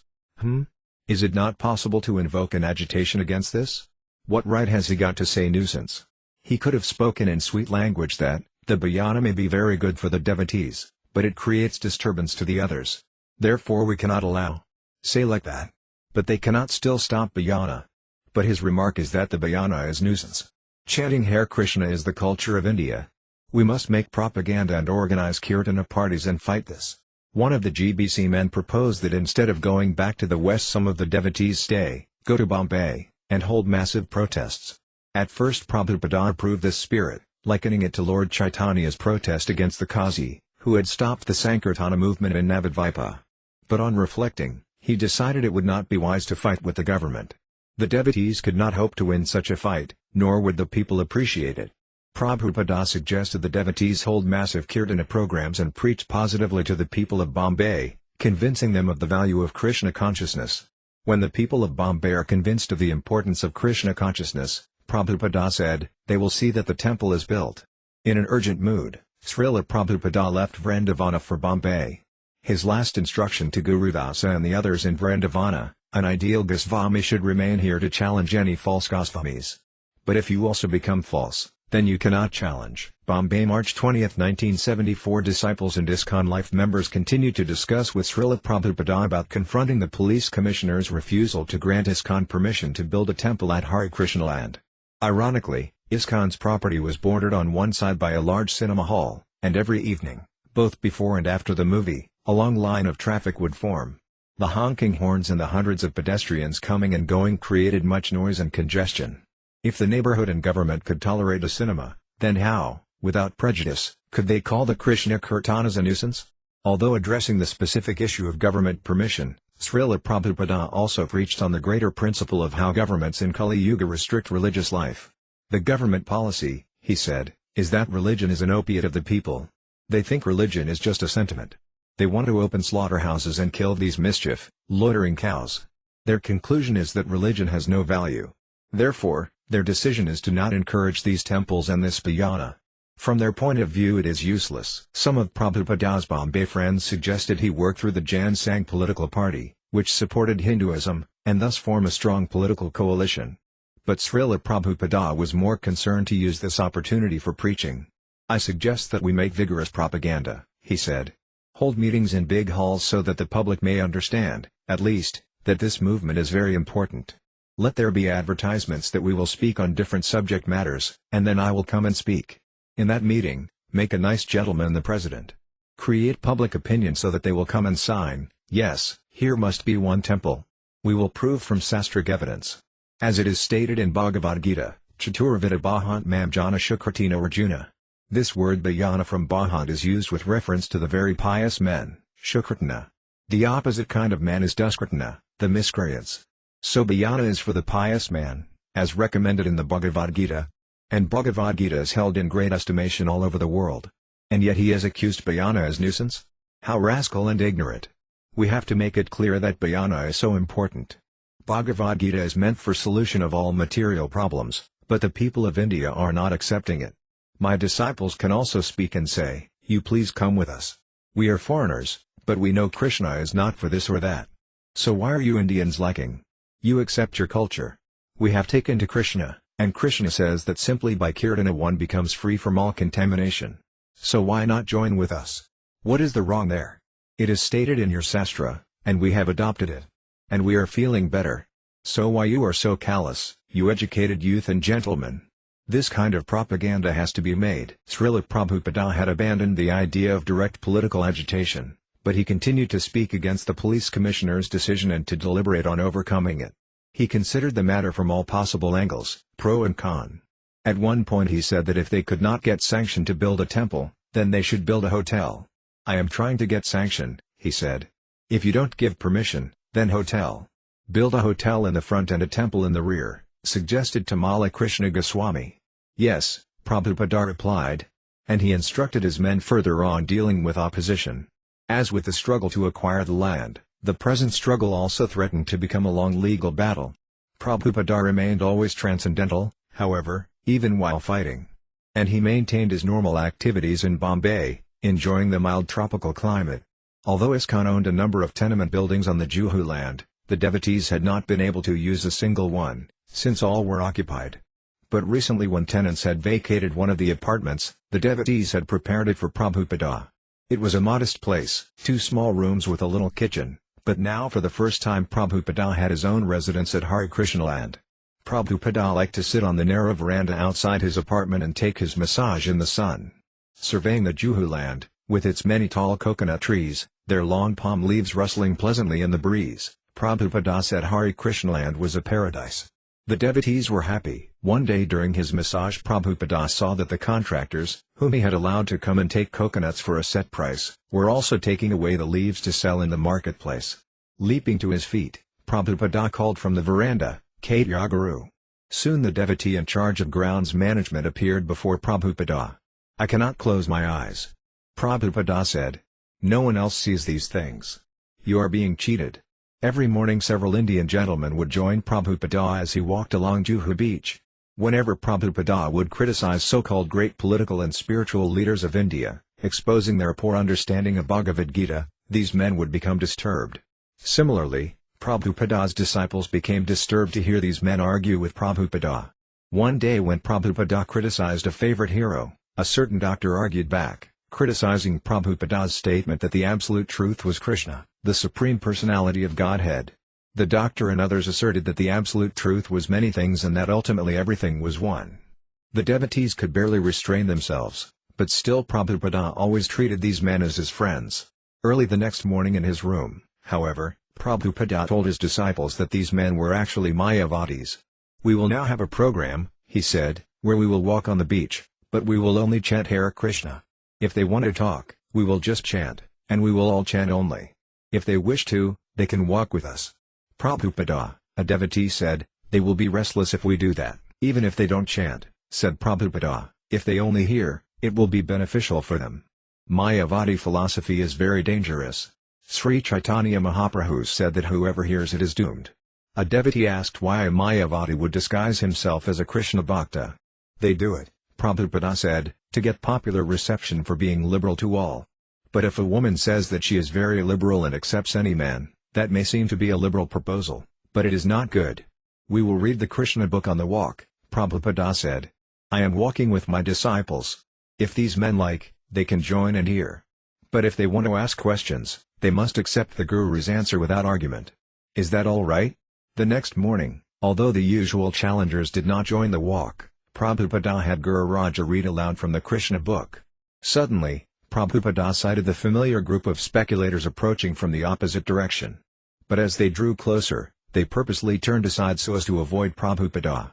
One of them came over, however, and, representing the entire group, informed Prabhupada they were not going to walk with him anymore. They had met and decided that their conversations with him created too much argument and criticism. India has many saints, the man added.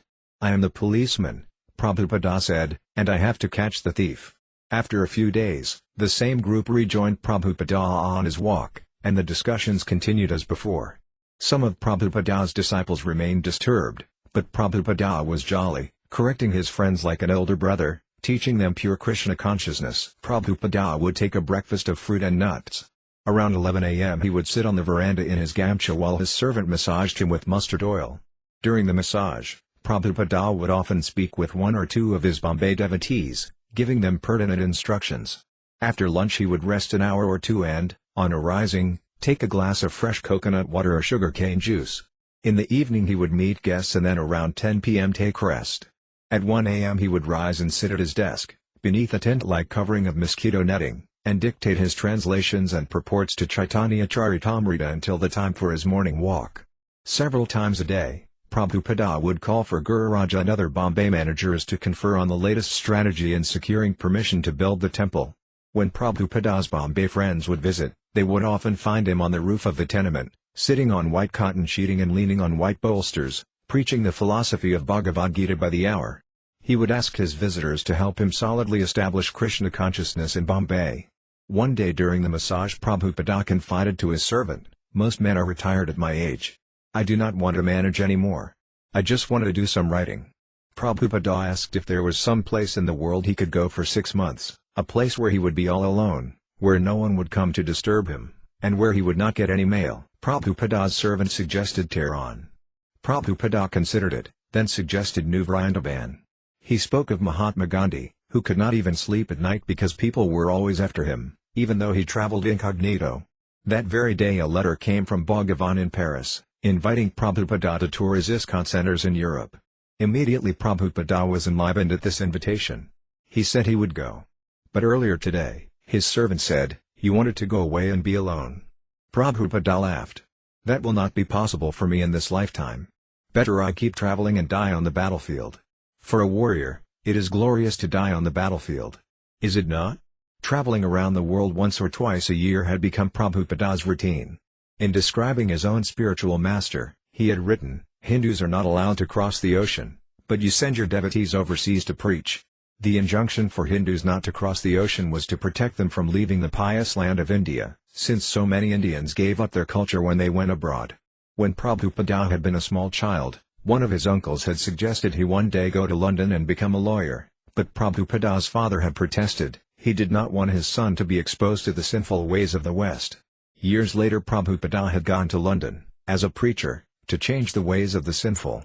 For this reason the Vaishnava should travel. Just before starting his European tour, Prabhupada explained to several devotees in his room that they also should travel and preach. He said they should do so while they were young, and then when they were old and matured in Krishna consciousness, they could go to Mayapur, retire, and simply chant Hare Krishna. Of course, for myself, Prabhupada added, "I'm not so mature." The devotees were silent a moment, but then one ventured, "But Śrīla Prabhupada, if you say that you're not mature, then how can we ever think that we are old or mature enough to retire?" Prabhupada smiled and said that they would have to decide for themselves. But he was not mature enough. Tamala Krishna Goswami said, "Then we also will never become so mature that we can retire." April 18. Before going to Europe, Prabhupada responded to an invitation from his devotees in South India to attend a 3-day Pandal festival in Hyderabad. No sooner did he arrive at the airport in Hyderabad, however, than a group of reporters asked him for a press conference. Prabhupada consented, and a reporter opened with a technical philosophical question, inquiring whether Prabhupada's philosophy was Advaita or Dvaita. South India was so steeped in the ancient philosophical debate between the Vaisnavas and the Sankarites that here an ordinary news reporter was concerned with comparative philosophies. Prabhupada scoffed at the question. "What is the point of discussing such things?" he challenged, "whether one is Dvaita or Advaita. Krishna says, Anad bhavanti bhutani. Anna means grains. The people have no grains. Grains are produced from the rains, and rains from sacrifice. So perform sacrifice. You have to divide the society into 4 orders. You may be Dvaita or Advaita, but you need rains."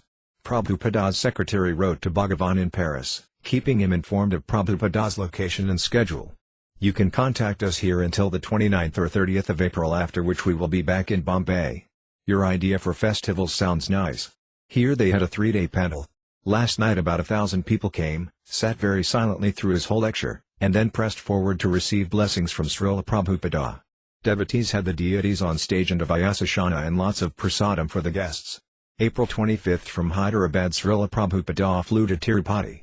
There in mountainous Tirumala stands the richest temple in India, where a deity of Vishnu known as Balaji resides. The temple managers respectfully welcomed Śrīla Prabhupada and his party, providing them with 2 cottages on the mountainside. According to the temple policy, People usually have to wait in a long line before seeing the deity, since 15,000 people enter the temple daily, and they are given only a brief darsana. Non-Hindus are usually not allowed. But Śrīla Prabhupāda and his disciples received the special honor of a private darsana of Balaji. At the end of a long inner sanctum, its entrance guarded by two large figures of Jaya and Vijaya, the gatekeepers of Vaikuntha, the deity was enthroned. The only light in the inner sanctum came from flaming torches affixed to the walls or held by the pujaris. When approaching the deity in the hallway, many pilgrims would traditionally call out, Govinda.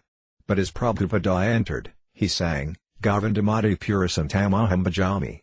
Later in his cottage, Prabhupada remarked that the millions of people going to see Balaji were proof that the masses are still attracted to God, despite government propaganda. Although most people may go to the Lord for alleviating material distress or for getting money, still they called out the holy name, Govinda. A devotee asked Prabhupada why the deity was called Balaji. Balaji, Prabhupada said, means child-Krishna as a cowherd boy, not in his Vaikuntha aspect. Prabhupada was pleased to stay in the cottage and take the deity's prasadam. He suggested that in New Vrindavan they build cottages like this and that ISKCON build temples like the temple of Balaji, with its gold dome and extensive facility for visitors. One day an official of the Tirupati temple, while visiting Prabhupada, mentioned that their collection was about 40 lakhs of rupees per month. Prabhupada inquired how the temple's income was being spent. When the priest indicated that most of the money went for renovation of the buildings, Prabhupada replied that temple renovation was good, but propagating the message of Krishna all over the world was better. Balaji is Krishna, Prabhupada said. His message should be spread. He descended as Chaitanya Mahaprabhu to teach us. Prabhupada told the priest of how so many old churches in London were not being used. How will the spirit of the temple be maintained without preaching? Prabhupada asked. The priest then boasted that they were building another temple and installing Pankapasana, 5 deities recommended for worship by the impersonalist Sankara-Ācārya. Prabhupada was surprised. Your leader is Ramanuja, he said. He never recommended Pankapasana. For the 2 days in Tirupati, Prabhupada went 3 or 4 times daily to see the deity of Balaji. And whenever he went, the pujaris would clear the inner sanctum of all other visitors and allow him a private darsana for as long as he liked, standing in the torchlight before the mystical, bejeweled form of Balaji. Bombay, April 29. Although in a few days Prabhupada would be leaving for Rome, a problem now faced him and the management of his Indian projects. Tamala Krishna Goswami was requesting that Prabhupada allow him to go to America. After 4 years of management in India, he was eager to try a different kind of preaching. His godbrother friend Visnuyana Swami had pleased Prabhupada with his bus touring in America and had convinced Tamala Krishna that this was the most opportune preaching. Śrīla Prabhupada had accepted the proposal, although reluctantly. Certainly it would be good for the preaching in America, and it would be good for Tamala Krishna. But what about India? Once again Prabhupada was faced with the fact that the only manager for ISKCON in India was himself. Carefully he reviewed a recent report of the spending and accounts in Mayapur. Concerned that all money be handled very carefully and spent exactly for the purpose it was intended, he had written to Jayapataka Swami, money for the land must be spent for land purchase. If I send money for constructing of a kitchen it must be spent for that. Also, if you purchase land it must be properly utilized, and if you actually produce some grains and vegetables, then where is the necessity for further money for maintenance? For maintenance we require 100 rupees per head without any risk for purchasing lands and cultivating the same. I understand there are only 20 men there at present, so at most 2,000 rupees is necessary for maintenance. I am not competent to understand everything concerning what you plan to do, but that is my rough estimate. You have tried to explain by long letter which I have not gone through yet. In the meantime go on the above principle, money spent must be used for that purpose intended. That will keep it very clear. From a previous letter from Śrīla Prabhupāda, Bhavananda and Jayapataka had become a little despondent, thinking that they may have displeased their spiritual master. But Prabhupada reassured them, I know you are working hard and sincerely. I have no business to criticize, but as head of the institution or your spiritual master, it is my duty to find out your faults. Even Chaitanya Mahaprabhu presented himself as faulty before his spiritual master. To remain faulty before the spiritual master is a good qualification, so he is subjected to rectification. But if one thinks he is all perfect, then there is no scope for rectification. Don't be sorry when I find fault. That is my primary duty. Kanaki Pandit says one must find fault with disciples and sons, it is good for them. Prabhupada also scrutinized the finances in Vrindavana, where Guru Dāsa was president, and Tejas, in Delhi, Was financial supervisor.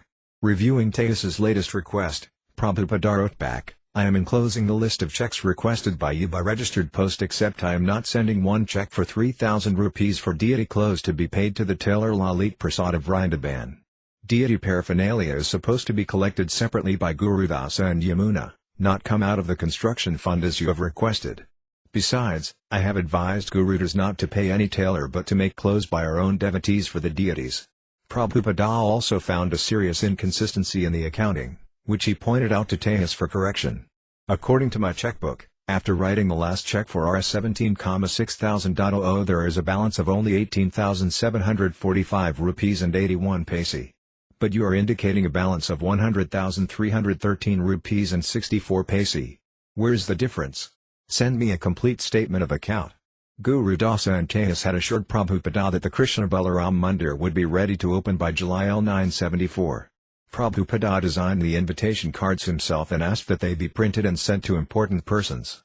The Founder-Ācārya and the members of the International Society for Krishna Consciousness request the pleasure of Mr. and Mrs. Company to visit the installation ceremony of the Krishna Balarama temple from August 8 to 10 and accept prasadam. Guru Dāsa Ācārya A.C. Bhaktivedanta Swami Local President Founder-Ācārya Sarabi Dāsa Ācārya Secretary. With only 3 months left, Prabhupada's plans were to travel from May through July. Giving permission for transferring funds from Delhi to Vrindavana, he left. He would return in 3 months for the grand opening. Library Śrīla Prabhupāda līlāmṛta Volume 2 Chapter 44 Let There Be a Temple. Śrīla Prabhupada's first 2 stops in Europe were Rome and Geneva. In both places devotees had arranged many outside speaking engagements as well as meetings with important guests in Prabhupada's room. The Rome temple was a small house at a busy intersection near Piazza Lodi. Traffic was relentless, its noise penetrating into Prabhupada's quarters within the temple building. I hope the noise of the traffic doesn't bother you too much, Dhananjaya, the temple president, apologized. No, Prabhupada replied, this sound is very pleasing. It means this is a very important part of Rome. This is a very good location. At the Villa Borghese, in a hotel hall built to seat 500 people, Prabhupada spoke before a crowd of more than 1,000. Prabhupada was pleased by the enthusiastic gathering of Italians, who behaved as if coming to receive the blessings of the Pope. They were pious, but they had not been taught properly how to engage in the Lord's service. This, he said, was the one defect. Although the devotees had arranged a meeting between Prabhupada and the Pope was ill, so Prabhupada met with Cardinal Pignatelli, who was in charge of non-Christian liaisons. In flying to Geneva, Prabhupada and his secretaries viewed the snow-covered Alps. This is a very dangerous spot, Prabhupada remarked as the plane flew above the Alpine peaks. Many planes have crashed here. In Geneva the mayor offered Prabhupada an official reception. Everything went smoothly, according to diplomatic protocol. Afterward, the mayor asked frankly, if everyone became like you are saying, wouldn't the economy be threatened? Prabhupada said no. And he quoted the same verse he had given to press reporters in Hyderabad, Anad Bhavanti Bhutani. Grains are produced by rains, which are produced by sacrifice to Vishnu. Prabhupada proposed that if men cultivated their own land and kept cows, they would have no economic problems. Krishna-conscious devotees could work in all ways of life within society. In fact, they could teach how to organize society according to God-conscious principles. While returning to the temple, Prabhupada asked, were my answers all right? One of the devotees replied that he thought the mayor considered the devotees beggars. Therefore, Prabhupada said, I told him about tilling the land. We are not beggars. We are giving the highest knowledge. I gave him a copy of Bhagavad Gita, the highest knowledge. He could not give us anything. So who is the beggar? Prabhupada accepted an invitation in Geneva to speak at the World Health Organization of the United Nations. He also met at the temple with Indologist Jean Herbert and with several scientists and professors. One of Prabhupada's leading disciples, Purandara, came to visit him in Geneva. Purandara had left the movement 4 months before, being unable to follow strictly the 4 regulative principles. Up to that time he had been the leading manager of ISKCON in the United States, and Prabhupada had depended heavily on him to deal with his Dai Nippon printers, to coordinate book distribution, and to collect funds from all the temples in the U.S. Since leaving, Purandara had felt great remorse, had had a change of heart, and had telegrammed Prabhupada that he wanted to come and surrender at his lotus feet once again. Śrīla Prabhupada had welcomed him back, and Purandara had flown immediately to Geneva. After speaking for a few hours with Purandara, Prabhupada decided he would be just the man to take up the heavy responsibilities of GBC of India. He should make his headquarters in Bombay and help the devotees there get the no objection certificate. It was a bold move for Prabhupada, based on trust in his disciple and on the immediate need for Krishna-conscious leadership in India. He had his secretary immediately type a letter to the leaders of the temples in Hyderabad, Bombay, Calcutta, Mayapur, Delhi, and Vrindavana, authorizing Kurandara's appointment as the new governing body commissioner for India. "It is a great relief for me," wrote Prabhupada. "Please give him all cooperation and work together for advancement of our mission to make the people of India Krishna conscious." Paris, June 8, 2500 people in the audience as well as 50 devotees on stage awaited Śrīla Prabhupada's appearance at La Salle Pleyel in Paris. After Kirtana, Prabhupada began his lecture by having a devotee read in the Bible from the Gospel of St. John, "In the beginning was the Word, and the Word was God." Prabhupada then spoke on the power of the holy name as transcendental sound. Many persons in the crowd were student radicals, who specifically came to cause trouble. And Śrīla Prabhupada gave an analogy that agitated them, comparing the conditioned soul's existence in the material world to a citizen's punishment for breaking the laws of the state. As soon as Prabhupada said that disobedient citizens would be punished, the students began to boo and yell. He was speaking in English, and his disciple Jyotirmayi Devi Dasi was translating each line over the microphone. When the students began shouting, Prabhupada turned to Jyotirmayi and asked, "What are they saying?" "They don't like the example you have given," she replied, "because they don't like the government here." Śrīla Prabhupada then spoke back to the challengers, "You may not like it, but the fact of the matter is that if you break the laws you will be punished." He was speaking of the absolute law of karma, but the student radicals took it politically. They continued shouting at Prabhupada. One man jumped up and shouted loudly in French, "You may be speaking spiritual things, but one thing I would never do is sit on a throne and demand that people bow down to my feet." At these words the audience began applauding and whistling and chanting the words parterre, parterre, parterre. Prabhupada again asked for a translation. Jyotirmayi told him they were shouting, "Get down." Returning the challenge, Prabhupada spoke strongly into the microphone, "I could speak to you from the floor also, but that does not mean you would understand any better. If you know the science of God consciousness, then you also can sit on the Vyasasana, and they will bow down at your feet." Prabhupada's strong reply brought silence to the hall, as if his answer had satisfied the challengers. Suddenly a black man jumped up on the stage and addressed himself to the theater audience. He began by speaking in defense of Prabhupada and the devotees, but then he began speaking against them. Finally he began speaking incoherently, and Prabhupada turned to his disciples on stage and said, "All right, have kirtana." The devotees rose with drums and karatalas and began arousing kirtana. Most of the people in attendance joined also, and the protests were drowned out. After this tumultuous scene, while riding back to the temple, Prabhupada said that in the future they should not give him a Vyasasana to sit on before public audiences, in the future they should give him a simple cushion to sit on. He also doubted the value of explaining philosophy to such large audiences. For the balance of his stay in Paris he spoke to smaller groups who were actually interested to hear him. Frankfurt, June 18. When Śrīla Prabhupada arrived, Hamsadutta and a large group of devotees accompanied him in a procession of 20 cars and vans to the outskirts of the city to the ISKCON Center, Schloss Rettershof, a castle on a hill. "My heart becomes gladdened when I hear Umranga in a German village," Śrīla Prabhupada said. The devotees showed Prabhupada the Schloss. The central room was a large ground floor hall with a ceiling 2 stories high. A second-floor gallery, overlooking the hall, led to Prabhupada's quarters. While Śrīla Prabhupada was in his room, the assembled devotees from centers all over Germany and from Amsterdam gathered downstairs, where they held a wildly enthusiastic kirtana. After half an hour Hamsadutta appeared at the railing and motioned to the devotees to come up to Prabhupada's room. Somehow the devotees managed to squeeze into Prabhupada's quarters or to at least stand in the hallway and watch, as Prabhupada sat, relaxed, speaking informally. "I worked hard my whole life," he said. "I never liked to sit idle. So devotional service means to be always engaged in Krishna's service. Not like the servants in Calcutta. They get an order, and then they go to Dalhousie Park and sleep all day. Then when they come back late, the master asks them, 'Where have you been all day?' And they reply, 'I was busy working for you.' Not like that, you see?" Prabhupada laughed, and all the devotees also began laughing, although most of them understood very little English. Prabhupada then quoted Lord Chaitanya's prophecy that his name would be heard in every town and village. The devotees chanting in the villages of Germany, he said, was fulfilling that prediction. But unfortunately, he added, people object, just like the man who was being saved from danger. He gave the example of a man on a roof flying a kite. When another man, seeing him about to walk off the roof, called out to him, "Look out, you're in danger." The man on the roof became angry and said, "What, you have checked my movement?" Any gentleman, Prabhupada said, will speak out if he sees another in danger, even though the one in danger may object. Prabhupada's German devotees accompanied him on speaking engagements in nearby towns, and although he was not very enthusiastically received by most people, the devotees became more dedicated than ever to give their lives in the service of Prabhupada and Krishna.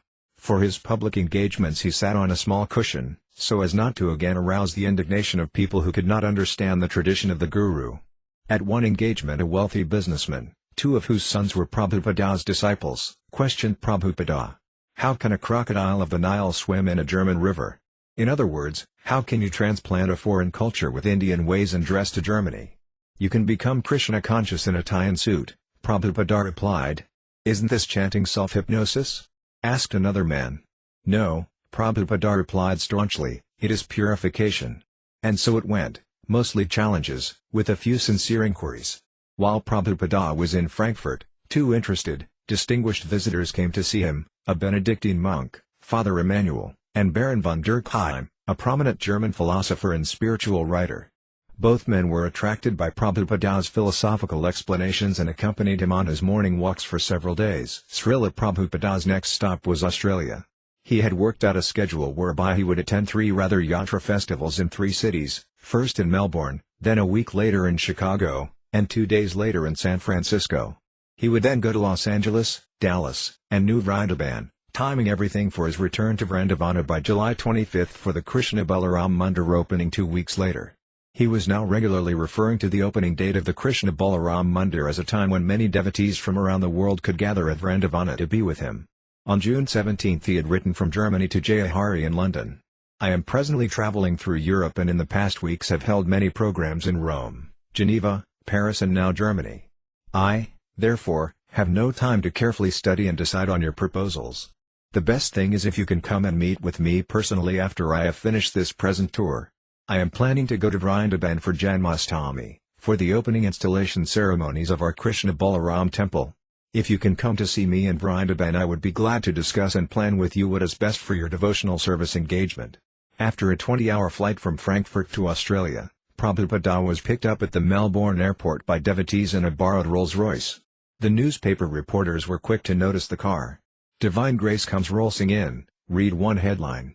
The story began, 60 young Hare Krishna devotees yesterday welcomed their earthly leader to the city with obeisances, but official Melbourne met him coolly. Another story began, a chauffeur-driven Rolls-Royce will meet the founder of the materialistic shunning Hare Krishna sect, Bhaktivedanta Swami Prabhupada, at Tullamarine today. Another newspaper showed a large picture of Śrīla Prabhupada smiling and bore the headline HDG is here to hound us. The story began, His Divine Grace A.C. Bhaktivedanta Swami Prabhupada, the founder of the Hare Krishna movement, is here to save us from the dog's life. Unless we cultivate some spiritual knowledge, warns HDG, we are left with the dog's mentality. News coverage of Prabhupada's visit didn't end with reports on his arrival at the airport. The next day, while the devotees were preparing the Ratha Yatra carts, an extraordinary incident resulted in front-page headlines in the Herald. Krishna sect uses canopy to save women from blazing office. Monks from the Hare Krishna sect held the painted canvas canopy of their religious wagon as a safety net so 5 screaming women could jump to safety from a blazing 3-story building in Melbourne yesterday. The article was accompanied by 2 large pictures showing Hare Krishnas holding the large canvas canopy. Although the news media was unable to understand the disciples' love for Śrīla Prabhupada, the rescue was something everyone could relate to. Wrote a columnist in The Australian, the fact that makes the rescue doubly impressive, was the use of a holy rug, not just an ordinary bedroom one, for the rescue mission. The rug was being sewn for use at a religious festival in Melbourne tomorrow. The columnist coyly speculated whether the devotee's holy rug was still usable in the religious festival as a canopy for His Divine Grace A.C. Bhaktivedanta Swami Prabhupada. You see, the Swami is not one of your ordinary Swamis. He is the founder of the Hare Krishna, and the group describes him as the Lord of the universe. Devotee spokesman had reported, however, that the rug would be used in the festival. The incident proved to be good publicity for the festival the next day, when Lord Jagannath, the Lord of the universe, and his pure devotee, Śrīla Prabhupada, held a Ratha Yatra procession through the main streets of Melbourne. Regarding media coverage, Prabhupada had said that simply the printing of the holy names Hare Krishna greatly benefited the readers, regardless of whether the names were mentioned in reverence or disrespect. Amaga, Prabhupada met Lord Jagannath at City Square by Town Hall. There was a Vyasashana on the cart, but he chose to walk before the carts, in front of the deity of Lord Chaitanya. Prabhupada was wearing a gold wool cap, a peach-colored turtleneck jersey, and an effulgent silk saffron dhoti and kurta. Around his shoulders he wore a white silk kedar, and he wore a garland of orchids and many yellow flowers. It was winter in Melbourne and quite cold, but he put his hands up and chanted and danced. We had about 11 new mridangas. There were also 3 men playing big bass drums. And we all formed a circle around Śrīla Prabhupada. It was ecstatic, all playing drums, chanting Hare Krishna, and Prabhupada himself chanting in the parade, going on through the city. Prabhupada marched with transcendental power, just taking over the city, walking right down Swanson Street. Savatpati, from the point of view of weather, it wasn't a very nice day. Prabhupada met the Ratha cart at the corner of Swanson Street and Burke Street, and he led from there on. He walked about 2 miles. All the devotees had been having kirtan in 3 different groups, but when Prabhupada met the Ratha Yatra procession we all gathered around him. He was leading the procession. Behind him was a 14-foot Murti of Lord Chaitanya, followed by 3 Ratha carts. Every now and again in the procession Prabhupada would stop and turn around and stare up at Lord Chaitanya. He would simply stand and look up at Lord Chaitanya for a minute or 2, and then he would turn around again and lead the procession. It was such an ecstatic experience that one gets the feeling that Prabhupada had conquered Melbourne, and Australia. Gauragopala, I was right next to Prabhupada through the whole ceremony, playing the drum. He particularly liked to sing one tune through the whole time. He put his hands up in the air. He was dancing. Vaikunthanatha, the Ratha Yatra parade was going, and Prabhupada was walking, and at one point he asked me, "Get me some water." I became panic-stricken because there was nowhere to get water. So I just depended on Krishna and ran over to a house as fast as I could and asked the people for some water. They gave it, and I ran back to Śrīla Prabhupada. When I was getting that water, though, there was this big rainbow out, and it had actually begun to rain a little bit. It was a very vivid rainbow, and the end of the rainbow came right down on top of the huge building where the Ratha Yatra ended. Harisorai, there is a huge place, the exhibition buildings, and we had rented one section of it where the roof was about 80 feet high. So the Ratha carts were taken in with the tops lowered, and then the tops were put up again inside the hall. All 3 Ratha carts were brought in, and the tops were pulled up. Then Śrīla Prabhupada came in, and everyone was seated. About 1,000 people were there. Śrīla Prabhupada sat up on the Vyasashana on the Ratha cart itself and gave a lecture from there. Savatpati, although it was a cold and rather nasty day, there were 1,000 people in that exhibition building. Prabhupada's lecture was brief. He thanked everyone for coming along and joining in the Sankirtana movement of Lord Chaitanya Mahaprabhu. He told everyone he was very appreciative of how they had come to see Lord Jagannath and of how they were taking part. He said that actually all these activities of singing and dancing were due to Sri Chaitanya Mahaprabhu. The Melbourne newspapers duly reported the Ratha Yatra, a day for cymbals and chants. Chariots topped the Swami. One newspaper reported, "Don't let Krishna alarm you, cleric." The sight of the Hare Krishna youths in Melbourne streets should not alarm Australians or cause them to mock, the Reverend Gordon Powell said in Scott's Church yesterday. He said the sect could be a sign of the swing of the pendulum back to spiritual values and traditional virtues on the part of modern youth. The article praised the devotees' reaction against extreme materialism and reported the events of the Ratha Yatra parade. Reverend Powell, head bishop of the Anglican Church in Melbourne, had paid Śrīla Prabhupada a visit, and this had resulted in the bishop's Sunday sermon comment that Hare Krishnas were not alarming. Śrīla Prabhupada took the bishop's comments as very significant. During his week's stay in Melbourne, Prabhupada attended a large program at the town hall, where he inspired along an ecstatic kirtana, with 1,000 people dancing in a circle before the deity of Lord Chaitanya. He also visited St. Pascal's Teaching College, a Franciscan seminary, and was very well received by the monks there. The seminarians asked intelligent philosophical questions, one of them inquiring about what Prabhupada thought of their founder, Saint Francis of Assisi.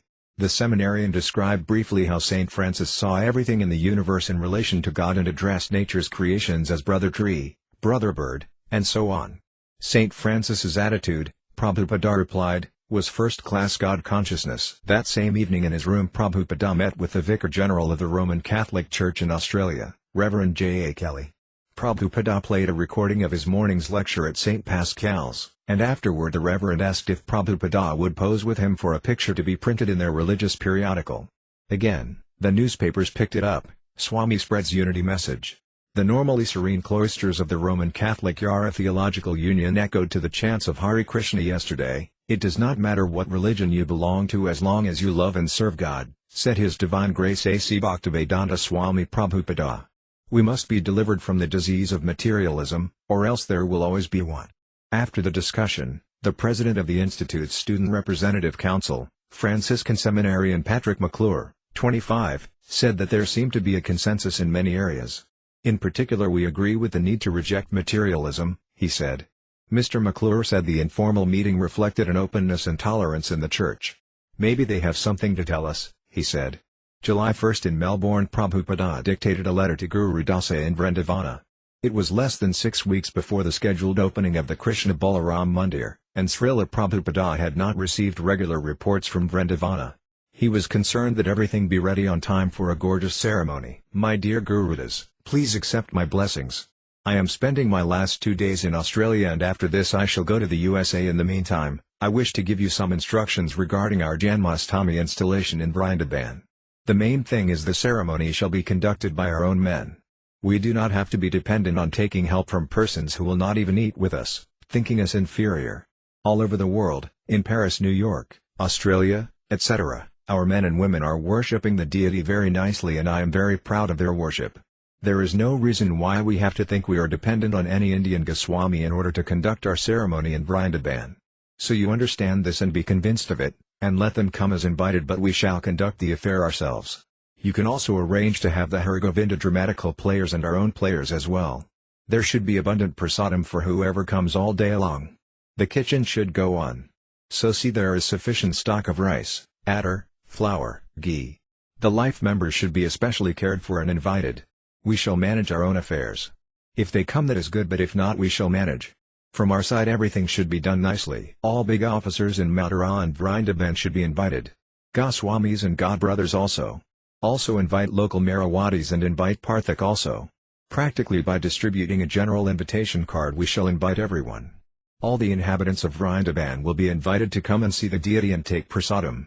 There should be special arrangement for life members, Mr. Birla and many other respectable visitors. There is no question of money. Let it be a first-class, one-day arrangement. Krishna will provide all expenditure, so try to make it gorgeous. Gorgeous means sufficient stock of prasadam and temple decorations as gorgeous as possible. The internal management of dressing can be done by Yamuna, Mandira and Jayartha, they are all expert. The Shastric direction can be from Pradyumna. Also Mr. Jaipurna of Karnapur came to see me, so invitation should be extended to him. Invite all local AS Ramas and Sannyasis as well.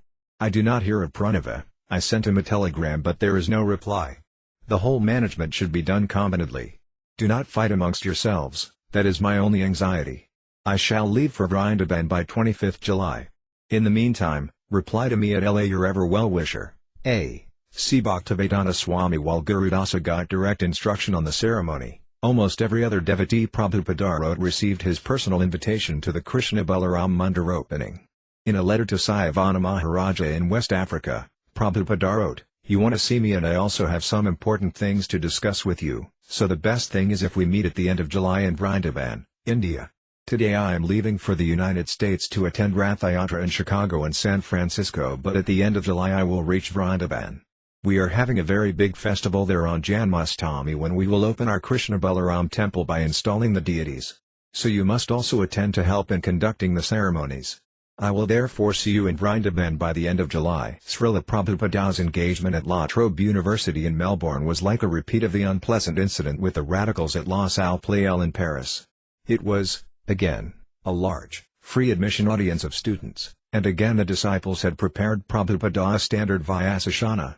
Devotees held a kirtana on stage and introduced Śrīla Prabhupada, who began speaking very basically about the distinction between the soul and the body and about how this education is required for all people. But after no more than 10 minutes, a young man in the audience stood up and began to shout profanities at Śrīla Prabhupada. "And how do you explain your Rolls Royce?" he added. The audience, which had been quiet until the interruption, now became noisy and restless.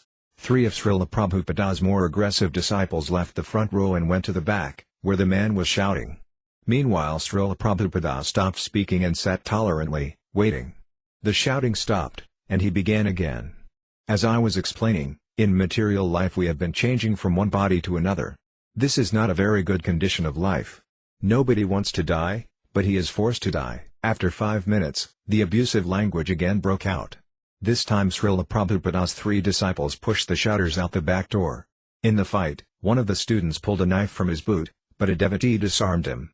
The atmosphere inside the auditorium was tense, and many people were talking loudly. Some got up to leave. Madhudvisa Swami, taking the microphone, pleaded with the students to remain calm and continue hearing from Srila Prabhupada. Some students in the audience seemed on the verge of violence, and the devotees feared for Prabhupada's safety. But Prabhupada was willing to continue. He called for questions.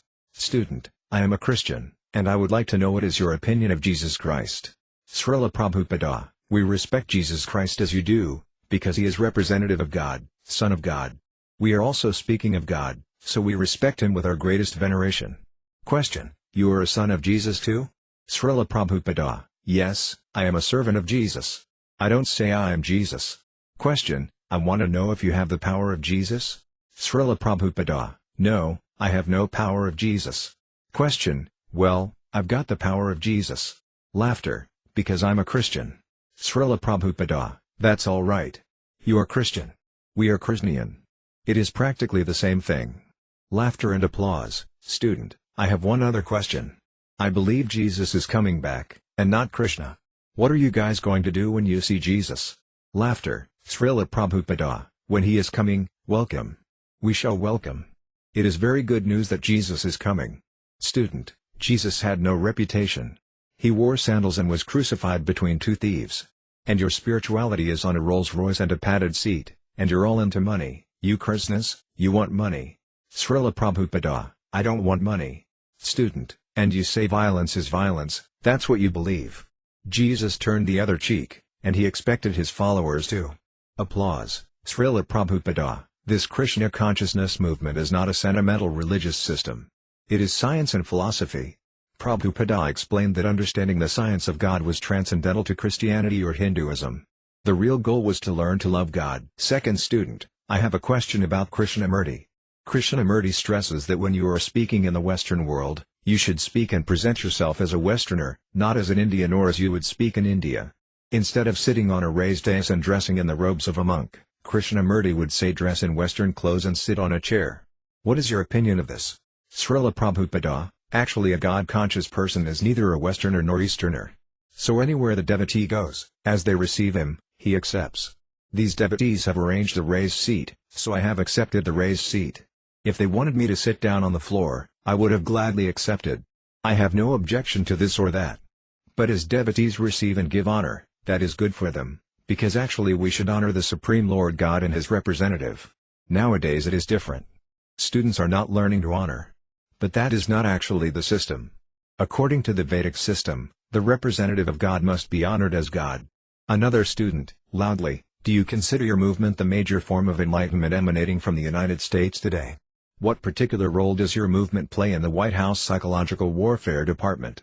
Will you be coming to our 4th of July demonstration against the United States this year and take up the real political issues? Again many students began shouting. Madhudvisa Swami took the microphone. I can answer if you like. Our movement is not from the United States.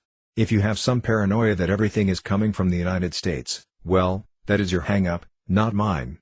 Applause. And second of all, our spiritual master came to the United States to start this Krishna consciousness movement because he got a free ticket on the boat to go there. If you would have sent him a free ticket, he probably would have come to Australia first. So he is trying to spread love of God. He is not trying to start any kind of political movement. He is trying to spark a revolutionary consciousness. I think you are also interested in revolution. We are interested in revolution also. But we are interested in revolution which will help people to feel peace themselves, whether they are communists or Marxists or whatever it is you like. We are trying to help people attain happiness whether they are. Madhudvisa Swami's remarks triggered the largest vocal protest yet. The commotion rose as students all over the hall began to shout. There was no possibility of a peaceful philosophical discussion. The devotees' greatest concern became getting Prabhupada out of the hall unharmed. Prabhupada rose from his Vyasasana and, escorted by his disciples, left by a side exit. A large crowd of students had gathered outside the door as Prabhupada emerged, but he entered his waiting car without incident. As he rode slowly through a cluster of students, a girl kicked at the car with her booted foot. And as the devotees were getting into their vans, students threw stones. Finally, as the devotees drove off the campus, they had to pass under an elevated walkway where some waiting students threw black paint down onto the vans. Riding in his car, Prabhupada was mostly silent, but he seemed disgusted. He said that in the future, he would only give lectures in classes where he was invited, no more wide-open lectures. Śrīla Prabhupada flew from Melbourne to Chicago, stopping overnight in Hawaii. His schedule allowed him only a couple of days in Chicago, where he would attend that city's first Ratha Yatra festival. He was very keen on holding Ratha Yatras in big cities around the world. And although large crowds often could not hear Krishna-conscious philosophy without becoming restless, angered, or even violent, everyone could enjoy and benefit from a Ratha Yatra festival. Śrīla Prabhupada had written in the Nectar of Devotion, quoting from the Bhagavad Purana, "A person who follows the Ratha Yatra car when the Rathas pass in front or from behind, even if born of a lowly family, will surely be elevated to the position of achieving equal opulence with Vishnu." In Jagannath Puri, India, the original home of Jagannath worship, a Westerner could see Lord Jagannath only during the yearly Ratha Yatra festival, when the deity would come out of the temple and ride on his cart. And besides, very few Westerners would actually go to Jagannath Puri. But Śrīla Prabhupada and his Krishna consciousness movement were making Lord Jagannath available to everyone by bringing the Ratha Yatra right down the main street of their city. It may seem odd to the average American or Australian, but from the viewpoint of Lord Jagannath and his followers, it was perfectly proper. Lord Jagannath, the Lord of the universe, was for everyone, everywhere, regardless of nationality or religion. This year's festival, 1974, would mark the 8th annual San Francisco Ratha Yatra.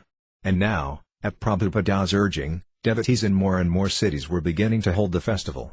Śrīla Prabhupada wanted to give utmost prestige to this kind of preaching, and so he had gone out of his way to come to Chicago, where he had never been before, just to ride an hour down State Street on Lord Jagannath's cart. Prabhupada felt that his disciples, by holding Ratha Yatras in cities on every continent, would defeat false religion. And spontaneously people would be attracted to Krishna, simply by enjoying a festival of singing, dancing, feasting, and seeing the Lord. Prabhupada stood in downtown Chicago before the large, elaborately decorated car, eager to ascend to the seat where he would ride during the procession. But there was no ladder, so he waited while devotees ran to a hardware store and got one. Then he mounted the cart and sat on his Vyasasana. The city was busy with thousands of shoppers and workers. Many members of Chicago's large Indian community had turned out to receive the Lord's blessings and to observe this tradition so well known to them. And hundreds of Prabhupada's disciples from throughout the Midwest had gathered to pull on the ropes of the cart, lead kirtanas, and distribute prasadam and Back to Godhead magazines as the big cart plied down one of the busiest streets in America. Although several policemen on motorcycles led the procession, their mood was hardly that of the king of Orissa, who had traditionally led the Ratha Yatra procession in India. Each year the king would present himself as a menial servant, leading the parade by sweeping the road before Lord Jagannath with a gold-handled broom. The Chicago police, however, seemed intent only in getting the parade over with as soon as possible. With stern anxiety they dedicated themselves to keeping open the flow of ordinary automobile traffic. They acknowledged that the devotees had an official permit for the parade, but they continually prodded them to pull the cart faster, threatening to terminate the parade entirely. By Krishna's grace, however, everyone, including the Chicago police, became satisfied as the procession moved along peacefully for several miles, finally arriving at the Civic Center Plaza. Amid skyscrapers and city noise, Śrīla Prabhupada addressed the outdoor audience. Immediately following the lecture, the devotees began prasadam distribution and kirtana. Prabhupada was pleased by the festival. San Francisco, July 7. Thousands followed the three carts for several miles through Golden Gate Park. Śrīla Prabhupada, riding on the second cart, beneath the deity of Subhadra, wore the same golden wool cap he had worn in Australia, a white bulky knit sweater, and a garland of red roses. Despite his recent extensive traveling, he was alert and well. He looked out at the sea of devotees and parade followers and took great satisfaction in the transcendental scene. In his speech before a crowd of 10,000, Prabhupada said that the Americans should lead the world in propagating Krishna consciousness. "I know that all American ladies and gentlemen here are educated and intelligent," he said, "and I am very much obliged to the Americans who have helped me make this movement popular all over the world. When Sri Chaitanya Mahaprabhu first introduced the Hare Krishna movement, he said, Birda bhumit hilamanyasya janma yara /janma sartaka kari kara para upakara. He thus expressed his desire by saying that anyone who has taken birth as a human being in Bharatavarsha, or India, should understand the Krishna consciousness movement and spread it all over the world for the benefit of all humanity. He also predicted that in all the villages and towns of the entire world the Krishna consciousness movement will be known. So with the cooperation of you young Americans who are kindly helping to spread this movement, it is now factually becoming well known all over the world. I recently went to Melbourne, Australia, where we held a similar festival in which many thousands of people joined and chanted and danced with us. Then I went to Chicago, where we held the same ceremony. Now this morning I have come here, and I am so glad to see that you are also joining this movement. Prabhupada's fingers tapped lightly against his karatal as he spoke, his eyes half closed. He chose his words with confidence, and those words echoed across the meadow. Prabhupada requested his audience not to think that Krishna consciousness was sectarian. It was meant for everyone, because the real nature of the self was spiritual. Chanting the holy name and dancing, he said, were not ordinary. It is open to everyone who will simply chant the Maha Mantra, Hare Krishna, Krishna Krishna, Hare Rama, Rama Rama, Hare. You are generally young, whereas I am an old man who may die at any moment. Therefore I request you to take this movement seriously. Understand it yourselves, and then preach it throughout your country. People outside America generally follow and imitate what America does. I am traveling all over the world, and everywhere I see other countries building skyscrapers and in other ways imitating your country. Therefore if you kindly become Krishna conscious and chant and dance in ecstasy, in emotional love of God, the entire world will follow you. Thus the entire world can become Vakunta, a spiritual world in which there will be no more trouble. Thank you very much. Guru Dāsa had sent a letter to all his centers inviting devotees to attend the opening of the Krishna Balaram Mandir in Vrindavana. He had invited life members from Bombay and Calcutta and had reserved cars for them on the trains. Prabhupada also was inviting his disciples to come to Vrindavana for Janmashtami. Lecturing before hundreds of devotees in Los Angeles, he said, I invite all of you to come to Vrindavana to the opening of the Krishna Balaram Mandir. Prabhupada had also mailed invitations to his god brothers, and when one of them, Śrīla Maharaja of Navadvipa, accepted the invitation, Śrīla Prabhupada replied, assuring him of comfortable accommodations and suggesting the easiest way to travel from Calcutta to Vrindavana. Śrīla Prabhupada also told Śrīla Maharaja of his preaching. You'll be glad to know that our books are selling very nicely. Last year we sold about 4 million books, and this year within 6 months we have completed last year's quota, and therefore we can reasonably expect to double the sale of last year. The only difficulty is that we are expanded worldwide organization, and it requires very acute management to keep up the status quo. So by Krishna's grace everything is going on nicely. Regarding preaching tour, it has become a little difficult for me because I have got the same heart trouble as you have, and still I am moving just to encourage these young boys and girls who are working on my behalf. On July 15th, only 10 days before Prabhupada's proposed arrival in Vrindavana, he wrote almost identical letters to his sannyasi disciples, inviting them to come and resolve the many personal matters and items of business that had been pending during his busy tour. I cordially invite you to attend our opening ceremony in Vrindavan because all of our sannyasis will be present there. You also come there as a regular sannyasi and take part. That is my desire. When Karandara, the newly appointed GBC for India, began to express doubts that everything would be ready on time, Prabhupada replied from Los Angeles, the festival must be gorgeously done. It should not be poor. If there is a scarcity of money, it will be supplied. There must be full prasadam for all the guests. You plan for that, and I will supply the funds. Complete prasad distribution must go on. Regarding the temple not being finished on time, that is your responsibility. What can I do? Although Prabhupada had responded to Karandara forcefully, the note of uncertainty from his head manager in India disturbed him. He wrote to Surabi, who was in charge of the Vrindavana construction, I am a little agitated in mind because Karandara's letter says that there may be some work to be done even during the time of our festival. While in Los Angeles, Prabhupada also received word that the London Ratha Yatra, scheduled for later that month, had been cancelled by the local authorities. The previous year's parade, officials said, had seriously interfered with traffic. Prabhupada insisted that the devotees protest this unreasonable ruling.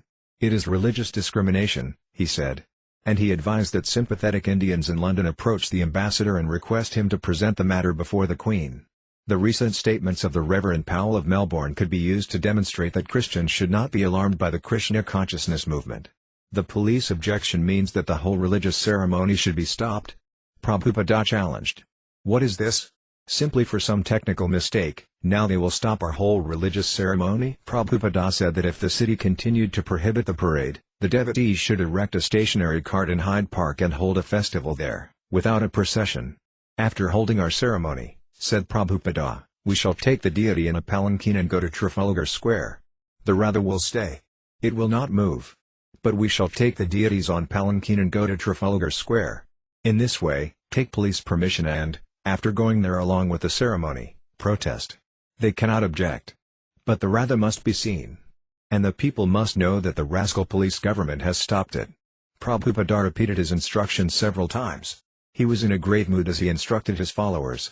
My Guru Maharaja used to say, Prana ekyanarasaya tu prakara, one who has got life, he can preach. The dead man cannot preach. So you become with life, not like dead man. Just like all my god brothers, they are dead men. And therefore they are envious of my activities. They have no life. If you want to make an easy-going life, showing the deity and then sleep, then it is a failure movement. Prabhupada could not bear to hear that such an important festival as Ratha Yatra was being stopped. We shall abide by all the rules, he said, but we must have this festival. They saw last year that in the open sunshine thousands of people, tens of thousands of people, stood in Trafalgar Square for 3 hours. And they do not go to the church. So they have seen there is something. Otherwise, how people have taken so much interest. Brahmananda Swami, yes, just like in the San Francisco paper, they admitted, this is the most popular festival. Prabhupada, yes, 15,000 people attended my lecture silently in San Francisco. So they are seeing there is something in the movement. But sometimes some parties do not want us to go on without objection, or else they will be finished. On the day of Prabhupada's departure from Los Angeles, he addressed the assembled devotees in the temple, encouraging them to remain faithful in Krishna consciousness. And he revealed his own feelings of urgency. His constant traveling was for his disciples, so they would remain strong. And if they remained strong, following the simple programs he had given them, then their success was guaranteed. Some way or other, he said, we have introduced this program in the Western countries. And you are so intelligent, you have very soon captured it. So stick to the standard. Then your life is successful. It is not at all difficult. But don't deviate. Then you are paka. Paka means solid, mamiva you prapadyant maya medam taranshite. If you remain solid in Krishna consciousness, then Maya cannot touch you. So that is my request. I am traveling all over the world. I am going to see how things are going in Dallas and New Vrindaban. So my touring is natural. I have started this movement. I want to see that it is going nicely. Don't deviate. That is my only request. Prabhupada began to cry and simply concluded, then you will remain solid.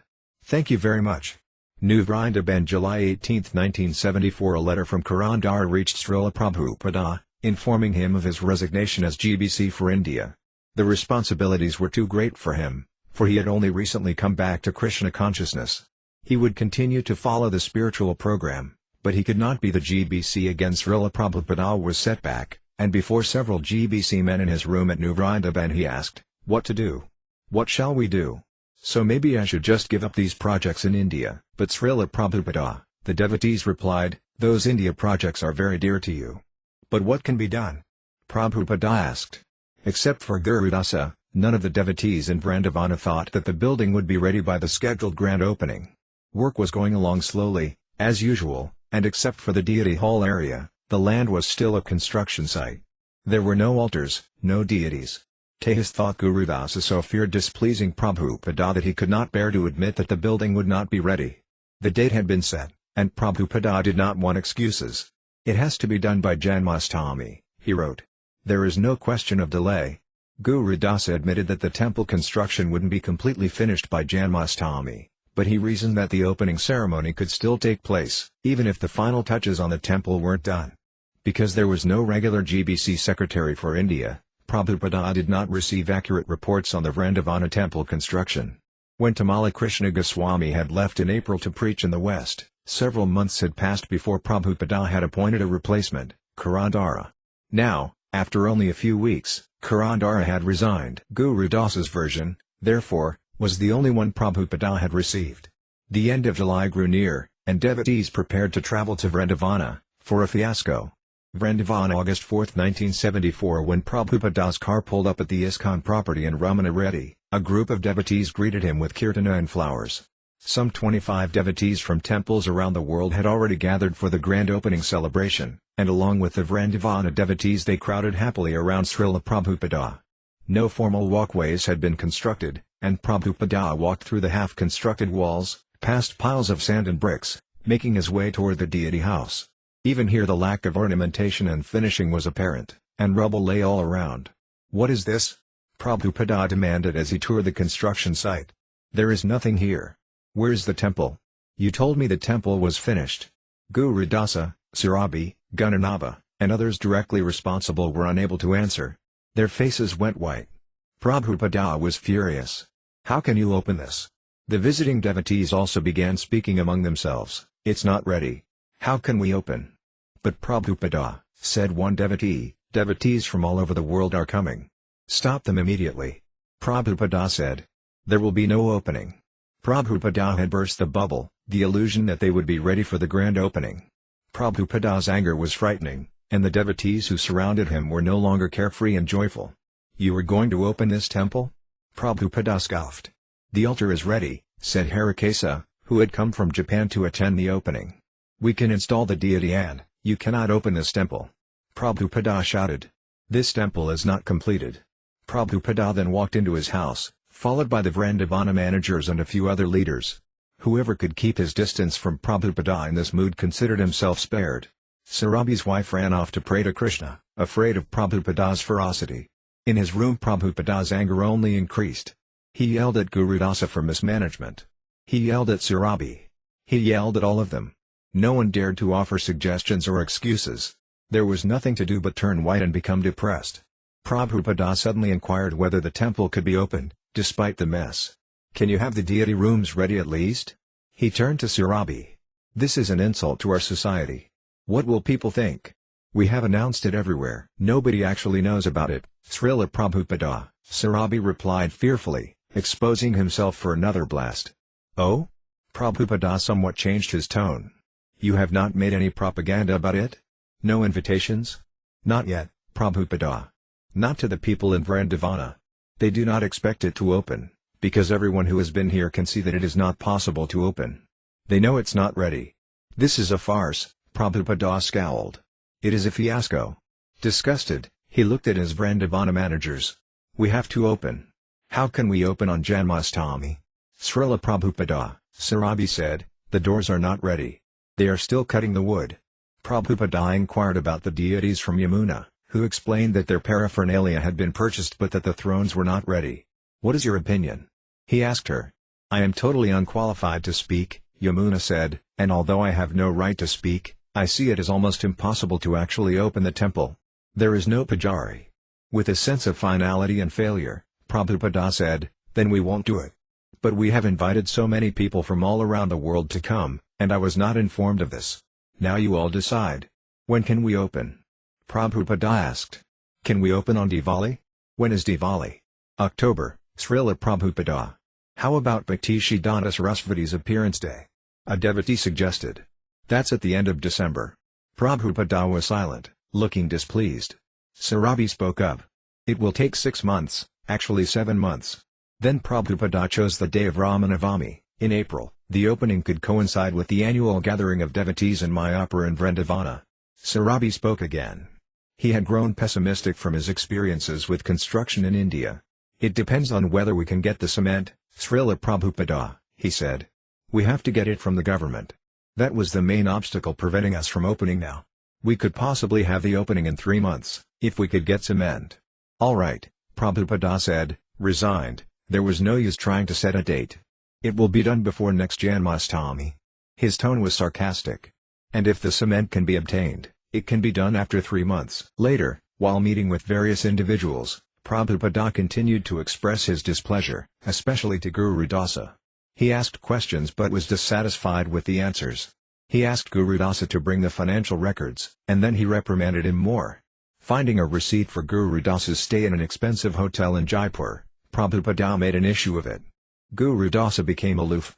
When Prabhupada finished talking with him, Guru Dāsa returned to his room, staying there unless Śrīla Prabhupada called for him. Prabhupada began talking about changing the temple presidents in Vrindavana. He suggested Harakesa. Guru Dāsa and his wife, he said, could be in charge of the guest house, which was as yet only a hole in the ground. He called Guru Dāsa again and asked what he thought of his managing the Vrindavana guest house, suggesting he go to the Jaipuriya guest house in Vrindavana for ideas about management. But Prabhupada, Guru Dāsa said, they charge such low rates at the Jaipuriya guest house. I'm sure those rates must be subsidized. This Mr. Jaipuriya is a Marwari businessman, Prabhupada replied. He's not losing money on the guest house. He's making money. That is the art of management. That you have to learn by going there and seeing. But Guru Dāsa felt too exhausted by the austerities of living and managing in India, where Prabhupada's attention and criticism were so demanding and intense and where everything was so difficult. He and his wife began to think of leaving Vrindavana. Prabhupada continued to pressure Sarabi, calling him in at different times of the day.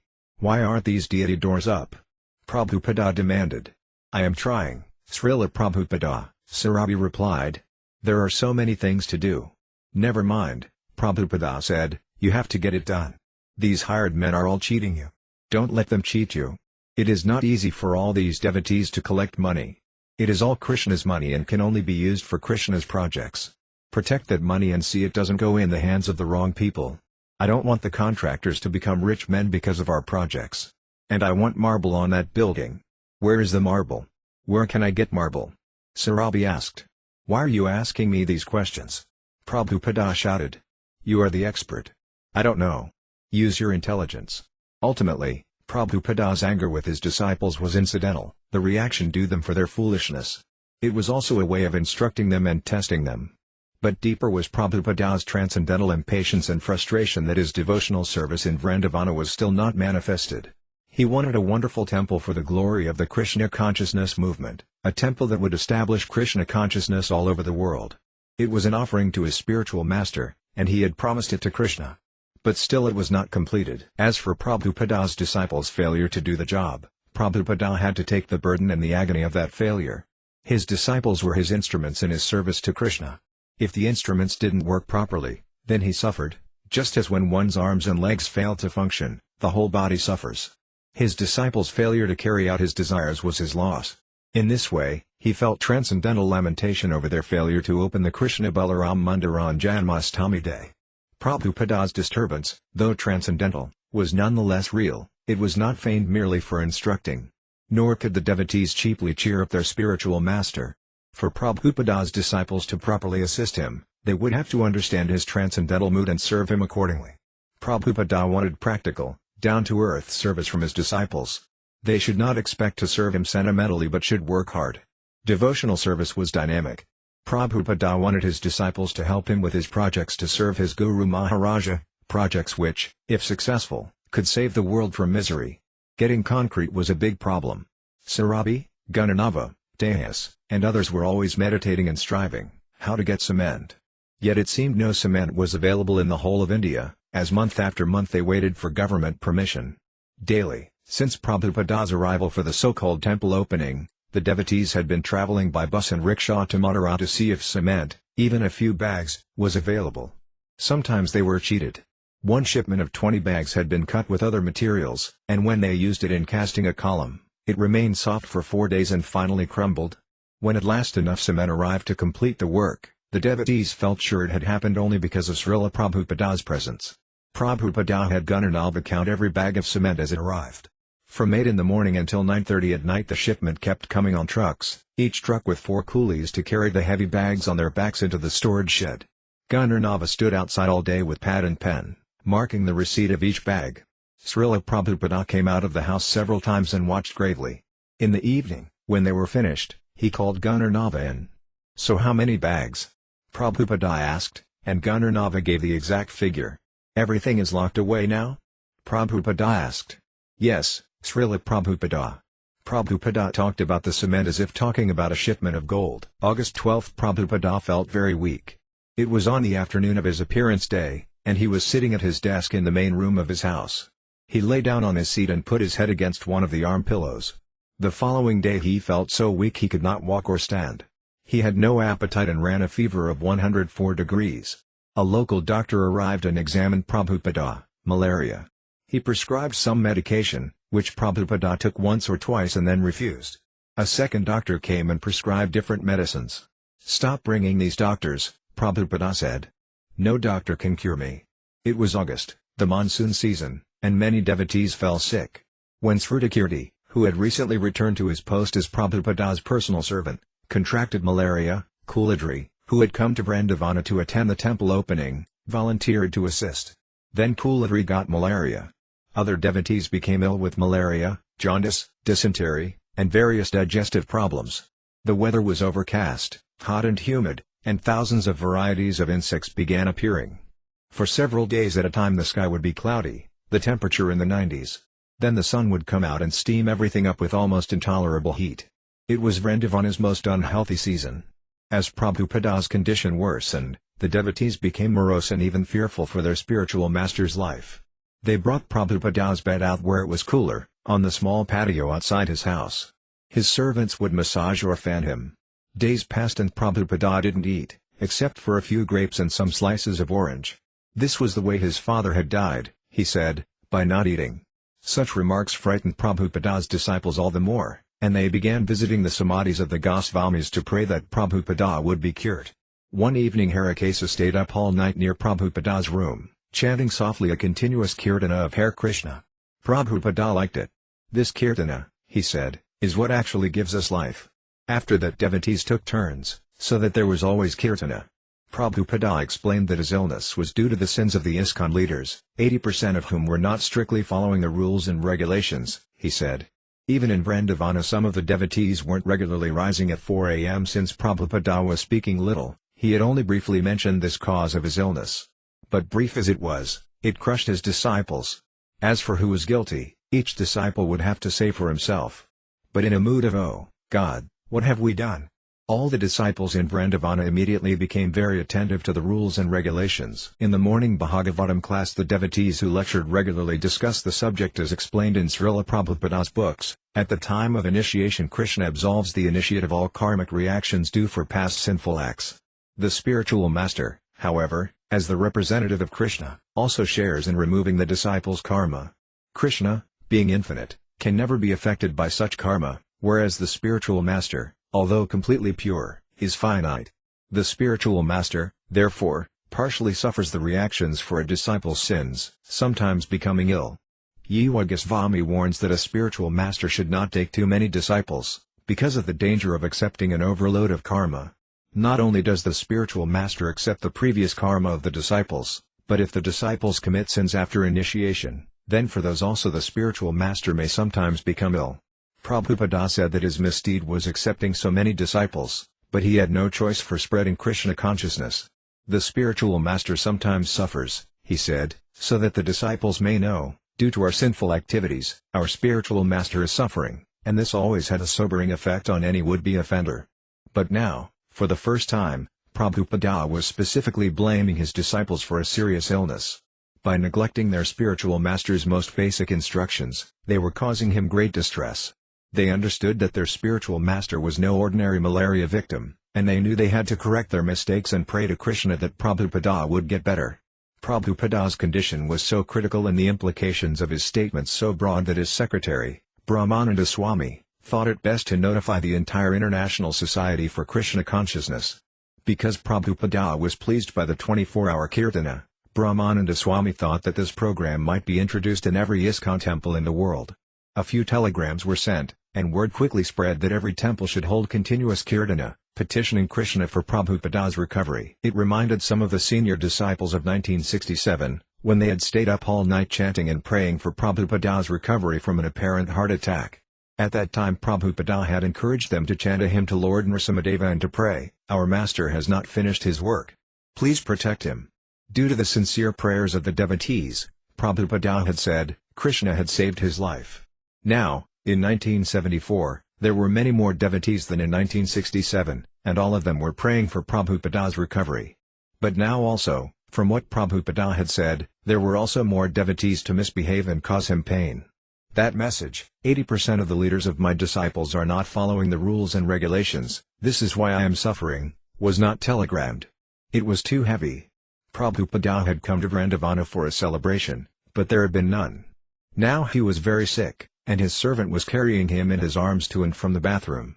Other devotees were also massaging and serving him very sincerely. And there was always Kirtana for him. Meanwhile he simply depended on Krishna and waited to get better so that he could go on with his work. While he tolerated his condition as the mercy of Krishna, he suddenly received word that the governor of Uttar Pradesh was coming to visit him. The governor, a Muslim named Akbar Ali Khan, was traveling in the area, and Seth Bisenchen, a friend of Prabhupada's and the governor's, had recommended that the governor visit the temple. Prabhupada thought that perhaps the governor would agree to help the devotees, at least in such matters as getting government permission for steel and cement. Therefore, despite his failing health, he insisted that the devotees hold a reception in the courtyard, and he would personally go out and greet the governor. Lying on his back and speaking in a faint voice, he ordered a feast to be cooked and tables and chairs to be arranged in the courtyard. The devotees pleaded with Prabhupada to allow them to do everything themselves and tell the governor that Prabhupada was very ill. He has come, Prabhupada said. I have to go out and meet him. Srutakirti dressed Prabhupada in a fresh silk dhoti. Prabhupada tried to apply the Vaisnava tilaka to his forehead, but even that was a struggle and took more than 5 minutes. When they were ready to go, Prabhupada asked his servant, "Have I put on my tilaka?" He seemed almost delirious from the fever and was unable to stand. Srutakirti and others carried him in a chair and placed him in the middle of the courtyard, where they had arranged several tables with prasadam and Prabhupada's books.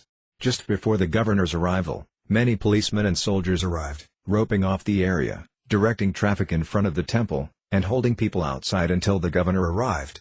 Ganarnava had rolled a long red carpet from the edge of the property into the temple courtyard, and devotees lined both sides of the carpet, chanting with karatalas and mridangas. When the governor arrived, Sarabi presented him with a garland. Immediately removing the garland, the governor walked down the red carpet and into the courtyard. Prabhupada stood. The devotees were amazed to see Prabhupada standing straight and shaking the governor's hand. Prabhupada and the governor stood together for a while and then sat down. Except for the guests, everyone present knew that Prabhupada was not capable of much exertion. They saw him shivering and trembling, yet trying to smile and be gracious with his guest. The devotees were in great anxiety, thinking that Prabhupada's life might end at any moment, and yet they took part in the sociable pretense along with their spiritual master. The governor, on invitation, gave a speech, talking about how India's future lay in industry. Then Prabhupada stood to speak, leaning against his chair. His eyes were very dark, and he was barely able to focus his vision. Although he had spoken very little for almost 2 weeks, he now spoke for 20 minutes, while the governor listened politely. Afterward Prabhupada sat and honored prasadam with the governor and his entourage of 15 ministers. After the governor left, the devotees carried Prabhupada back to his room, where he collapsed with a 105-degree temperature. The political guests and military escort gone, the temple site returned to its usual quiet, and the devotees resumed their soft kirtana, chanting by Prabhupada's bedside. Amazed at Prabhupada's strength and determination, they realized how little they themselves were actually putting forth in Krishna consciousness. After 2 full weeks Prabhupada's fever finally broke. A great ordeal was now over. The monsoon was ending, but the same problems of temple construction persisted. And so did Prabhupada's determination. His disciples also felt determined, and they resolved to work through all the bureaucratic delays and slow labor conditions. Now no one was going to neglect spiritual regulation. Prabhupada spoke no more about his illness, and devotees around the world were informed of his improvement. They could stop the emergency kirtanas and go on with work as usual. Prabhupada also resumed his usual duties regarding the temple construction. One thing was clear, however, Prabhupada was completely spiritual. And the devotees working with him had engaged in a spiritual contract, a contract based on love and trust. He was taking their karma, and they had promised to follow his instructions. Now, despite his disappointment in them for their failures, that contract was still in order. If he continued to give his causeless mercy, then they could carry out his orders. Otherwise they were without spiritual strength. For Prabhupada there was never a question of not continuing. Even when he had suffered illness on his disciples' account, he had never thought to abandon them. After more than 2 weeks of not translating, Prabhupada resumed his work. He had been working quickly on the Chaitanya Charitamrita and was up to the discussions between Lord Chaitanya and Sanatana Goswami in Madhya Lila. Taking up where he had left off, Prabhupada again began rising early and studying the Bengali translations and commentaries. He would turn on his dictating machine and begin to speak, his voice a faint, harsh whisper. But as he continued his voice grew stronger, until by the end of an hour he was speaking normally. By the time he left Vrindavana he was working unusually fast, producing 2 tapes a day. Bombay from November 1974 through January 1975. Śrīla Prabhupāda stayed in Bombay. During this time he persistently but patiently tried to obtain the no objection certificate, which would enable him to start construction of Radha Rasa Vihari's beautiful temple. His close involvement with this project impressed Guru Raja and others who were dedicating their lives to Hare Krishna land. As Śrīla Prabhupāda had written in Bhagavad Gita, one has no goal in life save and except acting in Krishna consciousness just to satisfy Krishna. And, while working in that way, one should think of Krishna only. I have been appointed to discharge this particular duty by Krishna. While acting in such a way, one naturally has to think of Krishna. That order of Krishna comes through disciplic succession from the bona fide spiritual master. To serve in a particular project, dedicating oneself to giving the local people Krishna consciousness, was an opportunity Śrīla Prabhupāda offered every disciple.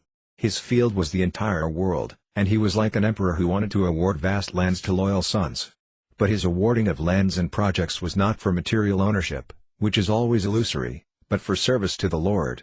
Krishna was the proprietor of everything, therefore a preacher could remain in a particular area of Krishna's domain and try to free the residents from the clutches of Maya. Hare Krishna land in Bombay was one of Prabhupada's major plans, but it was only gradually evolving, as if Krishna first wanted to see the devotees pass many tests of obedience to Prabhupada's order before allowing the project to manifest. Although ISKCON owned a half-dozen tenement buildings on the Juhu land, law prohibited them from evicting any of the tenants. But no law said that the owner could not add another story onto his buildings. So Śrīla Prabhupāda had requested Mr. Sethi, a loyal life member and a construction contractor, to build rooms on the top of at least 2 of the tenement buildings. Eagerly, Mr. Sethi had undertaken this order and had obtained permission for the construction. Now that the work was completed, the rooms were being used for brahmachari quarters, offices, and book storage. At last the devotees had vacated the straw huts that had been their residence from their first days on the land. This move not only relieved them from living in nasty, rat-infested quarters, but also allowed them to tear down the huts. And demolition of the huts had been a stipulation before the city would issue the knock. Another major objection from the city had been that the temple's bhayana would create a nuisance, and that point had to be satisfied first and foremost. When the police saw Prabhupada's drawing of the projected temple and hotel, they admitted that within such a big temple the kirtana would not create as much noise as it did at present.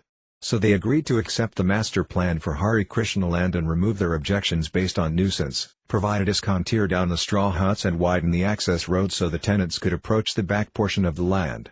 Each of these legal demands involved many detailed points of contention. It was like a long, drawn-out chess game. But Prabhupada was experienced, cautious, and determined. He proposed to stay at Hare Krishna land for several months to help Guru Raja, Mr. Sethi, and the others. Meanwhile, Prabhupada insisted that the spiritual program at Hare Krishna land go forward unabated. Even without a permanent temple, 500 to 700 guests were coming for the Sunday feasts. Guru Raja had reported to Prabhupada that Janmashtami in Bombay had been a great success, with several thousand people coming to see the deities and take prasadam. For Śrīla Prabhupada, who was now accustomed to staying in places like New York or Los Angeles for a week or less, to stay in Bombay for a 3-month period confirmed again that Hare Krishna land was very dear to him. It was his special child. When danger threatened, he became alarmed and protective, and when success came, he was very proud and wanted to tell the world. Prabhupada seemed satisfied that at least some construction was always going on. He asked that Mr. Sethi build a brick wall around the property, even though parts of the wall were sometimes torn down at night by gundas. Build something, Prabhupada said, even if it is just 1 brick, but go ahead with construction. Just as when, in acquiring the Bombay property, Prabhupada had understood the great value of possession even before attaining the deed, so with construction he insisted they go ahead, even without full permission. The work must begin, Prabhupada said, whether you have got sufficient men and bricks or not. Begin even little, so it can be understood that we have begun. Śrīla Prabhupada had received word from Vrindavana that the newly elected governor of Uttar Pradesh, Dr. Channa Reddy, had visited the temple site. Hearing this, Prabhupada decided to invite him for the rescheduled opening of the Krishna Balaram Mandir. Your Excellency, tentatively the date is fixed up on Sri Ram Navami, the birthday of Lord Ramachandra. Probably it will be the fixed update because we are depending on the progress of the construction work. If you kindly give me your consent, we can print Your Excellency's name on the invitation card as the chief guest and inaugurator of the temple. You are already our member as well as a great devotee of Lord Krishna, so we shall feel it a great privilege if you kindly agree to this proposal. Prabhupada followed his invitation to the governor with a letter to Surabhi and Vrindavana. Everything must be % completed by the end of March. Is the contractor cheating? That means it will never be finished. Simply we have to put money. From the photos I have seen, there is not very much progress. What to do? I want no explanations. I want to see everything finished. If there is still doubt, please tell me frankly. Invitations were coming in for Śrīla Prabhupāda to travel to different places, and another world tour was developing. Prabhupada wrote to Hridayananda Goswami, who was inviting him to visit Mexico City and Caracas. Yes, I want to come there very much. Now we are in Bombay trying to get permission from the government to build our temple. And it appears that we will possibly be getting the permission next week.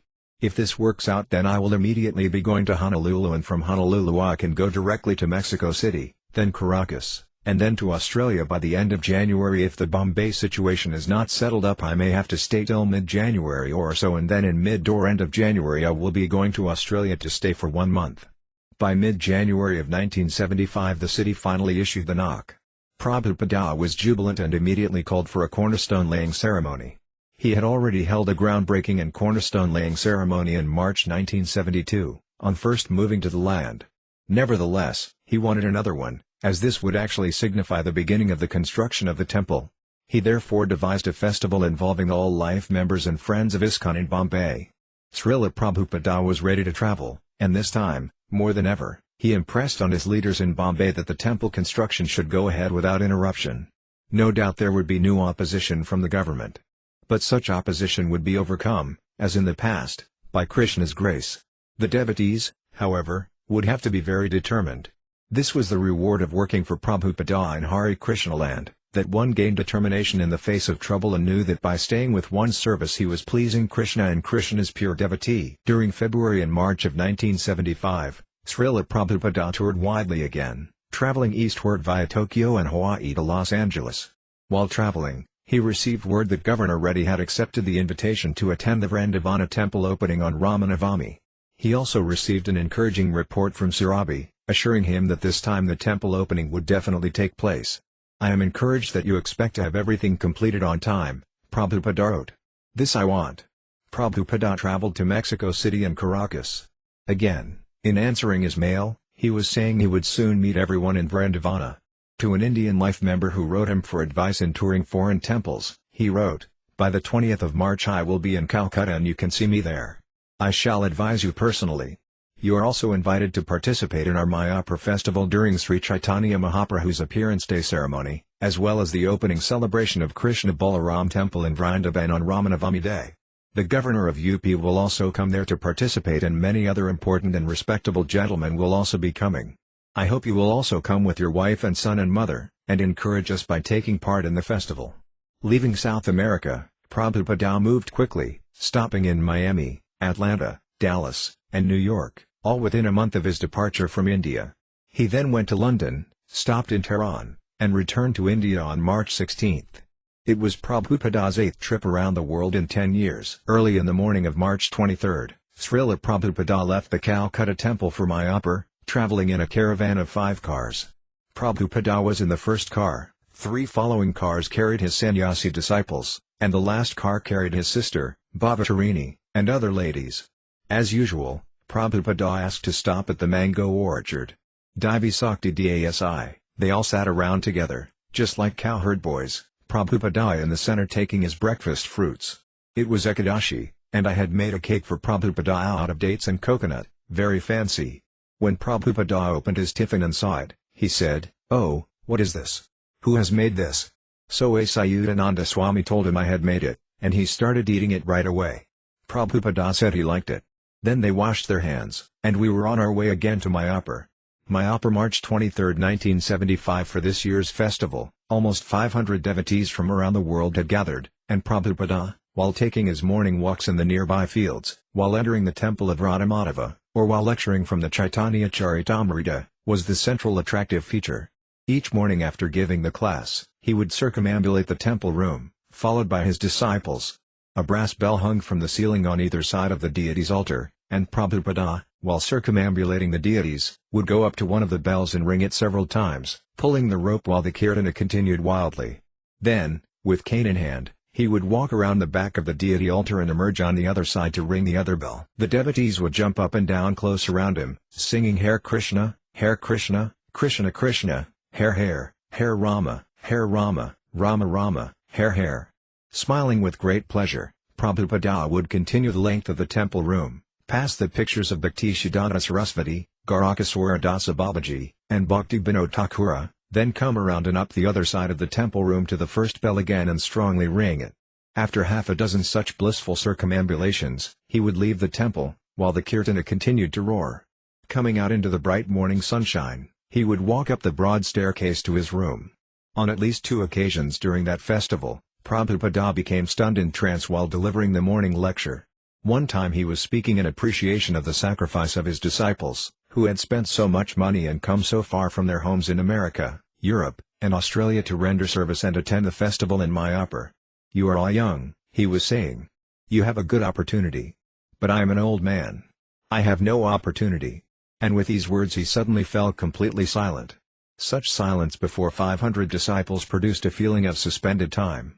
Everyone waited. Finally, one of the devotees began chanting Hare Krishna, and Śrīla Prabhupāda returned to external consciousness, uttering, Hare Krishna. He told the devotees, "Have kirtana," and went to his room. Prabhupada again supervised the annual meeting of his governing body commission and personally approved or modified all their decisions. ISKCON was indeed growing, but as Prabhupada had told his friend, the aged Gopālācārya, in Madras, Krishna and Krishna's institution are non-different. If the devotees are thinking of Krishna's institution, they will not forget Krishna. By insisting on the devotees' participation in the annual India pilgrimage, Prabhupada was solidifying the spiritual basis of ISKCON, his transcendental institution. To gather his devotees like this was the reason he had prayed and struggled to erect centers in the Dhammas. He wanted to extend the purifying shelter of Mayapur and Vrindavana to all his followers, now and in the future. Bit by bit, the plan was coming together. The whole world was being saved by Lord Chaitanya's movement.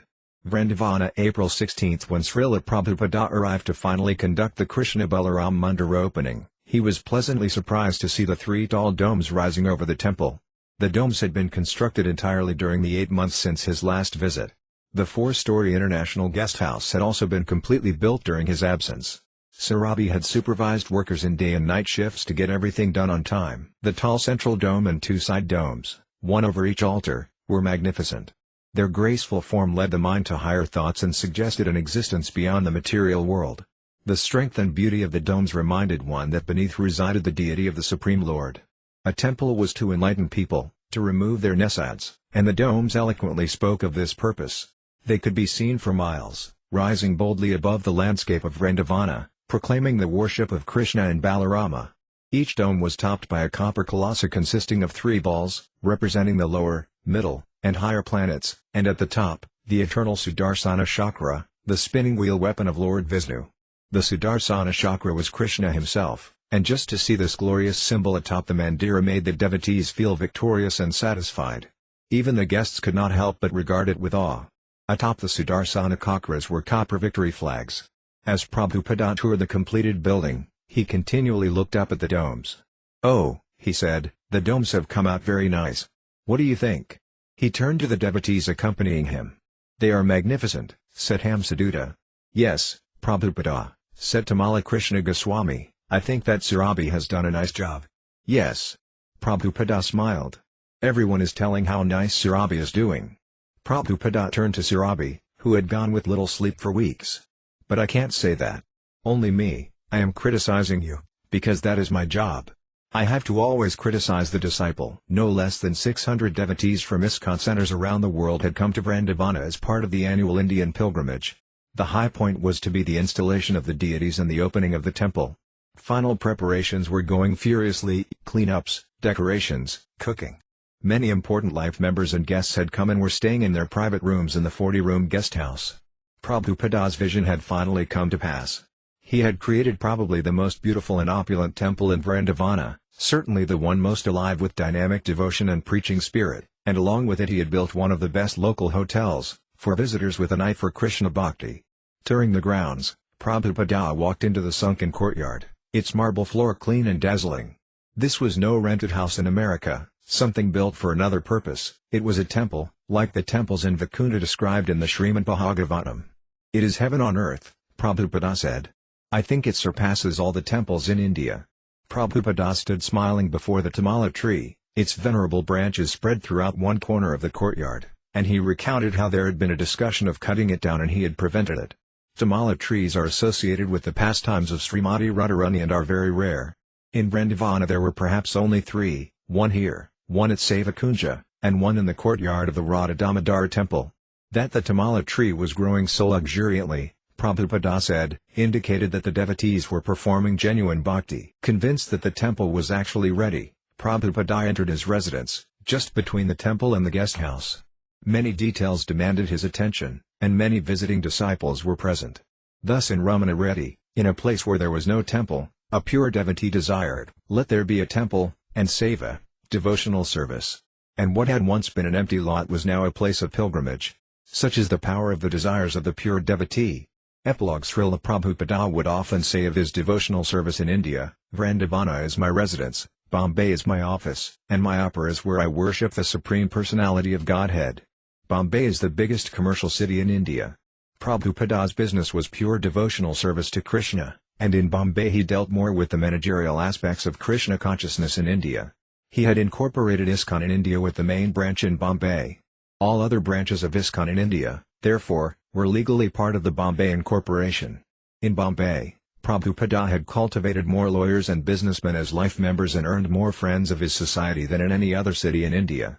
So whenever he was in Bombay, he often sought legal advice, not just about the Bombay Center but also about his other affairs in India. Since Bombay was a modern city with professional and office facilities on a level with many Western cities, Prabhupada wanted to locate the Indian division of his book trust there, for printing Hindi translations of his books as well as English versions for the Indian market.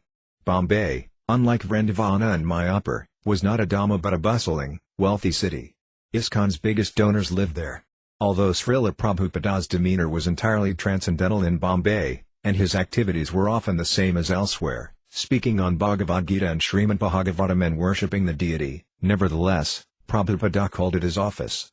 And though it was his office, he wanted a temple there. Mayapur, Prabhupada said, is where I worship the Supreme Personality of Godhead. Prabhupada conceived of a temple to be built in Mayapur that would be the grandest of all temples in his movement. He and his devotees would worship the Supreme Lord there in such a magnificent style that the whole world would be attracted to Prabhupada's place of worship, the Mayapur Chandrodaya Mandir. According to the Srimad Bhagavatam, the prescribed worship for this age is Sankirtana, the chanting of the holy names of God. Sankirtana worship emanated from Mayapur, the original Dhamma of Lord Chaitanya.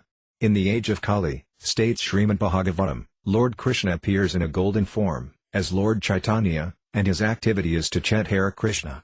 People with sufficient intelligence will worship him in this form. Śrīla Prabhupada wanted to make the most wonderful worship of Chaitanya Mahaprabhu in his birthplace and thus completely fulfill the predictions of the previous Acharyas, who foresaw a great Vedic city rising from the plains of Navadvipa. Mayapur could also be considered Prabhupada's place of worship because his spiritual master, Bhaktisiddhanta Sarasvati, had preached extensively there and because his samadhi was there. Since Śrīla Prabhupada's entire preaching mission was in the service of his spiritual master, he worshipped his spiritual master through preaching in Mayapur. Mayapur was the origin and symbol of preaching Krishna consciousness, because there Lord Chaitanya and Nityananda actually began the Sankirtana movement that Prabhupada was now carrying all over the world. Sri Chaitanya Mahaprabhu wanted to preach the Sankirtana movement of love of Krishna throughout the entire world, and therefore during his presence he inspired the Sankirtana movement. Specifically, he sent Rupa Goswami to Vrindavana and Nityananda to Bengal and personally went to South India. In this way he kindly left the task of preaching his cult in the rest of the world to the International Society for Krishna Consciousness. Vrindavana is Prabhupada's residence. Religious people in India as well as religious scholars in the West saw Prabhupada as a Vaisnava sadhu, from Vrindavana. When he began his preaching in New York City, he would often introduce himself as coming from Vrindavana. Here I am now sitting in New York, he once said, the world's greatest city, but my heart is always hankering after that Vrindavana. I shall be very happy to return to my Vrindavana, that sacred place. The people of Vrindavana also thought of Prabhupada as their hometown success. Upon retiring from family life in 1954, Prabhupada had gone to live in Vrindavana, first at a temple near Kesigata and then at the Radha Damodara temple. After taking sannyasa in 1959, he had continued to reside in Vrindavana and, when not living there, to reserve his 2 rooms at Radha Damodara. Vrindavana is the home of Krishna consciousness, the place of Krishna's childhood pastimes, the place where the 6 Goswamis, sent by Lord Chaitanya, had excavated holy places, written transcendental literature, and built temples. Any devotee could feel at home there, and thousands of Vrindavana's residents carried bead bags, chanted Hare Krishna, and wore the Vaisnava tilaka and dress. Vrindavana belonged to Radha and Krishna, and this was still acknowledged by the residents of the present-day Vrindavana. Ultimately, Vrindavana is revealed only to the pure devotee. Vrindavana is the eternal residence of all spiritual souls in their eternal relationship with Krishna. The Vrindavana in India is a transcendental replica of Goloka Vrindavana, the eternal planet where Krishna resides in the spiritual world. The pure devotees aspire to attain to Goloka Vrindavana after finishing their life in this world, and Prabhupada, therefore, as a pure devotee of Krishna, naturally felt at home in Vrindavana. He sometimes said that if he were to become very ill, he would prefer not to go to a hospital but to simply go to Vrindavana and there pass his last days. To spread the glories of Vrindavana, Prabhupada had left Vrindavana, but like a traveler away from home, he always thought of returning. Library Śrīla Prabhupāda līlāmṛta Volume 2 Chapter 45 Please distribute books San Francisco July 5, 1970 Śrīla Prabhupada was attending the 1970 Rath-yatra in San Francisco. The day was cold and windy, and about 10,000 people had joined in Lord Jagannath's procession through Golden Gate Park. Śrīla Prabhupada had danced in the street with thousands of participants during the parade, addressed a large crowd in an auditorium by the beach, and looked on as his disciples had distributed a free vegetarian prasadam feast to thousands. But when a devotee arrived with a half-dozen advance copies of Volume 1 of Krishna, the Supreme Personality of Godhead, Śrīla Prabhupada appeared especially pleased. Surrounded by devotees and curious festival-goers, Śrīla Prabhupada held one of the books, admiring the front cover, with its full-color picture of Radha and Krishna. The volume was big, almost 7.5 by 10.5 inches, and its dust jacket shone, silver with large bright red letters, Krishna. It was a transcendental wonder in Śrīla Prabhupada's reverent hands. Onlookers could barely restrain themselves from pressing in against Śrīla Prabhupada to peer over his shoulders. And they didn't restrain their exclamations when Prabhupada smiled and opened the volume. He examined the illustrations, the print, the paper, and the binding. "Very nice," he said. He fixed his attention on a page, reading. Then he looked up and announced that this greatly valuable book, Krishna, had just arrived and that everyone should read it. Holding one book in his hand, with the other copies stacked before him, he said that anyone who so desired should come forward and buy a copy. People began clamoring, and hands with $10 bills thrust forward, while voices cried out, begging for a copy. And Prabhupada promptly sold every book, not even keeping one for himself. For the devotees, Śrīla Prabhupada's selling of the Krishna book was the most spectacular event of the Rath-yatra festival. They pored over the purchased books in groups, discussing Krishna's pastimes and the effect they would have on the people of America. Brahmananda told how in 1967 Prabhupada had given away his advance copy of Teachings of Lord Chaitanya in his room at 26 2nd Avenue in New York City. Just before that book had arrived, Śrīla Prabhupada had been sitting and talking with Satsvarūpa, a disciple who had previously stopped coming to the temple due to petty quarreling with his godbrothers. When the copy of Teachings of Lord Chaitanya had arrived, Śrīla Prabhupada had lovingly inspected it and had then offered it to Satsvarūpa as a gift. Brahmananda had been astounded to see Śrīla Prabhupada give away his only copy of the book. Having helped publish the book, Brahmananda knew how painstakingly Prabhupada had written it and how he had anxiously waited 1 year for the book to finally see print. Yet once it had arrived, he had immediately given it away, and to a disciple who was not even in good standing. Satsvarūpa had taken the book, thanked Śrīla Prabhupada, and left, never to be seen again. Although Śrīla Prabhupada wanted his disciples to be as eager to distribute Krishna-conscious literature as he was, none of them knew how to do it. Distributing a magazine and asking for a small donation was one thing, but a big, hardbound book? When the entire shipment of Teachings of Lord Chaitanya had arrived in New York in April of 1967, the devotees had hired a truck, picked up the books at the dock, and unloaded them at 26 2nd Avenue. They had then shipped them to ISKCON centers in Los Angeles, San Francisco, Boston, Montreal, and elsewhere. And there they remained. Some devotees had tried placing ads in magazines and leaving books in bookstores on consignment. But the books didn't sell. How to sell these big, hardbound books remained a mystery, until something significant happened, an accidental discovery. One day in 1971, while driving back to the temple after chanting in downtown San Francisco, two brahmacharis stopped at a local service station for gas. When the attendant came to the window for money, one of the devotees showed him a Krishna book. The attendant seemed interested, and the two devotees began preaching the glories of Krishna consciousness. When they suggested he take the book as payment for the gas, he agreed. Astonished at what had happened and inspired at their success, the two brahmacharis went the next day with several Krishna books and stood in front of a grocery store. And again it happened, this time they sold 2 books. Kesava, the San Francisco temple president, phoned his GBC supervisor and brother, Purandara, in Los Angeles to tell him what had happened. "It's like a miracle," Kesava exclaimed. Purandara encouraged him to experiment further, and soon the San Francisco temple had half a dozen men going from door to door showing the books to people in their homes. When Buddhamata began selling as many as 5 books in a day, the devotees in other temples, especially Los Angeles, San Diego, and Denver, wanted to follow his example. And whoever tried it and sold a book became caught up in a euphoric excitement. The experience and testimonies of devotees selling Śrīla Prabhupāda's books describe a special taste, distinct from the happiness young men might ordinarily experience by stumbling upon a sales technique and finding themselves on the verge of making a lot of money. The difference is that the devotee's book distribution, being devotional service to Krishna, produces an ecstasy that is transcendental, an ecstasy far beyond even the greatest material happiness. Ordinary business and the business of selling Krishna-conscious literature are as different as material life from spiritual life. And anyone observing spiritual life from the material point of view will not understand it. Bhaktisiddhanta Sarasvati has compared such empirical attempts to understand the ecstasy of Krishna consciousness with attempts to taste honey by licking the outside of the bottle. The young men and women beginning to distribute books in America knew that Śrīla Prabhupada, by giving them Krishna consciousness, had saved them from hellish life, and they wanted to help him give Krishna consciousness to others. And such preaching, by distributing his books, was ecstasy, spiritual ecstasy. By mid-1971, the temples were selling hundreds of Krishna books a week. Purandara, Prabhupada's book fund manager, began sending Sankirtana newsletters to the North American temples and to Śrīla Prabhupada. By listing the monthly results of each temple's book distribution, the newsletters incited competition.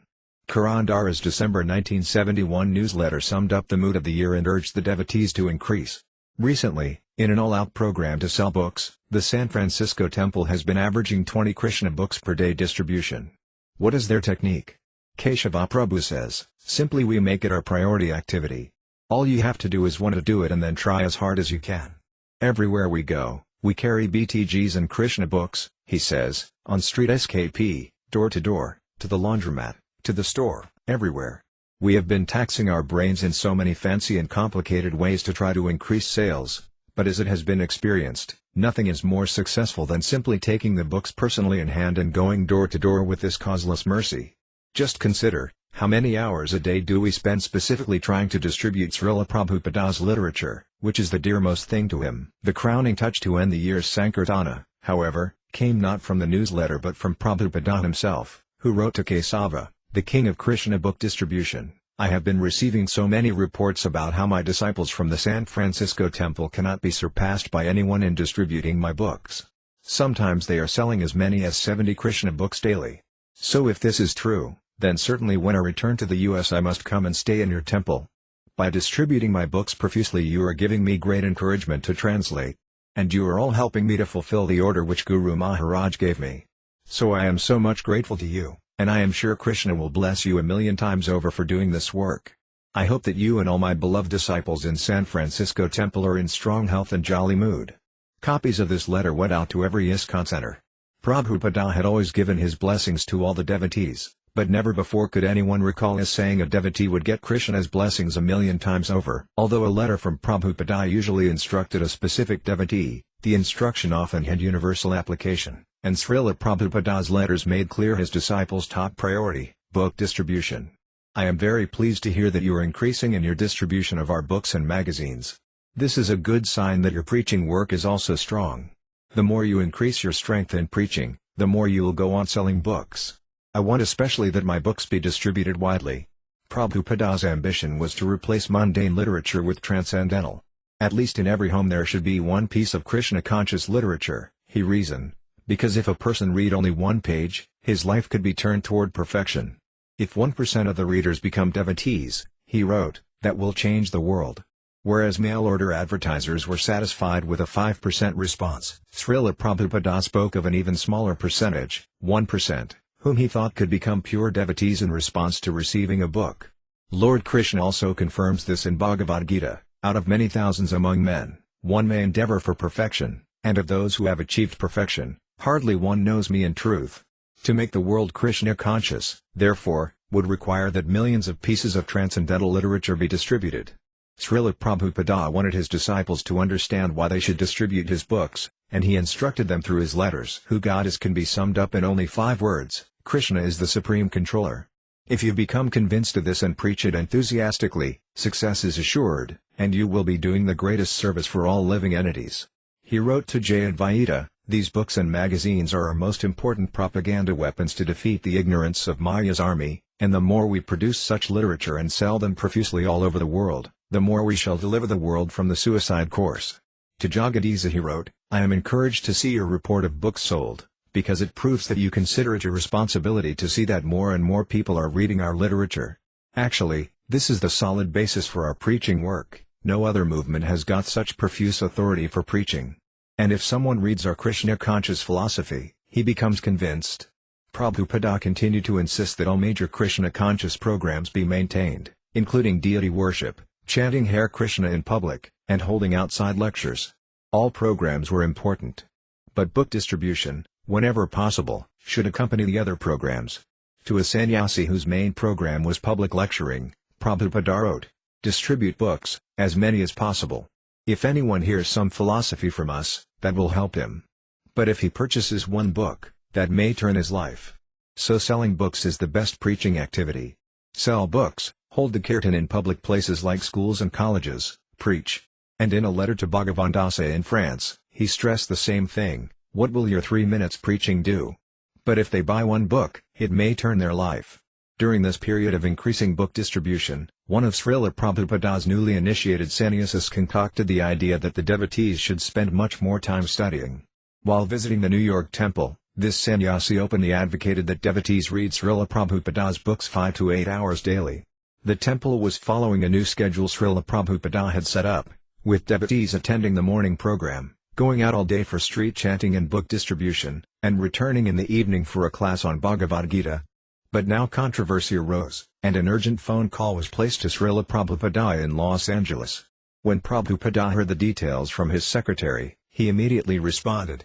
My reply is that this Sankirtan or street chanting must go on, it is our most important program. Lord Chaitanya's movement means the Sankirtan movement. You may simply take 2 hours for chanting 16 rounds daily, 2 hours for reading congregationally, and balance of time go out for Sankirtan. We must do both, reading books and distributing books, but distributing books is the main propaganda.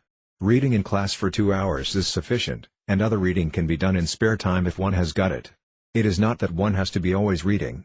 1 hour a morning for Bhagavata class and 1 hour evening, either Bhagavad Gita or Nectar of Devotion, that is sufficient. January 1972 You should always think of new outlets for distributing my books, Śrīla Prabhupada wrote to Jagadisa.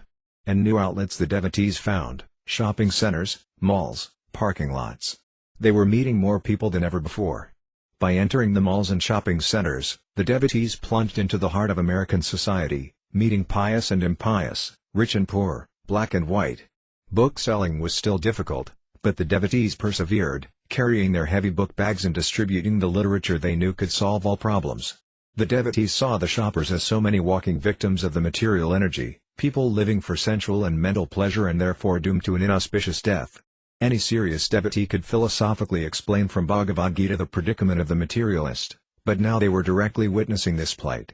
And by Prabhupada's mercy, they were working hard to deliver the missing essence of transcendental knowledge to the bewildered souls. Then came the discovery of traveling from town to sell books. Some of the brahmacharis in Los Angeles had been feeling that by staying in the temple they were wasting time they could be using for book distribution. So they loaded a van with Krishna books and went to areas where they could camp for a week, live a simpler life, and distribute books as many hours a day as they liked. This traveling Sankirtana produced another significant increase by creating an environment wherein the men could become fully absorbed in their work. The new program spread quickly throughout the ISKCON world, and Śrīla Prabhupāda liked it. I am very glad to hear from you the wonderful news of traveling party in England. I think the people of that place are becoming more and more inclined for this Krishna consciousness movement. They are inviting you to stay at their houses, they are taking books, becoming sometimes devotees. All of these are very encouraging signs to me. Simply go on in this way, stopping in every village and city in England, Scotland, or if there are other places, like Ireland. Simply stop for some time, distribute books and hold Sankirtan procession, answer their questions, give some leaflets or small informations freely, distribute prasadam wherever possible, at least some small thing, and if there is some genuine interest being shown, then request the townspeople to arrange some engagements for speaking in their schools or in someone's home or a hall, like that. In this way remain always without anxiety for destination and comfortable situations, always relying only on the mercy of Krishna for your plan. Just go on preaching his message and selling his books wherever there is interest. We shall not waste time if there is no interest or if people are unfriendly, there are so many places to go. Śrīla Prabhupāda began saying that opening new centers was less important now that the traveling parties were combing the country. When he heard that the temple president in Vancouver had acquired a bus for traveling, he wrote, "I think we are becoming like a gigantic guerrilla warfare movement fighting with Maya. This traveling in buses is the best means to drive away Maya and establish Krishna consciousness all over the world." Prabhupada was glad to hear that temple presidents and zonal leaders were also going out with the traveling Sankirtana parties. The Vedic concept of the commander, he said, is that he must fight in the front lines, not sit behind the scenes, sheltered. Having already witnessed how some of his leading disciples had become bogged down by managing many things, he advised them all to travel and preach, distributing literature wherever they went. Practically, this ISKCON organization is there because I have been always traveling. I never sat down in my old age, no. So you follow my example and preach widely all over the world. That is Chaitanya Mahaprabhu's version. When a devotee in California wrote Śrīla Prabhupada for permission to give up married life and go on traveling Sankirtana, Prabhupada replied that to give up family life was not necessary. Lord Chaitanya had taught that being a sannyasi or a geza did not matter as long as one fully served Krishna. A householder could also sometimes travel and distribute books, with or without his wife. Near the end of 1972, the BBT newsletter, now compiled by Karandar's assistant, Ramasvara, reported the ever-increasing results of book distribution. Book distribution continues soaring to all-time highs, as more than 25 traveling SKP parties roam the countryside, affecting the lives of hundreds of thousands of conditioned souls. Since mid-September we have distributed over 15,000 complete Krishna trilogy sets. And since mid-August we have distributed over 9,000 soft Bhagavad Gitas and over 950 hard Bhagavad Gitas. Macmillan too has completely sold out, 20,000 Gitas sold commercially, and is reprinting large quantities for the Christmas rush. Another breakthrough for book distribution came at the end of 1972. The previous year devotees had taken advantage of the Christmas season by selling the Krishna book door to door, but no one had been aware just how significant the Christmas season could actually be. Ramasvara, it was on December 22, 1972 that we accidentally discovered the Christmas marathon in Los Angeles. Of course, we noticed a great increase in the number of people going into the stores, and the stores were staying open sometimes until midnight. I was standing in front of a Burbank Zodis. We were having an intense competition with prizes in Los Angeles, and it was building up to a feverish pitch. So after distributing madly all day long, I had collected about $350 and had distributed 650 magazines. It was about 10 o'clock at night. I was convinced this was the new world's record in ISKCON and that nobody was possibly going to beat me this day. Even though the store was open until 12, business had started slowing off, and I was thinking, maybe I should go back. Undoubtedly everyone is back already. No one has ever stayed out past 8 o'clock. They'll all be waiting up for me. I shouldn't keep them waiting up. So in this way my mind was convincing me to go back. By 11 o'clock the store was completely dead. I got in the car and started driving back. On the way back I passed another Zodis, called Hollywood Zodis, on Sunset and Western. I was torn whether to stop or not, because that store was crowded and was going to be open until midnight. But I decided, no, I'll go back, because the other devotees will be waiting up to see how many books I distributed. So I just kept driving. I finally arrived at the temple at about 10 minutes to 12, and I burst into the Sankirtana room. But the only person there was the secretary, Madhukantha. I said, "Oh, no. Everyone went to bed? He said, no, nobody is back yet. I was the first one back. That was the discovery of the first Christmas marathon. It was completely unplanned. No one had ever instructed anyone to stay out that late. We just did it spontaneously. Finally, at about 1:30 in the morning, all the devotees had returned, and we were all sitting around looking at the Sankirtana map. We couldn't sleep, we were so excited to go out. We were thinking, where can we find plenty of conditioned souls to distribute books to? Our noise and raucous laughter was like a drunken party, and it woke up Karandara, who was sleeping in his office in the next room. He came stumbling in, wiping the sleep from his eyes, but when he saw us and saw what was going on, he burst out laughing and sent us all to bed, saying, "Get ready for tomorrow." So in this way we performed the 3-day marathon, December 22nd, 23rd, and 24th. No one had ever distributed as many books before in the history of our movement. A big day had been considered to be somewhere between 25 and 40 books. But we were distributing between 5,000 and 6,000 pieces of literature a day for a 3-day period. One temple had distributed almost 18,000 pieces of literature in just 3 days. At this time Śrīla Prabhupāda was in Bombay, where his attempt to secure the land in Juhu had become entangling. The landlord was now refusing to sell the property and was trying to evict the devotees, even though Śrīla Prabhupāda had already installed Radha Krishna deities on the land. Although these matters were causing Śrīla Prabhupāda anxiety, he continued his usual daily duties, taking his morning walk, lecturing in the evening from the nectar of devotion, corresponding with and receiving news from his centers around the world, even organizing a Bombay Pendle Festival for January. When Prabhupada received news of the book distribution in Los Angeles and elsewhere in the United States, he was very pleased and amazed. Although involved with many affairs from throughout the world, he put them aside and relished the overwhelming victory of book distribution in America. Immediately he called in his personal secretary and dictated letters. "My dear Ramesvaur, I beg to acknowledge receipt of your letter dated December 27, 1972, and with great happiness I have read your figures of amount of books sold during 3-day period, December 22nd to 24th, 1972. It is scarcely believable that more than 17,000 books could have been sold by one temple in 3 days. That indicates to me that people are at last becoming a little serious about this Krishna consciousness movement in your country. Otherwise, why they should buy our books? But they can see that our boys and girls, devotees, are so much sincere and serious to distribute the message of Krishna consciousness, they are at once struck by seeing them, and therefore they appreciate and purchase. This is unique in the world. So I am so much pleased upon all of the boys and girls in Los Angeles and all over the world who are understanding and appreciating this unique quality of our transcendental literature, and voluntarily they are going out to distribute despite all circumstances of difficulty. By this effort alone they are assured to go back to home, back to Godhead. The same day Prabhupada dictated a letter to Karandara. I could never have thought it was possible to distribute so many of our literatures. Therefore I can understand it as simply Krishna's blessing us for your sincerely working on his behalf. Actually, that is the secret of my success, not that personally I have done anything wonderful, but that because those who are helping me are sincere. They have done the work. That is the reason for our success all over the world where others have failed. A little sincerity is a very difficult thing in this age of hypocrisy and bluff, but I am so fortunate that Krishna has sent me all of you nice boys and girls who are sincerely working. Please convey to all of them my deepest appreciation. Śrīla Prabhupada's letters acknowledging the Christmas marathon and assuring the devotees that they would go back to Godhead sent the book distribution movement flying into the new year with great momentum. Devotees continued to find new ways and places to distribute books. New records were constantly topping the old, and the devotees were making still higher projections for the future. Ramesvaur published in his February 1973 newsletter a letter from a college student who had read one of Śrīla Prabhupada's books. ISKCON's mail order office was receiving hundreds of such letters a month. Sir, a couple of weeks ago, devotees of Krishna, from Denver, I understand, were here at the University of Arkansas distributing literature.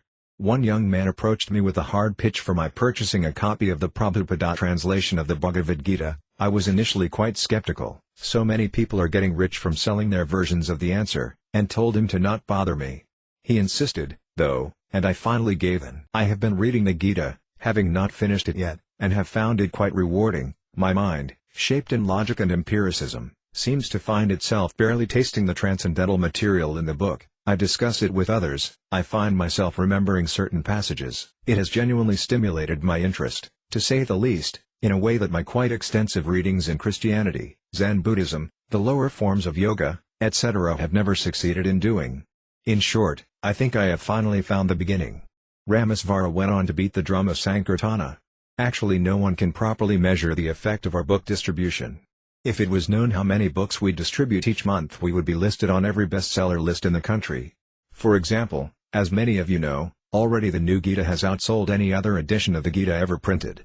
The Macmillan Company has already sold tens of thousands of copies, while we have sold over 27,000 copies ourselves since they first appeared last August. With increased monies coming into the book fund, Śrīla Prabhupāda had approved his trustees' plans to print larger quantities of books and store them in a warehouse, making them available to the temples for distribution throughout the year. Yet keeping up with the temple's demand for books was still difficult, even with a warehouse. Small, easy-to-sell books like Beyond Birth and Death, On the Way to Krishna, Rajavidya, and The Perfection of Yoga were printed in the tens of thousands. Distributors would go out, carrying in their book bags a variety of books, Sri Isapanishad, Bhagavad Gita, Srimad Bhagavatam, and Krishna, the Supreme Personality of Godhead, as well as an assortment of small books, Back to Godhead magazines, and some inexpensive booklets like Krishna, The Reservoir of Pleasure and On Chanting Hare Krishna. Tom Beaudry was living with his wife in Santa Cruz, California. After attending a festival in Berkeley celebrating Lord Chaitanya's appearance, where he chanted all day, and after reading Śrīla Prabhupāda's Bhagavad Gita, he felt he should become Śrīla Prabhupāda's disciple. He began chanting and trying to interest his wife and friends in Krishna consciousness. When a traveling party of Brahmacharis arrived to start a center in Santa Cruz, he told them he wanted to join. But they were skeptical. Then one day he showed up with a shaved head and dhoti. Tom Beaudry, I began going out every day with the chanting party. Then gradually I began to break away from the Kirtana party to sell small books in shopping centers. One day I came back and one of the Brahmacharis, Sarvabhauma, criticized me. He asked me how many big books I had sold. I said, I didn't sell any. He said, how many did you bring with you? I said, I didn't have any to bring with me. Then you're in Maya, he said. You didn't bring any big books? How do you expect to sell them? Prabhupada wants these big books sold. So I thought to myself, gee, I must be in Maya. I said, how do you sell these books? He said, you pray to Prabhupada. Prabhupada gives you the mercy. So I thought, well, that makes sense. That's how everything works in Krishna consciousness. I went to my house. I thought about it and prayed to Prabhupada that I could sell these big books. I prayed all evening and then took rest. In the morning I got up, and it was on my mind. So I put out one big book, Teachings of Lord Chaitanya, in my bag of small books. But in the course of selling the small books, I forgot about the big book. Suddenly a lady came up to me and said, what is that big book you have there? Then I remembered Prabhupada in my prayers, and I said, this is the Teachings of Lord Chaitanya. I gave her the book, and she gave me $3. When I got back to the temple, I told the devotees how Prabhupada had sold a book, Pragosa. I was coming regularly to the Detroit temple for classes in the evening, and I was doing some odd work to help the devotees prepare the temple. Every night I would be painting, and I would watch the devotees coming back from Sankirtana. They seemed very ecstatic and enlivened, and I was always a little curious about what they did out there that made them come back like this. I would be up on my ladder, painting and listening to them talk as they sat on the floor drinking hot milk.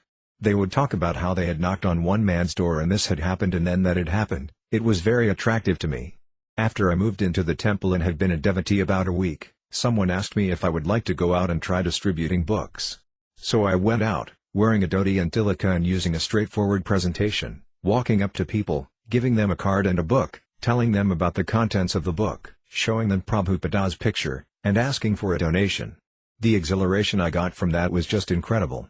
It became extremely blissful to go out and do this. None of us could actually put a finger on why it was so ecstatic. We used to lie awake at night. All the Brahmacharis stayed in one big room, and we would lie there on the floor in our sleeping bags, whispering to each other, what did you say to the people out there? There would be all these different conversations going on in the room at night, with the lights out and everyone talking, trying to relate how we were presenting Prabhupada's books. Jagadatra Devi Dasi, my first service was cleaning the temple. I was cleaning the whole temple. I would be looking out the window at the men piling into the vans getting ready for Sankirtana, and I would always think that I would really like to be doing that. Finally our temple formed two traveling parties, one of men and one of women, and we went for the summer to distribute books in the fairs of Washington state. The men and the ladies used to have competition to see who could distribute the most. Sura, I joined Krishna Consciousness in Seattle in 1973, and they sent me out on book distribution my first day. We would always hear from Los Angeles about the letters Prabhupada was sending. Everything we heard was centered on Prabhupada's desire for his books to be distributed.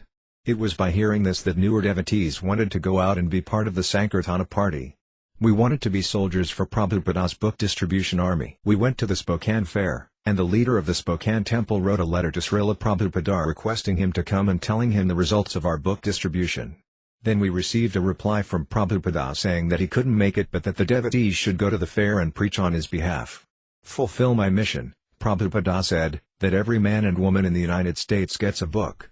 That was just what we were waiting for, to get an order directly from Śrīla Prabhupada that this was what pleases him. Our book distribution kept increasing, and we just thought we'd never had so much fun before. It wasn't like austerity. Some of the devotees were thinking, well, it's really hard to go on Sankirtana. We were thinking, you must be nuts. It's the most fun thing you can do to go on Sankirtana and sell books. It was fun, not for sense gratification but for the soul, because of our being linked in service to our spiritual master and Krishna. I appreciated it in that way. And when I first met Pragosa, I could see he was really dedicated and a true lover of Prabhupada, because he was so dedicated to pleasing Prabhupada by distributing books. Pragosa, we were distributing in Santa Barbara, California. The area had been worked many times before, and the people were really puffed up. I went there with a couple of brahmacharis. One day, after trying to distribute for about 7 hours, I had only sold one book. I had never before had anything like that happen to me in my whole time as a devotee. I was really working. I never stopped. At one particular point I just couldn't take it anymore. I tried to give a book to someone, and they just cracked off to me in a really obnoxious way. I had so much desire, I was trying so hard, that when he did this it just devastated me. I just wanted to punch the guy in the nose. All my intensity came out, and I erupted into tears. I just sat down on an old telephone pole that was lying by the street and started to cry. Then this devotee walked up and found me sitting there like I had just lost my best friend. He said, "Prabhu, what's the matter?" I said, "I don't know what's the matter. I just can't distribute books. Not one person will take a book. I've been out here for 7 hours. Do you know how many books I've distributed? 1 book." Then he sat down and preached to me and put me back together. The next day I was really trying to have a better day, and I took my book bag and just ran from one person to another all morning. Then I was showing a book to a girl, and she said she couldn't pay me with money but that she would gladly pay me. I was young and naive, and I didn't know exactly what she was talking about for a minute. Then finally when I realized, I called, "Hare Krishna," and took the book back from her, took off my wig and just bolted to another parking lot. I ran from person to person all day, praying real hard to Krishna. By the end of the day I had distributed a large number of books. Lavangalatika Devi Dasi. When I first came to Los Angeles, Srimati told me that Śrīla Prabhupada had said that being in the temple all the time was Maya. Prabhupada wanted us to go out and distribute BTGs door to door. I learned from the other devotees how to distribute books. There were so many experienced devotees who knew how, so I just followed in their footsteps. I would say what they'd say and do what they'd do. Then it became easy. When a person took a book and gave a donation, I could see it was Lord Chaitanya acting. I could see that everything was working under the direction of Krishna's internal energy. Tom Beaudry had moved from Santa Cruz to Los Angeles, and by associating with devotees like Ramasvara and other book distributors, he soon became a leader. He was initiated in June 1972 and received the name Tripurari Dāsa. Every day he would go to a supermarket parking lot near the temple and sell a couple hundred copies of Easy Journey to Other Planets. One evening at the University of California at Long Beach, he and a few other book distributors dropped in on a lecture given by a popular yoga leader. Ramasvara. I remember when they came back. It was the middle of Bhagavad Gita class, and I was giving the class in the temple room. All of a sudden the door burst open, and they were standing there. Tripurari was in his street clothes, and the girls were in their saris. They just ran into the temple. You could see that something very special had taken place, because their faces were glowing. They couldn't even speak. They were dazed or stunned. The whole temple was anxious to hear the news, so I quickly finished the class. Then Tripurari told us that he had just distributed 17 Bhagavad Gitas, the full, hardbound, unabridged Bhagavad Gitas, in 2 hours. Lila Sakshi had distributed 13, Vrindavana had distributed 11, Tilaka had distributed 11, and Makana Eliel had distributed 9. Nothing like this had ever been done before. We were all completely astonished that anyone could sell so many big books like that. One morning a few days later, Tripurari was driving down the San Diego freeway to go on traveling Sankirtana when he saw the sign for the Los Angeles airport and spontaneously decided to try it. After selling a dozen big books that day, he realized the airport was wonderful for book distribution. He started going out regularly to the airport and was soon distributing 30 to 40 books a day, sometimes giving individuals as many as 6 volumes of Srimad Bhagavatam at once. April 11, 1973, Srila Prabhupada flew from New York to Los Angeles, and a crowd of loving devotees greeted him. Tripurari, Prabhupada was arriving at 2 in the afternoon, and all the devotees were going to meet him. But it was also Easter weekend and a big day for book distribution at the airport. At that time I was the only one working the airport. I was doing rather well and had sold about 30 books by 1:30. Then I changed into my dhoti and walked over to the arrivals area to meet His Divine Grace. When he entered the terminal building, he looked at me and smiled, and I melted in ecstasy. We had kirtan all the way down the stairs, and when we got outside, all the devotees were going back to the temple. Then I thought, what business do I have going back to the temple and chanting with all the devotees? My business is to stay out and distribute the books. That is my service to Prabhupada. So I was the only one who didn't return to the temple. I stayed and distributed 67 books. When I got back, I found that Karandara had told Prabhupada about me and how I had been distributing books. When I heard that, I became very enthusiastic and continued to distribute books every day that week. In Los Angeles, Srila Prabhupada took his morning walks either at the shore of the Pacific Ocean or in Cheviot Hills Park. Every morning a few disciples would join him, as well as Thaud M. Singh, a Ph.D. candidate in organic chemistry at the University of California. Srila Prabhupada would regularly discuss with Dr. Singh the scientific theory of life's originating from matter. Day after day, Prabhupada would expose Darwin's theory as foolish and unscientific. The sun would just be appearing on the horizon as Prabhupada and a small group of disciples walked. The air would be chilly, and Srila Prabhupada would wear his hooded saffron overcoat, while his disciples, wearing sweaters or woolkadaras, followed him, listening and asking questions. Most of the conversation, however, would be between Prabhupada and Dr. Singh, who played the role of a materialistic scientist. Dr. Singh would present atheistic arguments, and Srila Prabhupada would defeat them with scripture and logic. I say to the scientists, Prabhupada said, if life originated from chemicals, and if your science is so advanced, then why can't you create life biochemically in your laboratories? On one of these morning walks, the older devotees introduced Ramasvara to Prabhupada, and at the devotee's request, Ramasvara began telling Srila Prabhupada about book distribution. He mentioned that sometimes the distributors would meet impersonalists and convince them to buy a copy of Bhagavad Gita as it is. Srila Prabhupada stopped and turned gravely to Ramasvara. What do you say to them? He asked. Ramasvara told Prabhupada some of his techniques for selling a book. After a few moments Prabhupada said, our men need to study our books also. On the morning Tripurari accompanied Prabhupada on his walk, Prabhupada said little as they walked up and down the beach. Only when they were walking back toward the car did one of the devotees mention, Prabhupada, Tripurari is here. Prabhupada turned and smiled. Ah! How is the book distribution going? He asked. This was Tripurari's first time to speak directly with his spiritual master, and he wanted to say many things at once. In nervous enthusiasm he began blurting out his realizations. Prabhupada interrupted, this is the best service for humanity. And he quoted from the Bhagavad Gita, there will never be a devotee more dear to me than he who preaches this message. With the exception of Ramasvara's and Tripurari's brief encounters with Prabhupada, none of the book distributors in Los Angeles had any personal exchanges or meetings with their spiritual master. But the closeness of their relationship with him was not dependent on physical proximity. Tripurari, my association with Srila Prabhupada was always more or less in separation and in the field.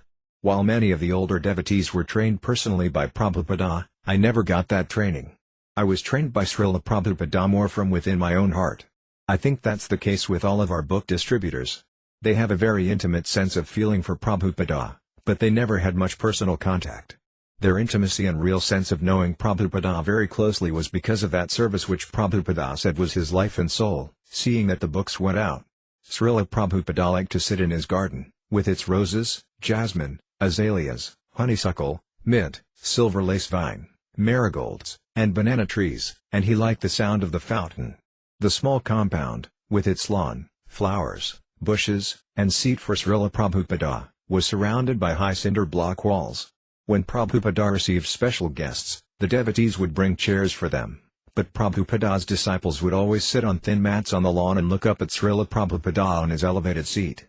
The neighborhood was quieter and more peaceful in the evening, and Prabhupada could hear the kirtana in the temple and the cars passing along Venice Boulevard. Men's shouts from the nearby karate school were a disturbance Prabhupada had come to tolerate.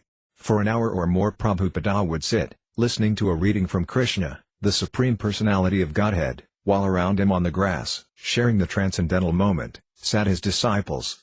Prabhupada was fully satisfied to hear Krishna Līlā, and he would sit erect, head held high, in a meditative mood. It was only an informal group, but his presence made the occasion very special, momentous. From time to time he would interrupt the reader to comment. Night would fall, and he would end the reading and leave the garden, walking on the gravel path past the main temple building and up to his second-floor suite. Śrīla Prabhupada so much liked his Los Angeles garden that he decided he wanted one like it at his Mayapur headquarters. With regard to the Mayapur house, I may suggest you make one roof garden. On the top of the house you can put soil of 6 inches and then plant so many tulasi plants and nice bushes. I like the garden very much. Just like here in Los Angeles temple they have made one very nice garden for me and I sit there every evening. So you please also make a first-class Mayapur garden. At about 10 in the evening Śrīla Prabhupada would usually go into his bedroom and lie down. His servant, Srutakirti, would massage his legs, and Prabhupada would then close his eyes. Meanwhile, Ramesvara would be waiting at the bottom of the stairs, hoping that the secretary or servant would come down with a message from Prabhupada. Ramesvara, I was too afraid to go into Śrīla Prabhupada's room, so I would be waiting at the bottom of the stairs, just hanging there, just waiting for one word. Śrīla Prabhupada would often say something, and it would be passed to me. Then every morning the Sankirtana devotees would just surround me and ask, what did he say? They would be begging for some nectar. It was an intense experience. We felt that we were all having a special direct connection with Prabhupada. While waiting outside Prabhupada's door, I would be in transcendental bliss just thinking how we were distributing books as an offering of pure love for our spiritual master. This was the first time that devotees were going to the airports. No one else in the movement was going to an airport except the devotees in Los Angeles, so it was something very special. No one was doing big books in the quantity that we were. At one point, when Śrīla Prabhupada saw one of my daily Sankirtana reports, he commented, "Who is Ramesvara?" Day after day, Śrīla Prabhupada was seeing these ecstatic reports, sprinkled with nectarian quotes from his Chaitanya Charitamrita, Adi Lila chapter that had just been published. He realized that these disciples were in ecstasy, and so he asked, "Who are they?" He could see we loved Sankirtana. It was not an artificial burden or that we were struggling. He could see that there didn't seem to be any struggle. It was like fun, bliss, ecstasy. And the whole philosophy was there. We were completely tuning into the Chaitanya Charitamrita philosophy that Lord Chaitanya descends with his confidential associates to spread love of God but doesn't discriminate who is a fit candidate and who is not. These were the verses we were putting into the daily letter. This was our mood, and Prabhupada loved it. From Srutakirti's point of view, the evening massage was a very special time, because Śrīla Prabhupada seemed free of the pressure of the day's management. Srutakirti would bring several night-blooming jasmine flowers from the garden, and Prabhupada would place the fragrant blossoms near his nose during the massage. He would be even quieter and more relaxed than during the Krishna book reading. There was no business to attend to, he had done a hard day's work. Although he would be rising after only 3 hours rest, he now lay back, enwrapped in thought or chanting softly. Some evenings Śrīla Prabhupada would delay the massage and slowly walk back and forth in his bedroom, chanting on his beads, or he would sit on his bed and chant. But on most nights he would lie on his back, while Srutakirti massaged his legs. If he conversed with his servant at all, it wouldn't be about ISKCON management. He might look at a picture on the wall and say, "How beautiful Krishna is! How could they not be attracted to Krishna?" Or sometimes he would talk about his childhood and other informal topics. But even at this relaxed time, he relished hearing the Sankirtana results, and so he would sometimes read Ramesvara's daily report or simply say something about preaching Krishna consciousness. One night, after reading Ramesvara's ecstatic daily Sankirtana report, Prabhupada felt moved to write a message on the back of the report. Dating the paper April 20, 1973, he wrote, "My dear boys and girls, you are working so hard for broadcasting the glories of Lord Krishna's lotus feet, and thus my Guru Maharaj will be so pleased upon you. Certainly my Guru Maharaj will bestow his blessings 1,000 times more than me, and that is my satisfaction. All glories to the assembled devotees. A. See Bhaktivedanta Swami NB. Everyone should go with the Sankirtan party as soon as possible. Ramasvara may have been shy while quietly waiting at the bottom of the stairs for the slightest recognition from Śrīla Prabhupāda, but when he received the prize jewel of this handwritten note, he ran off, shouting to share the good fortune with any devotee who was still awake. Tripurari, every morning after Mangala Arati there was always a little group clustered around the door of the temple, because you weren't supposed to talk in the temple while chanting japa early in the morning. So Ramasvara was standing at the doorway chanting, and he called us over, until a little cluster of devotees were there at the doorway. He showed us Prabhupada's note. Some of the other devotees got frustrated, seeing that we were talking during the japa period. They felt we were a distraction or that we weren't absorbed in our service or in japa. But actually we were really intensely absorbed in thinking of Sankirtana, and when we returned to our japa, we began chanting with the desire to be able to go out and please Prabhupada. In a few days Prabhupada's words, everyone should go with the Sankirtan party as soon as possible, reached the other temples. And although Śrīla Prabhupada soon left Los Angeles, returning to India, his message stayed and deepened the devotees' convictions. In the summer of 1973 the devotees found that at concerts they could distribute hundreds of Krishna books in a few hours. The Krishna book, available now as a paperback trilogy with a foreword by George Harrison, was especially attractive to young people. In July, Ramasvara wrote to Prabhupada in London, telling him that the Los Angeles temple was distributing 2,000 Krishna books a week and that at one concert devotees had distributed 600 books in 2 hours. The devotees in Los Angeles decided that Tripurari and a few other leading Sankirtana men should travel from temple to temple and share their experience.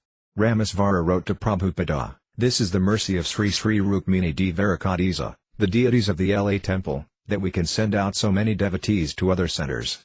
It is the real opulence of New Dvaraka." Śrīla Prabhupada replied on August 3. "There is no doubt about it, to distribute books is our most important activity. The temple is a place not for eating and sleeping, but is a base from which we send out our soldiers to fight with Maya. Fight with Maya means to drop thousands and millions of books into the laps of the conditioned souls. Just like during the wartime the bombs are raining from the sky like anything, I like also your program of sending out your best men to teach the others. That is the actual progress of Krishna consciousness, to train others. Continue this program so that in the future every devotee in our movement will know the art of distributing books. This is approved by me." A letter from a woman who had recently received some of Prabhupada's books appeared in the July BBT newsletter.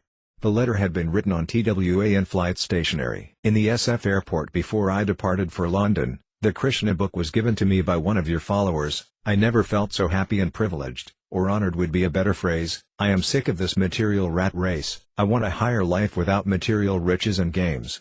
On her way back from London she had purchased another book, Rajavidya, in the Chicago airport and now asked for more help. "It is beautiful," she concluded. As Tripurari traveled and taught his method of Sankirtana, more devotees followed his example and began wearing a wig and conventional dress while selling books. This way of dressing made approaching people much easier and increased the potential for distributing books. Some devotees, however, disapproved. One day in September 1973, during Śrīla Prabhupada's morning walk on Juhu Beach in Bombay, a few of his sannyasi disciples brought the matter before him. Prabhupada referred to the many gentlemen strolling along Juhu Beach who would always offer respects to the devotees by folding their hands and saying, "Hare Krishna." This was the sign of a real Vaisnava, Śrīla Prabhupada said. Anyone who sees him immediately thinks of Krishna. The devotees, therefore, should prominently display such Vaisnava markings as tilaka, sika, and neck beads, so that people could know, here are Hare Krishna people. One sannyasi remarked that in America devotees were now wearing wigs and dressing like hippies to distribute books. He did not let his own men do this because he felt it self-defeating if people didn't even know they were speaking to a devotee. If someone wanted to distribute books, he concluded, Krishna would help that devotee find a place where he could do so without having to disguise himself. Śrīla Prabhupada turned to the others, asking their opinions. One devotee suggested that the reason the devotees in America wore disguises was because otherwise they would not be permitted to distribute books in certain places. Prabhupada heard the opinions and then gave his decision: these disguises should be stopped immediately. We shall not in any way sacrifice our standards, he said. We must maintain our principles strictly. This dressing with long hair and karmi clothes is the tendency to once again become hippies. Because you are hippies, that tendency is still there. So this should be stopped. Walking back toward the temple, Prabhupada saw a poor man evacuating by the roadside in public view. He is not changing his standard, despite public opinion, Prabhupada said. Can we not maintain our standards as strictly as they are maintaining theirs? A letter was drafted and signed by Tamala Krishna Goswami, Prabhupada's secretary, and Prabhupada signed also, on a line marked approved. The letter stated that all Sankirtana devotees should always wear tilaka, dhotis, neck beads, and sika, and should depend on Krishna rather than disguises to help distribute books. At the bottom of the letter, however, was a P.S. Śrīla Prabhupada, upon checking the above, added, if they like, they may wear coat and pants. But tilak, sika, beads, these things should be there. Previously Śrīla Prabhupada had addressed this subject in various letters. To Jagadisa in Canada, Prabhupada had replied that there was no objection to wearing Western clothes, including a wig or hat. We have to take whatever is favorable position for executing Krishna consciousness, Prabhupada had written. Sometimes we may adopt such means in order to help distribute books. But in February 1973 he had written to Rupanuga that he did not want devotees dressing as hippies. This should be stopped. We should not give anyone cause to call us hippies, but the devotees may dress up in respectable clothes like ladies and gentlemen in order to distribute my literatures under special circumstances. Wherever there are individuals, there are bound to be differences of opinion. Śrīla Prabhupada preferred to be spared such detailed management. His GBC men should consult among themselves and then present their conclusions to him for a final decision. In this way, Prabhupada had written, I will be free to concentrate on my translation of Srimad Bhagavatam. The letter from India reached Karandar in Los Angeles, but before announcing that all Sankirtana in Western clothes must be stopped, he wanted Prabhupada to hear his side of the story. He gave an elaborate report on the benefits of devotees wearing ordinary Western dress while selling books. The main thing Prabhupada seemed to be objecting to, he concluded, was a disreputable appearance, devotees looking like hippies. He now informed Prabhupada that the distributors were actually clean, well-groomed, and presentable. If the book distributors were restricted to appearing in public with shaved head and dhoti, he said, then the distribution would decline by about 2/3. If extremes and misapplications have occurred, he wrote, they should be worked out rather than giving up the whole program. This time Śrīla Prabhupada replied in favor of Western dress. Yes, you can go on with your book distribution as you were doing before, there is not any harm. I thought that our men were becoming like hippies, but now I understand from you that this is not the case. So I have no objection. Our main business is to distribute books, and from the reports I am receiving from all over the world, the progress is very encouraging. A disagreement arose about the distributors' techniques. A few people had written the ISKCON secretary complaining that they had been misled or pressured into buying a book, a complaint to which devotees responded variously. The book distributors were protective of Prabhupada's order that as many books as possible be distributed.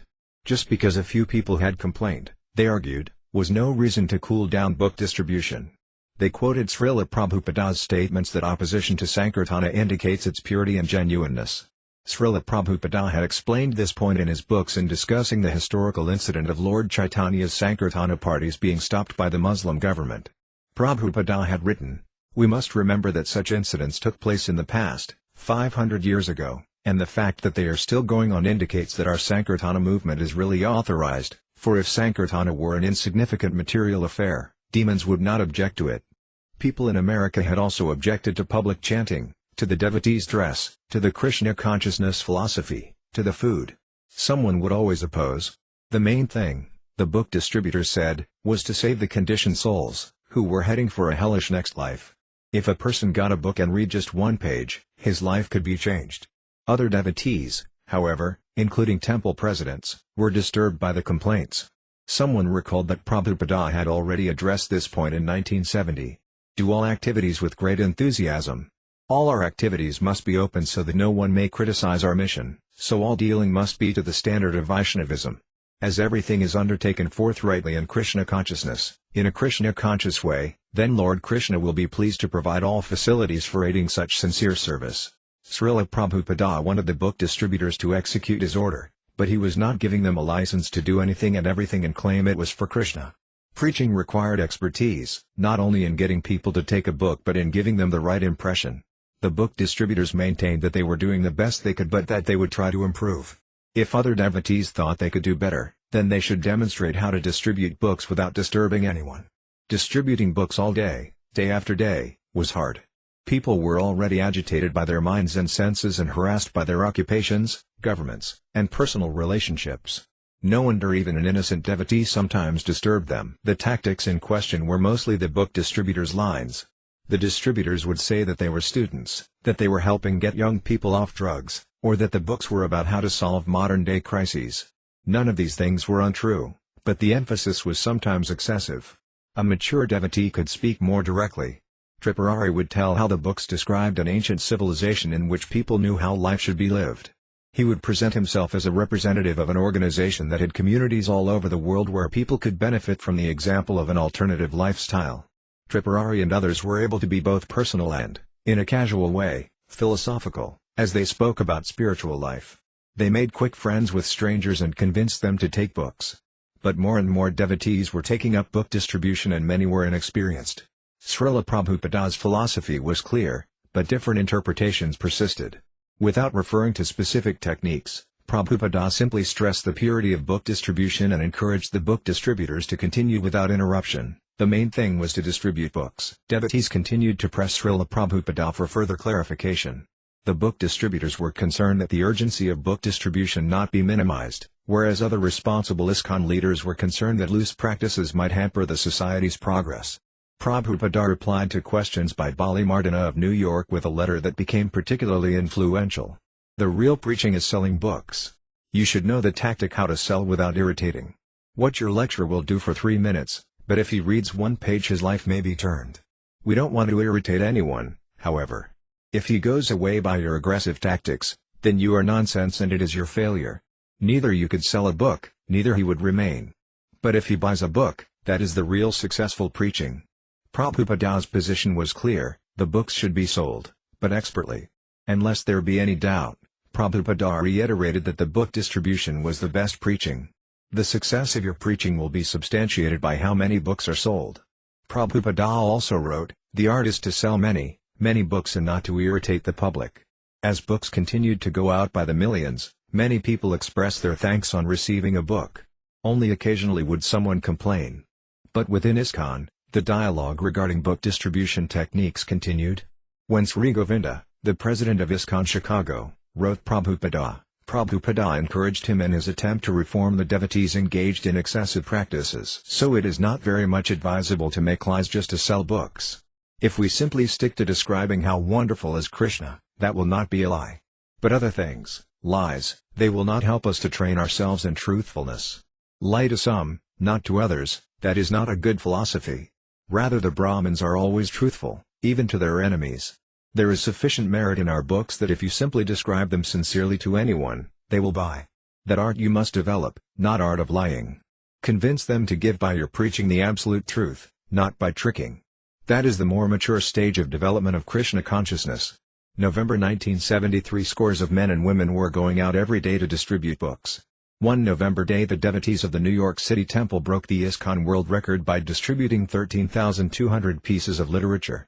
On the same day they also distributed 15,000 pieces of prasadam. The ISKCON total for 1973 was 4,169,000 books sold. When Srila Prabhupada received these figures, he replied to Ramesvara, I have faith in your words that next year the figures will be far beyond what they were last year. It is the nature of the spiritual energy, it is always increasing if we just apply our energy. Early in January 1974, Srila Prabhupada again returned to Los Angeles. One morning he gave a Srimad Bhagavatam lecture stressing book distribution. There is no literature throughout the universe like Srimad Bhagavatam, he said. There is no comparison or competition. Every word is for the good of the human society. Each and every word. Therefore we stress so much in the book distribution. Somehow or other, if the book goes in one's hand, he'll be benefited. At least he'll see, I have taken so much price, let me see what is there. If he reads one sloka, his life will become successful. If he reads one sloka, one word. This is such a nice thing. Therefore, we are stressing so much, please distribute books, distribute books, distribute books. The year 1974 began with what appeared to be a serious setback. The Supreme Court ruled against Vietnamese war protesters distributing political leaflets in private malls. Citizens of non-profit groups, religious included, could solicit on private property only with permission from the proprietor. The malls that the book distributors had frequented were suddenly off limits. The same constitution that barred the devotees from private property, however, gave them access to public property, And when ISKCON devotees filed a lawsuit against the city-owned Las Vegas airport, they won an immediate injunction on the basis that the airport was denying them their right to free speech. This ruling promised to open a new era in book distribution, with possibilities of legalizing Sankirtana in all major airports. Devotees saw this as proof that Krishna was working through Prabhupada to increase book distribution. No previous spiritual master had ever distributed Vedic literature on so great a scale. This was another sign that Śrīla Prabhupada was Krishna's empowered representative. And by the devotees' efforts to follow Prabhupada's order, Krishna was empowering them also. But only if they were willing to go through the trials of surrender and renunciation. Pragosa, I went out one day to the airport, and I walked up to one black man and said, "Excuse me, sir." And bam! He punched me right in the face and knocked me down. At that moment so many thoughts went through my mind. I could just hear Tripurari's words ringing in my ears from the class that morning, "We must be determined," so I just said to myself, well, I'll just stand right back up and keep trying. I stood up, and I got the inspiration to just turn around and try to hand the next person one of Prabhupada's books.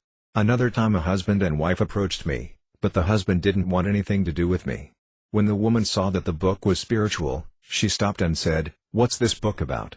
I said very bluntly, "This book explains birth and death and what's beyond." She said, "Oh." Then she turned to her husband and said, "Please buy it." But he said, "I don't want it." "Come on, let's go," she said, "please." But her husband said, "You buy it." And he walked off. So she stayed with me and said, "Could you tell me a little more about this?" I started to explain the book, and then I said, "Where are you coming from?" She said, "I'm coming from Rochester." Then she revealed to me that she was coming from the Mayo Clinic and that she had terminal cancer and was going to die. She said, "I desperately want to read this book." She gave me $10 and said, "Thank you very much." Then she took the book and ran off. A little later she came back and found me and shook my hand and thanked me. These kind of experiences that devotees would have day in and day out gave us the feeling of being like emissaries or representatives of something very special. By this we became more attached to Śrīla Prabhupada and to executing his work.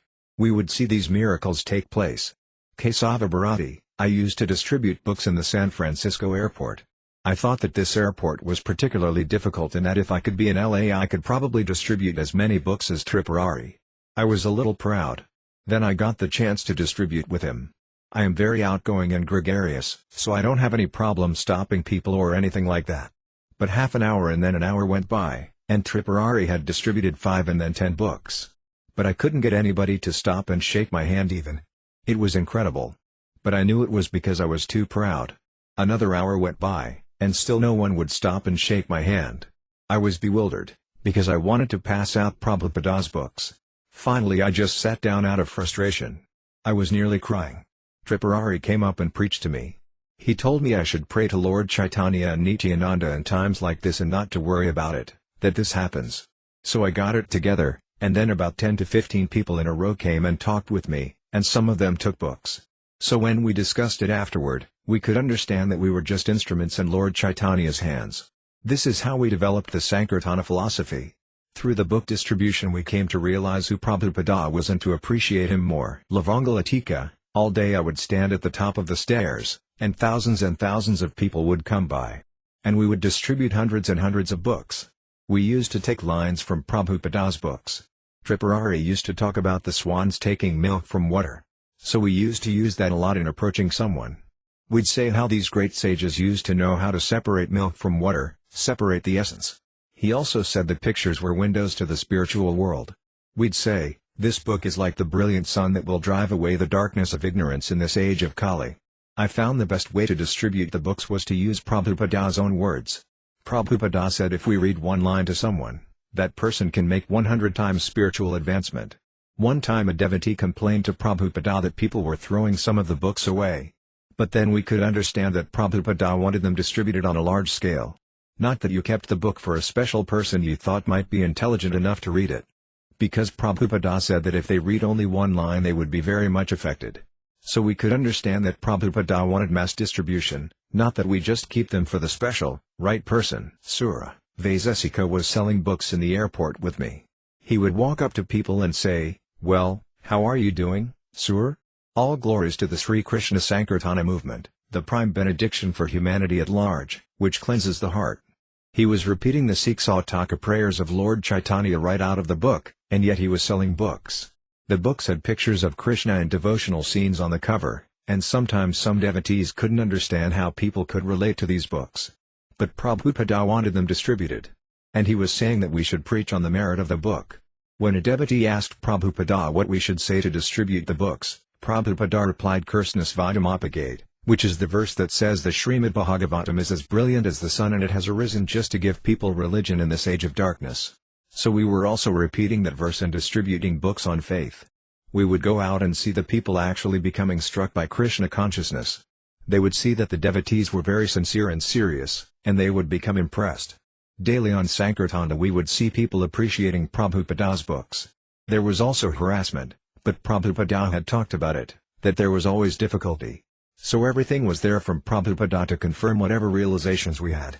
Śrīla Prabhupada said a book salesman would sometimes have difficulty because he'll be sometimes accepted and sometimes rejected. But he tolerates. In the airport we met professors, lawyers, all kinds of people who would stop and talk. They would challenge, and we would constantly have to defend Prabhupada's books and his movement and speak up on behalf of Prabhupada, more so than when we were just kids out on the parking lots talking to women and begging 50 cents for a pack of incense. We were presenting Prabhupada's books to the scholars, coming into contact with Mayavadis, scientists, businessmen, people who were very sharp, in Chicago, New York, Los Angeles, and San Diego. People there were very sharp and hard. And just by having to spiritually combat them and defend the movement, we became more mature in our understanding of Prabhupada's books and how to present them in such a way that we could convince even people who didn't want to be convinced. We had to study Prabhupada's books. In 1974 several new parties formed just for distributing books. Tripurari had been traveling as an emissary from Los Angeles, but now, with Śrīla Prabhupada's permission, he formed a Bhaktivedanta Book Trust, BBT, Sankirtana party of some leading book distributors. The BBT distributors stationed themselves in various airports around the country, creating a significant increase in book distribution. Your entire program is approved by me, Prabhupada wrote to Tripurari. When Tripurari asked if he could take sannyasa, Prabhupada replied that he was already doing more than any sannyasi. In one letter Prabhupada called him the incarnation of book distribution. Book distribution took another great stride forward when Tamala Krishna Goswami, Śrīla Prabhupada's zonal secretary in India for 4 years, returned to the US joining with his friend Visnuyana Swami. He helped form the Radha Damodara Sankirtana party, traveling in a bus with Radha Krishna deities to distribute books and hold festivals all over the US. Tamala Krishna Goswami, when we first began the Radha Damodara party our idea was to make as many devotees as possible by holding festivals at which we chanted Hare Krishna and distributed prasadam. After Krishna sent so many nice young men it was difficult to keep them always engaged. Then suddenly a letter arrived from Śrīla Prabhupada in which he said that the kirtana of book distribution was better than the kirtana of public chanting. This transcendental instruction changed the course of our Radha Damodara party. From then on I concentrated more and more on book distribution, and this gave Prabhupada greater and greater pleasure. I had been in India for 4 years, but our main program had been enrolling life members. But now that I was in America Śrīla Prabhupada was reminding me that preaching meant to distribute his books. So I became inspired that our party should distribute so many books that it equal all of the other book distribution of the rest of ISKCON worldwide.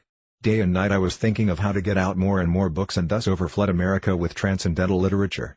Śrīla Prabhupada wrote me that this was his real ambition, to turn all of America into Vaisnavas. Until we formed our Radha Damodara party, the method of distributing books had been that an individual would be given either a large, medium, or small book, according to the size of the donation.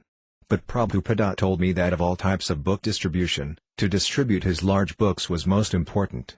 So I was always considering how to increase the number of large books. The problem was that people were willing to give small donations, but rarely would they give us large enough contributions to award giving them a large book. Then Krishna gave me the idea that by adding together a few small donations from a number of persons, at least one of them could be given a large book, while the others could be given a Back to Godhead magazine or a small book. By this method we were able to increase the distribution of big books tremendously. Prabhupada fully approved of this idea. As long as the book fund received payment for the books, Śrīla Prabhupada allowed us to pass them out as quickly as we could, irrespective of the size of donation. Thus our Radha Damodara party was able to distribute as many as 50,000 big books in a single month. Srila Prabhupada showed special interest in the Radha Damodara party and approved loans from the BBT for the purchase of more buses, thus creating a Sankirtan army traveling in renovated Greyhound buses. By the end of 1974 the Radha Damodara party had 3 buses, vans, and numerous men. Prabhupada called the buses moving temples, and he urged the Radha Damodara devotees to continue their program, with certainty that they were pleasing Lord Chaitanya. I am glad that you have understood the importance of my books, Prabhupada wrote, therefore I am stressing it so much. Let everyone take these books. Srila Prabhupada encouraged the Radha Damodara party to expand to hundreds of buses and thus fulfill the mission of Sri Chaitanya Mahaprabhu to bring Krishna consciousness to every town and village. When a tight transcendental competition arose between the Los Angeles Temple, Tripurari's BBT party, and the Radha Damodara party, Prabhupada watched and approved it with pleasure. Another party forming in 1974 was the BBT Library Party. It began with Hridayananda Goswami sending some brahmacharis from his traveling party to visit prestigious universities in New England. The men attempted to sell entire sets of Srila Prabhupada's books to the professors, and even in their first attempts they met with great success. Srila Prabhupada had long cherished this idea, and even before coming to America he had gone to libraries in India with copies of his Srimad Bhagavatam first canto. By his efforts in New Delhi, the United States Library of Congress had obtained copies of those early volumes. Now his desire to see his books placed in all the U.S. libraries and universities was becoming a reality. Within a few months professors began writing favorable reviews, and some even ordered Prabhupada's books for their college courses.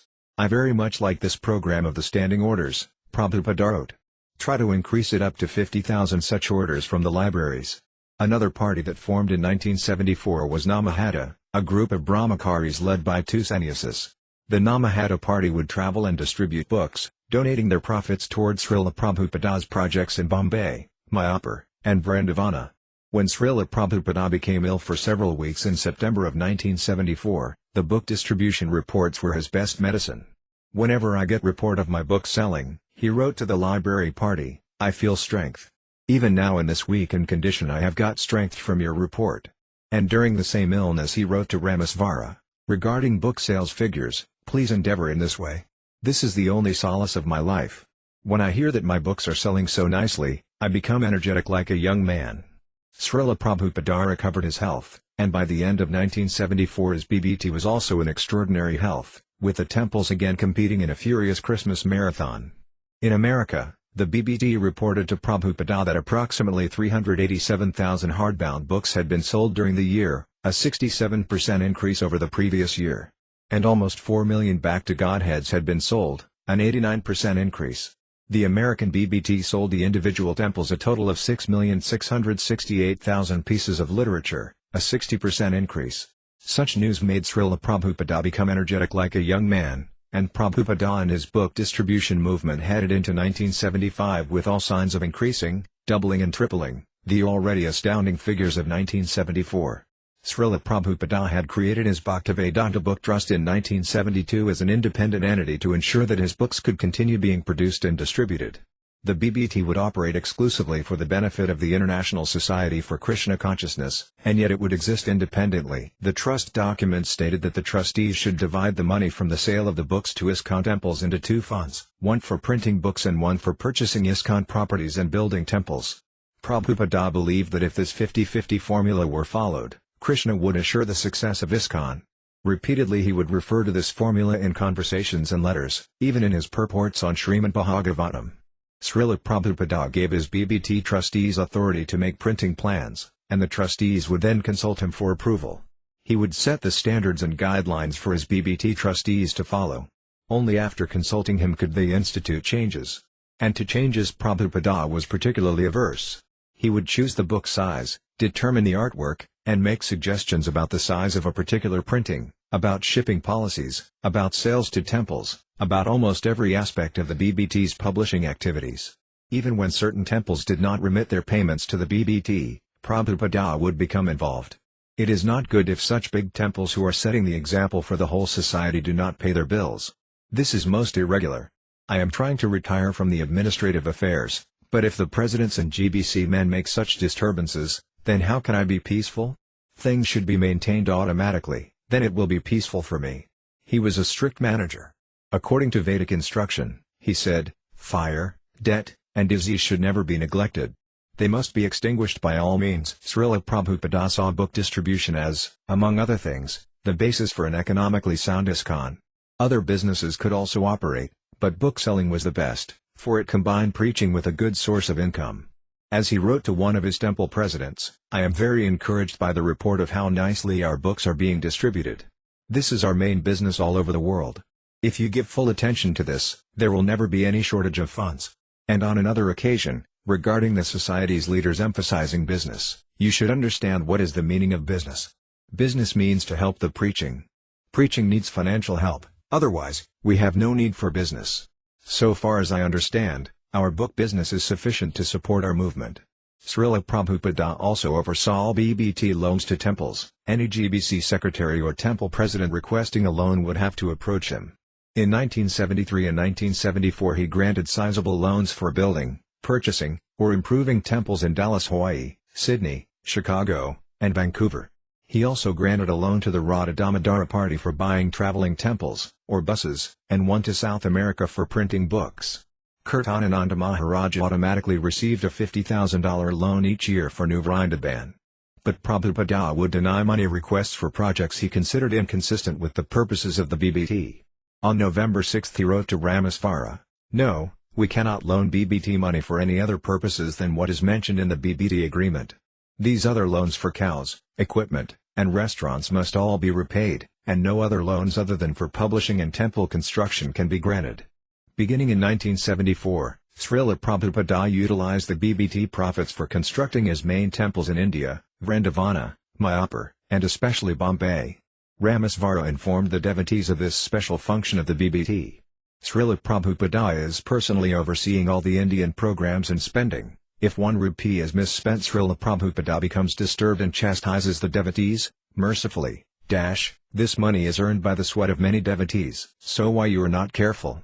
Srila Prabhupada wants to see our Vrindavana temple, Sri Krishna Balaram Mandir completed by Janmashtami. Prabhupada wants to establish Sri Mayapur temple as well." One interesting note in this connection is that in India, I've been told that 10 paise purchases 1 brick. 10 paise means US 1 cent. Just think, every penny you collect may buy 1 brick in India. Every penny counts towards these transcendental goals. These places in India, Prabhupada wrote, are spiritually potent. By establishing temples in Mayapur and Vrindavana we assure that the purity of our movement will be kept intact. In October of 1974 Srila Prabhupada wrote to Hamsadutta, his GBC secretary for Germany, "Whenever there is any publication in any language, it enlivens me 100 times. Although Srila Prabhupada's order from Bhaktisiddhanta Sarasvati was to preach and publish in the English language, he had expanded that order to include all the languages and countries of the world. My first concern is that my books shall be published and distributed profusely all over the world," Srila Prabhupada had written to one of the first devotees in Europe in 1972. Prabhupada wrote always in English, but ever since 1968, when ISKCON had first begun spreading to other countries, he had been talking of printing his books in foreign languages. When in early 1973 a German edition of Bhagavad Gita had been printed, Srila Prabhupada had written Hamsadutta, "You have done the right thing by printing Bhagavad Gita in German language, and I very much appreciate that you have done this great service." By the summer, Sankirtana parties had been traveling throughout Germany, distributing several hundred copies of Bhagavad Gita a week. Hamsadutta had promised that he would translate 1 book a month into German, and when in the fall of 1974 Prabhupada heard of 6 recently printed German translations, he replied, "This is very happy news for me. Thank you. Overflood Europe with German books." Srila Prabhupada said that whenever he published a book he felt that he had conquered an empire. His books were the basis of the spiritual revolution that would eventually change humanity and save it from the pernicious effects of the age of Kali. Produced voluminously Spanish-language literature, Srila Prabhupada requested. When Hridayananda Goswami had become the zonal leader for South America, Srila Prabhupada had instructed him to emphasize printing and distributing books above opening temples. "I also was printing even before I had big temples in the US, Prabhupada had written. So you may follow the footsteps of the previous Acharyas." Hridayananda Goswami had organized a Spanish BBT in Mexico and had made book distribution his priority. Early in 1974, when the Spanish BBT was ready to print translations of Srimad Bhagavatam's first volume, Bhagavad Gita, and Krishna, the Supreme Personality of Godhead, Prabhupada wrote, By printing these books of our Krishna conscious philosophy in so many different languages, we can actually inject our movement into the masses of persons all over the world, especially there in the Western countries, and we can literally turn whole nations into Krishna conscious nations. When 100,000 copies of a Spanish Back to Godhead were printed, Śrīla Prabhupāda wrote, "Now give them to everyone." Spanish book distribution became the second largest in the world, next to American. Bhagavan, Śrīla Prabhupāda's representative in Southern Europe, had been printing in French and Italian, and as early as December 1972 he had printed Prabhupāda's Easy Journey to Other Planets in French. By the beginning of 1974, 3 parties in France were distributing daily 1,000 books, including a French Bhagavad Gita as it is. Already Bhagavan had printed the first Italian Back to Godhead, and a French Sri Upanishad was forthcoming. Wherever devotees went, they knew their program was to chant Hare Krishna, follow the regulative principles, and arrange for printing and distributing Śrīla Prabhupāda's books. When the first devotees had reached South Africa, they had proceeded just according to Śrīla Prabhupāda's desire, and he had replied to them, "Your report is very encouraging to me, that you distributed 110 Gitas in 2 days in Cape Town." Śrīla Prabhupada often thought of having his books printed in Russian, and he wrote to the Minister of Education and Culture in the USSR, suggesting they publish a translation of the ancient classical Vedic literature, namely, Bhagavad Gita is already published by the famous London publishing house of MSS Macmillan Company. He also talked with his disciples about printing Russian translations in America. Whenever Śrīla Prabhupada met an interested person proficient in any foreign language, he would request that person to translate his books. In 1972 he had written, "I am also very encouraged to hear that Japanese language translations of some of my books will be brought out soon, because without books and magazines, what authority or what basis have we got for preaching?" Similarly, Śrīla Prabhupada had written to an American devotee in Indonesia, "I am especially happy to hear that you have got a Chinese boy there who is doing some translating work." Yes, the Chinese-speaking portion of the world is very huge and it requires to infiltrate gradually, especially by distributing our literatures widely in Chinese languages.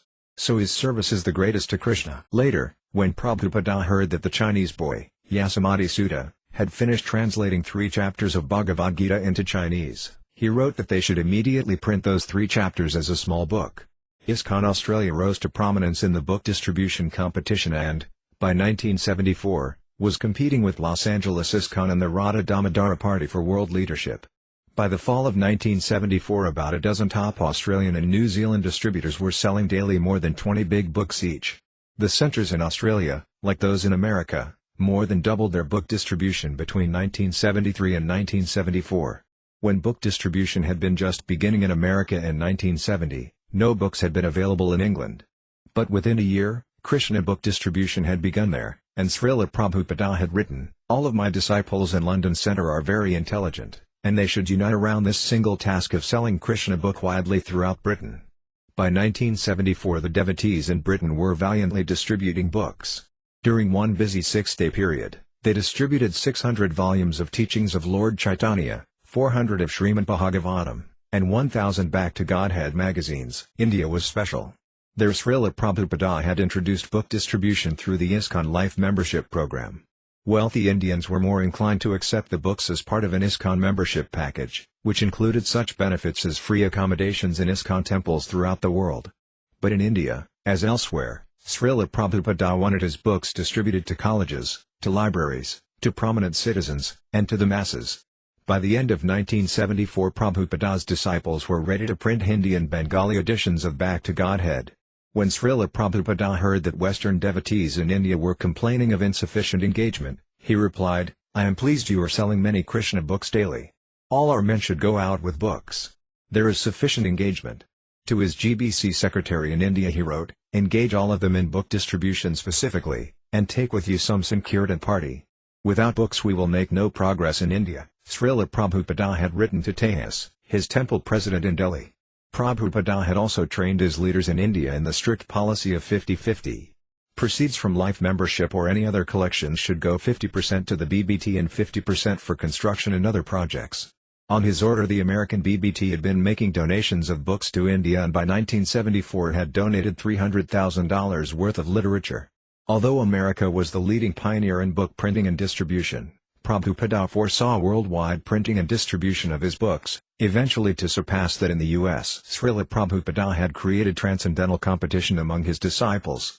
In 1971 he had observed with pleasure Kesava in San Francisco leading the society in Krishna book distribution.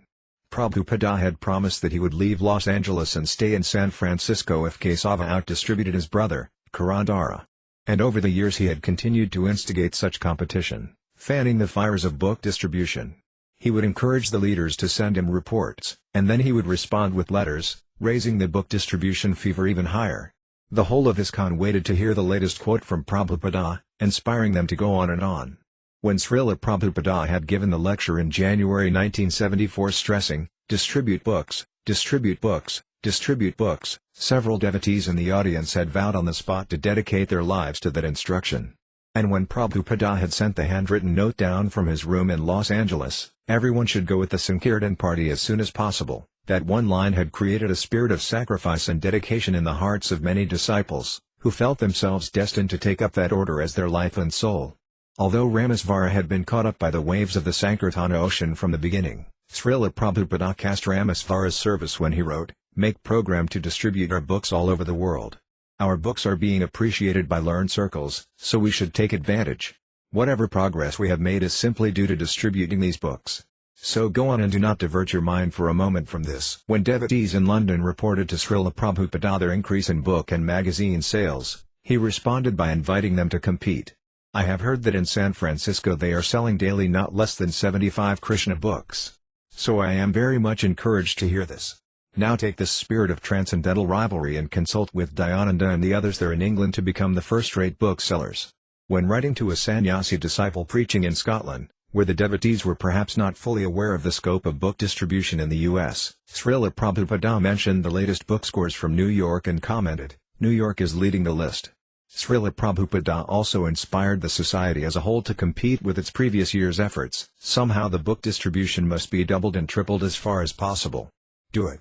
As soon as the BBT Library Party had been formed, Prabhupada had told the members to get 50,000 orders. And he had asked the Radha Damodara Party to expand to 100 buses. The competition was particularly high between Los Angeles, the Radha Damodara Party, and Australia, and Srila Prabhupada encouraged them all, like a maestro calling for a fortissimo from the orchestra. Srila Prabhupada was not giving careless, boastful instructions. The determination and sacrifice required to achieve these seemingly unattainable goals he knew well, and he wanted his devotees to work as he worked, with total dedication. He wanted them to try their utmost. His was the logic of hunting for the rhinoceros, he said. If a man attempting to shoot a rhinoceros failed, no one would criticize him. But if he succeeded, it would be considered wonderful. Prabhupada wrote to Rupanuga, "Your Sankirtana reports are very encouraging, especially that one girl, Gauri Dasi, has set an all ISKCON women's record of 108 big books. This is very wonderful. Formerly this would have been considered impossible, but now by Krishna's grace everything is becoming possible. Encourage them all to increase more and more." Some devotees became confused by their god brothers and god sisters rousing calls for competition and rivalry. This seemed like the rivalry of the material world, which they had hoped to leave forever. Srila Prabhupada, however, explained the proper attitude of transcendental competition. Competition and profiteering spirit are always there in the living entity. It is not that they can be artificially removed in some matter. Factually we saw in Russia that by removing competition and profit calculation from society the people were not at all happy, and still these things are going on. So we shall not expect that we are any different. Only difference is that our profit is for Krishna's pleasure, and our competition is how to please Krishna more than someone else. Even amongst the Gopas there is competition to please Krishna, and there is envy also. But this envy is not material, it is transcendental. They are thinking, "Oh, she has done something more wonderful than me, that is very nice, but now let me do something even more wonderful, like that." So I am pleased that you desire for competition with your god brothers to spread Krishna consciousness movement all over the world by printing our books. When a traveling Sankirtana party from one temple intensively distributed books in another city, the authorities at the local temple would often be disturbed. This problem came before Srila Prabhupada, who was inevitably called in to judge and to cool down the fires of competition. Prabhupada wrote to Kesava and Bhatma, who had traveled all the way from San Francisco to London to distribute books but had disturbed the devotees there by their fervor. Ultimately, It shall be up to the local temple president if the presence of your party is favorable or not. Everything considered, if he agrees, you may stay, otherwise, if he judges it is unfavorable at the time, he may order you to go out.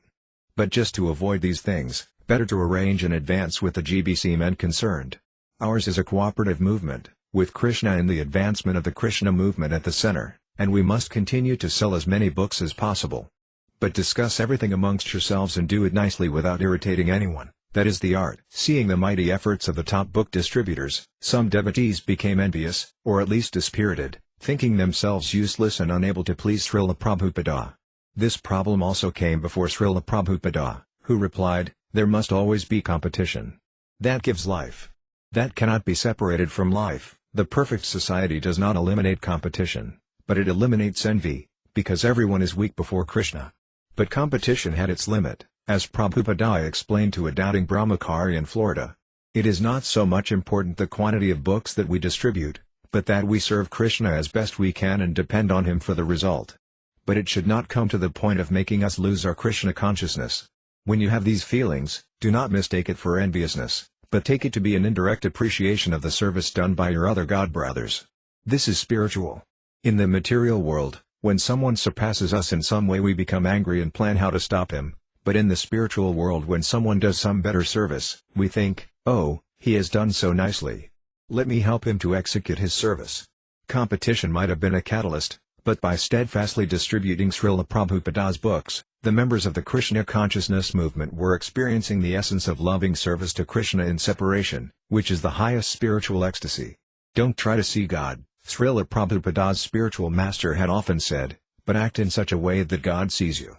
In other words, by submissively acting on the order of the servant of the servant of the servant of Krishna, Prabhupada's disciples were sure to attract Krishna's loving attention. The quickest way to catch Krishna's attention, Śrīla Prabhupada said, was to direct another person to Krishna consciousness. The book distributors, therefore, felt a special reciprocation with their spiritual master, and this impelled them to go on serving and distributing. Sanjaya, philosophically we saw that going out and distributing books was what our spiritual master wanted us to do. We knew that. That was clear to us. We also had a real sense of idealism, that these books and magazines would change the world. Once you come to Krishna consciousness, you actually see how crummy the world really is, how really contaminated things are, how envious people are, and how horrible material life is. You can see that. You don't feel that you yourself can change it, but you feel that whoever gets one of Prabhupada's books and looks at it will be changed in a spiritual way. There was no question about it. We also felt a big change would come in the world in the future as Krishna consciousness spread. Prabhupada also said that if people just touch one of these books their lives will change. Our faith was in the books and Śrīla Prabhupada. Kesava Bharati, when you pass out a book, there is a certain reciprocation from Prabhupada. There was a dramatic difference in our internal experience when a person would take a book compared to just taking some incense or something. We would actually experience Prabhupada's association all day by distributing those books. We didn't feel left out just because certain devotees were physically closer to Prabhupada. Book distributors always got strong enlivenment. We would read about Dāsa Thakur going out and rolling on the ground and begging people to chant. That kind of thing would inspire us. Vaisesika, we had Prabhupada's books and different letters from him. And we also knew that if we distributed lots of books, we could get our name in the newsletter, and we could think of how Prabhupada would read it. But I was just trying to keep up with the others. Sometimes I would go a couple of hours without giving anyone a book. Everyone else would just be passing them out like crazy. I would try, and people would all but spit in my face. They were pushing me around. It was very heavy for me. I would sometimes just walk off and start crying, it was so heavy. But I knew this book distribution was pleasing to Prabhupada, and I just wanted to be part of it. We used to think how Prabhupada was spending so much time behind a dictating machine just writing these books. We would meditate on how he would sleep just a few hours a day and minimize everything else to write these books. So we were also trying to cut down our other activities and just go out and distribute books. Prabhupada said a devotee should live in the mood of the 6 Goswamis, so we were singing those prayers every day. We felt a real connection. Even in the beginning a devotee told me, "Where is Prabhupada, do you know?" And then he said, "He's in his books." That mood was always there. We always felt that connection. Jagata Devi Dasi, when I was distributing Prabhupada's books, I understood that that was the most pleasing thing I could do for him. I was helping him to fulfill his spiritual master's instructions, and so he was pleased. And he was even more pleased if I did it nicely. I always used to hear the story about how Bhaktisiddhanta Sarasvati would be happy if someone went out and distributed even one magazine, because it's actually the mood of Sankirtana, of going out and trying to give mercy to the conditioned souls, that counts. I always wanted to do welfare work. I liked the feeling of doing something for people. So this is the summum bonum of helping people. You are helping them to go back to Godhead. So that was my motivation. And we automatically become purified by bringing other living entities to Krishna. Tripurari, I got inspired mostly by Prabhupada's greatness, how he was staunchly following his Guru Maharaja. It was his Guru Maharaja's order, and therefore he was doing it. I was never very scholarly or intelligent. I never thought that I had much brains or talent. I was never trained practically in any kind of skill, and I didn't have much education. I took it like that I was talking to the most fallen people and that I was the most fallen myself. I was just doing what Prabhupada wanted, because he wanted. I would pray to Prabhupada to help me realize why he wanted book distribution. Then within I would get inspiration, and it would come out in all of my talks about book distribution. That time that I stayed out at the airport when all the devotees went back with Prabhupada to the temple very much affected my whole spiritual life. I was very much intimately connected with Prabhupada.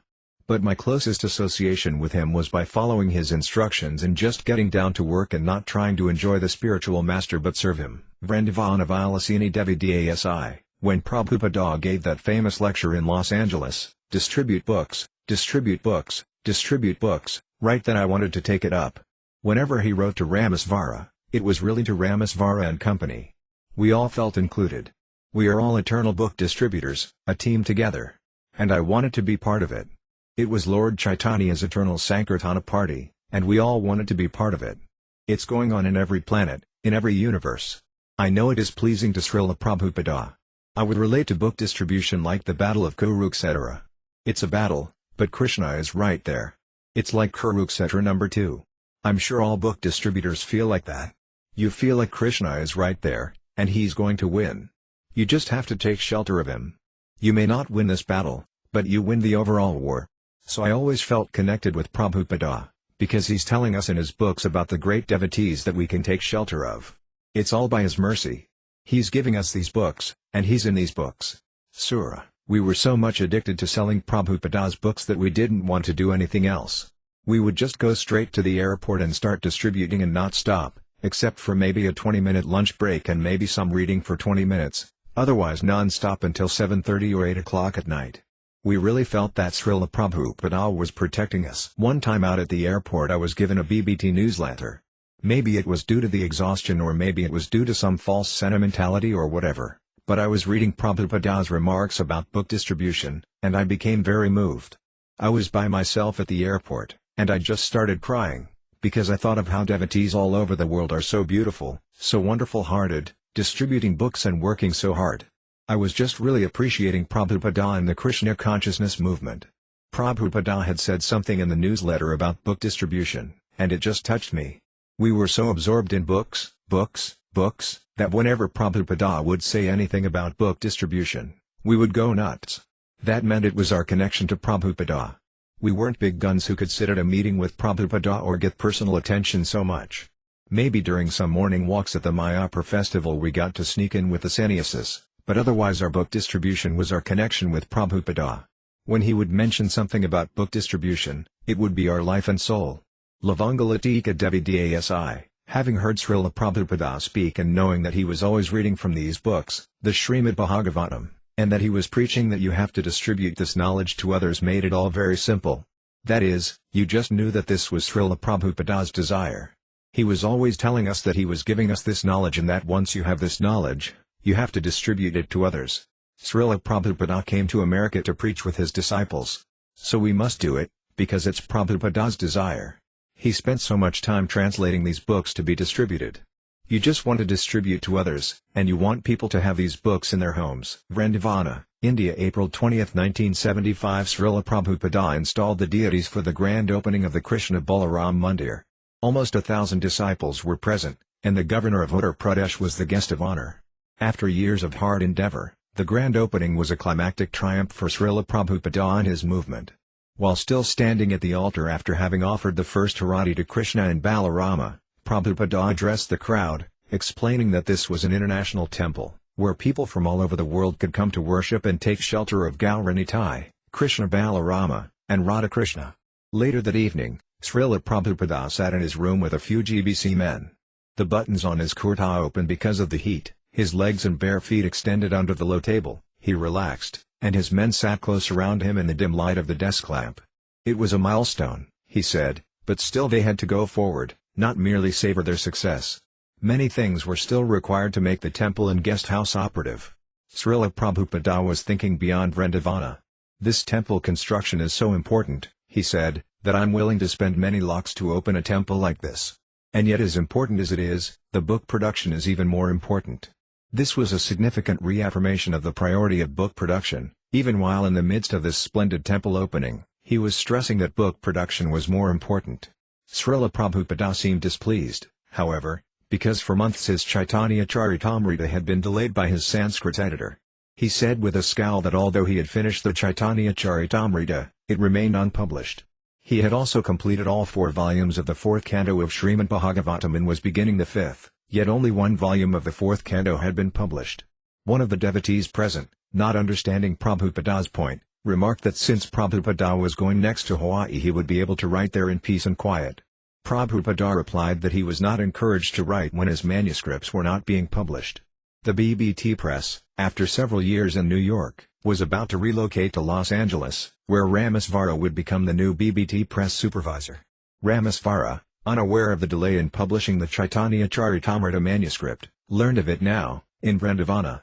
He promised Prabhupada that he would immediately get the press set up in Los Angeles and begin producing Chaitanya Charitamrita. That Śrīla Prabhupada had completed the entire Chaitanya Charitamrita manuscript in 18 months during 1973 and 1974 was a remarkable feat.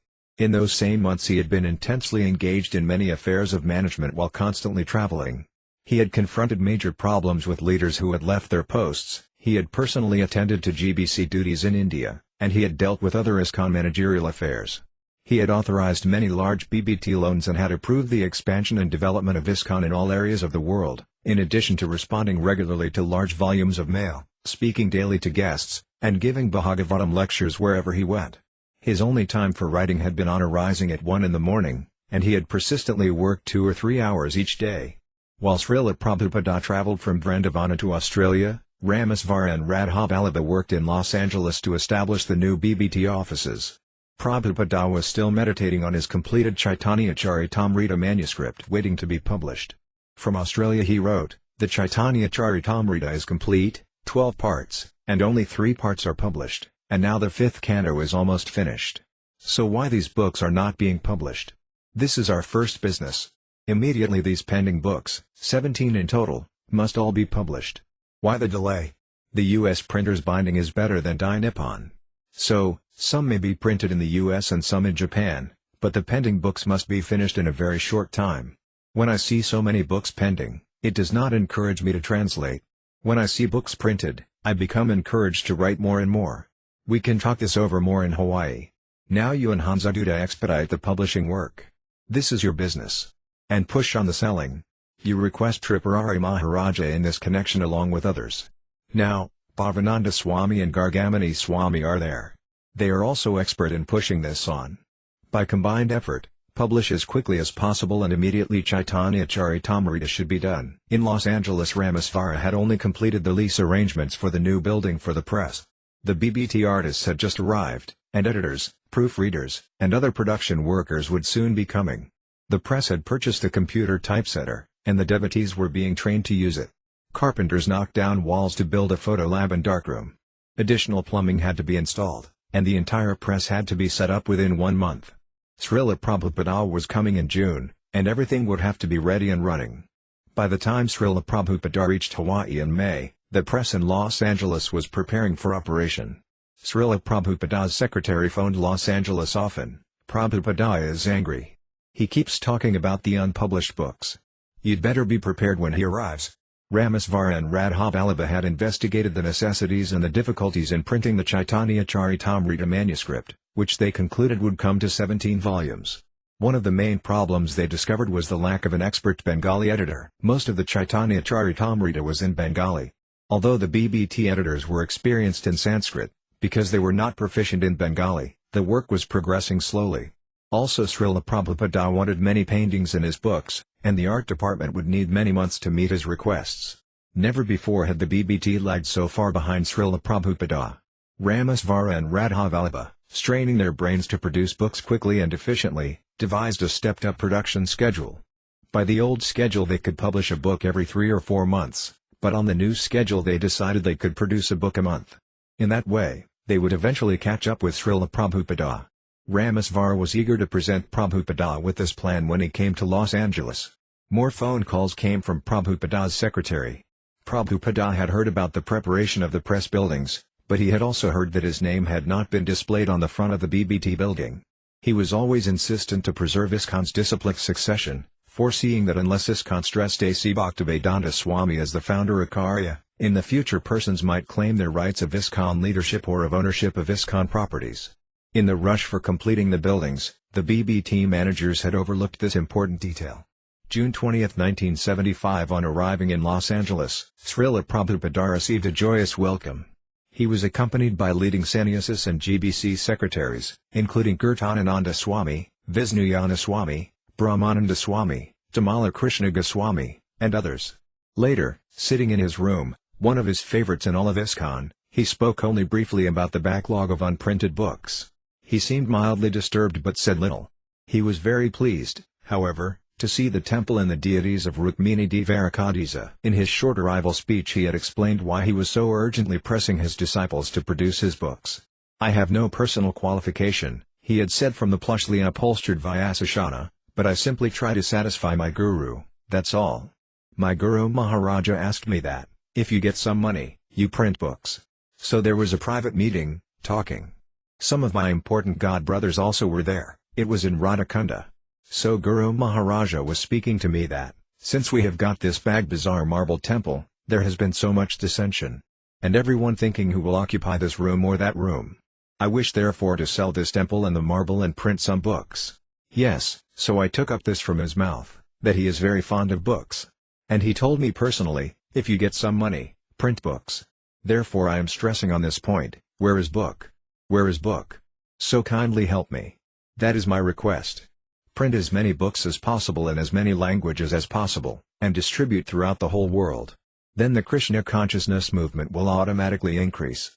The next morning, while walking on Venice Beach, Srila Prabhupada delivered an extraordinary ultimatum. Surrounded by devotees, he walked along, poking the sand softly with his cane. These 17 volumes unpublished, he began, are a great problem for our movement. Yes, Prabhupada, Ramesvara responded, attentive and concerned. The other devotees also nodded, commiserating. Something must be done. Yes, Prabhupada continued, they must be published immediately. Yes, Prabhupada, Ramesvara replied obediently. So I think they can be printed in 2 months, Srila Prabhupada said conclusively. Ramesvara wasn't sure he had heard correctly. The press had only just opened. The artists didn't even have the lights in their room. 2 months was illogical, impossible. Now was the moment to tell Srila Prabhupada the plan for increased production. Ramesvara stepped closer. Srila Prabhupada, he began, we've been meeting about this, and now that the press is finally here and established, I think we can increase production 4 times.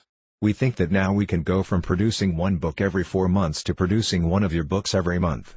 Now both Ramesvara and Radhavallabha were walking together beside Srila Prabhupada, with Tamala Krishna Goswami and Brahmananda Swami walking on his other side. 1 book every month, Srila Prabhupada said, as if thinking out loud and considering it. That means over 1 year. It is not fast enough. The other devotees looked over at Ramesvara and Radhavallabha, who glanced at each other. You have to do all the books in 2 months' time, Srila Prabhupada said again. They had clearly heard it this time, and the 2 managers were stunned in disbelief. Srila Prabhupada, Ramesvara said, I think that's impossible. Maybe we can go faster. Srila Prabhupada suddenly stopped walking. Planting his cane firmly in the sand, he turned to Ramesvara and said, without anger but very gravely, impossible is a word found in the Fool's Dictionary. Suddenly Ramesvara realized his spiritual life was on the line. To say impossible now would mean he had no faith in Krishna's representative, no faith in the power of God.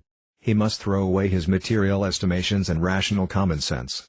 While Ramesvara and Radha Vallabha stood speechless, Srila Prabhupada resumed walking, accompanied by the others. The two devotees hurried to catch up, but now everyone looked at them as if to say, "Come on. Stop doubting. You have to do it."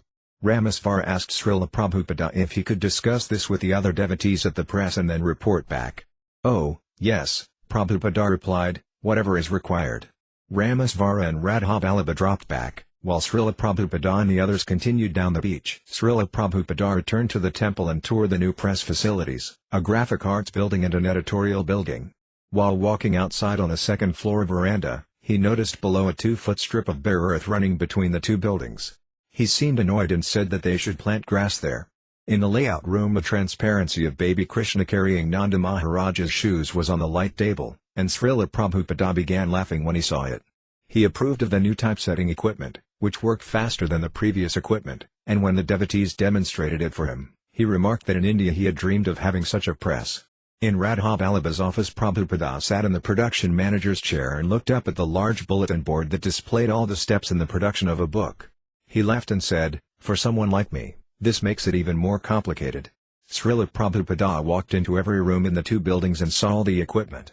This modern technology was fine, he concluded, as long as they could use it to meet the deadline of 17 books in 2 months. Otherwise, their equipment was like the technology of the material scientists who tried to go to the moon, useless. All through the morning program in the temple, Ramesvara and Radha Vallabha tried to concentrate on chanting their japa and on Prabhupada's class, but all they could think of was arranging for the production of 17 volumes in 2 months. And by the time they met with the press workers, they had become convinced it could be done. It was as if some mystical power was going to descend. Somehow or other it could be done. So they presented the plan and convinced the other workers. "It can be done," Ramesvara said later, talking with Srila Prabhupada. Srila Prabhupada replied. "But there were some conditions," Ramesvara said. For the Bengali editing to go smoothly, the editors would have to be able to regularly consult Srila Prabhupada. Immediately Prabhupada agreed, adding that he was prepared to stay in Los Angeles as long as necessary to ensure that they met the 2-month deadline. Another condition Ramesvara raised was that the artists would be working as quickly as humanly possible, but the paintings might not be of the best quality. "A blind uncle is better than no uncle," Srila Prabhupada said. When Ramesvara mentioned that the artists would have many technical questions, Prabhupada agreed to make time to answer them. He also agreed that photographs of Indian holy places connected with Chaitanya Lila could be used to supplement the paintings. After their meeting with Srila Prabhupada, Ramesvara and Radha Vallabha felt that they had a chance. They left Srila Prabhupada's room, running down the stairs. The marathon was on.